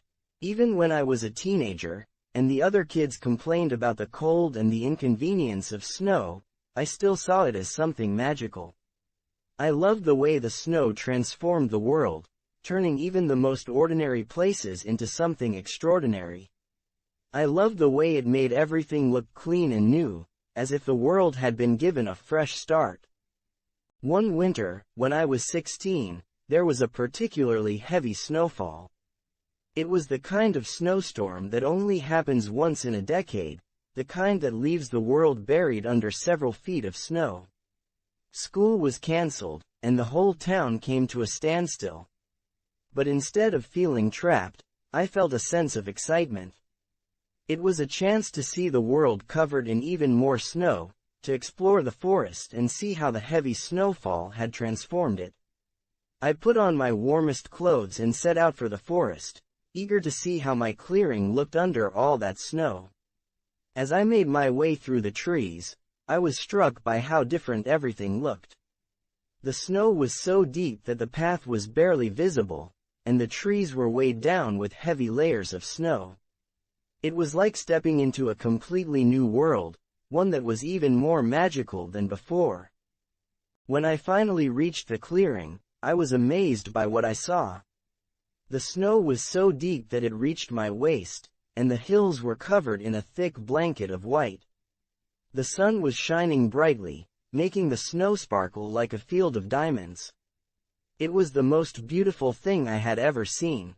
I spent the entire day in the clearing, playing in the snow, building another snowman, and just soaking in the beauty of it all. It was a day I would never forget, a day when the snow reminded me once again of how magical and wonderful winter could be. Now, as an adult, I still look forward to winter every year. The first snowfall is always a special moment for me, a reminder of all the winters I spent playing in the snow as a child. Whenever I see the snow falling outside my window, I'm reminded of that first winter in the mountains, of the forest, and of the clearing where I found peace and magic in the white snow. No matter where life takes me, I will always carry the memory of that winter with me. The snow taught me to find beauty in simplicity, to appreciate the quiet moments, and to see the world with a sense of wonder. It's a lesson I'll never forget, and every time I see the white snow, I'm reminded of the magic that still exists in the world, just waiting to be discovered.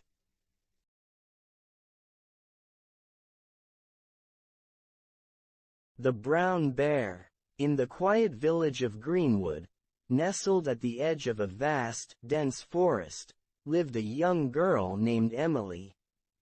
Greenwood was a place where everyone knew everyone else, and the forest was both a friend and a mystery. It was a place where children played and elders told stories of the creatures that lived within. Among these stories, the tale of the brown bear was the most intriguing. The brown bear was a legendary figure in the village.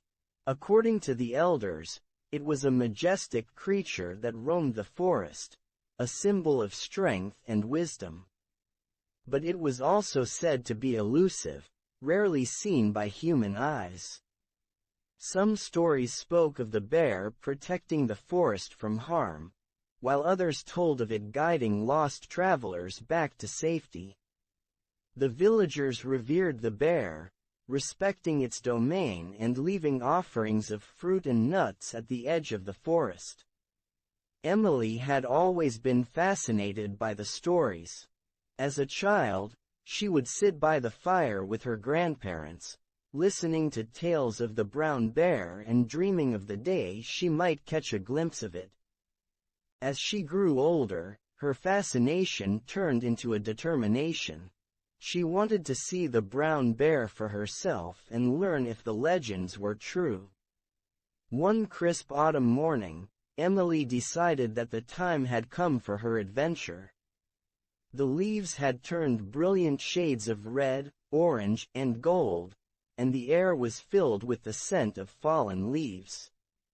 She packed a small backpack with essentials: a map of the forest, some food, a flashlight, and a journal to record her journey.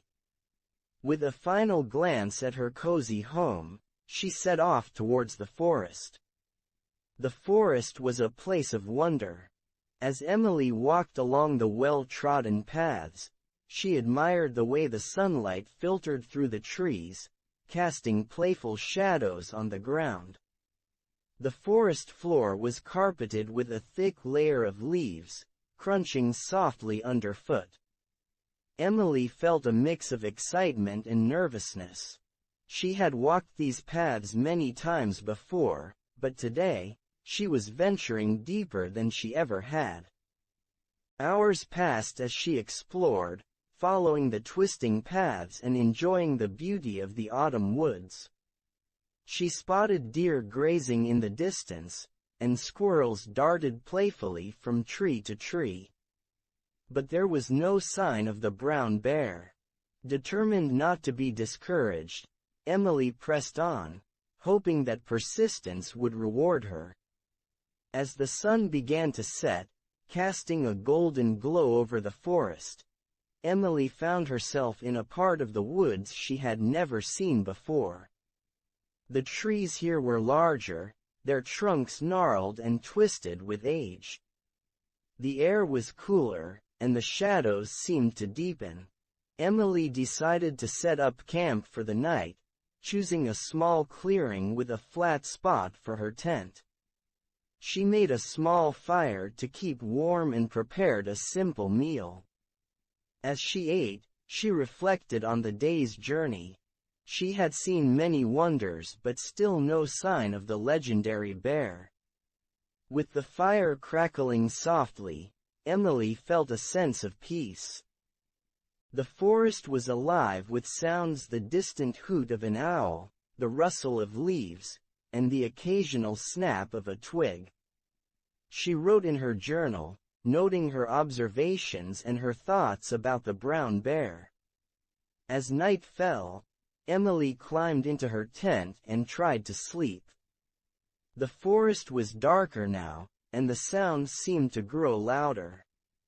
Every crackle and rustle made her ears perk up, but she reminded herself to stay calm. She had read about nocturnal creatures and knew that many animals were active during the night. Despite her nerves, she eventually drifted off to sleep. In the middle of the night, Emily was awakened by a soft, rhythmic noise. It was a gentle thudding sound, like large footsteps. Her heart raced as she listened, trying to determine the source. She unzipped her tent just a little to peek outside, but all she could see were shadows and the faint glow of the dying embers of her fire. The sound continued, growing closer. Emily's curiosity overpowered her fear. She carefully stepped out of the tent, making sure not to make any noise. The forest was silent now, except for the rhythmic sound that seemed to come from the direction of the nearby river. Gathering her courage, Emily followed the sound, her flashlight cutting through the darkness. As she approached the river, she saw something moving among the trees. Her heart pounded as she slowly made her way closer. And then, emerging from the shadows, was the brown bear. It was a magnificent sight, tall and powerful, with a coat of rich brown fur that shimmered in the moonlight. The bear was not just a beast of the forest, it was a majestic presence, exuding a sense of calm and strength. Emily stood still, awestruck. The bear seemed to notice her but did not appear frightened. It continued its journey along the riverbank, occasionally stopping to sniff the air or look around. Emily watched in silent admiration, her earlier apprehensions forgotten. After a few moments, the bear looked directly at Emily. Its eyes were wise and gentle, and for a brief instant, Emily felt a deep connection, a sense that the bear understood her curiosity and respect. Then, as if acknowledging her presence, the bear turned and slowly walked away, disappearing into the darkness of the forest. Emily stood there for a long time, absorbing the experience. She felt incredibly fortunate to have witnessed such a magnificent creature up close. It was clear that the bear was more than just a legend, it was a guardian of the forest, living in harmony with its surroundings. The next morning, Emily packed up her camp and made her way back to the village, her heart full of joy and wonder. She knew that she had experienced something truly special, something that would stay with her for the rest of her life. The villagers were eager to hear about her adventure, and Emily shared her story with them, recounting every detail of her encounter with the brown bear. The story of Emily's journey became a cherished tale in Greenwood, adding to the lore of the brown bear. It reminded everyone of the magic that existed in the forest and the importance of respecting and protecting the natural world. And as for Emily, she continued to explore the forest, but she always carried with her the memory of that night, when she had come face to face with the legend and found a deeper connection with the wild beauty of the world around her.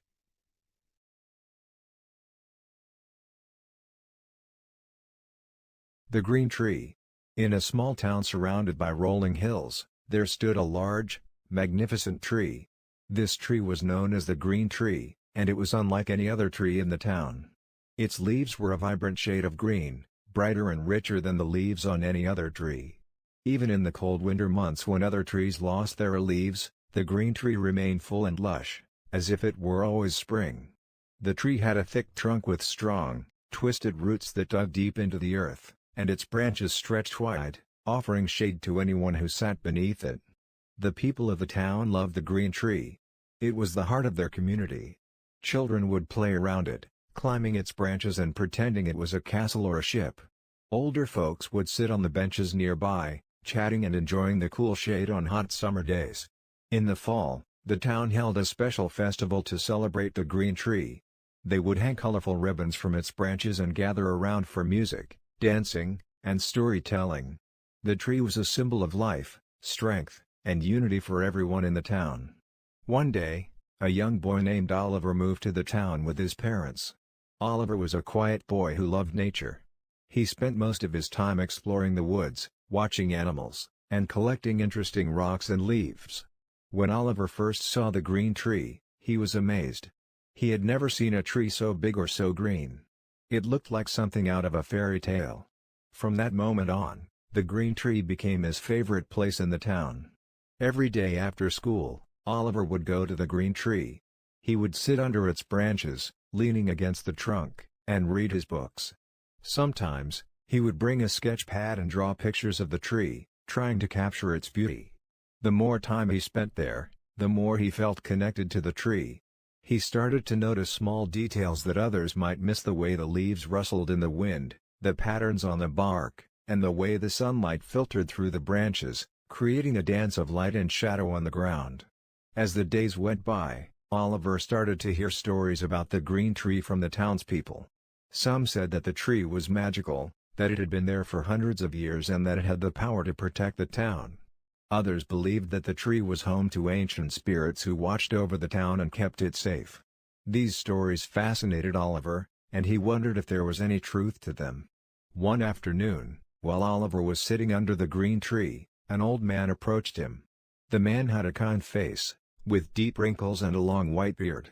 He was the town's storyteller, known for sharing tales about the town's history and its secrets.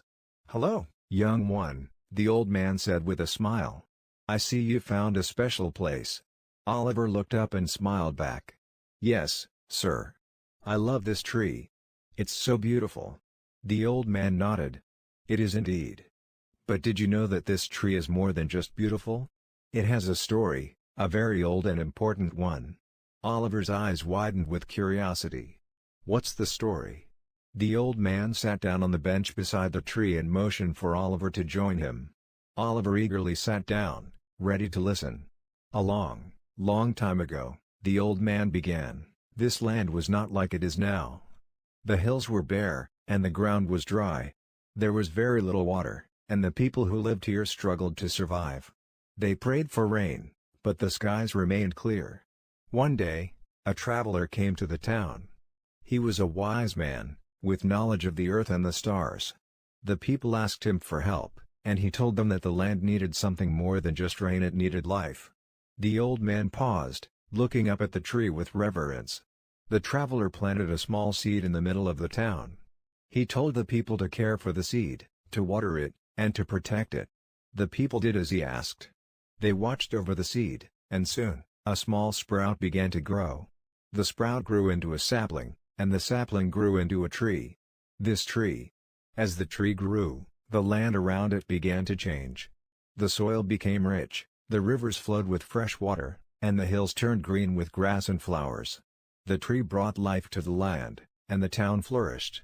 Oliver listened intently, his imagination painting pictures in his mind. "So, the tree saved the town?" The old man nodded. "Yes, it did. And the people have cared for the tree ever since. They believe that as long as the green tree stands, the town will be safe and prosperous." Oliver looked up at the tree, feeling a sense of awe. He had always known that the tree was special, but now he understood just how important it was.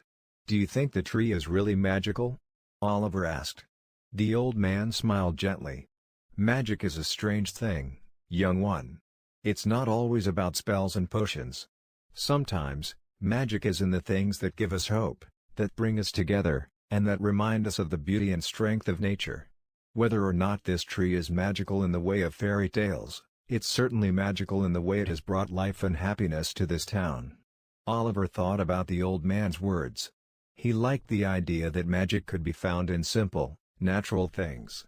It made the world seem even more wonderful. As the days turned into weeks and the weeks into months, Oliver continued to visit the green tree. He noticed how the tree changed with the seasons, how its green leaves shimmered in the summer sun, how they turned golden in the fall, and how, even in the coldest winter, the tree never lost its strength. The townspeople would often see Oliver sitting under the tree, reading, drawing, or simply watching the world go by. One day, a terrible storm hit the town. The winds howled, and the rain fell in torrents. Trees were uprooted, and houses were damaged. The townspeople feared for the green tree, worried that the storm might destroy it. But when the storm passed, they were amazed to see that the tree was still standing, strong and tall. Its leaves were wet, but they still glowed with that vibrant green color. Oliver ran to the tree as soon as the storm was over. He was relieved to see it standing there, unharmed. He placed his hand on the trunk and whispered, "Thank you for staying strong." The townspeople gathered around the tree, grateful that it had withstood the storm. They knew that the green tree was not just a symbol of life, it was a symbol of resilience, of hope, and of the enduring connection between the town and the land. From that day on, Oliver and the townspeople took even greater care of the green tree. They planted flowers around its base, made sure it was watered during dry spells, and continued to hold their festivals in its honor. The tree continued to thrive, and so did the town. Years passed, and Oliver grew up. But he never forgot the lessons he learned from the green tree. The tree remained his favorite place, a place of peace and inspiration. And just as the old man had told him, Oliver came to understand that true magic is found in the things that bring life, joy, and hope to the world.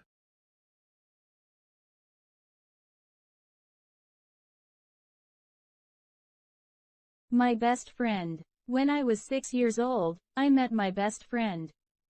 Her name was Sophie, and she lived right next door to me. We were the same age, and from the moment we met, we were inseparable. It was the start of a friendship that would shape my childhood and teach me lessons I would carry with me forever. The first time I saw Sophie, she was sitting on her front porch with a book in her lap. I remember it was a warm summer afternoon, and the sun was shining brightly. I was playing in my yard, tossing a ball back and forth, when the ball rolled over to her house. I hesitated for a moment, unsure if I should go and get it. But then Sophie looked up from her book, smiled, and picked up the ball. "Is this yours?" she asked, holding it out to me. I nodded, walking over to her.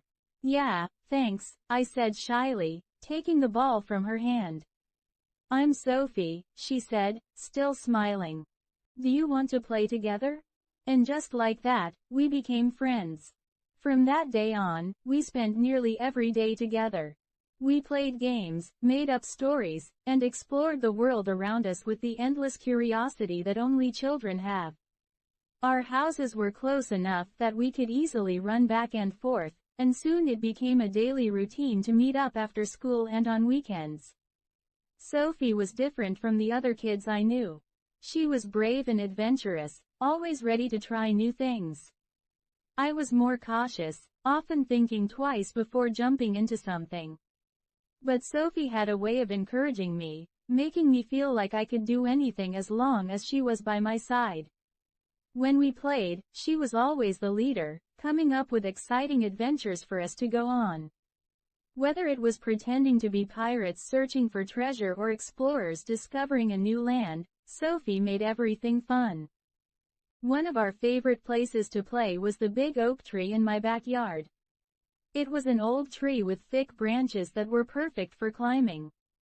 We spent hours in that tree, climbing as high as we could and pretending we were in a treehouse. We would bring our snacks up there, sit on the branches, and talk about all the things we wanted to do when we grew up. "I'm going to be a scientist," Sophie would say confidently. "I want to discover new animals and study them." I wasn't sure what I wanted to be, but Sophie's dreams always inspired me. "Maybe I'll be a writer," I said one day. "I can write stories about your adventures." Sophie grinned at that. "We can do it together. You write the stories, and I'll have the adventures." As the years went by, our friendship only grew stronger. We started school together, and even though we were in different classes, we always found time to be together during recess and lunch. We walked to and from school every day, talking about everything from the latest books we were reading to the mysteries of the universe. Sophie had a way of making even the most ordinary things seem exciting. But our friendship wasn't just about fun and games. Sophie was also there for me during the tough times. I remember one year when my grandfather passed away. I was very close to him, and losing him was one of the hardest things I had ever gone through. I didn't know how to deal with the sadness I felt, and I started to withdraw from everyone, including Sophie. But she wouldn't let me push her away. One afternoon, she came over to my house with a small box in her hands. I was sitting on my bed, staring out the window, when she walked in without knocking. She sat down next to me and placed the box in my lap. "What's this?" I asked, looking at her curiously. "Open it," she said softly. Inside the box were pictures of us together, little notes she had written, and small trinkets that reminded me of the good times we'd shared. At the bottom of the box was a piece of paper folded neatly. I unfolded it and saw that it was a letter from Sophie. In it, she told me how much our friendship meant to her, how she was always there for me, and how she knew I would get through this difficult time because I was strong. I felt tears in my eyes as I read the letter. It was the first time I really let myself cry since my grandfather had passed away. Sophie didn't say anything, she just hugged me, letting me cry on her shoulder. She stayed with me all afternoon, and for the first time in days, I didn't feel so alone. From that moment on, I knew that Sophie wasn't just my best friend, she was my sister in every way that mattered. We had always been close, but now our bond was unbreakable. We went through everything together, the ups and downs, the joys and the heartaches. And no matter what happened, I knew I could always count on her. As we grew older, our interests began to change. Sophie became more interested in science, just as she had always dreamed. She joined the science club at school, spending hours in the lab conducting experiments and studying. I, on the other hand, found my passion in writing. I joined the school newspaper and spent my free time writing stories and poems. Even though we had different interests, we never grew apart. Instead, we found ways to support each other's passions. Sophie would often read my stories and give me feedback. She had a way of seeing things that I didn't, pointing out details that I could improve. I did the same for her, helping her with her science projects and listening to her ideas. We were still a team, just like we had been when we were kids playing under the oak tree. But life has a way of testing even the strongest friendships. When we were in high school, Sophie's family received news that her father had been offered a job in another state. It was a great opportunity for him, but it meant that Sophie would have to move away. When she told me, I felt like the ground had been pulled out from under me. I couldn't imagine my life without her right next door. We spent the last few months before she moved making the most of our time together. We revisited all our favorite spots, from the oak tree to the local park where we used to ride our bikes. We stayed up late talking about our future and promised each other that we would stay in touch no matter what. But as the day of her move approached, I couldn't shake the feeling of sadness. The day Sophie left was one of the hardest days of my life. We hugged tightly, both of us crying, as we said our goodbyes. "This isn't the end," she said through her tears. "We're going to be friends forever, no matter where we are." I nodded, trying to hold back my own tears. "Friends forever," I repeated. After Sophie moved, things were different. I missed her every day. We texted and called each other as often as we could, but it wasn't the same as having her right there with me. I threw myself into my writing, using it as an outlet for the emotions I was feeling. I wrote stories about our adventures, about the memories we had made, and about the hopes I had for our future. As time passed, we both adjusted to our new lives. Sophie made new friends at her new school, and so did I. But our bond remained strong. We visited each other during holidays, spending hours catching up and laughing like we always did. And even though we were miles apart, we were still connected in a way that distance couldn't change. Eventually, we graduated high school and went off to college. Sophie pursued her dream of becoming a scientist, studying biology and environmental science. I followed my passion for writing, majoring in English and creative writing. We were both busy with our studies, but we still made time for each other, calling each other late at night to talk about our classes, our lives, and our dreams for the future. Our friendship had grown and evolved over the years, but one thing remained the same: Sophie was still my best friend. She was the person who knew me better than anyone else, who had been with me through the best and worst times of my life. She was the person I could always count on, no matter what. Now, as I look back on all the years we've spent together, I realize how lucky I am to have found a friend like Sophie. She's more than just a friend, she's a part of me, a part of my story. And even though life has taken us in different directions, I know that we will always find our way back to each other. Because true friendship, the kind we share, is timeless. It's a bond that distance, time, and life's challenges can never break. Sophie and I have been through so much together, and there's no doubt in my mind that we will continue to be there for each other for years to come. We've grown up together, supported each other's dreams, and faced the world side by side. And as we move forward into the next chapters of our lives, I know that our friendship will only grow stronger. Because when you find a friend like Sophie, you hold on tight, knowing that you've found something truly special, a friendship that will last a lifetime.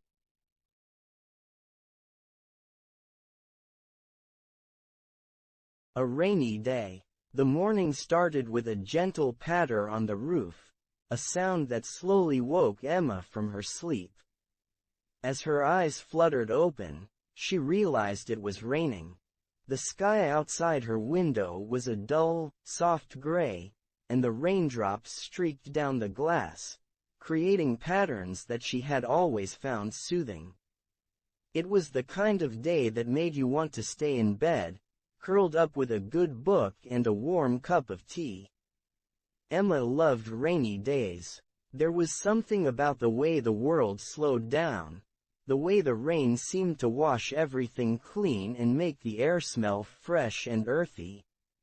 It was as if the rain gave everyone permission to take a break, to stop rushing around and just enjoy the quiet moments.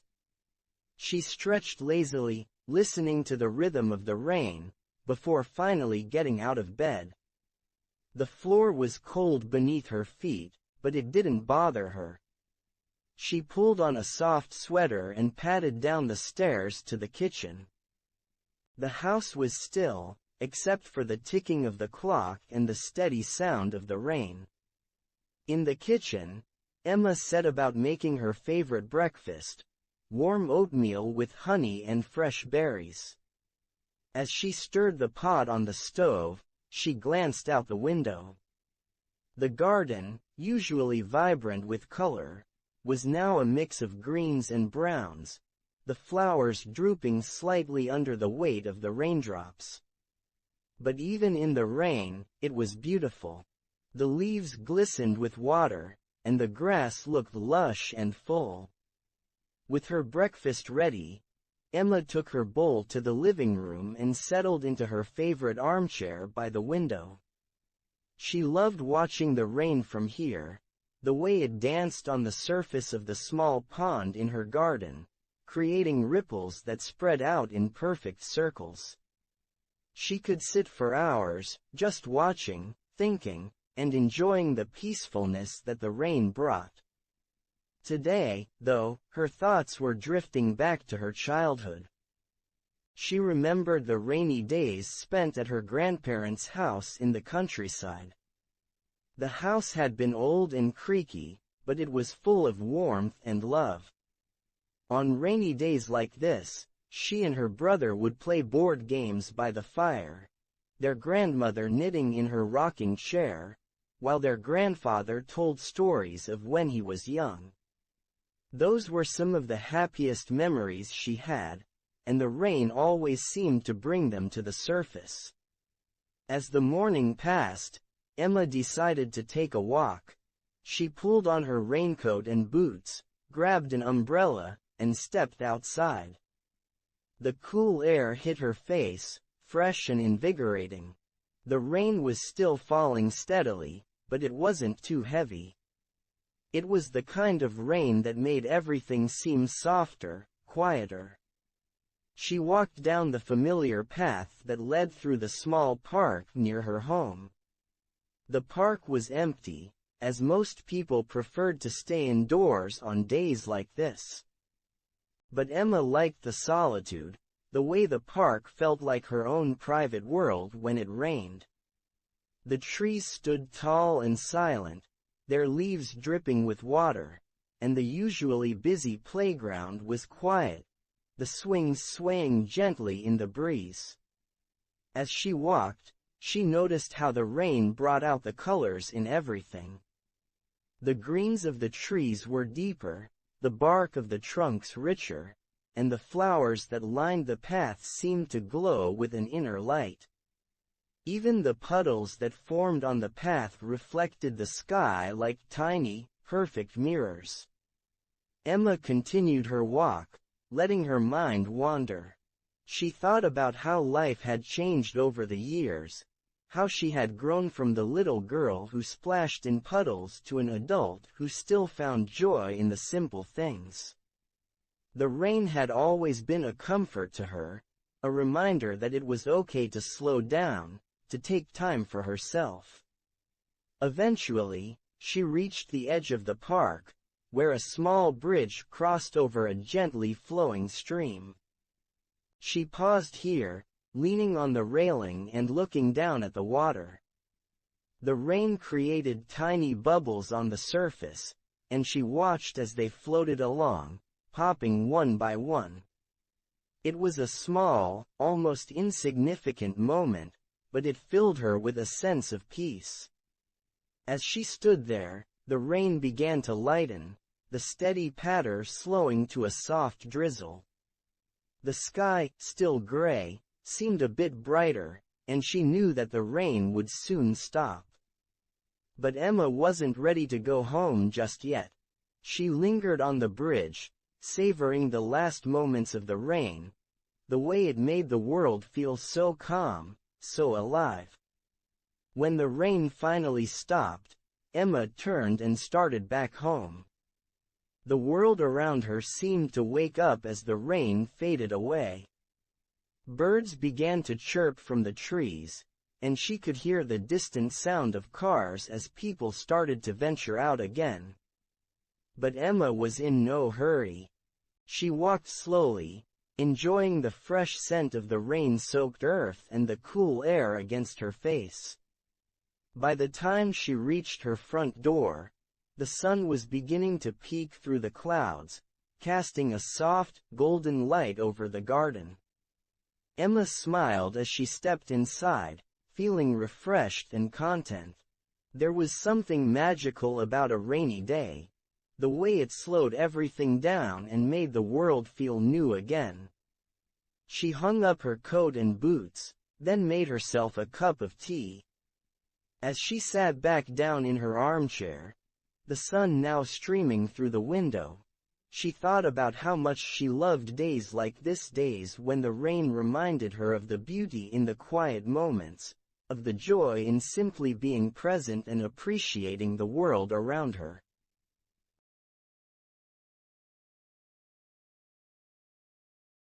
The Quiet Mouse. In a small house, there was a little mouse. His name was Max. Max was very quiet. He did not like noise. He liked to be alone. Max lived in a hole in the wall. His hole was small, but it was cozy. He had a soft bed made of cotton. He also had a tiny table and a small chair.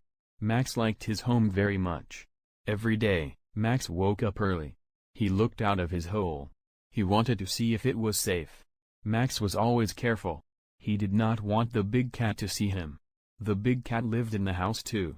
His name was Tom. Tom was orange and very big. He liked to sleep a lot. But sometimes, Tom looked for Max. This made Max scared. One day, Max was very hungry.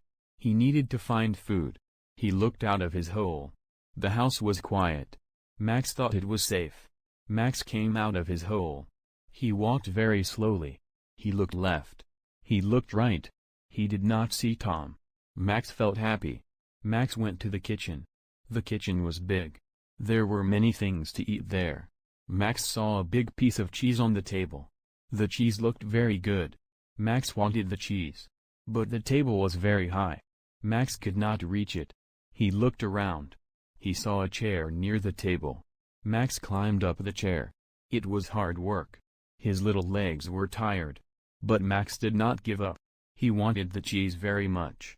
Finally, Max was on the chair. He could see the cheese better now. It was yellow and smelled very good. Max's tummy made a noise. He was so hungry. Max jumped from the chair to the table. He landed next to the cheese. He was very happy. He started to eat the cheese. It tasted so good. But then, Max heard a noise. It was a loud meow. Max knew that sound. It was Tom the cat. Max was very scared. He looked around. He saw Tom coming into the kitchen. Tom's eyes were big. He saw Max on the table. Max did not know what to do. He was far from his hole. He could not run fast enough. Tom was too quick. Then, Max had an idea. He saw a small box on the table. It was empty. Max ran to the box. He jumped inside. Tom came to the table. He looked for Max. But he could not see the little mouse. Max was very quiet in the box. He did not move at all. Tom walked around the table. He sniffed the air. He could smell the mouse. But he could not find Max. Max stayed very still. His heart was beating fast. He was scared, but he did not make a sound. Max was a very quiet mouse. After a long time, Tom got tired. He could not find Max. Tom yawned and walked away. He went to sleep in his big cat bed. Max waited in the box. He wanted to be sure Tom was gone. He listened carefully. He could not hear Tom anymore. Slowly, Max peeked out of the box. The kitchen was empty. Tom was not there. Max felt happy and safe. Max climbed down from the table. He ran as fast as he could. He went back to his hole in the wall. He was very tired, but he was also very happy. In his hole, Max thought about his adventure. He was proud of himself. He got the cheese and he was safe from Tom. Max decided to be more careful next time. That night, Max slept very well. He dreamed of cheese in quiet places. He was a happy little mouse. The next day, Max woke up early again. He was still full from the cheese. But he wanted to explore more. Max was not as scared as before. Max looked out of his hole. The house was quiet. He did not see Tom. Max came out of his hole. He walked slowly and quietly. This time, Max went to the living room. The living room was very big. There were many interesting things there. Max saw a big sofa, a TV, and many books. Max climbed up the sofa. It was soft and comfy. He liked it very much. Max ran up and down the sofa. He was having fun.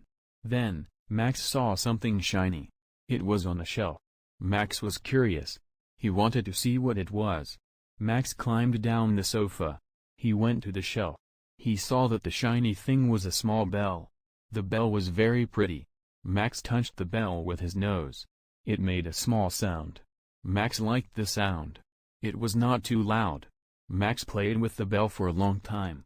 He was having so much fun. He forgot to be quiet. Suddenly, Max heard a noise. It was Tom again. Max looked around. Tom was coming into the living room. Max was scared. He did not know where to hide. The bell made noise when he moved. Tom could hear it. Max saw a big plant near the shelf. He ran to the plant. He hid behind the leaves. Max was very still. He did not move at all. Tom came into the living room. He looked around. He heard the bell, but he could not see Max. Tom was confused. Max watched Tom from behind the leaves. He was very quiet. He did not even breathe loudly. Tom walked around the room. He looked under the sofa. He looked on the shelf. But he could not find Max. After a long time, Tom got tired again. He could not find the little mouse. Tom yawned and left the living room. Max waited behind the plant. He wanted to be sure Tom was gone. He listened carefully. He could not hear Tom anymore. Slowly, Max came out from behind the plant. The living room was empty. Tom was not there. Max felt happy and safe again. Max decided it was time to go home. He ran as fast as he could. He went back to his hole in the wall. In his hole, Max thought about his new adventure. He was happy he found the bell. But he knew he had to be more careful. Making noise was dangerous. That night, Max slept well again. He dreamed of soft sofas and shiny bells. He was a happy and brave little mouse. The next day, Max woke up feeling very brave.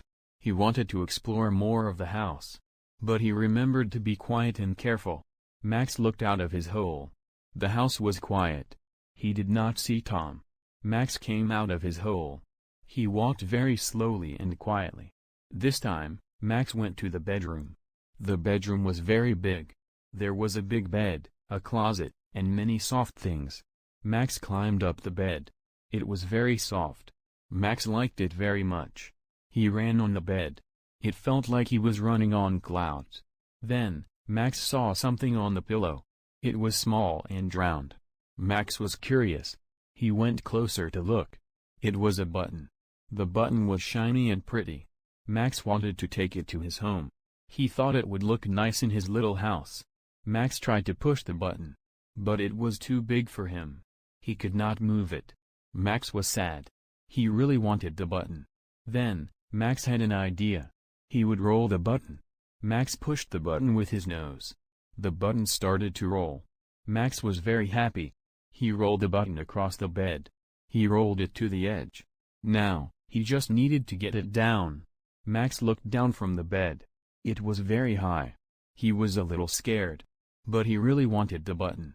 Max took a deep breath. He pushed the button off the bed. The button fell to the floor. It made a small sound. Max was worried. He hoped Tom did not hear the sound. He listened carefully. The house was still quiet. Max climbed down the bed. It was hard work. His little legs were tired. But Max did not give up. He wanted the button very much. Finally, Max was on the floor. He saw the button. It was not far. Max ran to the button. He was very happy. Max started to push the button towards his hole. It was hard work. The button was big and heavy. But Max was strong and brave. Max pushed and pushed. He was almost at his hole. He was very tired, but he was also very happy. Then, Max heard a noise. It was Tom again. Max looked around. Tom was coming into the bedroom. Max was scared. He was far from his hole. The button was too big to hide. Max did not know what to do. Then, Max saw a shoe under the bed. It was big and dark inside. Max quickly pushed the button into the shoe. Then, he jumped in too. Tom came into the bedroom. He looked around. He smelled the air. He knew Max was there somewhere. Max was very quiet in the shoe. He did not move at all. He was scared, but he did not make a sound. Tom looked under the bed. He saw the shoe. He put his paw on the shoe. Max was very scared. But Tom's paw did not reach Max. The shoe was too deep. Tom could not find the little mouse. After a long time, Tom got tired. He could not find Max. Tom yawned and left the bedroom. Max waited in the shoe. He wanted to be sure Tom was gone. He listened carefully. He could not hear Tom anymore. Slowly, Max came out of the shoe. He pushed the button out too. The bedroom was empty. Tom was not there. Max quickly pushed the button to his hole. It was hard work, but Max was strong. Finally, he got the button into his little house. Max was very happy. He had a new shiny button in his house. It looked very nice next to his bed. That night, Max slept very well. He was tired from his big adventure. He dreamed of soft beds and shiny buttons. Max learned a lot from his adventures. He learned to be brave, but also to be careful. He learned that being quiet was very important. From that day on, Max explored the house more. But he was always very quiet. He became known as the quietest mouse in the whole house. And Max lived happily in his little hole, with his cheese, his bell, and his shiny button. He was a very happy and very quiet little mouse.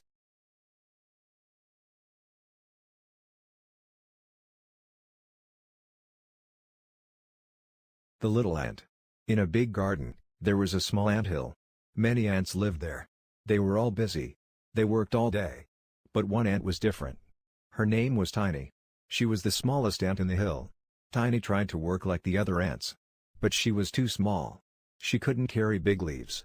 She couldn't dig big holes. The other ants were kind, but they didn't know how to help Tiny. Every day, Tiny watched the other ants work. She wanted to help. She tried to carry small things. But the other ants could carry bigger things faster. Tiny felt sad. She thought she was not useful. One day, the ant queen said, "We need more food. Who will go look for food?" All the ants were busy. They were carrying leaves and building the hill. No one could go look for food. Tiny saw a chance to help. She said, "I will go." The other ants looked at Tiny. They were not sure. Tiny was so small. But the queen said, "Okay, Tiny. You can try. Be careful." Tiny was happy. She left the anthill. The garden was very big. Tiny saw many new things. She saw big flowers and green leaves. She walked and walked. After a long time, Tiny found some seeds on the ground. The seeds were small, but they were good food for ants. Tiny tried to carry a seed. It was heavy, but she could do it. Tiny started to walk back to the anthill. She carried the seed. It was hard work. Tiny was tired, but she didn't stop. She wanted to help her ant family. On the way back, Tiny saw a big beetle. The beetle looked at the seed. It wanted to take Tiny's seed. Tiny was scared, but she held the seed tight. She said, "No.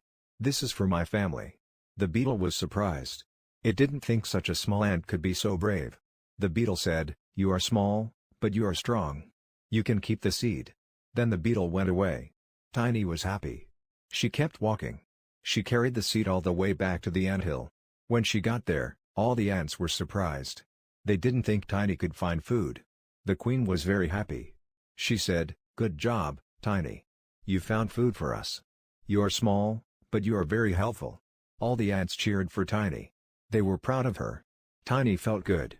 She knew she could help, even if she was small. From that day, Tiny had a special job.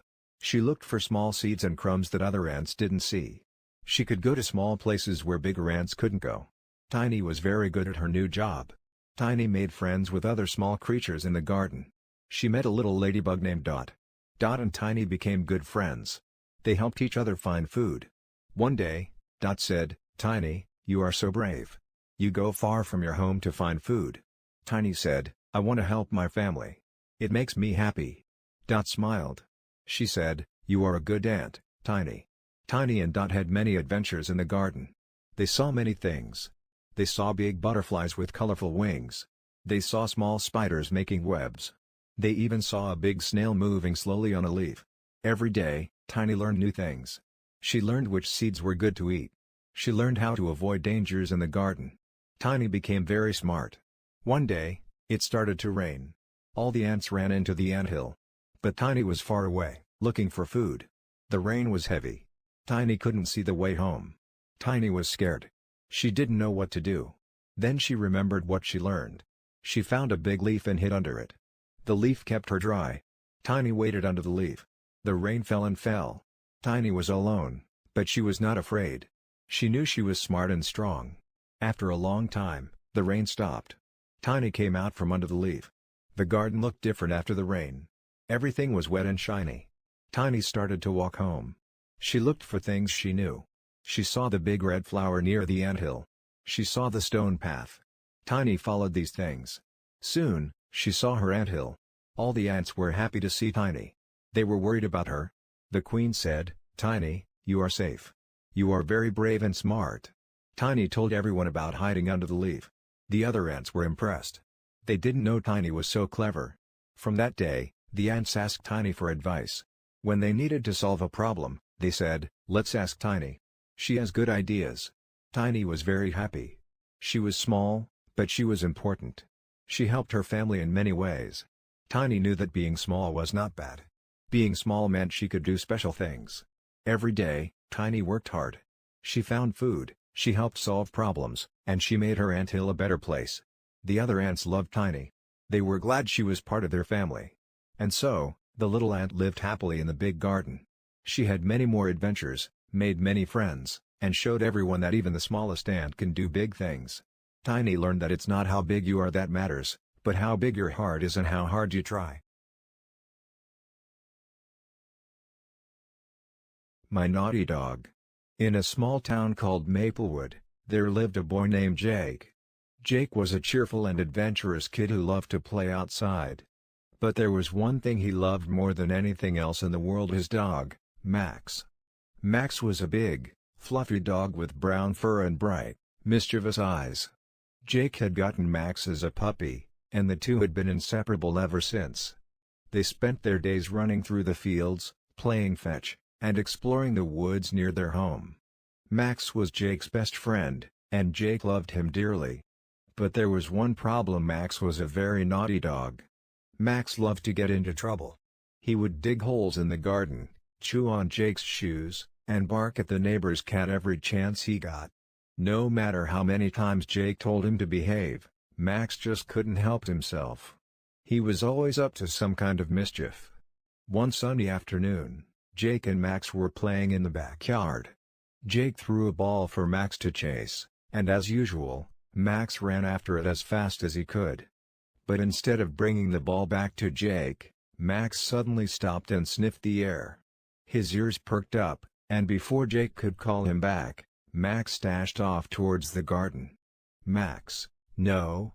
Jake shouted, but it was too late. Max was already digging furiously in the flower bed, dirt flying everywhere. Jake ran over and tried to pull Max away, but Max was too strong. He kept digging until he found what he was looking for, a big, juicy bone that he had buried there days ago. "Max, you're going to get us in trouble," Jake said, shaking his head. "Mom's going to be so mad when she sees the mess you've made."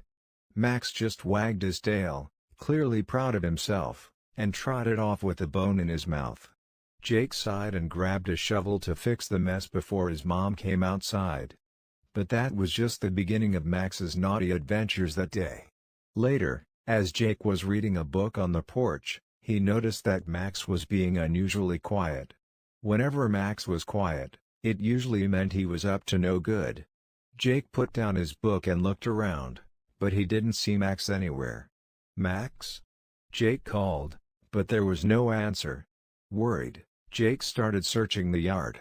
He found Max near the back fence, digging another hole. This time, he had dug his way under the fence and was halfway into the neighbor's yard. "Max, stop," Jake cried, running over to grab him. "You can't go into the neighbor's yard. Come back here." But Max didn't listen. He wriggled his way under the fence and bolted into the neighbor's garden, barking excitedly as he chased a squirrel up a tree. Jake climbed over the fence and hurried after Max, trying to catch him before the neighbor noticed. But Max was too fast, running in circles and digging up the neighbor's flowers as he went. By the time Jake finally caught up with him, the garden was a mess, and Max looked as happy as ever. "Max, you're the naughtiest dog in the world," Jake said, out of breath. But even as he scolded Max, he couldn't help but smile at his silly dog's antics. They quickly fixed the garden as best as they could and sneaked back into their own yard. Jake hoped the neighbor wouldn't notice the mess. As the sun began to set, Jake took Max inside to get ready for dinner. But Max wasn't done being naughty just yet. While Jake's mom was cooking, Max sneaked into the kitchen and managed to grab a loaf of bread off the counter. By the time Jake noticed, Max had already eaten half of it. "Max," Jake said, laughing despite himself, "you're going to get in so much trouble." Sure enough, when Jake's mom came into the kitchen and saw the mess, she shook her head in disbelief. "Max, you are one naughty dog," she said, but she couldn't stay mad at him for long. Max had a way of looking so innocent and adorable, even when he was caught in the act. That night, after all the excitement, Max curled up on his bed, looking tired but happy. Jake sat beside him, patting his soft fur. "You know, Max," Jake said softly, "even though you get into trouble all the time, I wouldn't trade you for anything. You're my best friend, and I love you, naughty or not." Max looked up at Jake with his big, brown eyes and gave him a slobbery lick on the cheek, as if to say, "I love you too." And so, despite all the mischief and the trouble, Max and Jake continued to be the best of friends. Every day was an adventure with Max, and Jake knew that life would never be boring with his naughty dog by his side.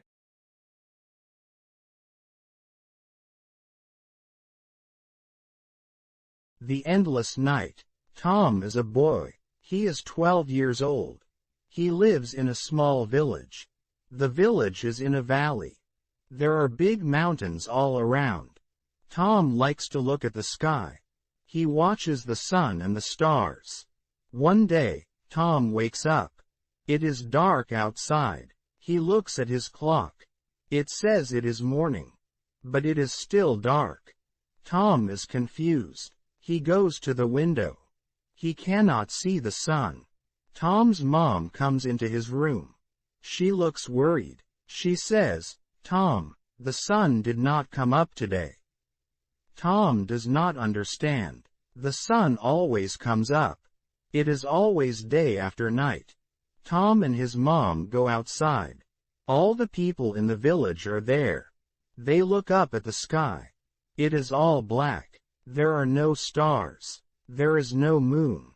There is only darkness. The village leader speaks. He says, "We do not know what happened. The sun is gone. We must be brave. The people are scared. They do not know what to do." Tom thinks hard. He remembers a story his grandpa told him. It was about a magic stone. The stone could bring light. Tom decides to find the stone.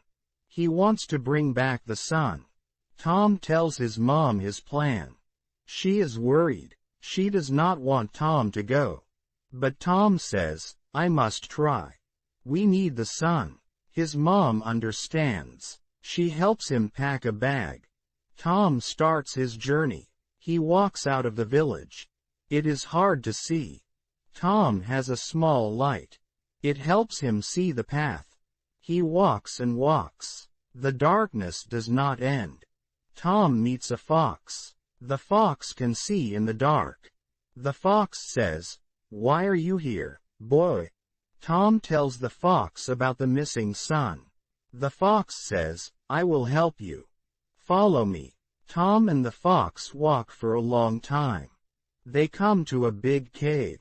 The fox says, The magic stone is in there. But be careful.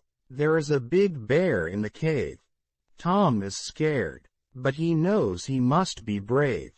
Tom goes into the cave. It is very dark. He hears a loud sound. It is the bear. Tom freezes. He does not know what to do. Then he remembers something. His grandpa said bears like music. Tom starts to sing. His voice is shaky, but he keeps singing. The bear stops. It listens to Tom's song. The bear likes the song. It sits down and does not move. Tom keeps singing. He walks deeper into the cave. He looks for the magic stone. It is hard to see. But then, he sees a small light. It is the stone. It glows in the dark. Tom takes the stone. It feels warm in his hand. The bear is still listening to his song. Tom slowly walks out of the cave. The fox is waiting. The fox says, You did it. You are very brave. Tom and the fox start to walk back to the village. The stone glows brighter and brighter. It lights up the path. Tom can see trees and flowers. They look different in the stone's light. As they walk, they meet other animals. The animals are scared of the darkness.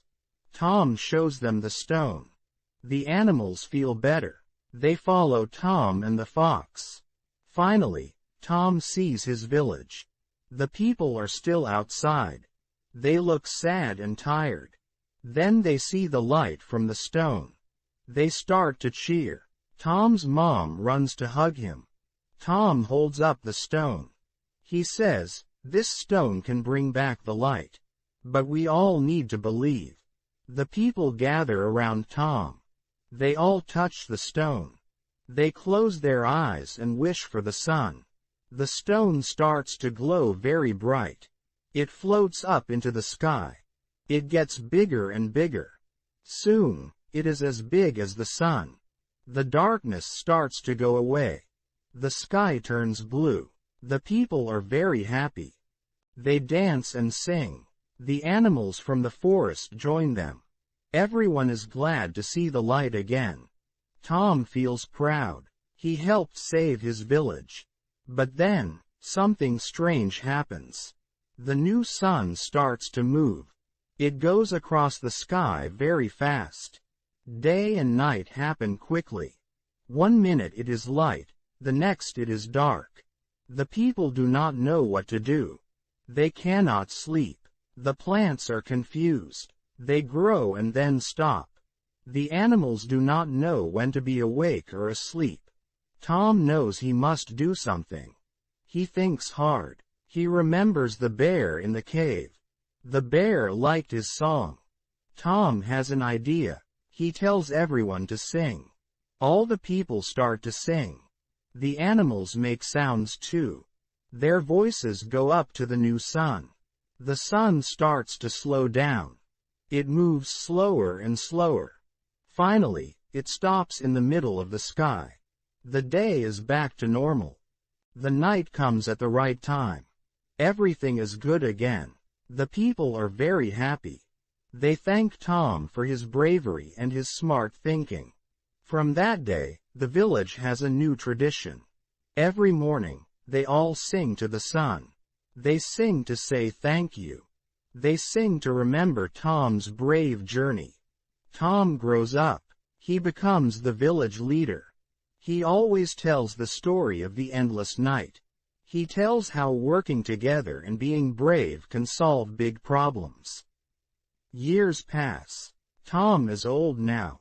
One night, he looks at the sky. He sees a shooting star. He makes a wish. He wishes for the village to always have light in their hearts, even on the darkest nights. The next morning, Tom does not wake up. But the sun rises, big and bright. The people sing their morning song. They remember Tom. They know his bravery and kindness will always be with them, like the sun in the sky. The village continues to grow and be happy. They never forget the endless night. They never forget Tom. And they always remember that even in the darkest times, there is hope for a new day. The end.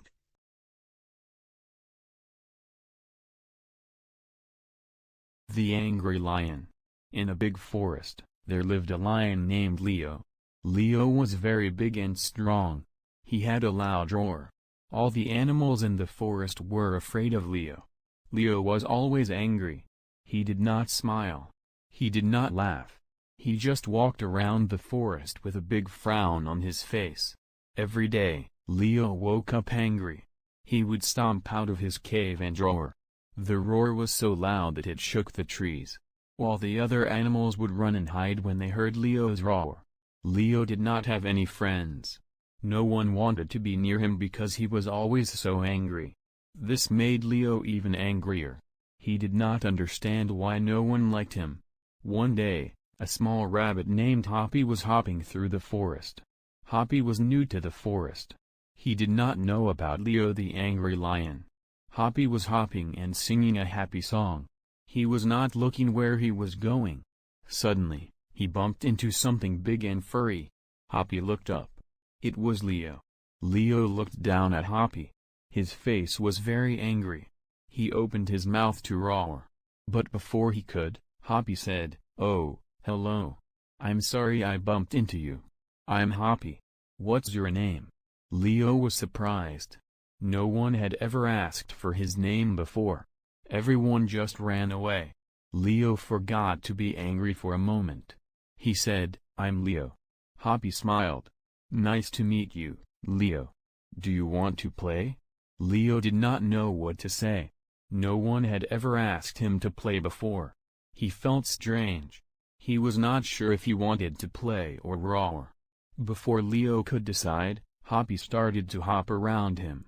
Hoppy was laughing and having fun. Leo watched Hoppy. He felt something he had not felt in a long time. He felt happy. Leo tried to smile. It felt weird. His face was not used to smiling. But it also felt good. Leo said, "Okay, Hoppy. Let's play." Hoppy was very happy. He taught Leo how to play hide and seek. At first, Leo was not very good at hiding. He was too big. But he had fun trying to find Hoppy. As they played, other animals saw Leo and Hoppy. They were surprised. They had never seen Leo play before. Some animals came closer to watch. A deer named Daphne was brave. She asked if she could play too. Leo looked at her. He wanted to roar. But then he remembered how fun it was to play with Hoppy. He said, "Yes, you can play." Soon, more animals joined the game. There was a monkey, a turtle, and even a small bird. They all played together. Leo was having so much fun that he forgot to be angry. As the sun started to go down, the animals said goodbye. They went home. Leo went back to his cave. For the first time in a long time, he was not angry. He was happy. The next day, Leo woke up. He started to frown. But then he remembered the fun he had yesterday. He decided not to roar.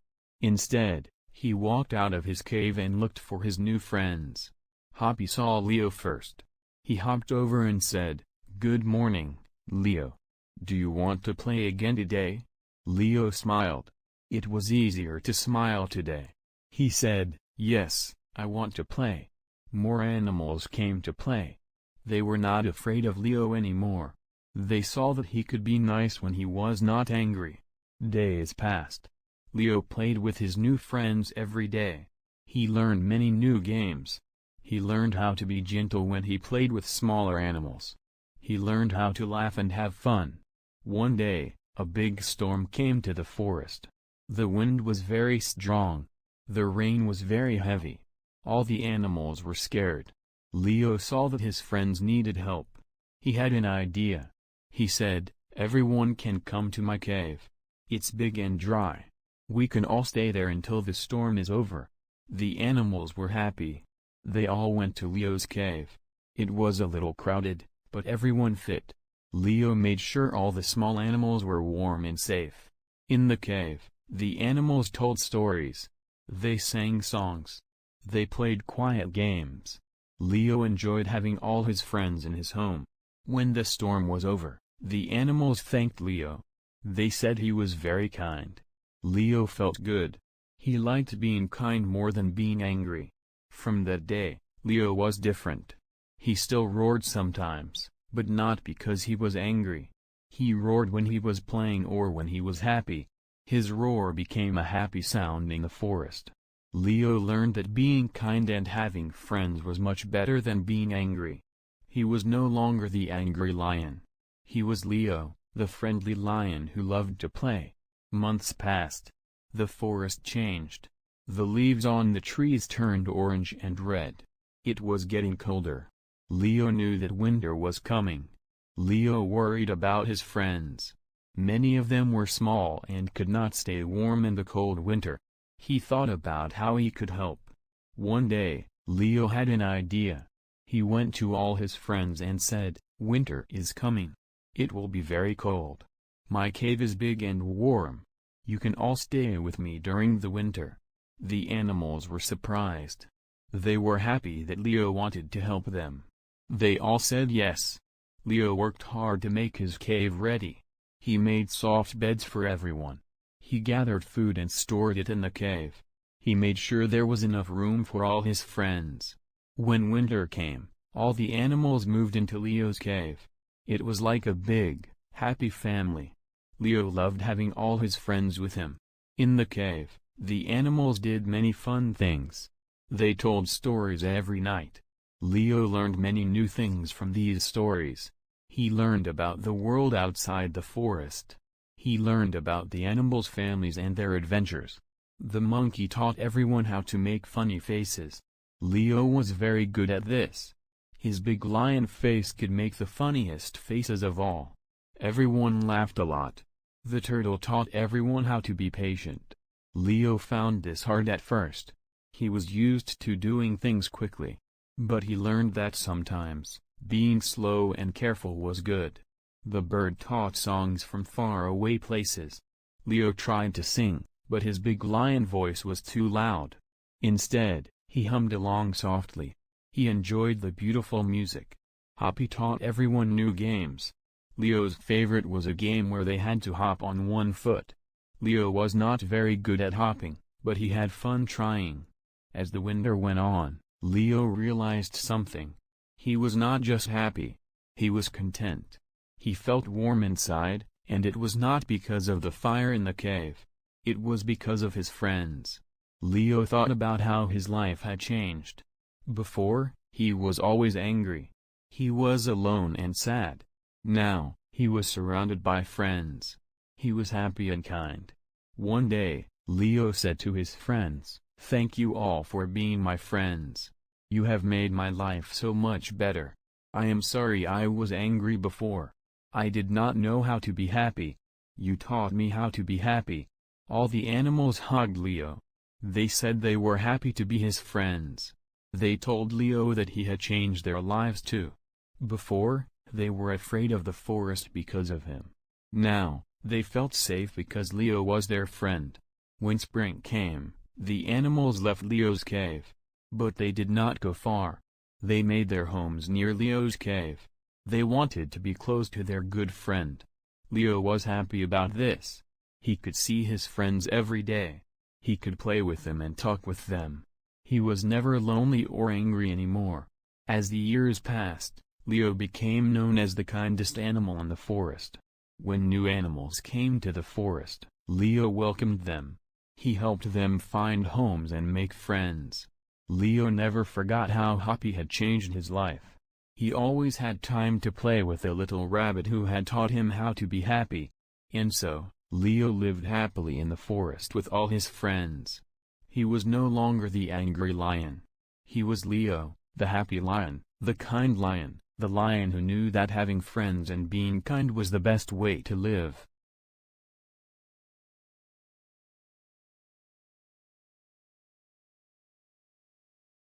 A hungry wolf. Once upon a time, there was a big gray wolf. His name was Max. Max lived in a big forest. The forest had many trees and animals. Max was always hungry. He wanted to eat all the time. One day, Max woke up. He was very hungry. He said, "I need food. I will look for food today." Max left his den. His den was a small cave in the forest. Max walked in the forest. He looked for food. He saw many things. He saw big trees. He saw small flowers. He saw green grass. But he did not see any food. Max walked more. He was getting more hungry. Then, he saw a rabbit. The rabbit was small and brown. Max thought, "The rabbit looks good to eat." Max tried to catch the rabbit. He ran fast. But the rabbit was faster. The rabbit ran away. Max was sad. He said, "Oh no. I'm still hungry." Max walked more. He saw a river. The river had cool, blue water. Max was thirsty. He drank some water. The water was good. But Max was still hungry. Near the river, Max saw some berries. The berries were red and small. Max ate some berries. They were sweet. But the berries were not enough. Max was still hungry. Max kept walking. He saw a deer. The deer was big and brown. Max thought, "The deer is too big. I can't catch it." The deer saw Max and ran away fast. Max was very tired now. He sat under a tree. He was sad and hungry. He thought, "Will I ever find food?" Then, Max heard a noise. It was a small noise. Max looked around. He saw a mouse. The mouse was very small and gray. Max thought, "The mouse is too small. It's not enough food." But Max was so hungry. He decided to try to catch the mouse. Max was very quiet. He moved slowly. The mouse did not see him. Max got closer and closer. Then, he jumped. But the mouse was fast. It ran into a small hole. Max could not get the mouse. He was very sad now. He said, "I will never find food. I will always be hungry." Max decided to go home. He walked back to his den. He was tired and hungry. When he got to his den, he saw something. There was a big piece of meat near his den. Max was very happy. He said, "Food. I found food." Max did not know where the meat came from. But he did not care. He was so hungry. Max ate the meat. It was very good. He ate all of it. Now, Max was not hungry anymore. He was happy and full. Max went into his den. He lay down. He thought about his day. He said, "Today was hard. But in the end, I found food. Maybe tomorrow will be better." Max closed his eyes. He was not hungry now. He was happy. He went to sleep. The next day, Max woke up. The sun was bright. Birds were singing. Max felt good. He was not hungry. He thought, "Today is a new day. I will try to find more food." Max left his den again. He walked in the forest. This time, he was not in a hurry. He looked at the trees and the flowers. He listened to the birds. The forest was beautiful. As Max walked, he saw a small farm. The farm was at the edge of the forest. Max had never been there before. He was curious. He went closer to look. At the farm, Max saw many animals. He saw chickens. The chickens were white and brown. They made loud noises. Max also saw sheep. The sheep were white and fluffy. They ate grass in a big field. Max was getting hungry again. He thought, maybe I can get food here. But then he saw a big dog. The dog was guarding the farm animals. The dog looked strong and brave. Max knew he could not get past the dog. Max was a little sad. But he was also happy. He learned something new. He said, now I know where the farm is. Maybe one day I can get food here. Max walked back into the forest. He was still a little hungry. But he was not very hungry like yesterday. He decided to look for berries again. Max found a bush with many berries. The berries were blue this time. Max ate some berries. They were very sweet and good. Max ate many berries. Now he was not hungry anymore. Max walked more in the forest. He saw many animals. He saw birds in the trees. He saw fish in the river. He saw squirrels running and playing. Max thought, the forest is full of life. It's a good place to live. Then, Max heard a noise. It was a loud noise. Max was scared. He looked around. He saw a big bear. The bear was brown and very big. Max was afraid. He thought the bear might want to eat him. But the bear did not see Max. The bear was looking for honey in a tree. Max watched the bear. The bear found some honey. It ate the honey. The bear looked happy. Max thought, even big animals like sweet things. Max learned something new again. He said, I can learn from other animals. Maybe I can find honey too. Max walked away quietly. He did not want the bear to see him. He was happy he saw the bear, but he was also happy the bear did not see him. Max walked back to his den. On the way, he saw the rabbit again. This time, Max did not try to catch the rabbit. He just watched it. The rabbit was eating grass. It looked happy and peaceful. Max thought, maybe I don't need to eat other animals all the time. Maybe I can eat other things too. He remembered the berries he ate. They were good and made him full. When Max got back to his den, he was tired. But he was not hungry. He had eaten berries. He had learned new things. He felt good. Max lay down in his den. He thought about his day. He said, today was a good day. I saw many things. I learned new things. I found food without hurting other animals. Max closed his eyes. He was happy. He went to sleep. He dreamed about the forest and all the animals he saw. The next morning, Max woke up. He felt different. He was not very hungry. He thought, maybe I don't need to be hungry all the time. Maybe I can enjoy other things in the forest. Max left his den. He decided to explore the forest more. He wanted to learn new things. He wanted to see new places. Max walked to a part of the forest he had never been before. He saw new trees and new flowers. He saw a small lake. The water in the lake was very clear. Max could see fish swimming in the water. Max sat by the lake. He watched the fish. The fish were small and colorful. They swam fast in the water. Max thought, the fish look happy. They have a big lake to swim in. Then, Max saw something else. He saw a fox. The fox was red and had a big, fluffy tail. The fox was drinking water from the lake. Max watched the fox. The fox did not see him. The fox drank water and then caught a fish from the lake. Max was surprised. He did not know foxes could catch fish. Max thought, the fox is smart. It knows how to get food from the lake. Maybe I can learn to do that too. After the fox left, Max went to the lake. He tried to catch a fish. It was hard. The fish were very fast. Max's paws got wet. But he did not give up. After trying many times, Max caught a small fish. He was very happy. He said, "I did it. I caught a fish like the fox." Max ate the fish. It was good. Max felt proud. He had learned something new. He thought, "I can learn new things. I can find food in new ways." Max spent the rest of the day by the lake.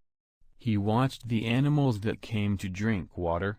He saw deer, rabbits, and many birds. All the animals lived together in the forest. Max thought about his life. He said, "I am part of this forest. All the animals are part of the forest. We should all live together." As the sun started to go down, Max walked back to his den. On the way, he ate some berries. He was not very hungry. He felt good. When Max got to his den, he was tired but happy. He had a good day. He learned new things. He made new thoughts. Max lay down in his den. He thought about his day. He said, "Today was a very good day. I saw new places. I learned new things. I caught a fish. I am not just a hungry wolf anymore. I am a wolf who can learn and grow." Max closed his eyes. He was not hungry. He was happy. He went to sleep. He dreamed about the lake, the fox, and all the animals in the forest. From that day on, Max was different. He was still a wolf, but he was not always hungry. He learned to enjoy the forest. He learned to live with other animals. He was happy. And so, Max the wolf lived in the forest. He was not just a hungry wolf anymore. He was a wise wolf, a happy wolf, and a good friend to the forest. The end.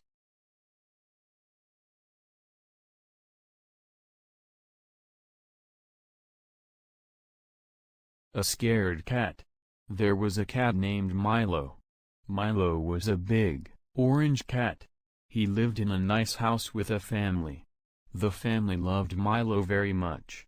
Milo had a soft bed, good food, and many toys. He should have been a happy cat. But Milo had a big problem. He was scared of everything. Milo was scared of loud noises. He was scared of new people. He was even scared of his own toys sometimes.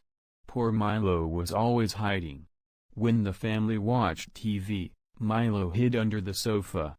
When they cooked dinner, Milo hid in the closet. When friends came to visit, Milo ran to hide under the bed. The family tried to help Milo. They spoke softly to him. They gave him treats. They bought him new toys. But Milo was still scared. One day, a new family moved in next door. They had a little girl named Lucy. Lucy loved cats. She wanted to meet Milo. Lucy came to visit with her parents. Milo heard new voices. He ran to hide under the bed. He was shaking. He was very scared. Lucy's parents and Milo's family sat in the living room. They talked and laughed. Lucy looked for Milo. She wanted to play with him. Lucy's mom said, "Milo is a very shy cat. He might not want to play." Lucy said, "That's okay. I can wait." Lucy sat on the floor. She was very quiet. She did not move. She waited for Milo. After a long time, Milo peeked out from under the bed. He saw Lucy. Lucy did not move. She just smiled at Milo. Milo was curious. This little girl was not loud. She was not trying to grab him. She was just sitting there. Slowly, very slowly, Milo came out from under the bed. He walked towards Lucy. His tail was low, and his ears were back. He was still a little scared. Lucy did not move. She let Milo come to her. Milo sniffed Lucy's hand. Lucy smelled nice. She smelled like cookies. Milo liked the smell of cookies. He moved closer to Lucy. Lucy very gently patted Milo's head. Milo liked it. He started to purr. Lucy was very happy. She had made friends with the scared cat. Lucy's parents and Milo's family were surprised. They had never seen Milo so friendly with a new person. From that day, Milo and Lucy became best friends. Lucy visited Milo every day. They played together. Lucy was always gentle and quiet with Milo. Milo started to feel less scared. When Lucy was there, he did not hide under the bed. He sat with Lucy in the living room. He even let Lucy's parents pat him sometimes. One day, there was a big storm. It was raining hard. There was thunder and lightning. Milo was very scared of storms. Milo ran to hide in the closet. He was shaking. He meowed loudly. He was very, very scared. Lucy was visiting that day. She heard Milo meowing. She knew he was scared. Lucy went to the closet. She opened the door slowly. "It's okay, Milo," Lucy said softly. "The storm can't hurt you. You're safe inside." Milo looked at Lucy. He was still scared, but he felt a little better seeing his friend. Lucy sat down next to the closet. She started to sing a soft song. Milo listened to Lucy's song. It was nice. It was not scary like the thunder. Slowly, Milo came out of the closet. He sat next to Lucy. Lucy kept singing. She gently patted Milo. Milo started to purr. He forgot about the storm. He felt safe with Lucy. After that day, Milo was not as scared of storms. When he heard thunder, he would go to Lucy if she was there. If Lucy wasn't there, he would remember her soft song. It helped him feel brave. Milo started to be less scared of other things too. He didn't hide under the sofa when the TV was on. He came out to the kitchen when the family was cooking. He even let other people pat him sometimes. Milo's family was very happy. They saw how Lucy had helped Milo. They thanked Lucy and her parents. Lucy was happy too. She loved helping her cat friend. One day, Lucy's family got a new dog. The dog was small and friendly. But Milo did not know this. When he saw the dog, he was very scared. He ran to hide under the bed. Lucy saw Milo run away. She knew he was scared of the new dog. Lucy had an idea. She went to get Milo's favorite toy. It was a small mouse that made a soft sound. Lucy brought the toy to the bedroom. She sat on the floor near the bed. She played with the toy mouse. The mouse made its soft sound. Milo heard the sound of his favorite toy. He was curious. He peeked out from under the bed. He saw Lucy playing with his toy.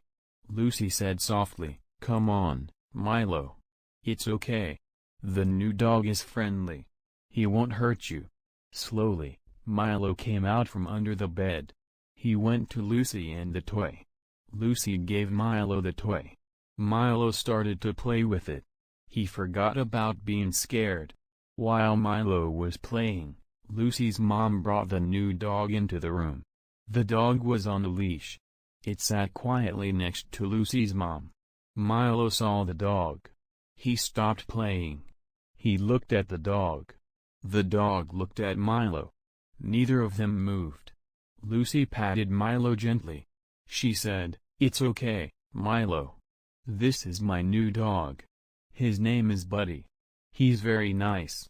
Milo looked at Lucy. He trusted Lucy.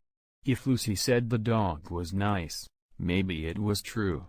Milo took a small step towards the dog. Buddy the dog wagged his tail. He looked friendly. He did not bark or jump. He just sat there, wagging his tail. Milo took another step. Then another. Soon, he was close to Buddy. Milo sniffed Buddy. Buddy sniffed Milo. They were getting to know each other. Lucy and her mom watched. They were happy to see Milo being brave. They were proud of him for not running away. After a few minutes, Milo and Buddy were friends. Milo even let Buddy sniff his toy mouse. Lucy was very happy. She had helped Milo make a new friend. From that day on, Milo was much braver. He still got scared sometimes, but not as often. When he did get scared, he remembered his friends Lucy and Buddy. He remembered that new things could be good, not just scary. Milo started to explore more. He played in the garden. He watched birds from the window. He even let the mailman pat him sometimes. Milo's family was very proud of him. They saw how much he had changed. Milo was not a scared cat anymore. He was a brave and happy cat. Lucy still visited Milo every day. They played together. Sometimes Buddy came too. The three friends had lots of fun. Milo learned an important lesson. Being brave doesn't mean never being scared. It means trying new things even when you are a little scared. Milo was glad he learned to be brave. His life was much happier now. And so, the once scared cat became the bravest cat in the neighborhood. All because of a kind little girl and a friendly dog. Milo's story shows that with good friends and a little courage, anyone can overcome their fears.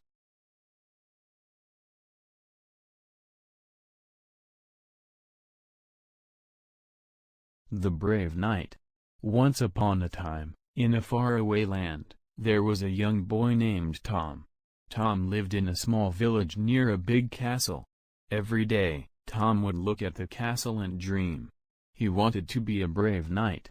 Tom was not big or strong. He was small for his age. The other children in the village often laughed at him. They said, "You can't be a knight. You're too small." But Tom did not give up. He said, "I will be a brave knight one day. You'll see." Every morning, Tom woke up early. He ran around the village to get stronger. He helped the old people carry heavy things. He practiced swinging a wooden sword his father made for him. Tom's parents were worried. His mother said, "Being a knight is dangerous, Tom."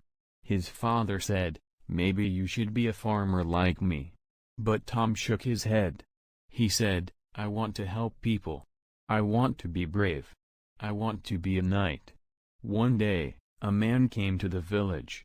He wore shiny armor and rode a big horse. He was a real knight from the castle. All the people in the village came to see him. The knight said, "I am Sir John. I am looking for brave young people to train as knights. Who wants to try?" All the big, strong boys in the village raised their hands. They shouted, "Me. Choose me." Tom was at the back of the crowd. He was too small to see over the other children. But he raised his hand as high as he could. He jumped up and down, saying, "Please, Sir John. I want to be a knight." Sir John looked at all the children. He saw the big, strong boys at the front. But then he heard Tom's voice. He looked to the back and saw Tom jumping. Sir John smiled. He said, "Come here, little one. What's your name?" Tom ran to the front. He said, "I'm Tom, Sir John. I want to be a brave knight more than anything." The other children laughed. They said, "Tom? He's too small to be a knight." But Sir John did not laugh. He looked at Tom and said, "Being a knight is not just about being big and strong. It's about being brave, kind, and never giving up. Tell me, Tom, why do you want to be a knight?" Tom stood up straight and said, "I want to help people, Sir John. I want to protect those who can't protect themselves. I want to be brave and do what's right." Sir John nodded. He said, "Those are good reasons, Tom. But being a knight is hard work. Are you ready to work hard?" Tom nodded. "Yes, Sir John. I work hard every day. I run to get stronger. I help people carry heavy things. I practice with my wooden sword. I never give up." Sir John smiled. He said, "That's the spirit of a true knight, Tom. You may be small, but you have a big heart. I will train you to be a knight." The other children were surprised. They couldn't believe that small Tom was chosen to be a knight. Tom was very happy. His dream was coming true. The next day, Tom went to the castle with Sir John. The castle was big and beautiful. Tom had never seen anything like it. There were many rooms and big halls. There were other knights and people working everywhere. Sir John showed Tom where he would live. It was a small room, but Tom thought it was wonderful. He had his own bed and a place to keep his things. Then, Sir John took Tom to meet the other new knights in training. There were boys and girls from other villages. Some were big and strong. Others were small like Tom. But they all wanted to be brave knights. Sir John said, "Welcome, young knights in training. You are here because you are brave and kind. You want to help others. These are the most important things for a knight. Now, your training begins." The training was hard. Every morning, Tom and the others woke up early. They ran around the castle walls. They learned how to ride horses. They practiced with wooden swords and shields. Tom found some things very hard. He was not as strong as some of the others. He couldn't run as fast. But he never gave up. He tried harder every day. Some of the other children were not kind to Tom. They said, "You're too small. You'll never be a real knight." But Tom didn't listen to them. He remembered what Sir John said about being brave and kind. Tom made friends with a girl named Lisa. Lisa was also small, but she was very fast. She helped Tom learn to run faster. Tom helped Lisa carry heavy things. They became good friends. Months passed. Tom grew a little taller and stronger. He could run faster now. He was good at riding horses. He was one of the best with a sword. One day, Sir John came to the training yard. He looked worried. He said, "I have bad news. A dragon has come to our land. It's scaring people in the villages. We need brave knights to help." All the knights in training were scared. They had never seen a real dragon before. But Tom raised his hand. He said, "I will go, Sir John. I want to help the people." Sir John looked at Tom. He said, "Are you sure, Tom? It's very dangerous." Tom nodded. He said, "I'm sure. This is why I wanted to be a knight. To help people when they're scared." Sir John smiled. He said, "You are brave, Tom. But you can't go alone. Who will go with Tom?" Lisa stepped forward. She said, "I will go with Tom. We work well together." Sir John nodded. He said, "Very well. Tom and Lisa, you will go to the village. See what you can do to help. But be careful." Tom and Lisa put on their armor. It was heavy, but they felt brave wearing it. They got on their horses and rode to the village. When they got to the village, they saw that people were very scared. They were hiding in their houses. Tom and Lisa asked an old man what happened. The old man said, "The dragon comes at night. It's very big and scary. It breathes fire and burns our fields. We're afraid it will burn our houses next." Tom and Lisa looked at each other. They were a little scared too. But they knew they had to be brave.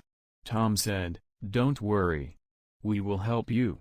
Can you show us where the dragon comes from?" The old man pointed to a mountain near the village. He said, "The dragon lives in a cave on that mountain." Tom and Lisa thanked the old man. They rode their horses towards the mountain.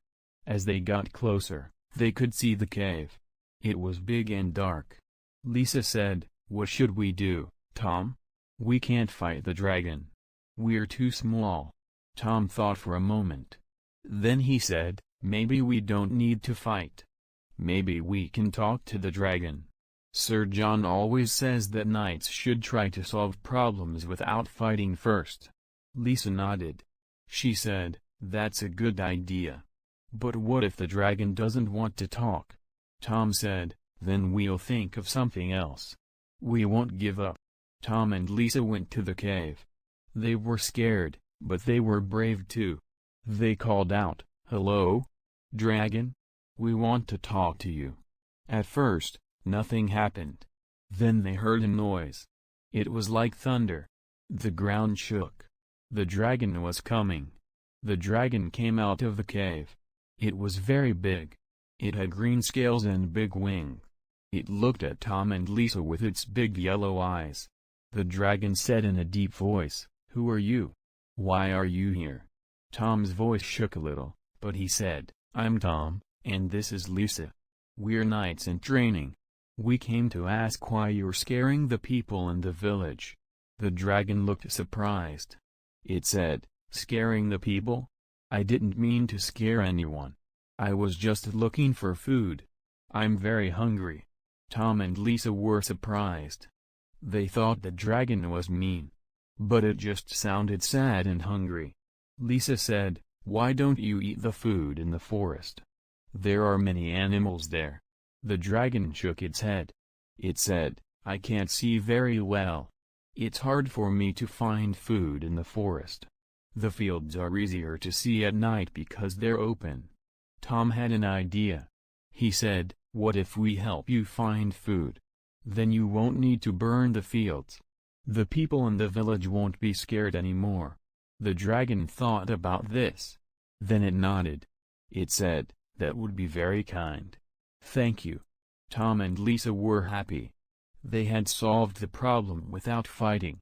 They went back to the village and told the people what happened. At first, the people were scared. They didn't want to help the dragon. But Tom and Lisa explained that the dragon was not mean. It was just hungry and couldn't see well. The people thought about it. Then they agreed to help. They gave the dragon old sheep that were too old to make wool. They showed the dragon where to find fish in the river. They even made a big bell that they rang when they had food for the dragon. The dragon was very happy. It stopped burning the fields. Instead, it helped the village. It flew over the forest and told the people where to find the best trees for wood. It used its fire to help the blacksmith make tools. Tom and Lisa went back to the castle. They told Sir John what happened. Sir John was very proud. He said, "You two have shown true bravery. You solved a big problem without fighting. You helped both the people and the dragon. You will be great knights one day." From that day on, Tom and Lisa trained harder than ever. They knew that being a knight was not just about being strong or good with a sword. It was about being brave, kind, and smart. It was about helping others and solving problems. Years passed. Tom and Lisa became true knights. They had many adventures and helped many people. And they never forgot their first big adventure with the dragon. Tom was not the biggest or strongest knight. But he was one of the bravest and kindest. He showed everyone that you don't have to be big to do big things. You just need to be brave, work hard, and never give up on your dreams.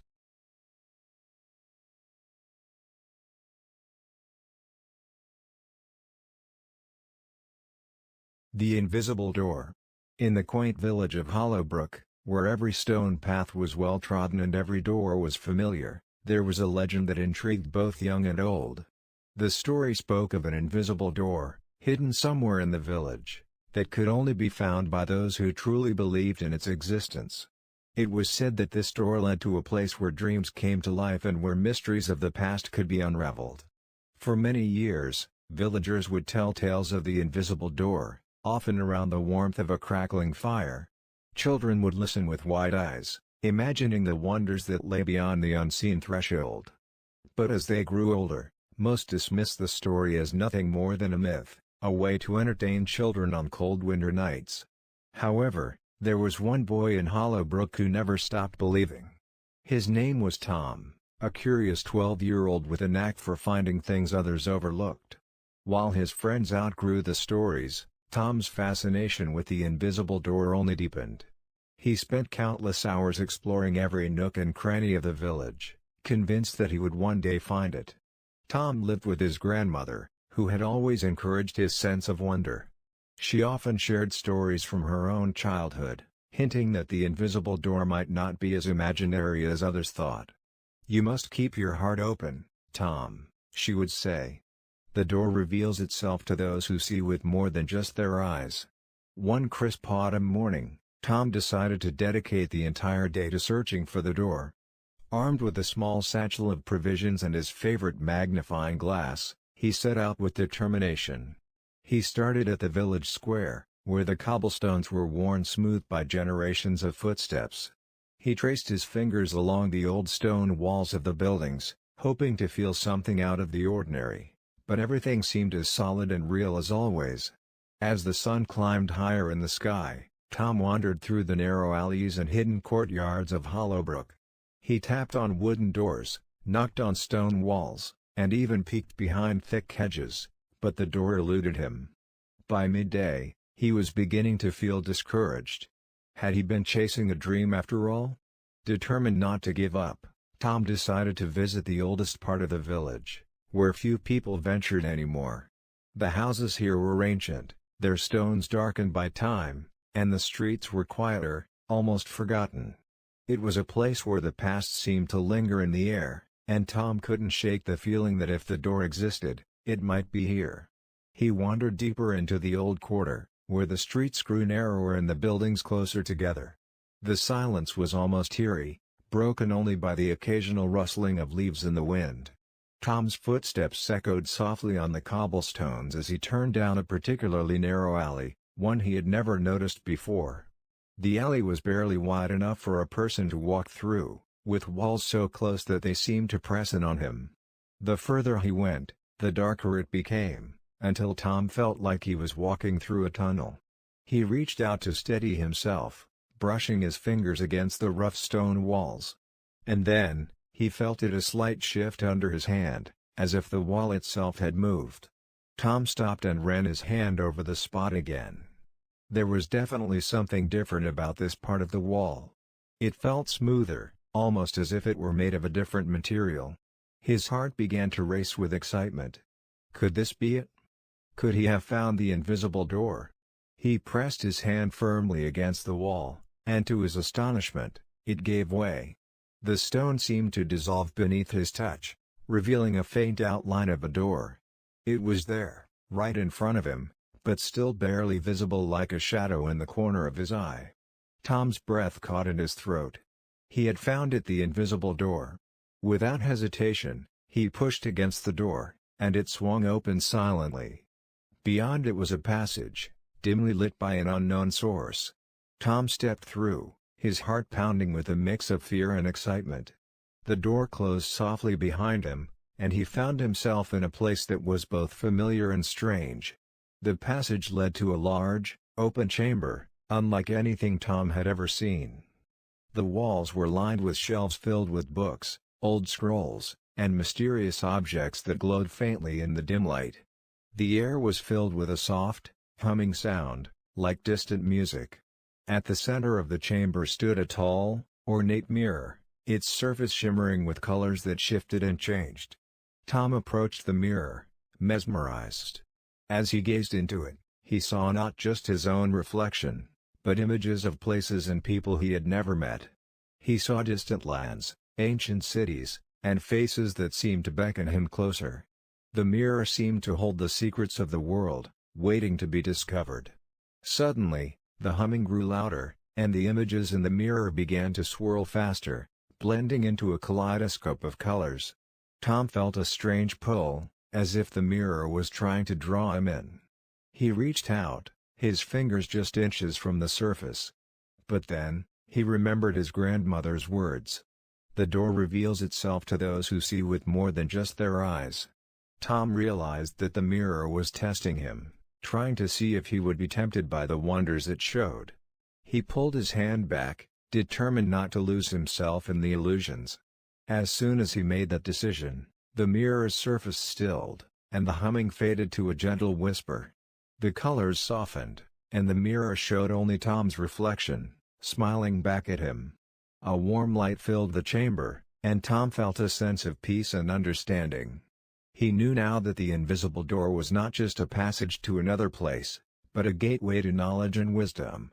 It was a reminder that true discovery comes not from what we see, but from what we understand. Tom spent hours exploring the chamber, reading from the ancient books, and learning from the objects that filled the room. Each one seemed to tell a story, revealing secrets long forgotten. When Tom finally emerged from the invisible door, the sun was setting, casting a golden glow over the village. He felt different, wiser, perhaps, and more connected to the world around him. He knew that he had been entrusted with a special gift, one that he would cherish and protect. As he walked back through the village, Tom noticed the colors of the sunset were more vibrant, the sounds of the evening more melodic. He understood now that the invisible door had been there all along, not just in the alley, but in the way he saw the world. It was a door to the hidden wonders of life, available to anyone who was willing to look beyond the surface. From that day on, Tom continued to explore Hollowbrook with a renewed sense of wonder. He shared his experiences with his grandmother, who smiled knowingly, and with his friends, who began to believe in the invisible door once more. And though he never spoke of the chamber behind the door, the wisdom he gained there became a guiding light in his life.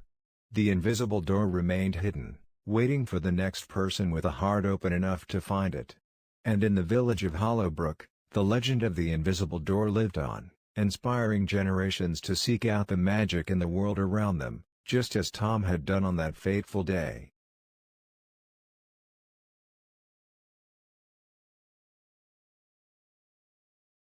A day without color. In the lively town of Rainbowville, every day was a celebration of color. The streets were painted with bright reds, blues, yellows, and greens. Flowers bloomed in every possible shade, and the houses were as colorful as the rainbow that arched over the town each morning. The people of Rainbowville loved their vibrant world, where color was part of life itself. At the heart of Rainbowville lived a young girl named Emily. Emily was known for her love of colors. She would spend hours in the garden, admiring the flowers, or sitting by the window, watching the colors change in the sky as the sun rose and set. Her room was filled with paintings, colored pencils, and ribbons in every shade imaginable. One morning, Emily woke up and stretched, excited to start a new day. But as she opened her eyes, she noticed something strange. The world outside her window looked different. The vibrant colors she loved so much were gone. Instead, everything was gray, dull and lifeless.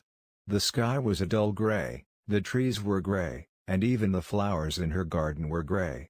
Emily blinked, thinking it was just her sleepy eyes playing tricks on her. But as she looked around her room, she realized that the colors there were fading too. Her bright red bedspread was now a muted shade of gray, her yellow curtains were pale, and her paintings were losing their color. Panic started to rise in Emily's chest. She rushed out of her room and ran through the house, but it was the same everywhere. The once colorful walls, furniture, and even the clothes in her closet were all turning gray. She ran outside, hoping to see the usual vibrant town, but Rainbowville was no longer rainbow-colored. The once bright houses, the colorful market stalls, and the lively park were all washed out, as if someone had drained the color from the world. "Mom! Dad!" Emily called out as she ran back inside. "Something's wrong. The colors are disappearing." Her parents, who were in the kitchen, looked just as confused and worried as she was. "We don't know what's happening," her mother said, holding a gray cup in her hand.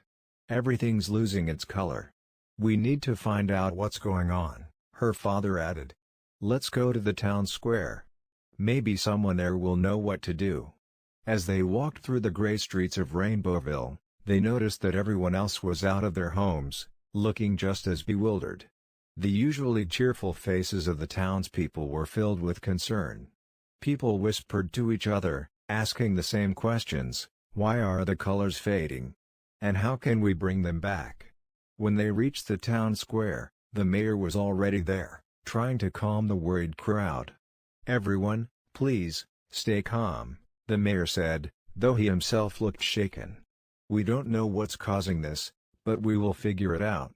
We need to work together to find a solution." Emily felt a tug at her heart as she looked around at the gray faces of her friends and neighbors. She couldn't imagine a life without color. She had to do something to bring the colors back. "I'll go to the Rainbow Spring," Emily said suddenly. Her parents and the people around her turned to look at her. "The Rainbow Spring?" her mother asked. "But that's just a legend, Emily." "No, it's real," Emily insisted. "I've heard stories about it. It's said that the Rainbow Spring is where all the colors in the world come from. If something has happened to the spring, maybe that's why our colors are disappearing." The mayor stepped forward. "It's worth a try. But the journey to the Rainbow Spring is long and difficult. Are you sure you want to go, Emily?" Emily nodded determinedly. "I have to try. We can't live in a world without color." Her parents exchanged worried looks but knew they couldn't stop their brave daughter. "We believe in you, Emily," her father said. "But you shouldn't go alone.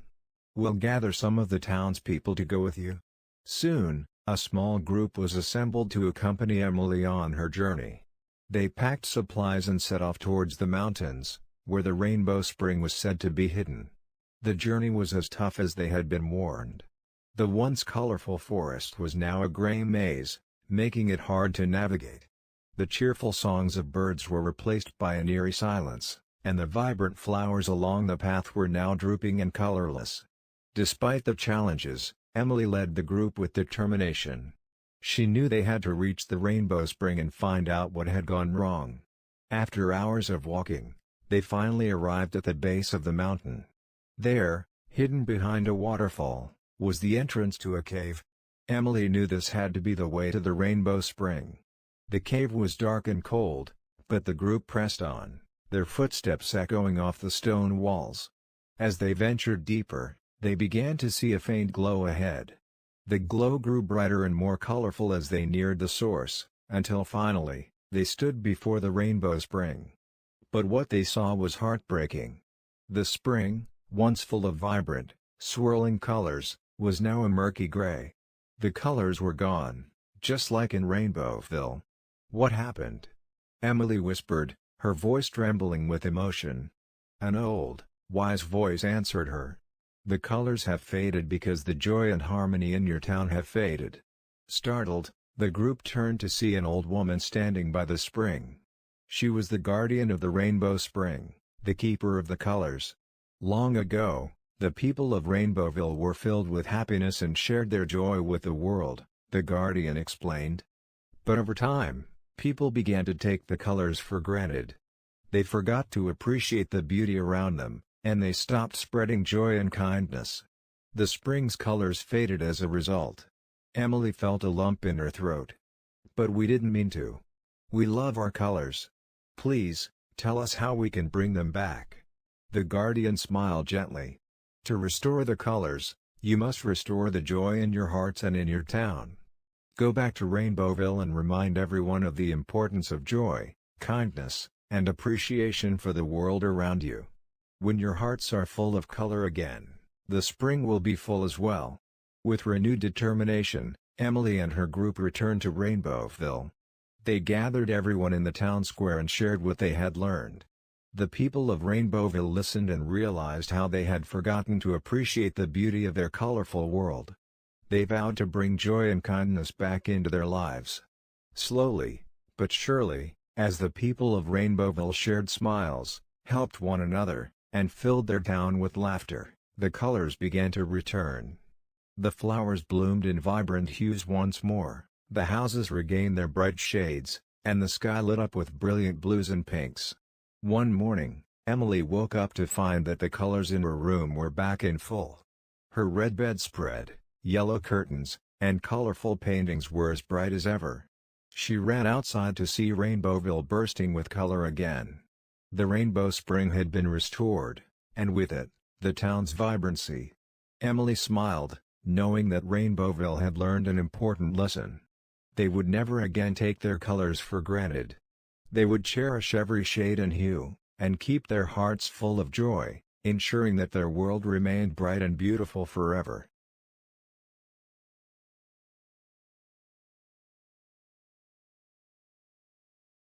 A cold winter.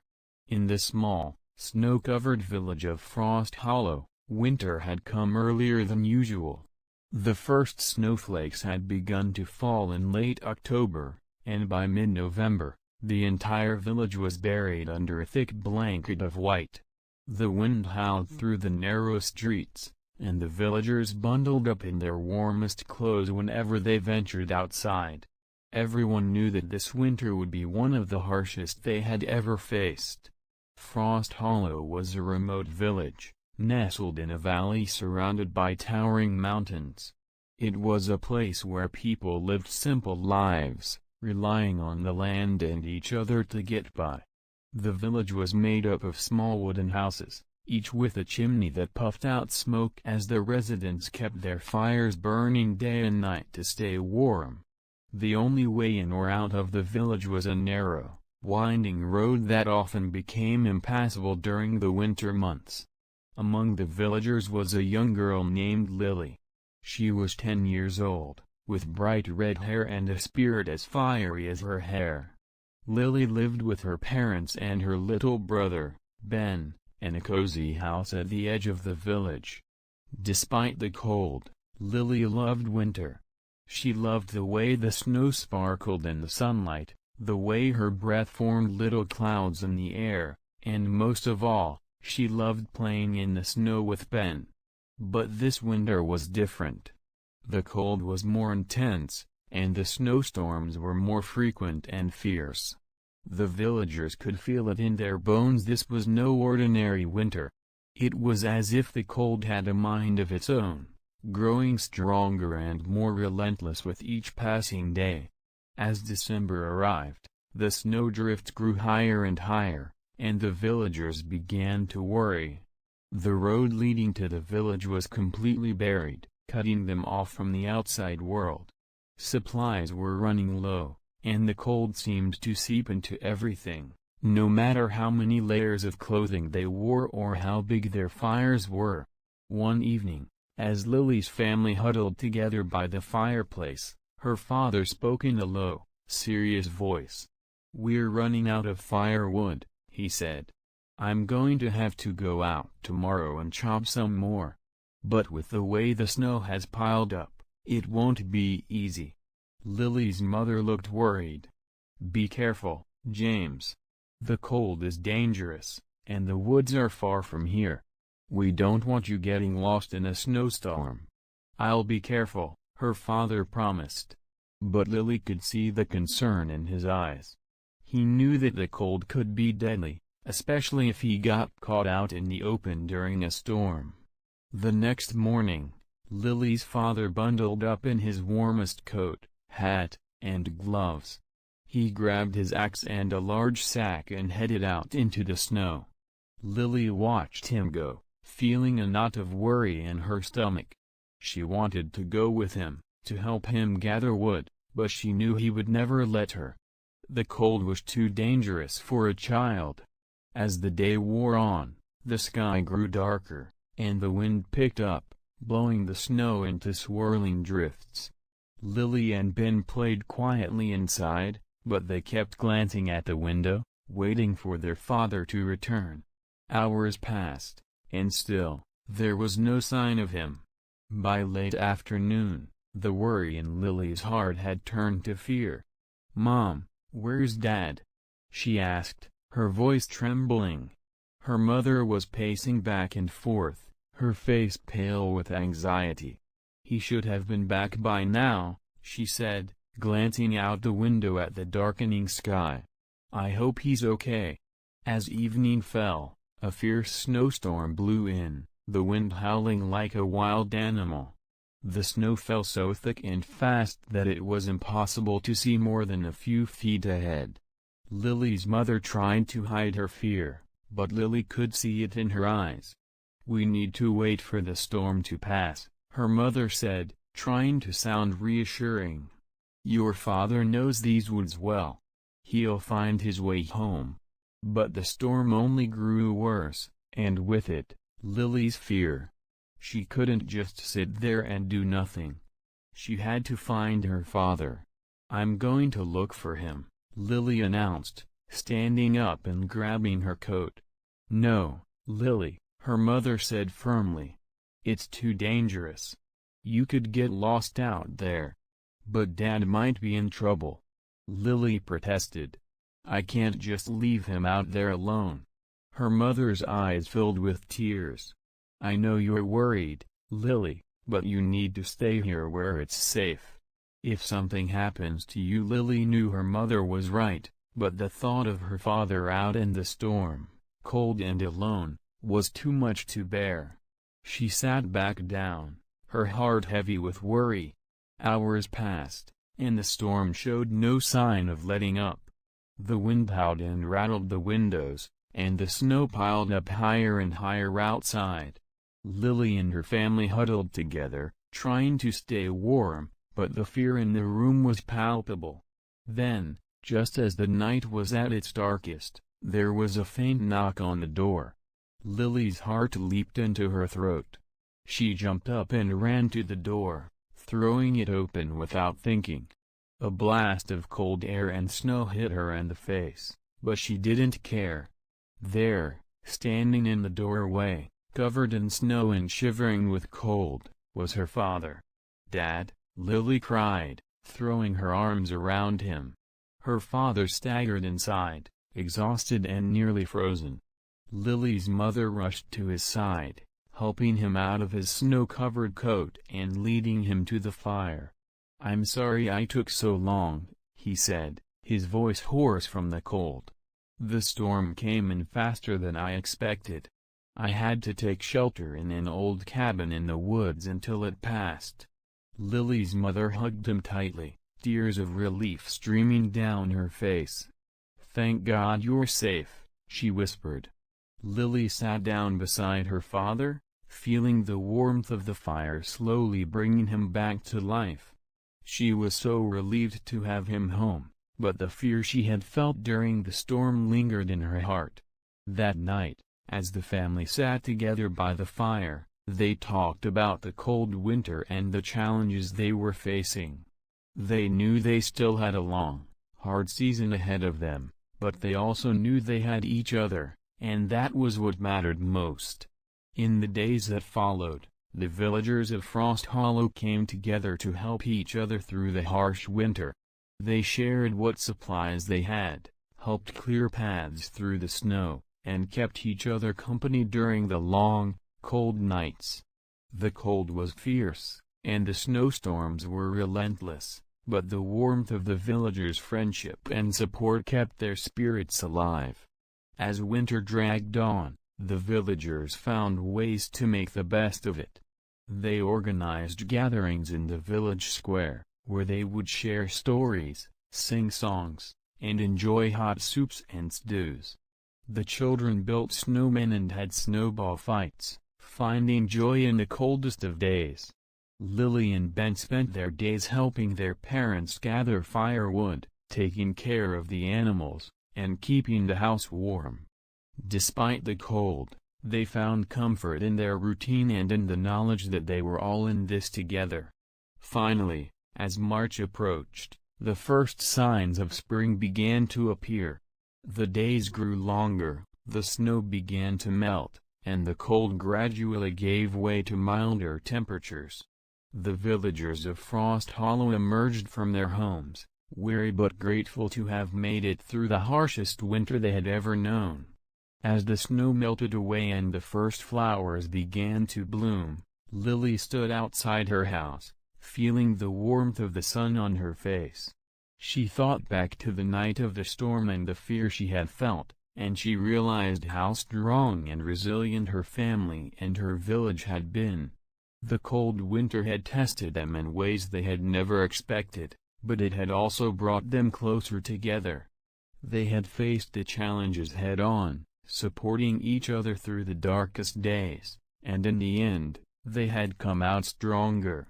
And as the village of Frost Hollow slowly returned to life, Lily knew that no matter what challenges lay ahead, they would face them together, just as they had faced the cold winter.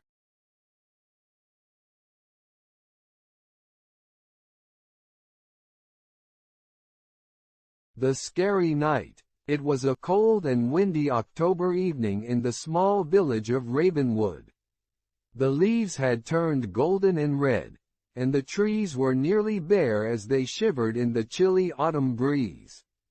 The villagers were beginning to settle in for the night, locking their doors and pulling their curtains shut as the sky darkened, and a full moon rose high above the treetops. The atmosphere was eerie, and there was a sense of unease in the air that made everyone in the village feel on edge. In a cozy little cottage at the edge of the village, a boy named Thomas was preparing for bed. Thomas was a curious and adventurous 12-year-old with bright blue eyes and a head full of wild, curly hair. He lived with his parents and his younger sister, Emily. While Emily had already fallen asleep in her room, Thomas was still wide awake, flipping through the pages of a book about ancient legends and mythical creatures. Thomas loved stories of ghosts, monsters, and haunted places, but he had never really believed in them. To him, they were just stories, things to enjoy reading about but not to take seriously. However, on this particular night, as the wind howled outside and the shadows in his room seemed to grow longer and darker, he couldn't shake the feeling that something was different. As he lay in bed, staring at the ceiling, Thomas heard a strange noise coming from outside. It was a soft, whispering sound, like leaves rustling in the wind, but more deliberate, almost as if someone was whispering his name. He sat up in bed, straining to listen, but the noise had stopped. Shrugging it off as his imagination playing tricks on him, Thomas turned over and pulled the covers up to his chin, determined to get some sleep. But sleep would not come easily that night. Moments later, there was a loud thud against his window. Thomas jumped out of bed and hurried over to the window, his heart pounding in his chest. He pulled back the curtain and peered outside, but all he could see was the darkness and the outline of the trees swaying in the wind. There was no sign of anything or anyone outside.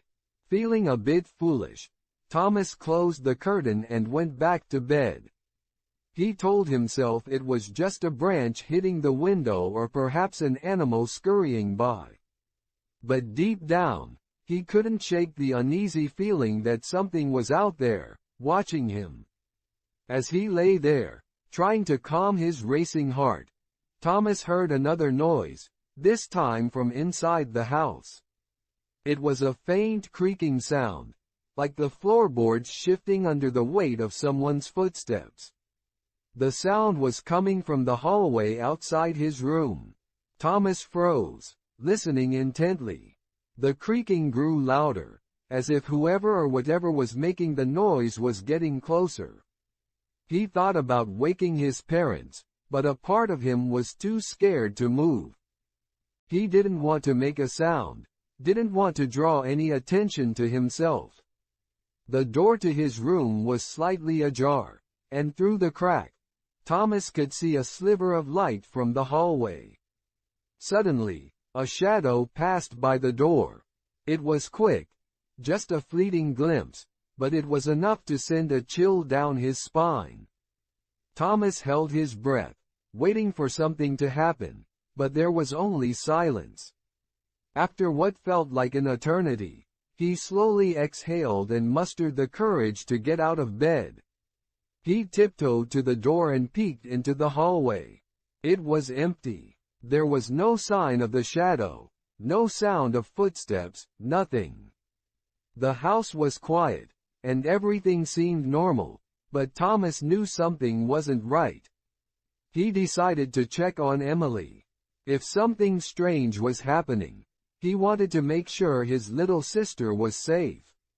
He quietly made his way down the hall to her room and gently pushed open the door. Emily was fast asleep, clutching her favorite stuffed bear.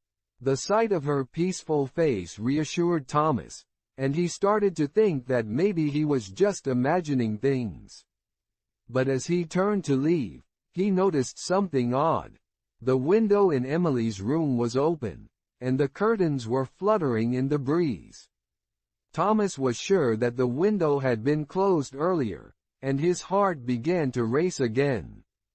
He quickly shut the window and locked it, then stood there for a moment, trying to make sense of what was happening.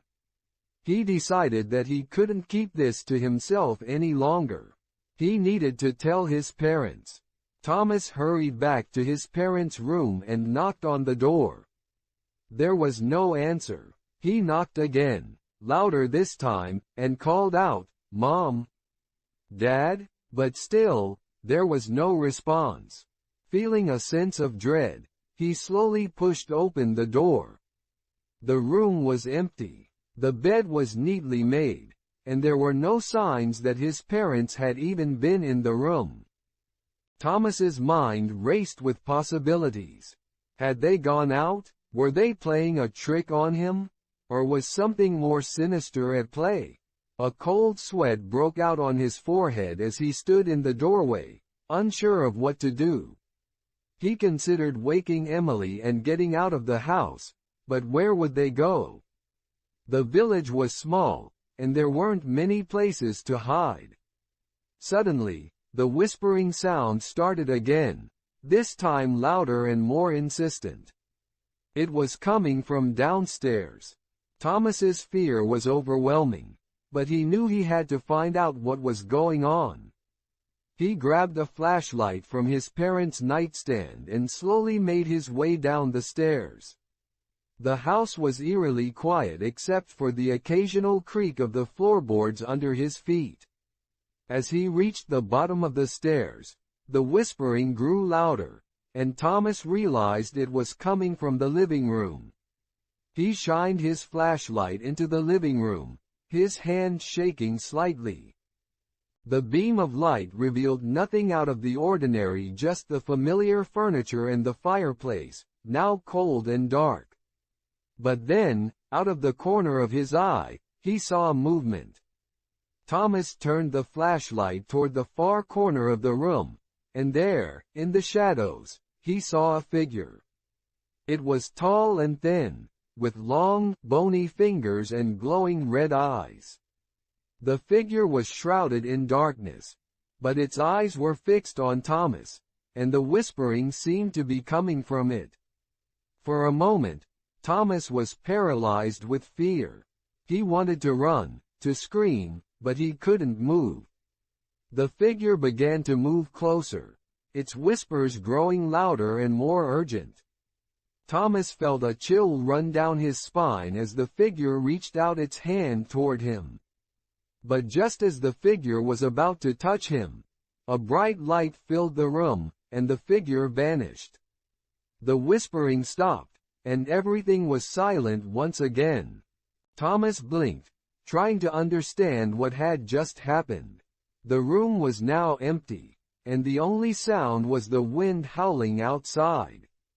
He stood there, breathing heavily, his mind racing. Had it all been a dream? Had he imagined the figure and the whispers? Just then, the front door creaked open, and Thomas nearly jumped out of his skin. But to his immense relief, it was his parents. They looked surprised to see him standing there in the dark, flashlight in hand. "Thomas, what are you doing up?" his mother asked, concern in her voice.